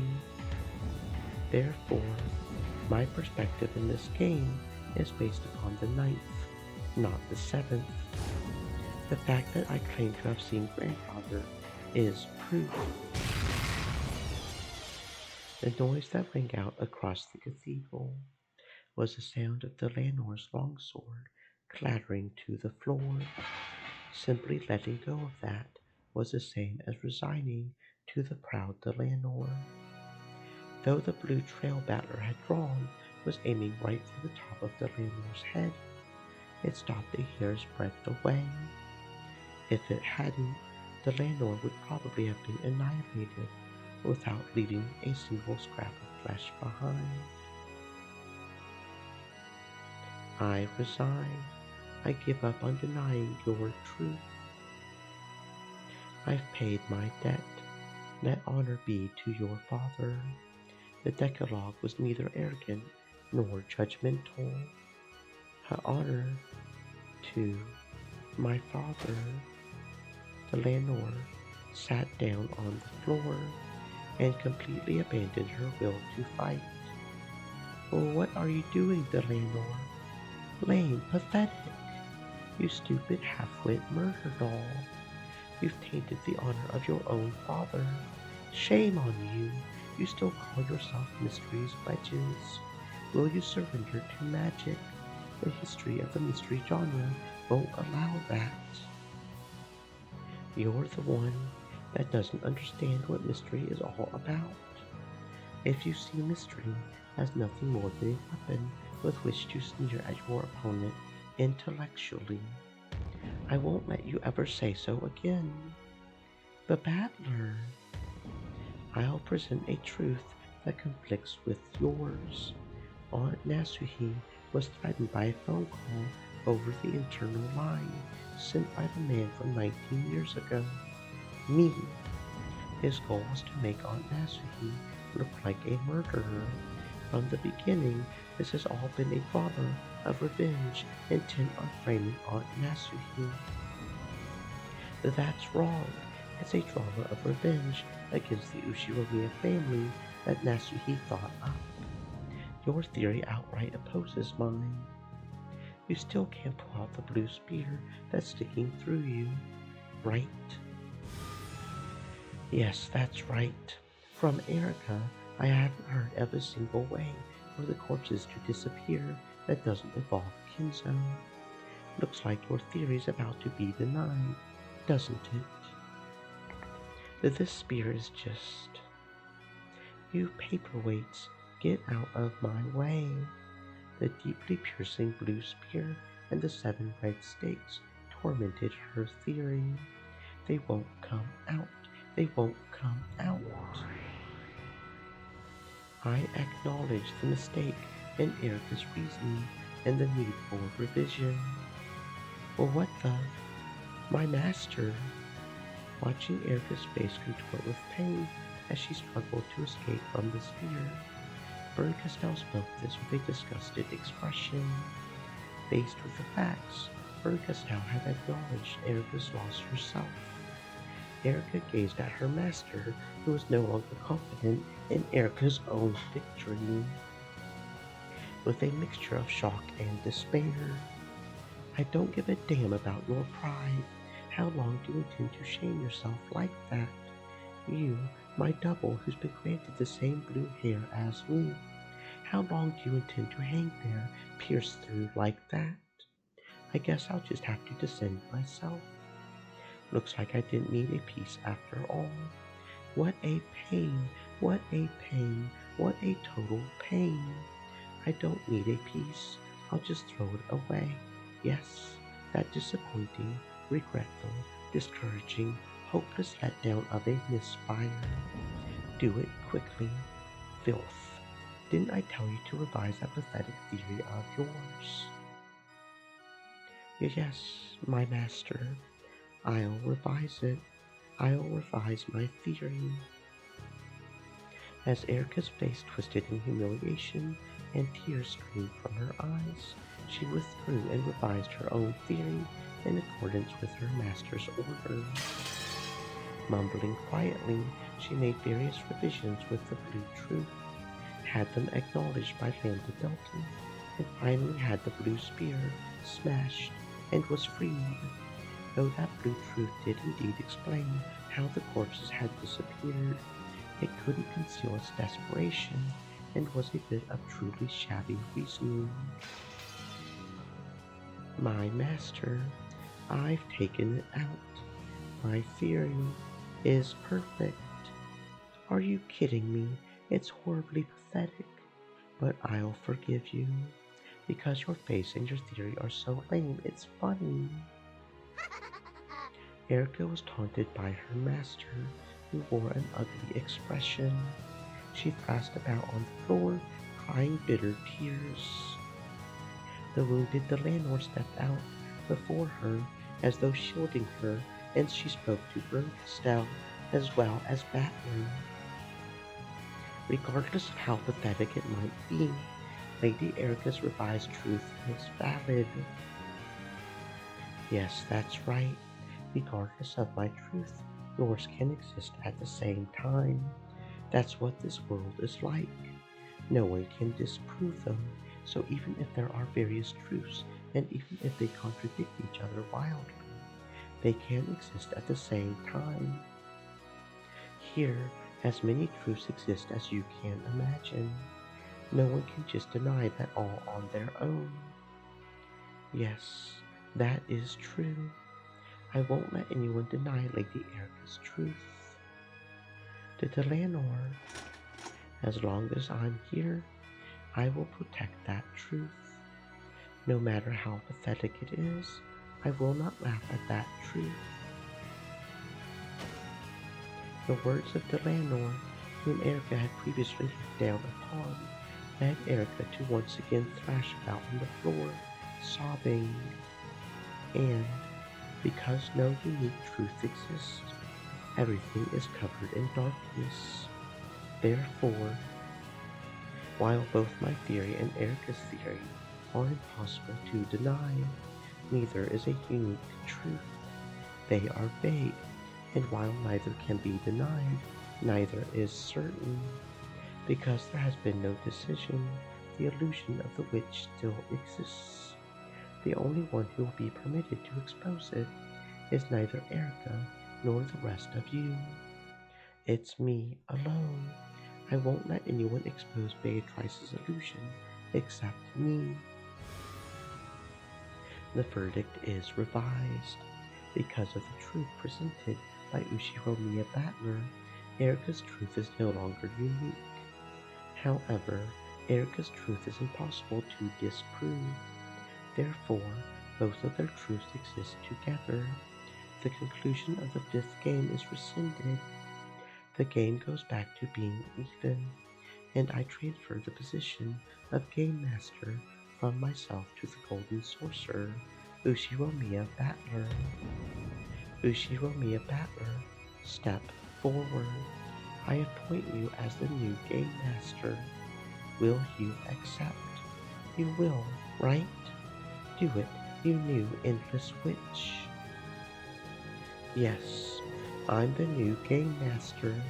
I'll lead the sixth game. Erica, let's settle things for good this time. Stand up. Yes, I will stand. I'll make you regret giving me a chance to clear away this shame. My master, please give me an opportunity to fight with Battler again in the sixth game.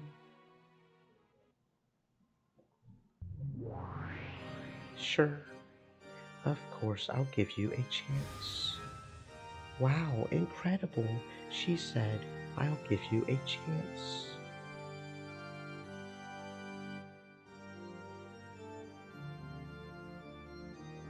Isn't this a miracle? From the Witch of Miracles, Burgestyle. Erica, you've miraculously managed to escape with your life. In the sixth game, Battler's game, expose the truth no matter what, unless you want to be tossed aside into the darkness of oblivion. Yes, my master, the Delanor. Of course, I'll give it my all in the next game as well. I won't pretend to be a guest any longer. Together with Delanor, I'll tear your game to bits. Sure, I'll invite you to my sixth game. Sorry, but that title of yours, Checkmate of the, isn't cutting it. It's your game. You can decide the name yourself. Just bring it on. I, Furudo Erica, am a detective before I am a witch. I acknowledge you as the new master of this game, and I issue a proclamation of war. I'll definitely expose it all. I'll kill you, Golden Sorcerer, Ushiromiya Battler. Yes, come at me with all you've got. Furudo, Erica. Just watch, Beato. I'll take charge of your game, and in this next game, I'll prove that I completely understand all of your riddles.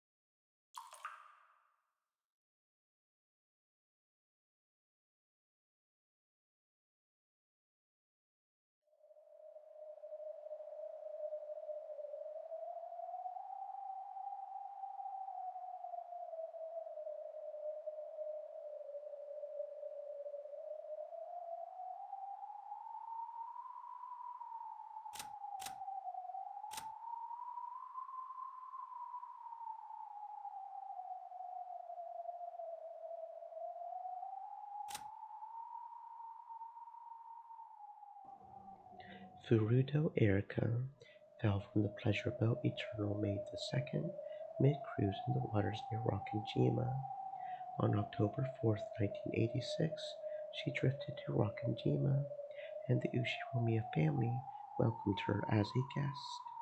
She managed to drift to the island unharmed thanks to several miracles, including the fact that she was wearing a life jacket.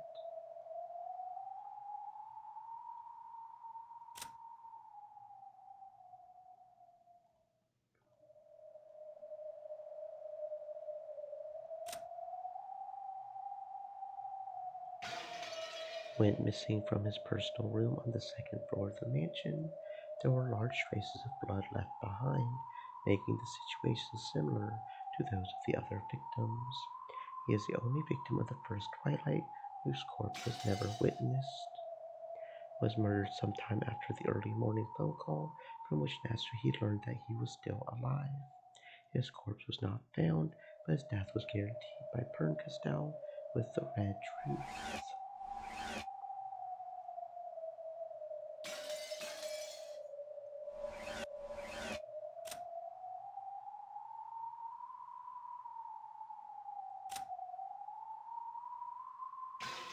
Her corpse was found in the cousin's room on the second floor of the guest house. The direct cause of death is unknown, but her neck was sliced open by a sharp blade. The wound was deep enough that anyone could easily confirm her death with absolute certainty.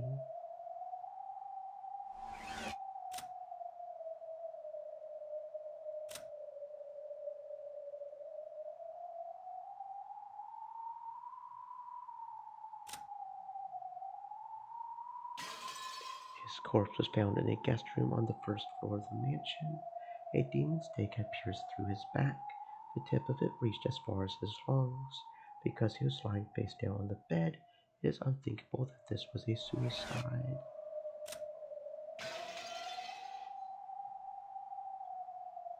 Same as the other.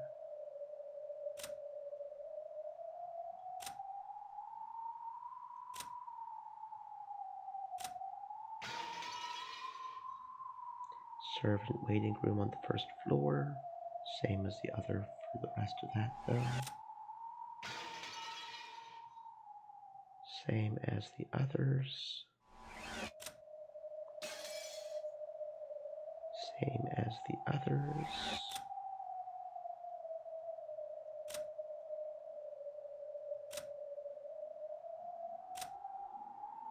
Yeah, that's pretty much all of them. I can't imagine this one is too different. Yeah. The man designated to be Beato's opponent in the first 4 games. In the 5th game, he is displeased that Lambda Delta has taken over as Game Master, so he does not participate as a player. In the place of Beato, who stepped down from the position of Game Master in the 4th game, Lambda Delta serves as a new Game Master in the 5th game. Therefore, it is expected that, while the 5th game may be quite similar to the previous ones, there will be differences. She hates boredom as much as Bernkastel, and depending on the situation, she may become either an enemy or an ally to Beato or Bern.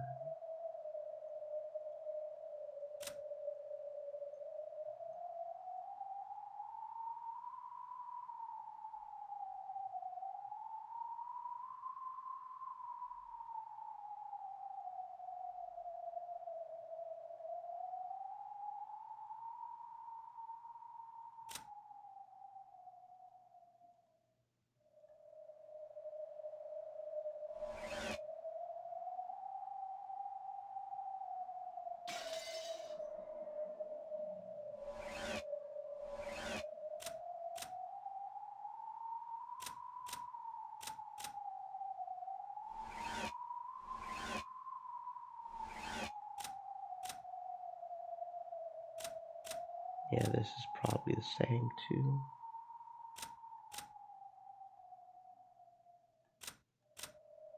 It's a bit weird because only on the one is probably the same too. hiding keys in bags during busy mornings. Yeah, this is the same as well. Yeah,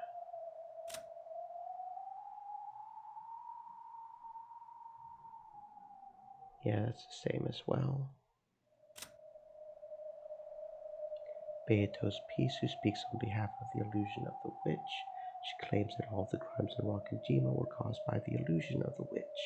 In the fifth game, she clashes with Berncastel, who denies this illusion, because she herself is nothing more than a piece, and the higher plane version of her has stepped down as game master. She isn't in a position where she can know the truth of the fifth game. This puts her in a different position than the one she held the games before now. The Beatrice on the highest plane and the one who created this world. In the fourth game, she entrusted everything to Battler and abandoned her position as game master. She lost even the will to express herself, to say nothing of the will to fight, and is now little more than a doll. In the world of the game board, those who do not fight have no existence significance. Her existence has been growing insubstantial and will probably break down and disappear before too long.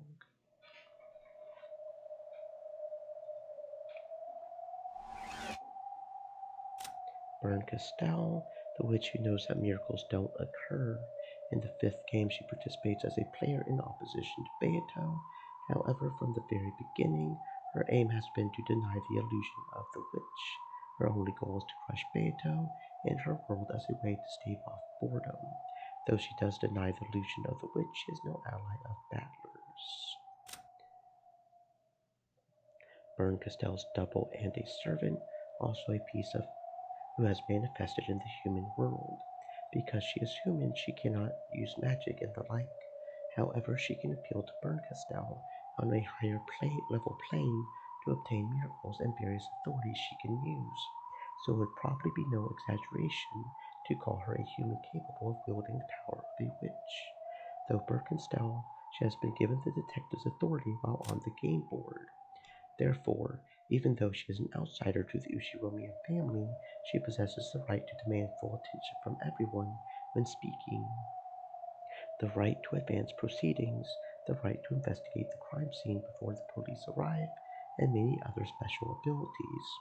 She gets pleasure from the process of solving riddles, but her greatest joy comes from using that victory to sneer at others. Delanor A. Knox, a member of Isern Jungfrau, the 7th District Repentance Enforcement Agency of the Great Court of Heaven, a head inquisitor of heresy and a first-class archbishop. She is commonly known as Delanor of the Ten Wedges or Death Sentence Delanor.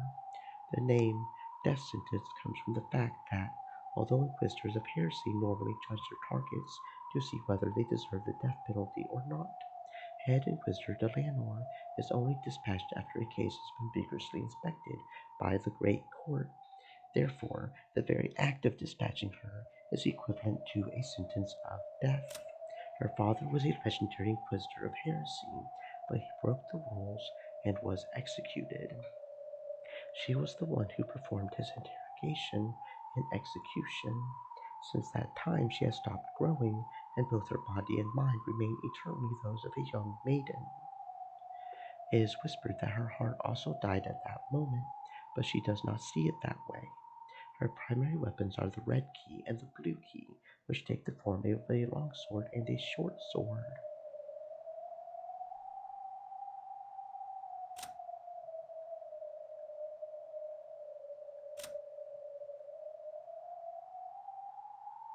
Hmm. Cornelia, a member of Isern Jungfrau, the 7th District Repentance Enforcement Agency of the Great Court of Heaven, an assistant inquisitor and a third-class minister. She has obtained high grades in academic exercises, but this is her first time on the job. She possesses a strong sense of justice and is currently cramming for exams to become an inquisitor of heresy like Delanor. Her current goal is to become more like the veteran assistant, Gertrude. She normally has a zealous personality. However, she imitates Gertrude and tries to be emotionless. She's too innocent and pure to be involved in heresy hearings, and she doesn't yet know anything about dirty jobs and the dark side of this profession. Gertrude initially selected her for this mission, which reeks of a plot within the Senate. She wants Cornelia to see for herself whether she's really suited for this kind of work.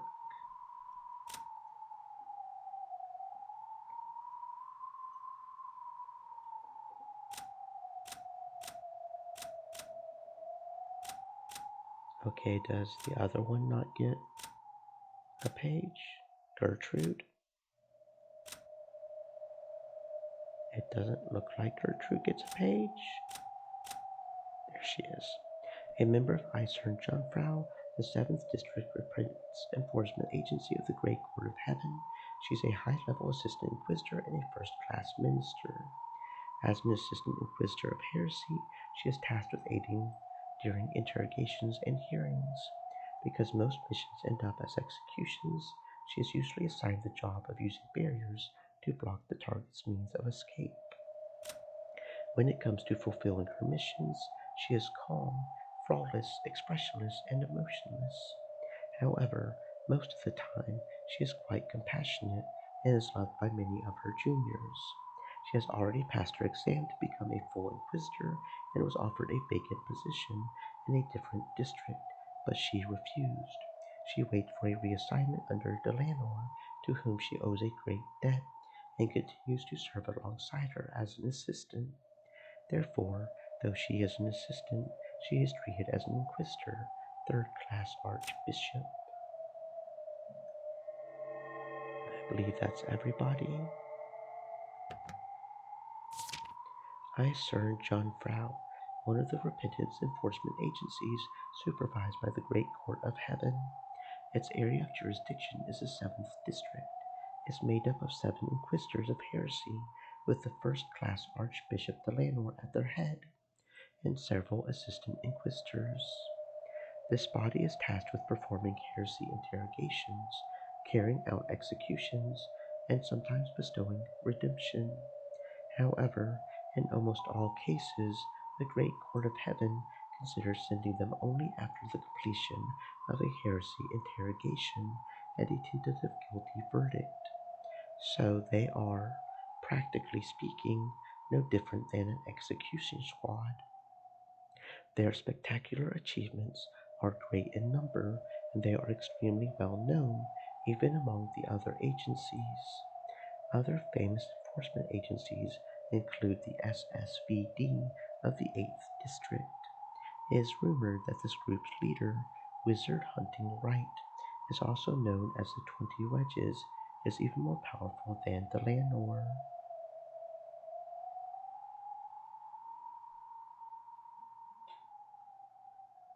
The Red Key, a weapon for emergencies, used by official inquisitors of heresy belonging to Iser Jungfrau, the Lanor's primary weapon.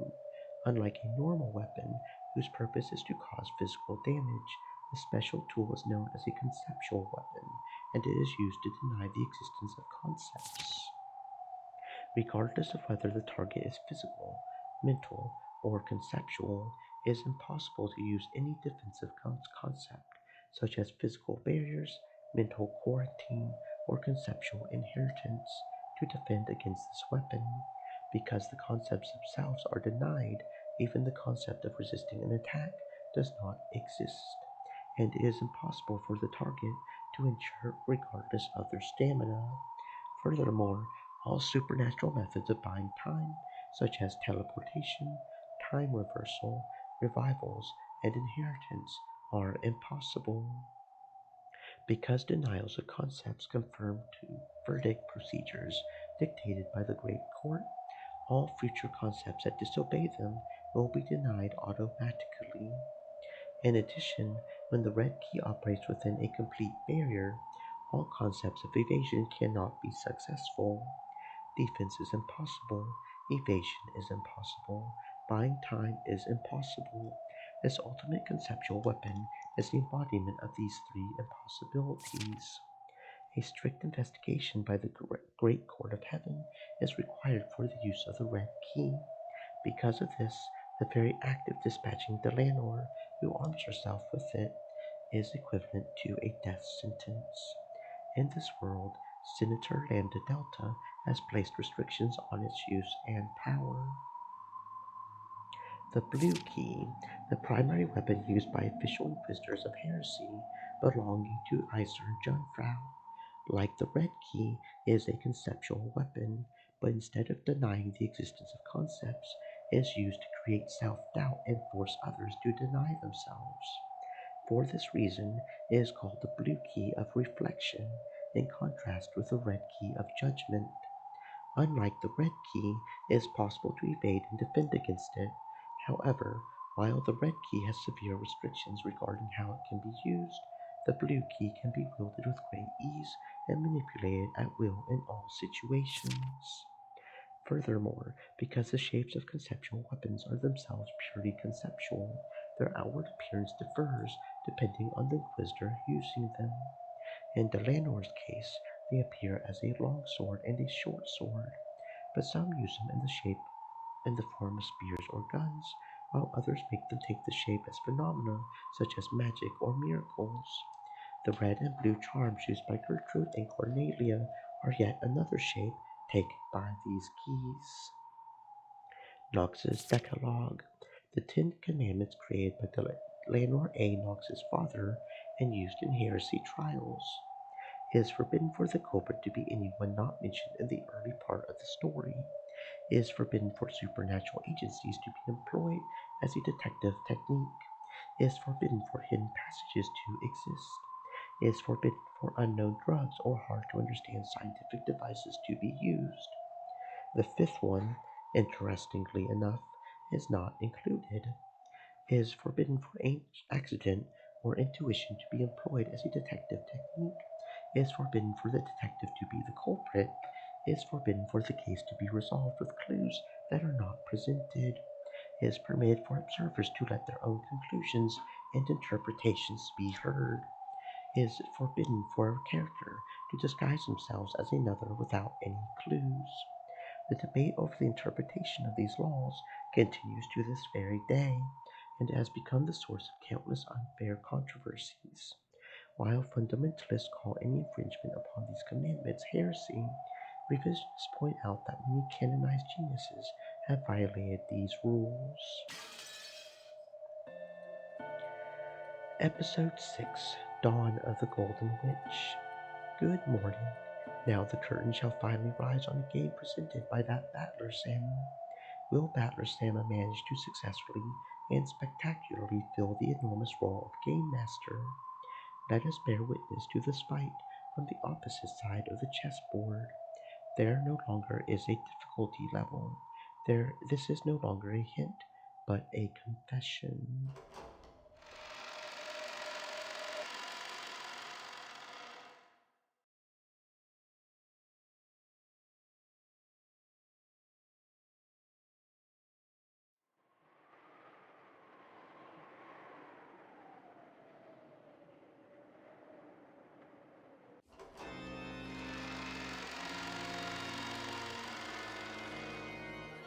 A beautiful glow shone in from the skylight over the grand cathedral. The place was somehow different from the way it had been during the witch's trial. The decorations had changed. The several pleasantly sparkling white ribbons that adorned it were thin like razors, but they trailed beautifully in the air. Flowers were arranged all over in a way that would make any place look cheerful. It was like how a single drop of impure water can spoil an entire cask of wine. Just the presence of those flowers, those ribbons, and the red carpet that ran down the center of the room made it hard to believe that this was the same place Ushiwamiya Nasuhi had been falsely accused of a crime. It had truly become a wedding chapel.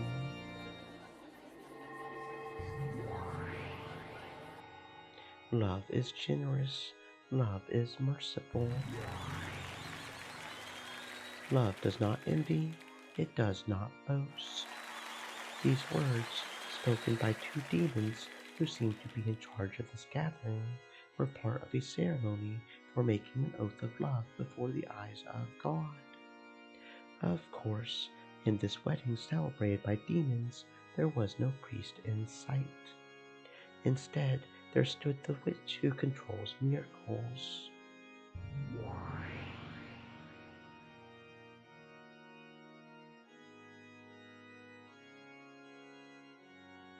In sickness and in health. Yes, a wife's true job is to be supportive in times of sickness. Isn't that right, Erika? Yes, my master. That looks good on you. What a fitting outfit for one who has conquered the bridegroom. I'm honored, my master. The bride standing on the carpeted path was Furudo Erika. The groom's face couldn't be seen. The bride's outfit certainly was a pure white wedding dress.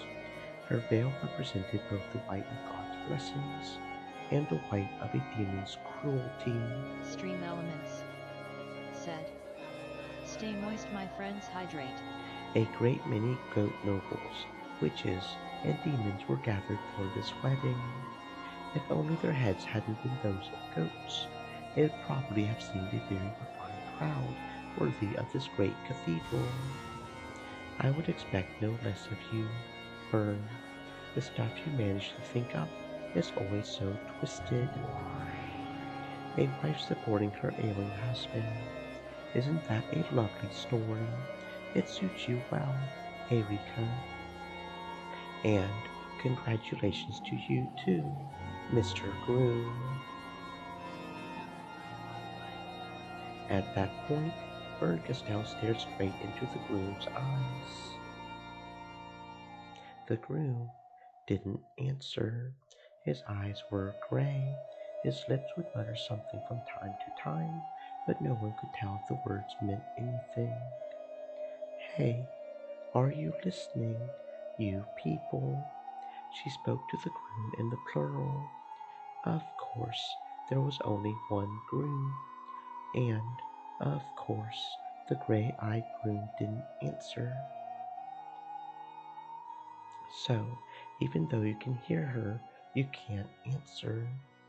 Don't worry, okay? Battler said.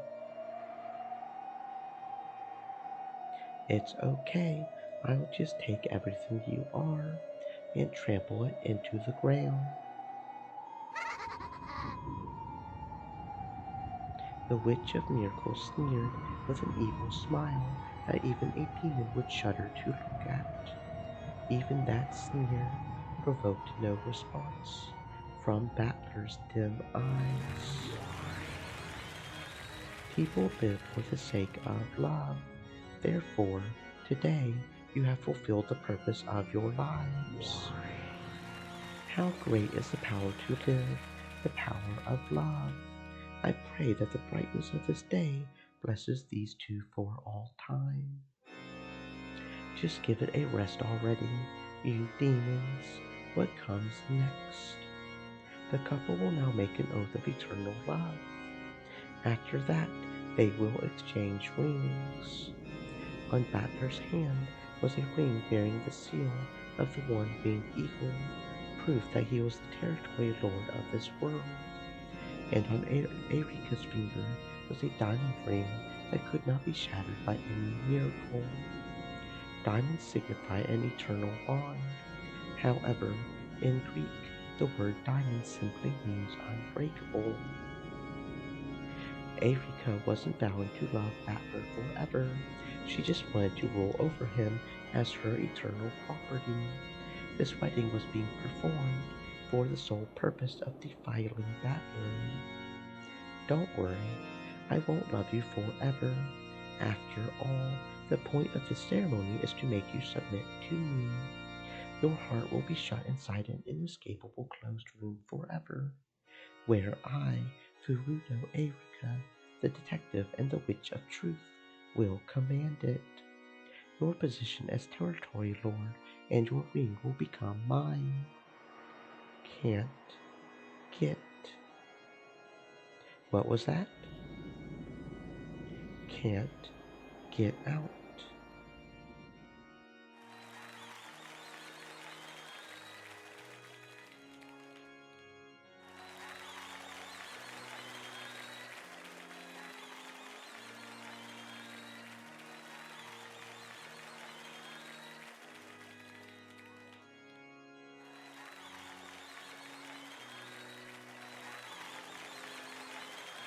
Yes, I'll bet you can't get out of that closed room. After all, you made it yourself. You'll suffer in that room for all eternity, and I'll remain by your side as your wife forever, getting to enjoy that look of anguish on your face all by myself. I'll defile you forever, Ushiromiya Battler.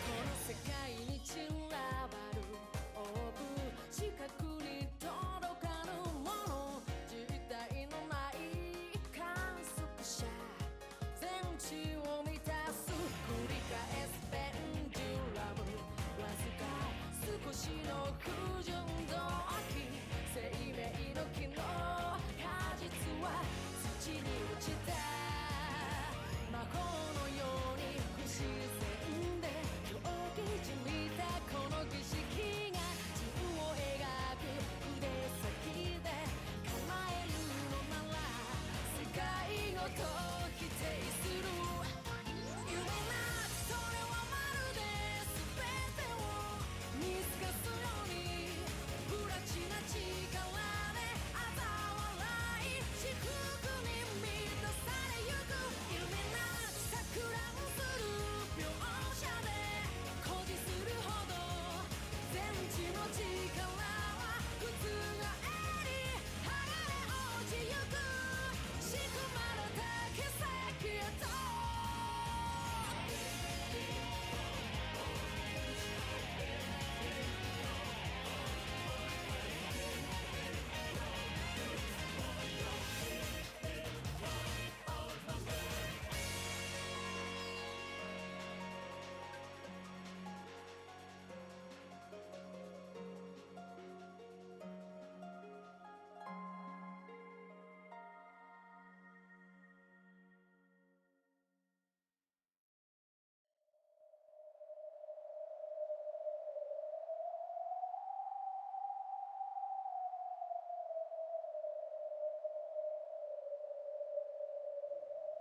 All that could be heard was the sound of the wind, a sound of misfortune, bringing sadness and unease to all who heard it.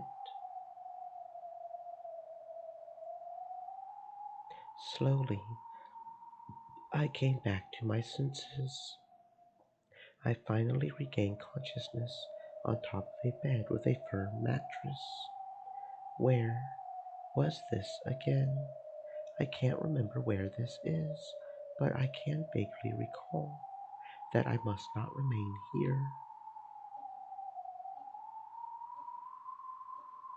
The room was dimly lit.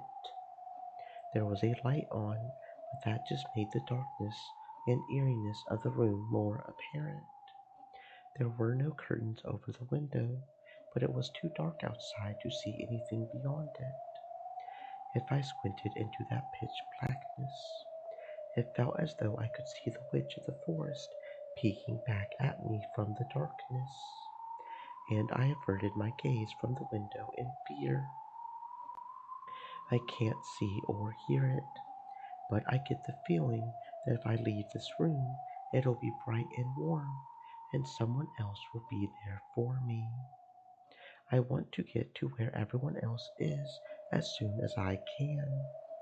Bad memories from when I was very young began to well up. Horrible, harsh memories of when I started dozing off during a family gathering and was put to sleep in some room I didn't know.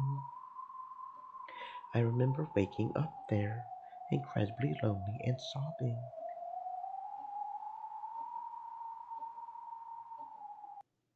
I must not remain in this room. I just want to get out of here quickly. Once that thought crossed my mind, I didn't want to stay in the room a second longer than I had to. I'm scared. It's creepy. Where is everyone? I want to get out of here right now. I opened the door, trying to leave the room. A pleasant glow snuck in through the crack of the door. As I had thought, the corridor was filled with a comforting light. I couldn't actually hear them, but I could sense that far away, people were enjoying themselves. I'm sure everyone's gathered in the room across from this one. I've been shut up in this lonely, creepy room all alone. I should go quickly. As soon as I thought this, a merciless metallic sound rang out, and the door refused to open any further. The chain had been set. I've always hated chain locks. You can open a normal lock just by twisting, but chain locks are built in an annoying way, and I couldn't work them easily, so I've hated them ever since I was very young. See, even this chain is causing me trouble, and I just can't get it undone. Why is this happening? I just want to leave this creepy room right away. Just on the other side of this thin door, everything is bathed in a warm light. I can't undo it. I just can't undo this chain. The more desperate I grew, the more that unsettling darkness seemed to be closing in on my back, and the more frightened I became. Then I finally noticed there's something wrong with this chain. Yes, there is a chain, but this isn't a chain lock. This is just a chain staked into the door, preventing it from opening any further. In other words, it isn't made to be opened. Well, what the hell's going on? Who would do something like this? Damn it! No matter what I did, no matter how much I struggled, I couldn't pull out the stake, or undo the chain, or break the mechanism. This door was just a demon's mouth, made to trick me into thinking it would open before crushing my hopes. Even so, if only I could just open this door somehow, I could get out into that pleasant corridor. This desire forced me to keep my hand glued to the doorknob.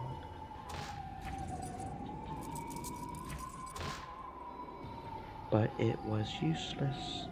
Both the chain and the stake were firm, and no matter how much I clattered them about, there was no chance of the door opening any further. Even though I could see the pleasant hallway through the crack, I had no chance of opening the door any further. Maybe someone will come if I yell. Maybe the door can be opened easily from the outside. When I thought this, I tried to call out to someone, but I couldn't make the words come out. I could mouth, "Someone come here," but no voice left my lips. What's going on? Someone come. Why can't I cry out? Help me, help me, help me. The mere fact that I cannot say, "Help me," out loud is even scarier. If I turn around, the witch gazing into the room from the darkness outside might be inside the room this time, standing right behind me. I'm frightened. I'm scared. I'm scared. I'm scared. Someone help me. Someone help me. I can't get out. Can't get out. Let me out of this room. Help me. I'm scared. I'm scared. I'm scared. Let me out. Let me out. Let me out. Help me. Help me. Help me.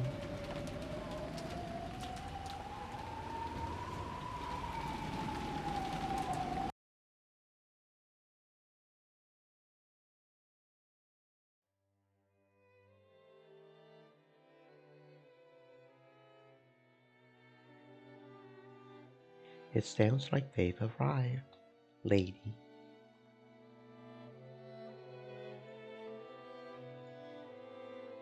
Amakusa ran his finger down my cheek. In an instant, I awoke from the doze I had just been in. I glared at Amakusa for waking me up in such a creepy way, but he just pretended not to notice. Where is this? It feels like a parlor in some dignified person's house, but I have no memory of this place at all. Where is this? And why am I? You still half asleep, lady? Yes, sorry. Where are we? Apparently, he hadn't expected me to forget something like that just because I wasn't fully awake yet.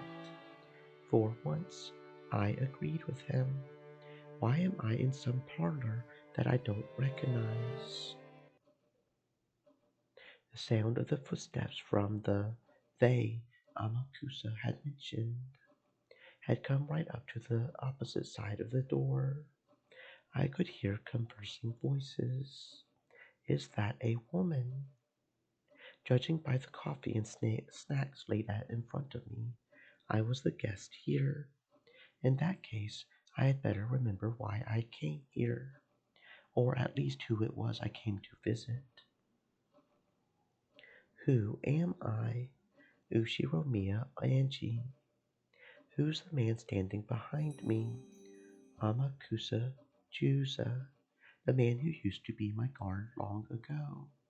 He's now the bodyguard Okonogi assigned to me. In that case, is this after Aunt Eva's death, when I've thrown off my pursuers on that journey to find out what happened 12 years ago? Is that how it went? Do I really have a memory like this?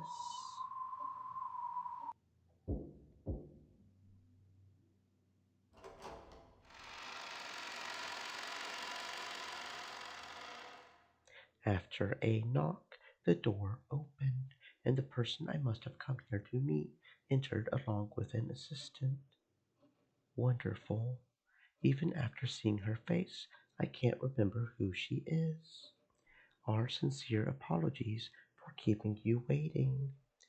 Hachijo Toya is here. That's a relief. The assistant introduced her to me first, and I finally remembered who she was. She. I thought it was a he. Excuse me, but are you?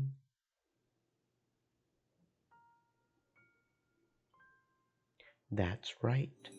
I am Hachijo Toya. The magazines were all talking about your book signing event. Supposedly, a mysterious male author showed up wearing sunglasses and a mask. Never thought you would be a woman. What's the deal? That was just a double arranged for by the editing department. I was the helper standing behind him at the book signing. Now there's a shock. I haven't read your works, but I'll bet you're even more mysterious than your books.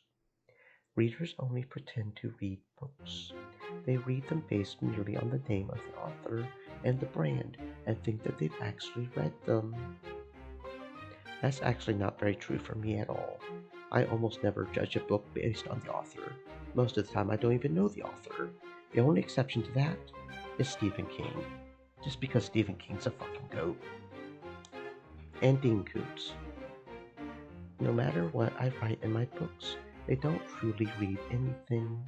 They just pretend to read so they can look smart and knowledge-able and keep up with the current fad. Why on earth should I expose myself to these people? Why indulge such trash? I see. Looks like you're Madame Hachijo, all right. This person really is eccentric. There's no doubt about it. This is Hachijo Toya herself.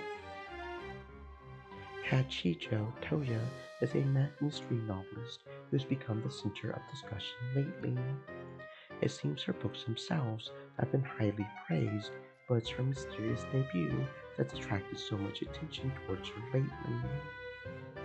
Last year, she managed to win several different awards for exceptional mystery novels offered by multiple large publishing companies, submitting each of her works under a different pen name. And after that, several highly regarded anonymous works were discovered, one after another, to have been stories she had written in the past under false names, and her popularity soared as she herself became more mysterious than her books. Despite all of this, the author herself never appeared in public, and everything about her was wrapped in a veil of secrecy. However, just a few days ago, this author finally made a public appearance for a book signing, showing up with a mask that covered his face and drawing even more public attention. And yet, apparently even that had been a fake. Given this person's radically unconventional track record, it was hardly a surprise to hear her casually insult her fans like this. I know quite a lot about you too, Ushiromiya and Ji-san. The talk shows have been saying all sorts of things. I'm sure you've heard nothing good. Yes, nothing good at all. Apparently, you employ and fire people on a whim, try to resolve everything with money, and care nothing for the law as long as you get your way.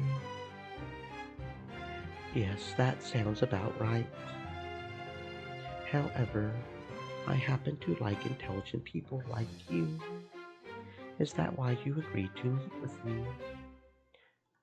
You're the only person who's managed to spot that Iku, Kuro, Rei Go Namu is another pen name used by me, Hachijo, Toya.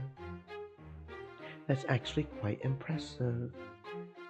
Iku, Kuro, Reigo, Namu. It was a pretty strange pen name. However, if you match the Japanese syllables to numbers, you can read it as 1101-9960576. 11,019,960,576. This massive number is equal to 18 to the 8th power, 18 to the 8th. In Japanese, Toya no Hachijo, or in other words, Hachijo Toya. Very well done. I was quite impressed. In fact, I was so impressed I decided to let you meet me in person. Welcome to my mansion, child of man. Her manner of speaking was extremely condescending, but perhaps because of her elegant manner, it didn't feel particularly irritating. This person had a sort of majestic grandeur about her which made that style of speech seem almost natural. At least, that's how it felt to me. In fact, it felt almost as though this was the manifestation of some noble being who would have no need to show herself before mere humans under normal circumstances. Since I'm not particularly a fan of hers, I guess this is proof that her mysterious charisma really is nothing to be laughed at.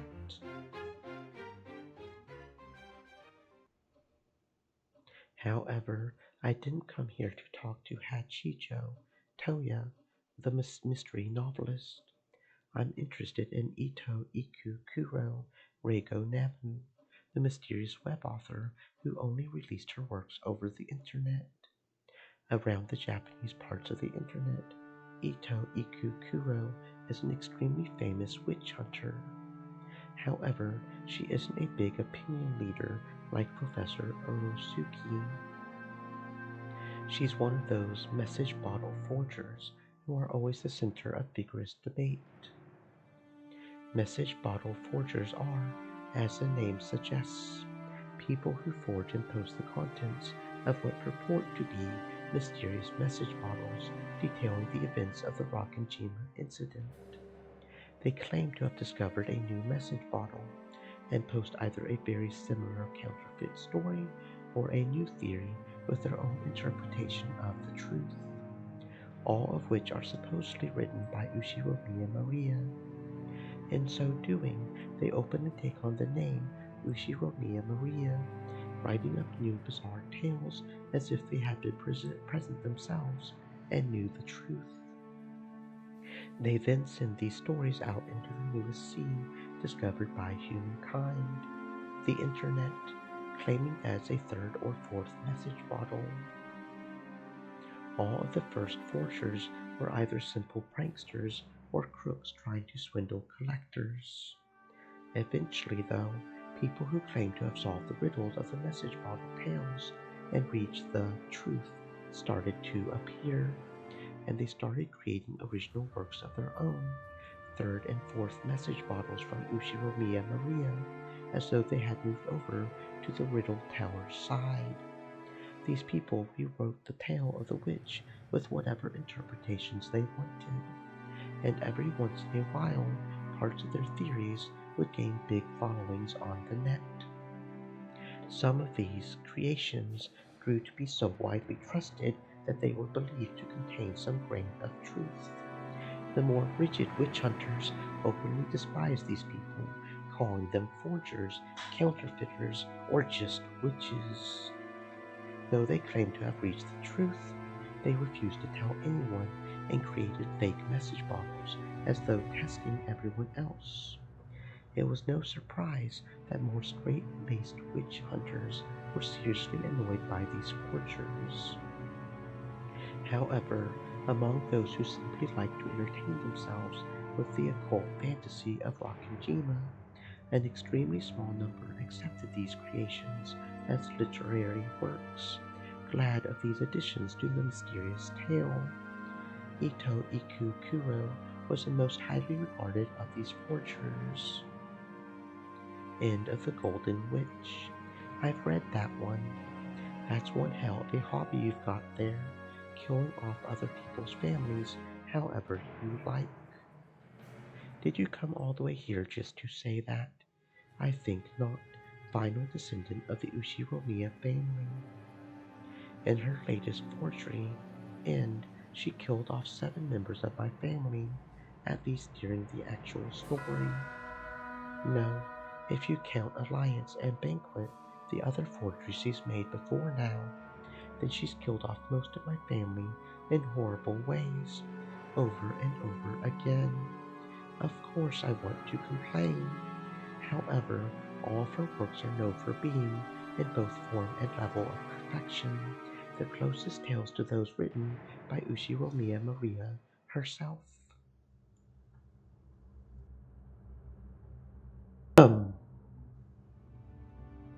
In particular, Ito Iku Kuro's first forgery, Banquet of the Golden Witch, managed to fit everything including Ushiromiya Iwa's escape to Kuwa Dorian. People wondered whether this might be the first true story of Rakanjima, and it even made it onto the talk shows. So far, all these tales have nothing more than electronic text on the web. However, people will eventually realize that Ito Iku Kuro is actually Hachijo Toya. When that happens, they will become the works of that bizarre Hachijo, and no one will think of them as mere fan creations. People will probably start wondering if this might actually be a third message bottle she found and released under the guise of a story she herself wrote.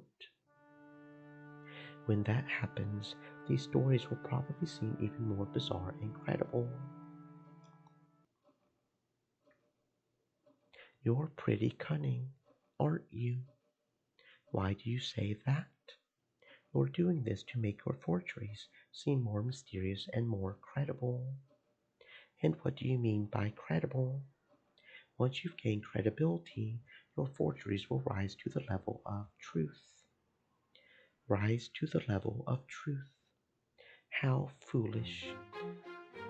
Such a thing is unnecessary for my works. Are you saying that because your works are truth and not mere forgeries? Correct. They are truth, so there's no need for them to rise into anything. You aren't Maria One-chan, and you definitely weren't on Rockajima on that day. So how can you be so absurd as to call this the truth? Don't lose your cool, lady. Shut up. What makes you think I'm losing my cool? Angie half realized that she had let her emotions get the better of her. She let out a sigh and shrugged. Your reason for coming here, it wasn't to yell at me for killing your family several times within my forgeries, correct? Hachijo had been smiling at Angie kindly, but in a condescending manner, or else like a mother might watch over a very small child. Angie realized this and was unable to suppress her irritation. Apparently, Amakusa could tell that Angie was getting worked up. He joked around with her for a bit so that they could start the conversation over again from the beginning.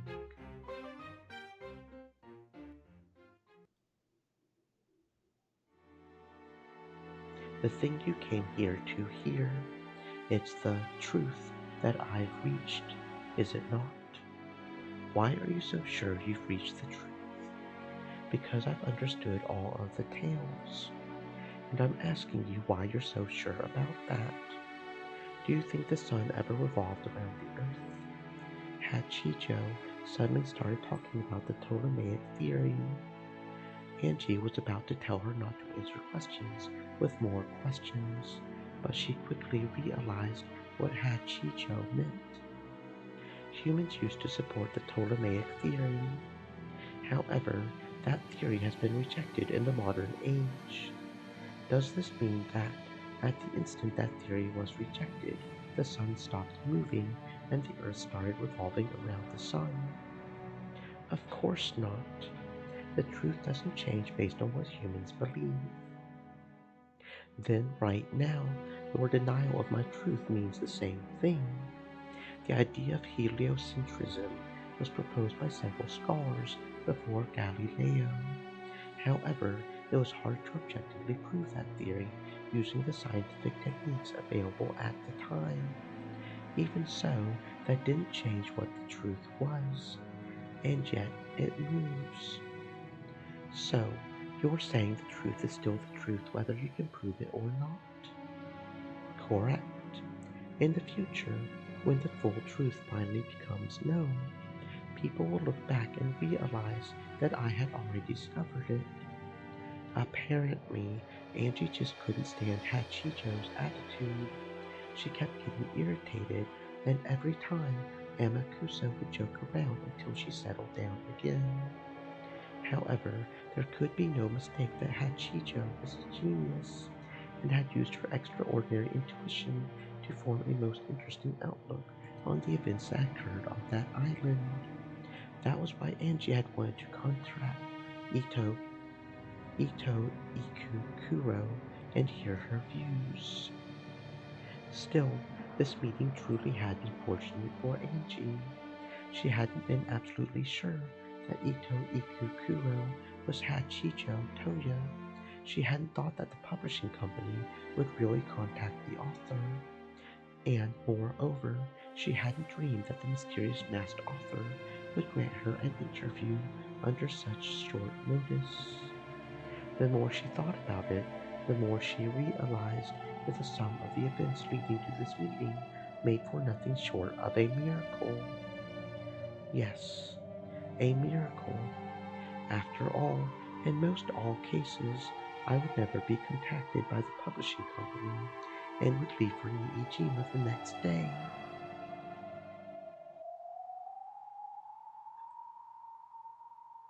I would leave for Niijima, then go on to Rockenjima, and then give One-chan a Sakutaro stuffed animal. Why a Sakutaro stuffed animal? My memory of the future is all muddled. My head hurts. Hachijo said something about showing Angie something good, rose from the sofa, and headed for the study desk. When she turned her back, Amakusa asked Angie, who seemed to be troubled by something, if she was okay. Hey, Amakusa, how long have I been here? What? You've been looking weird for a while now. What's going on? I can't remember how long I've been sitting here. Are you still half asleep? That's not it. I mean, I was able to get an appointment with Professor Osuki, but the publishing company never got back to me about Ito Ikukuro. So in the end, I was stuck unable to do anything that entire day. Right? Amakusa, you went to go get that large black bag, didn't you? That's right. Just before we left for Niijima, Amakusa and I parted ways just one time. He said something about getting a weapon from an acquaintance of his, and he went to go get that large black bag. Wasn't that today? What am I talking about? I mean, didn't I go to Niijima, meet Captain Kawabata, and inside the bed shop? What?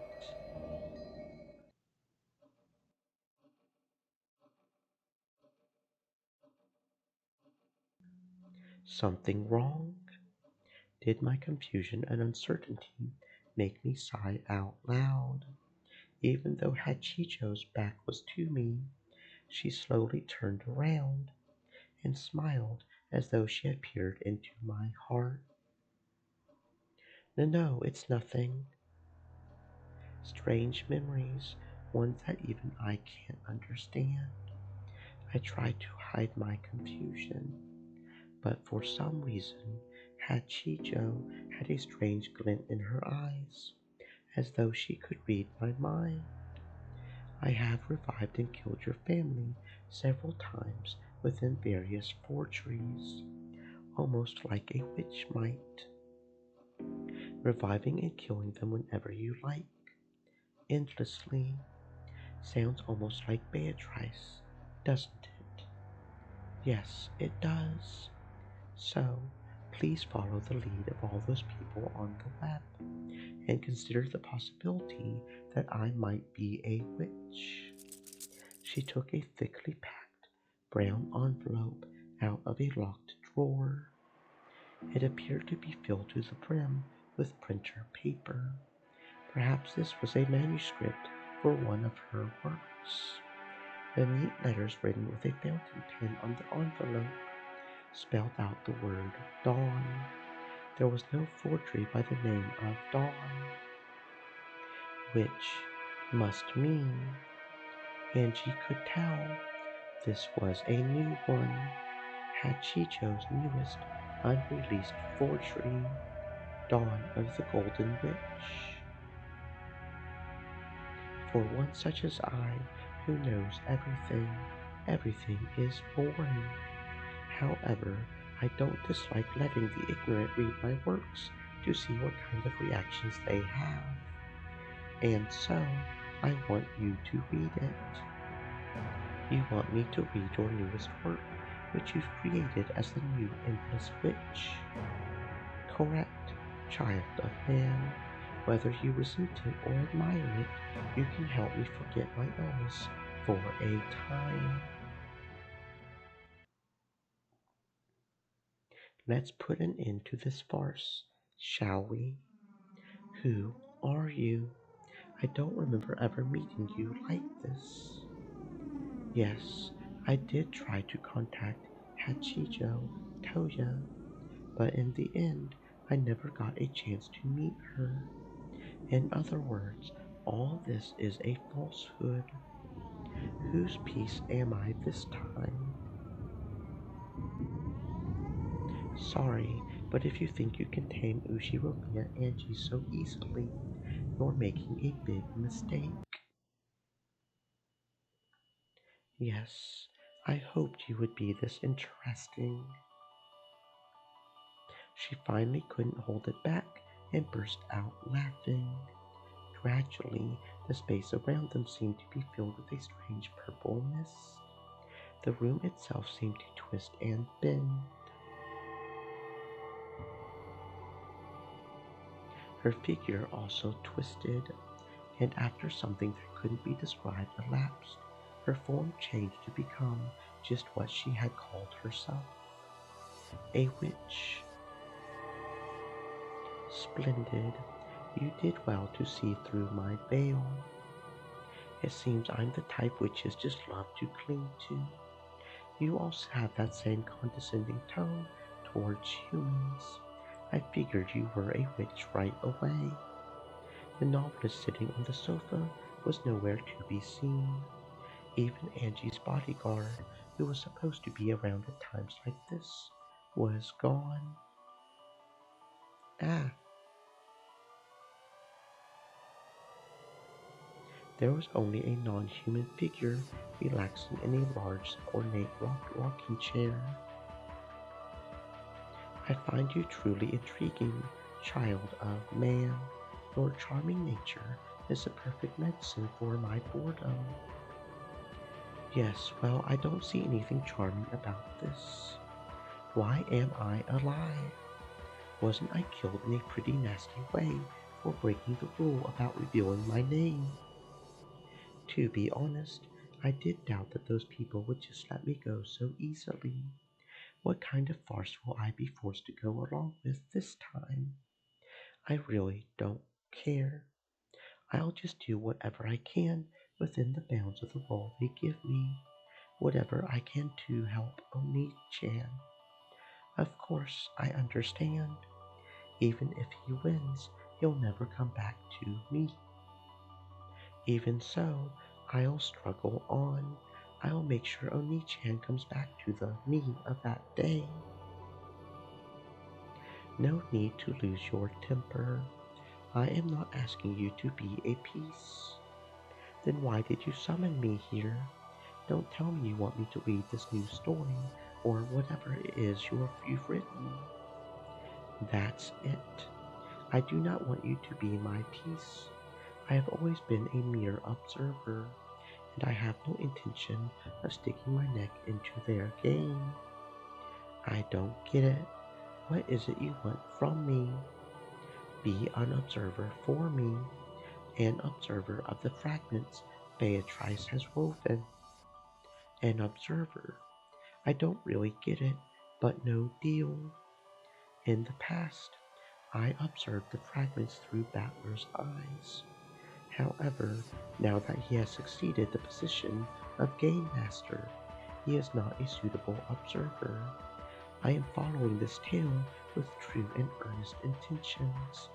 It would be such a waste to observe it through the eyes of Battler as he is now, like reading a detective novel backwards. Oni-chan is the Game Master. What on earth are you talking about? You must have no clue what it's all about. You want to know, don't you? I want to know too. What kind of tale will Battler weave now that he has taken the position of Game Master? Furthermore, I wish to search for the truth Battler reached as part of my own mental journey. My illness affects me gravely. If I do not think, I cannot even keep my heart beating.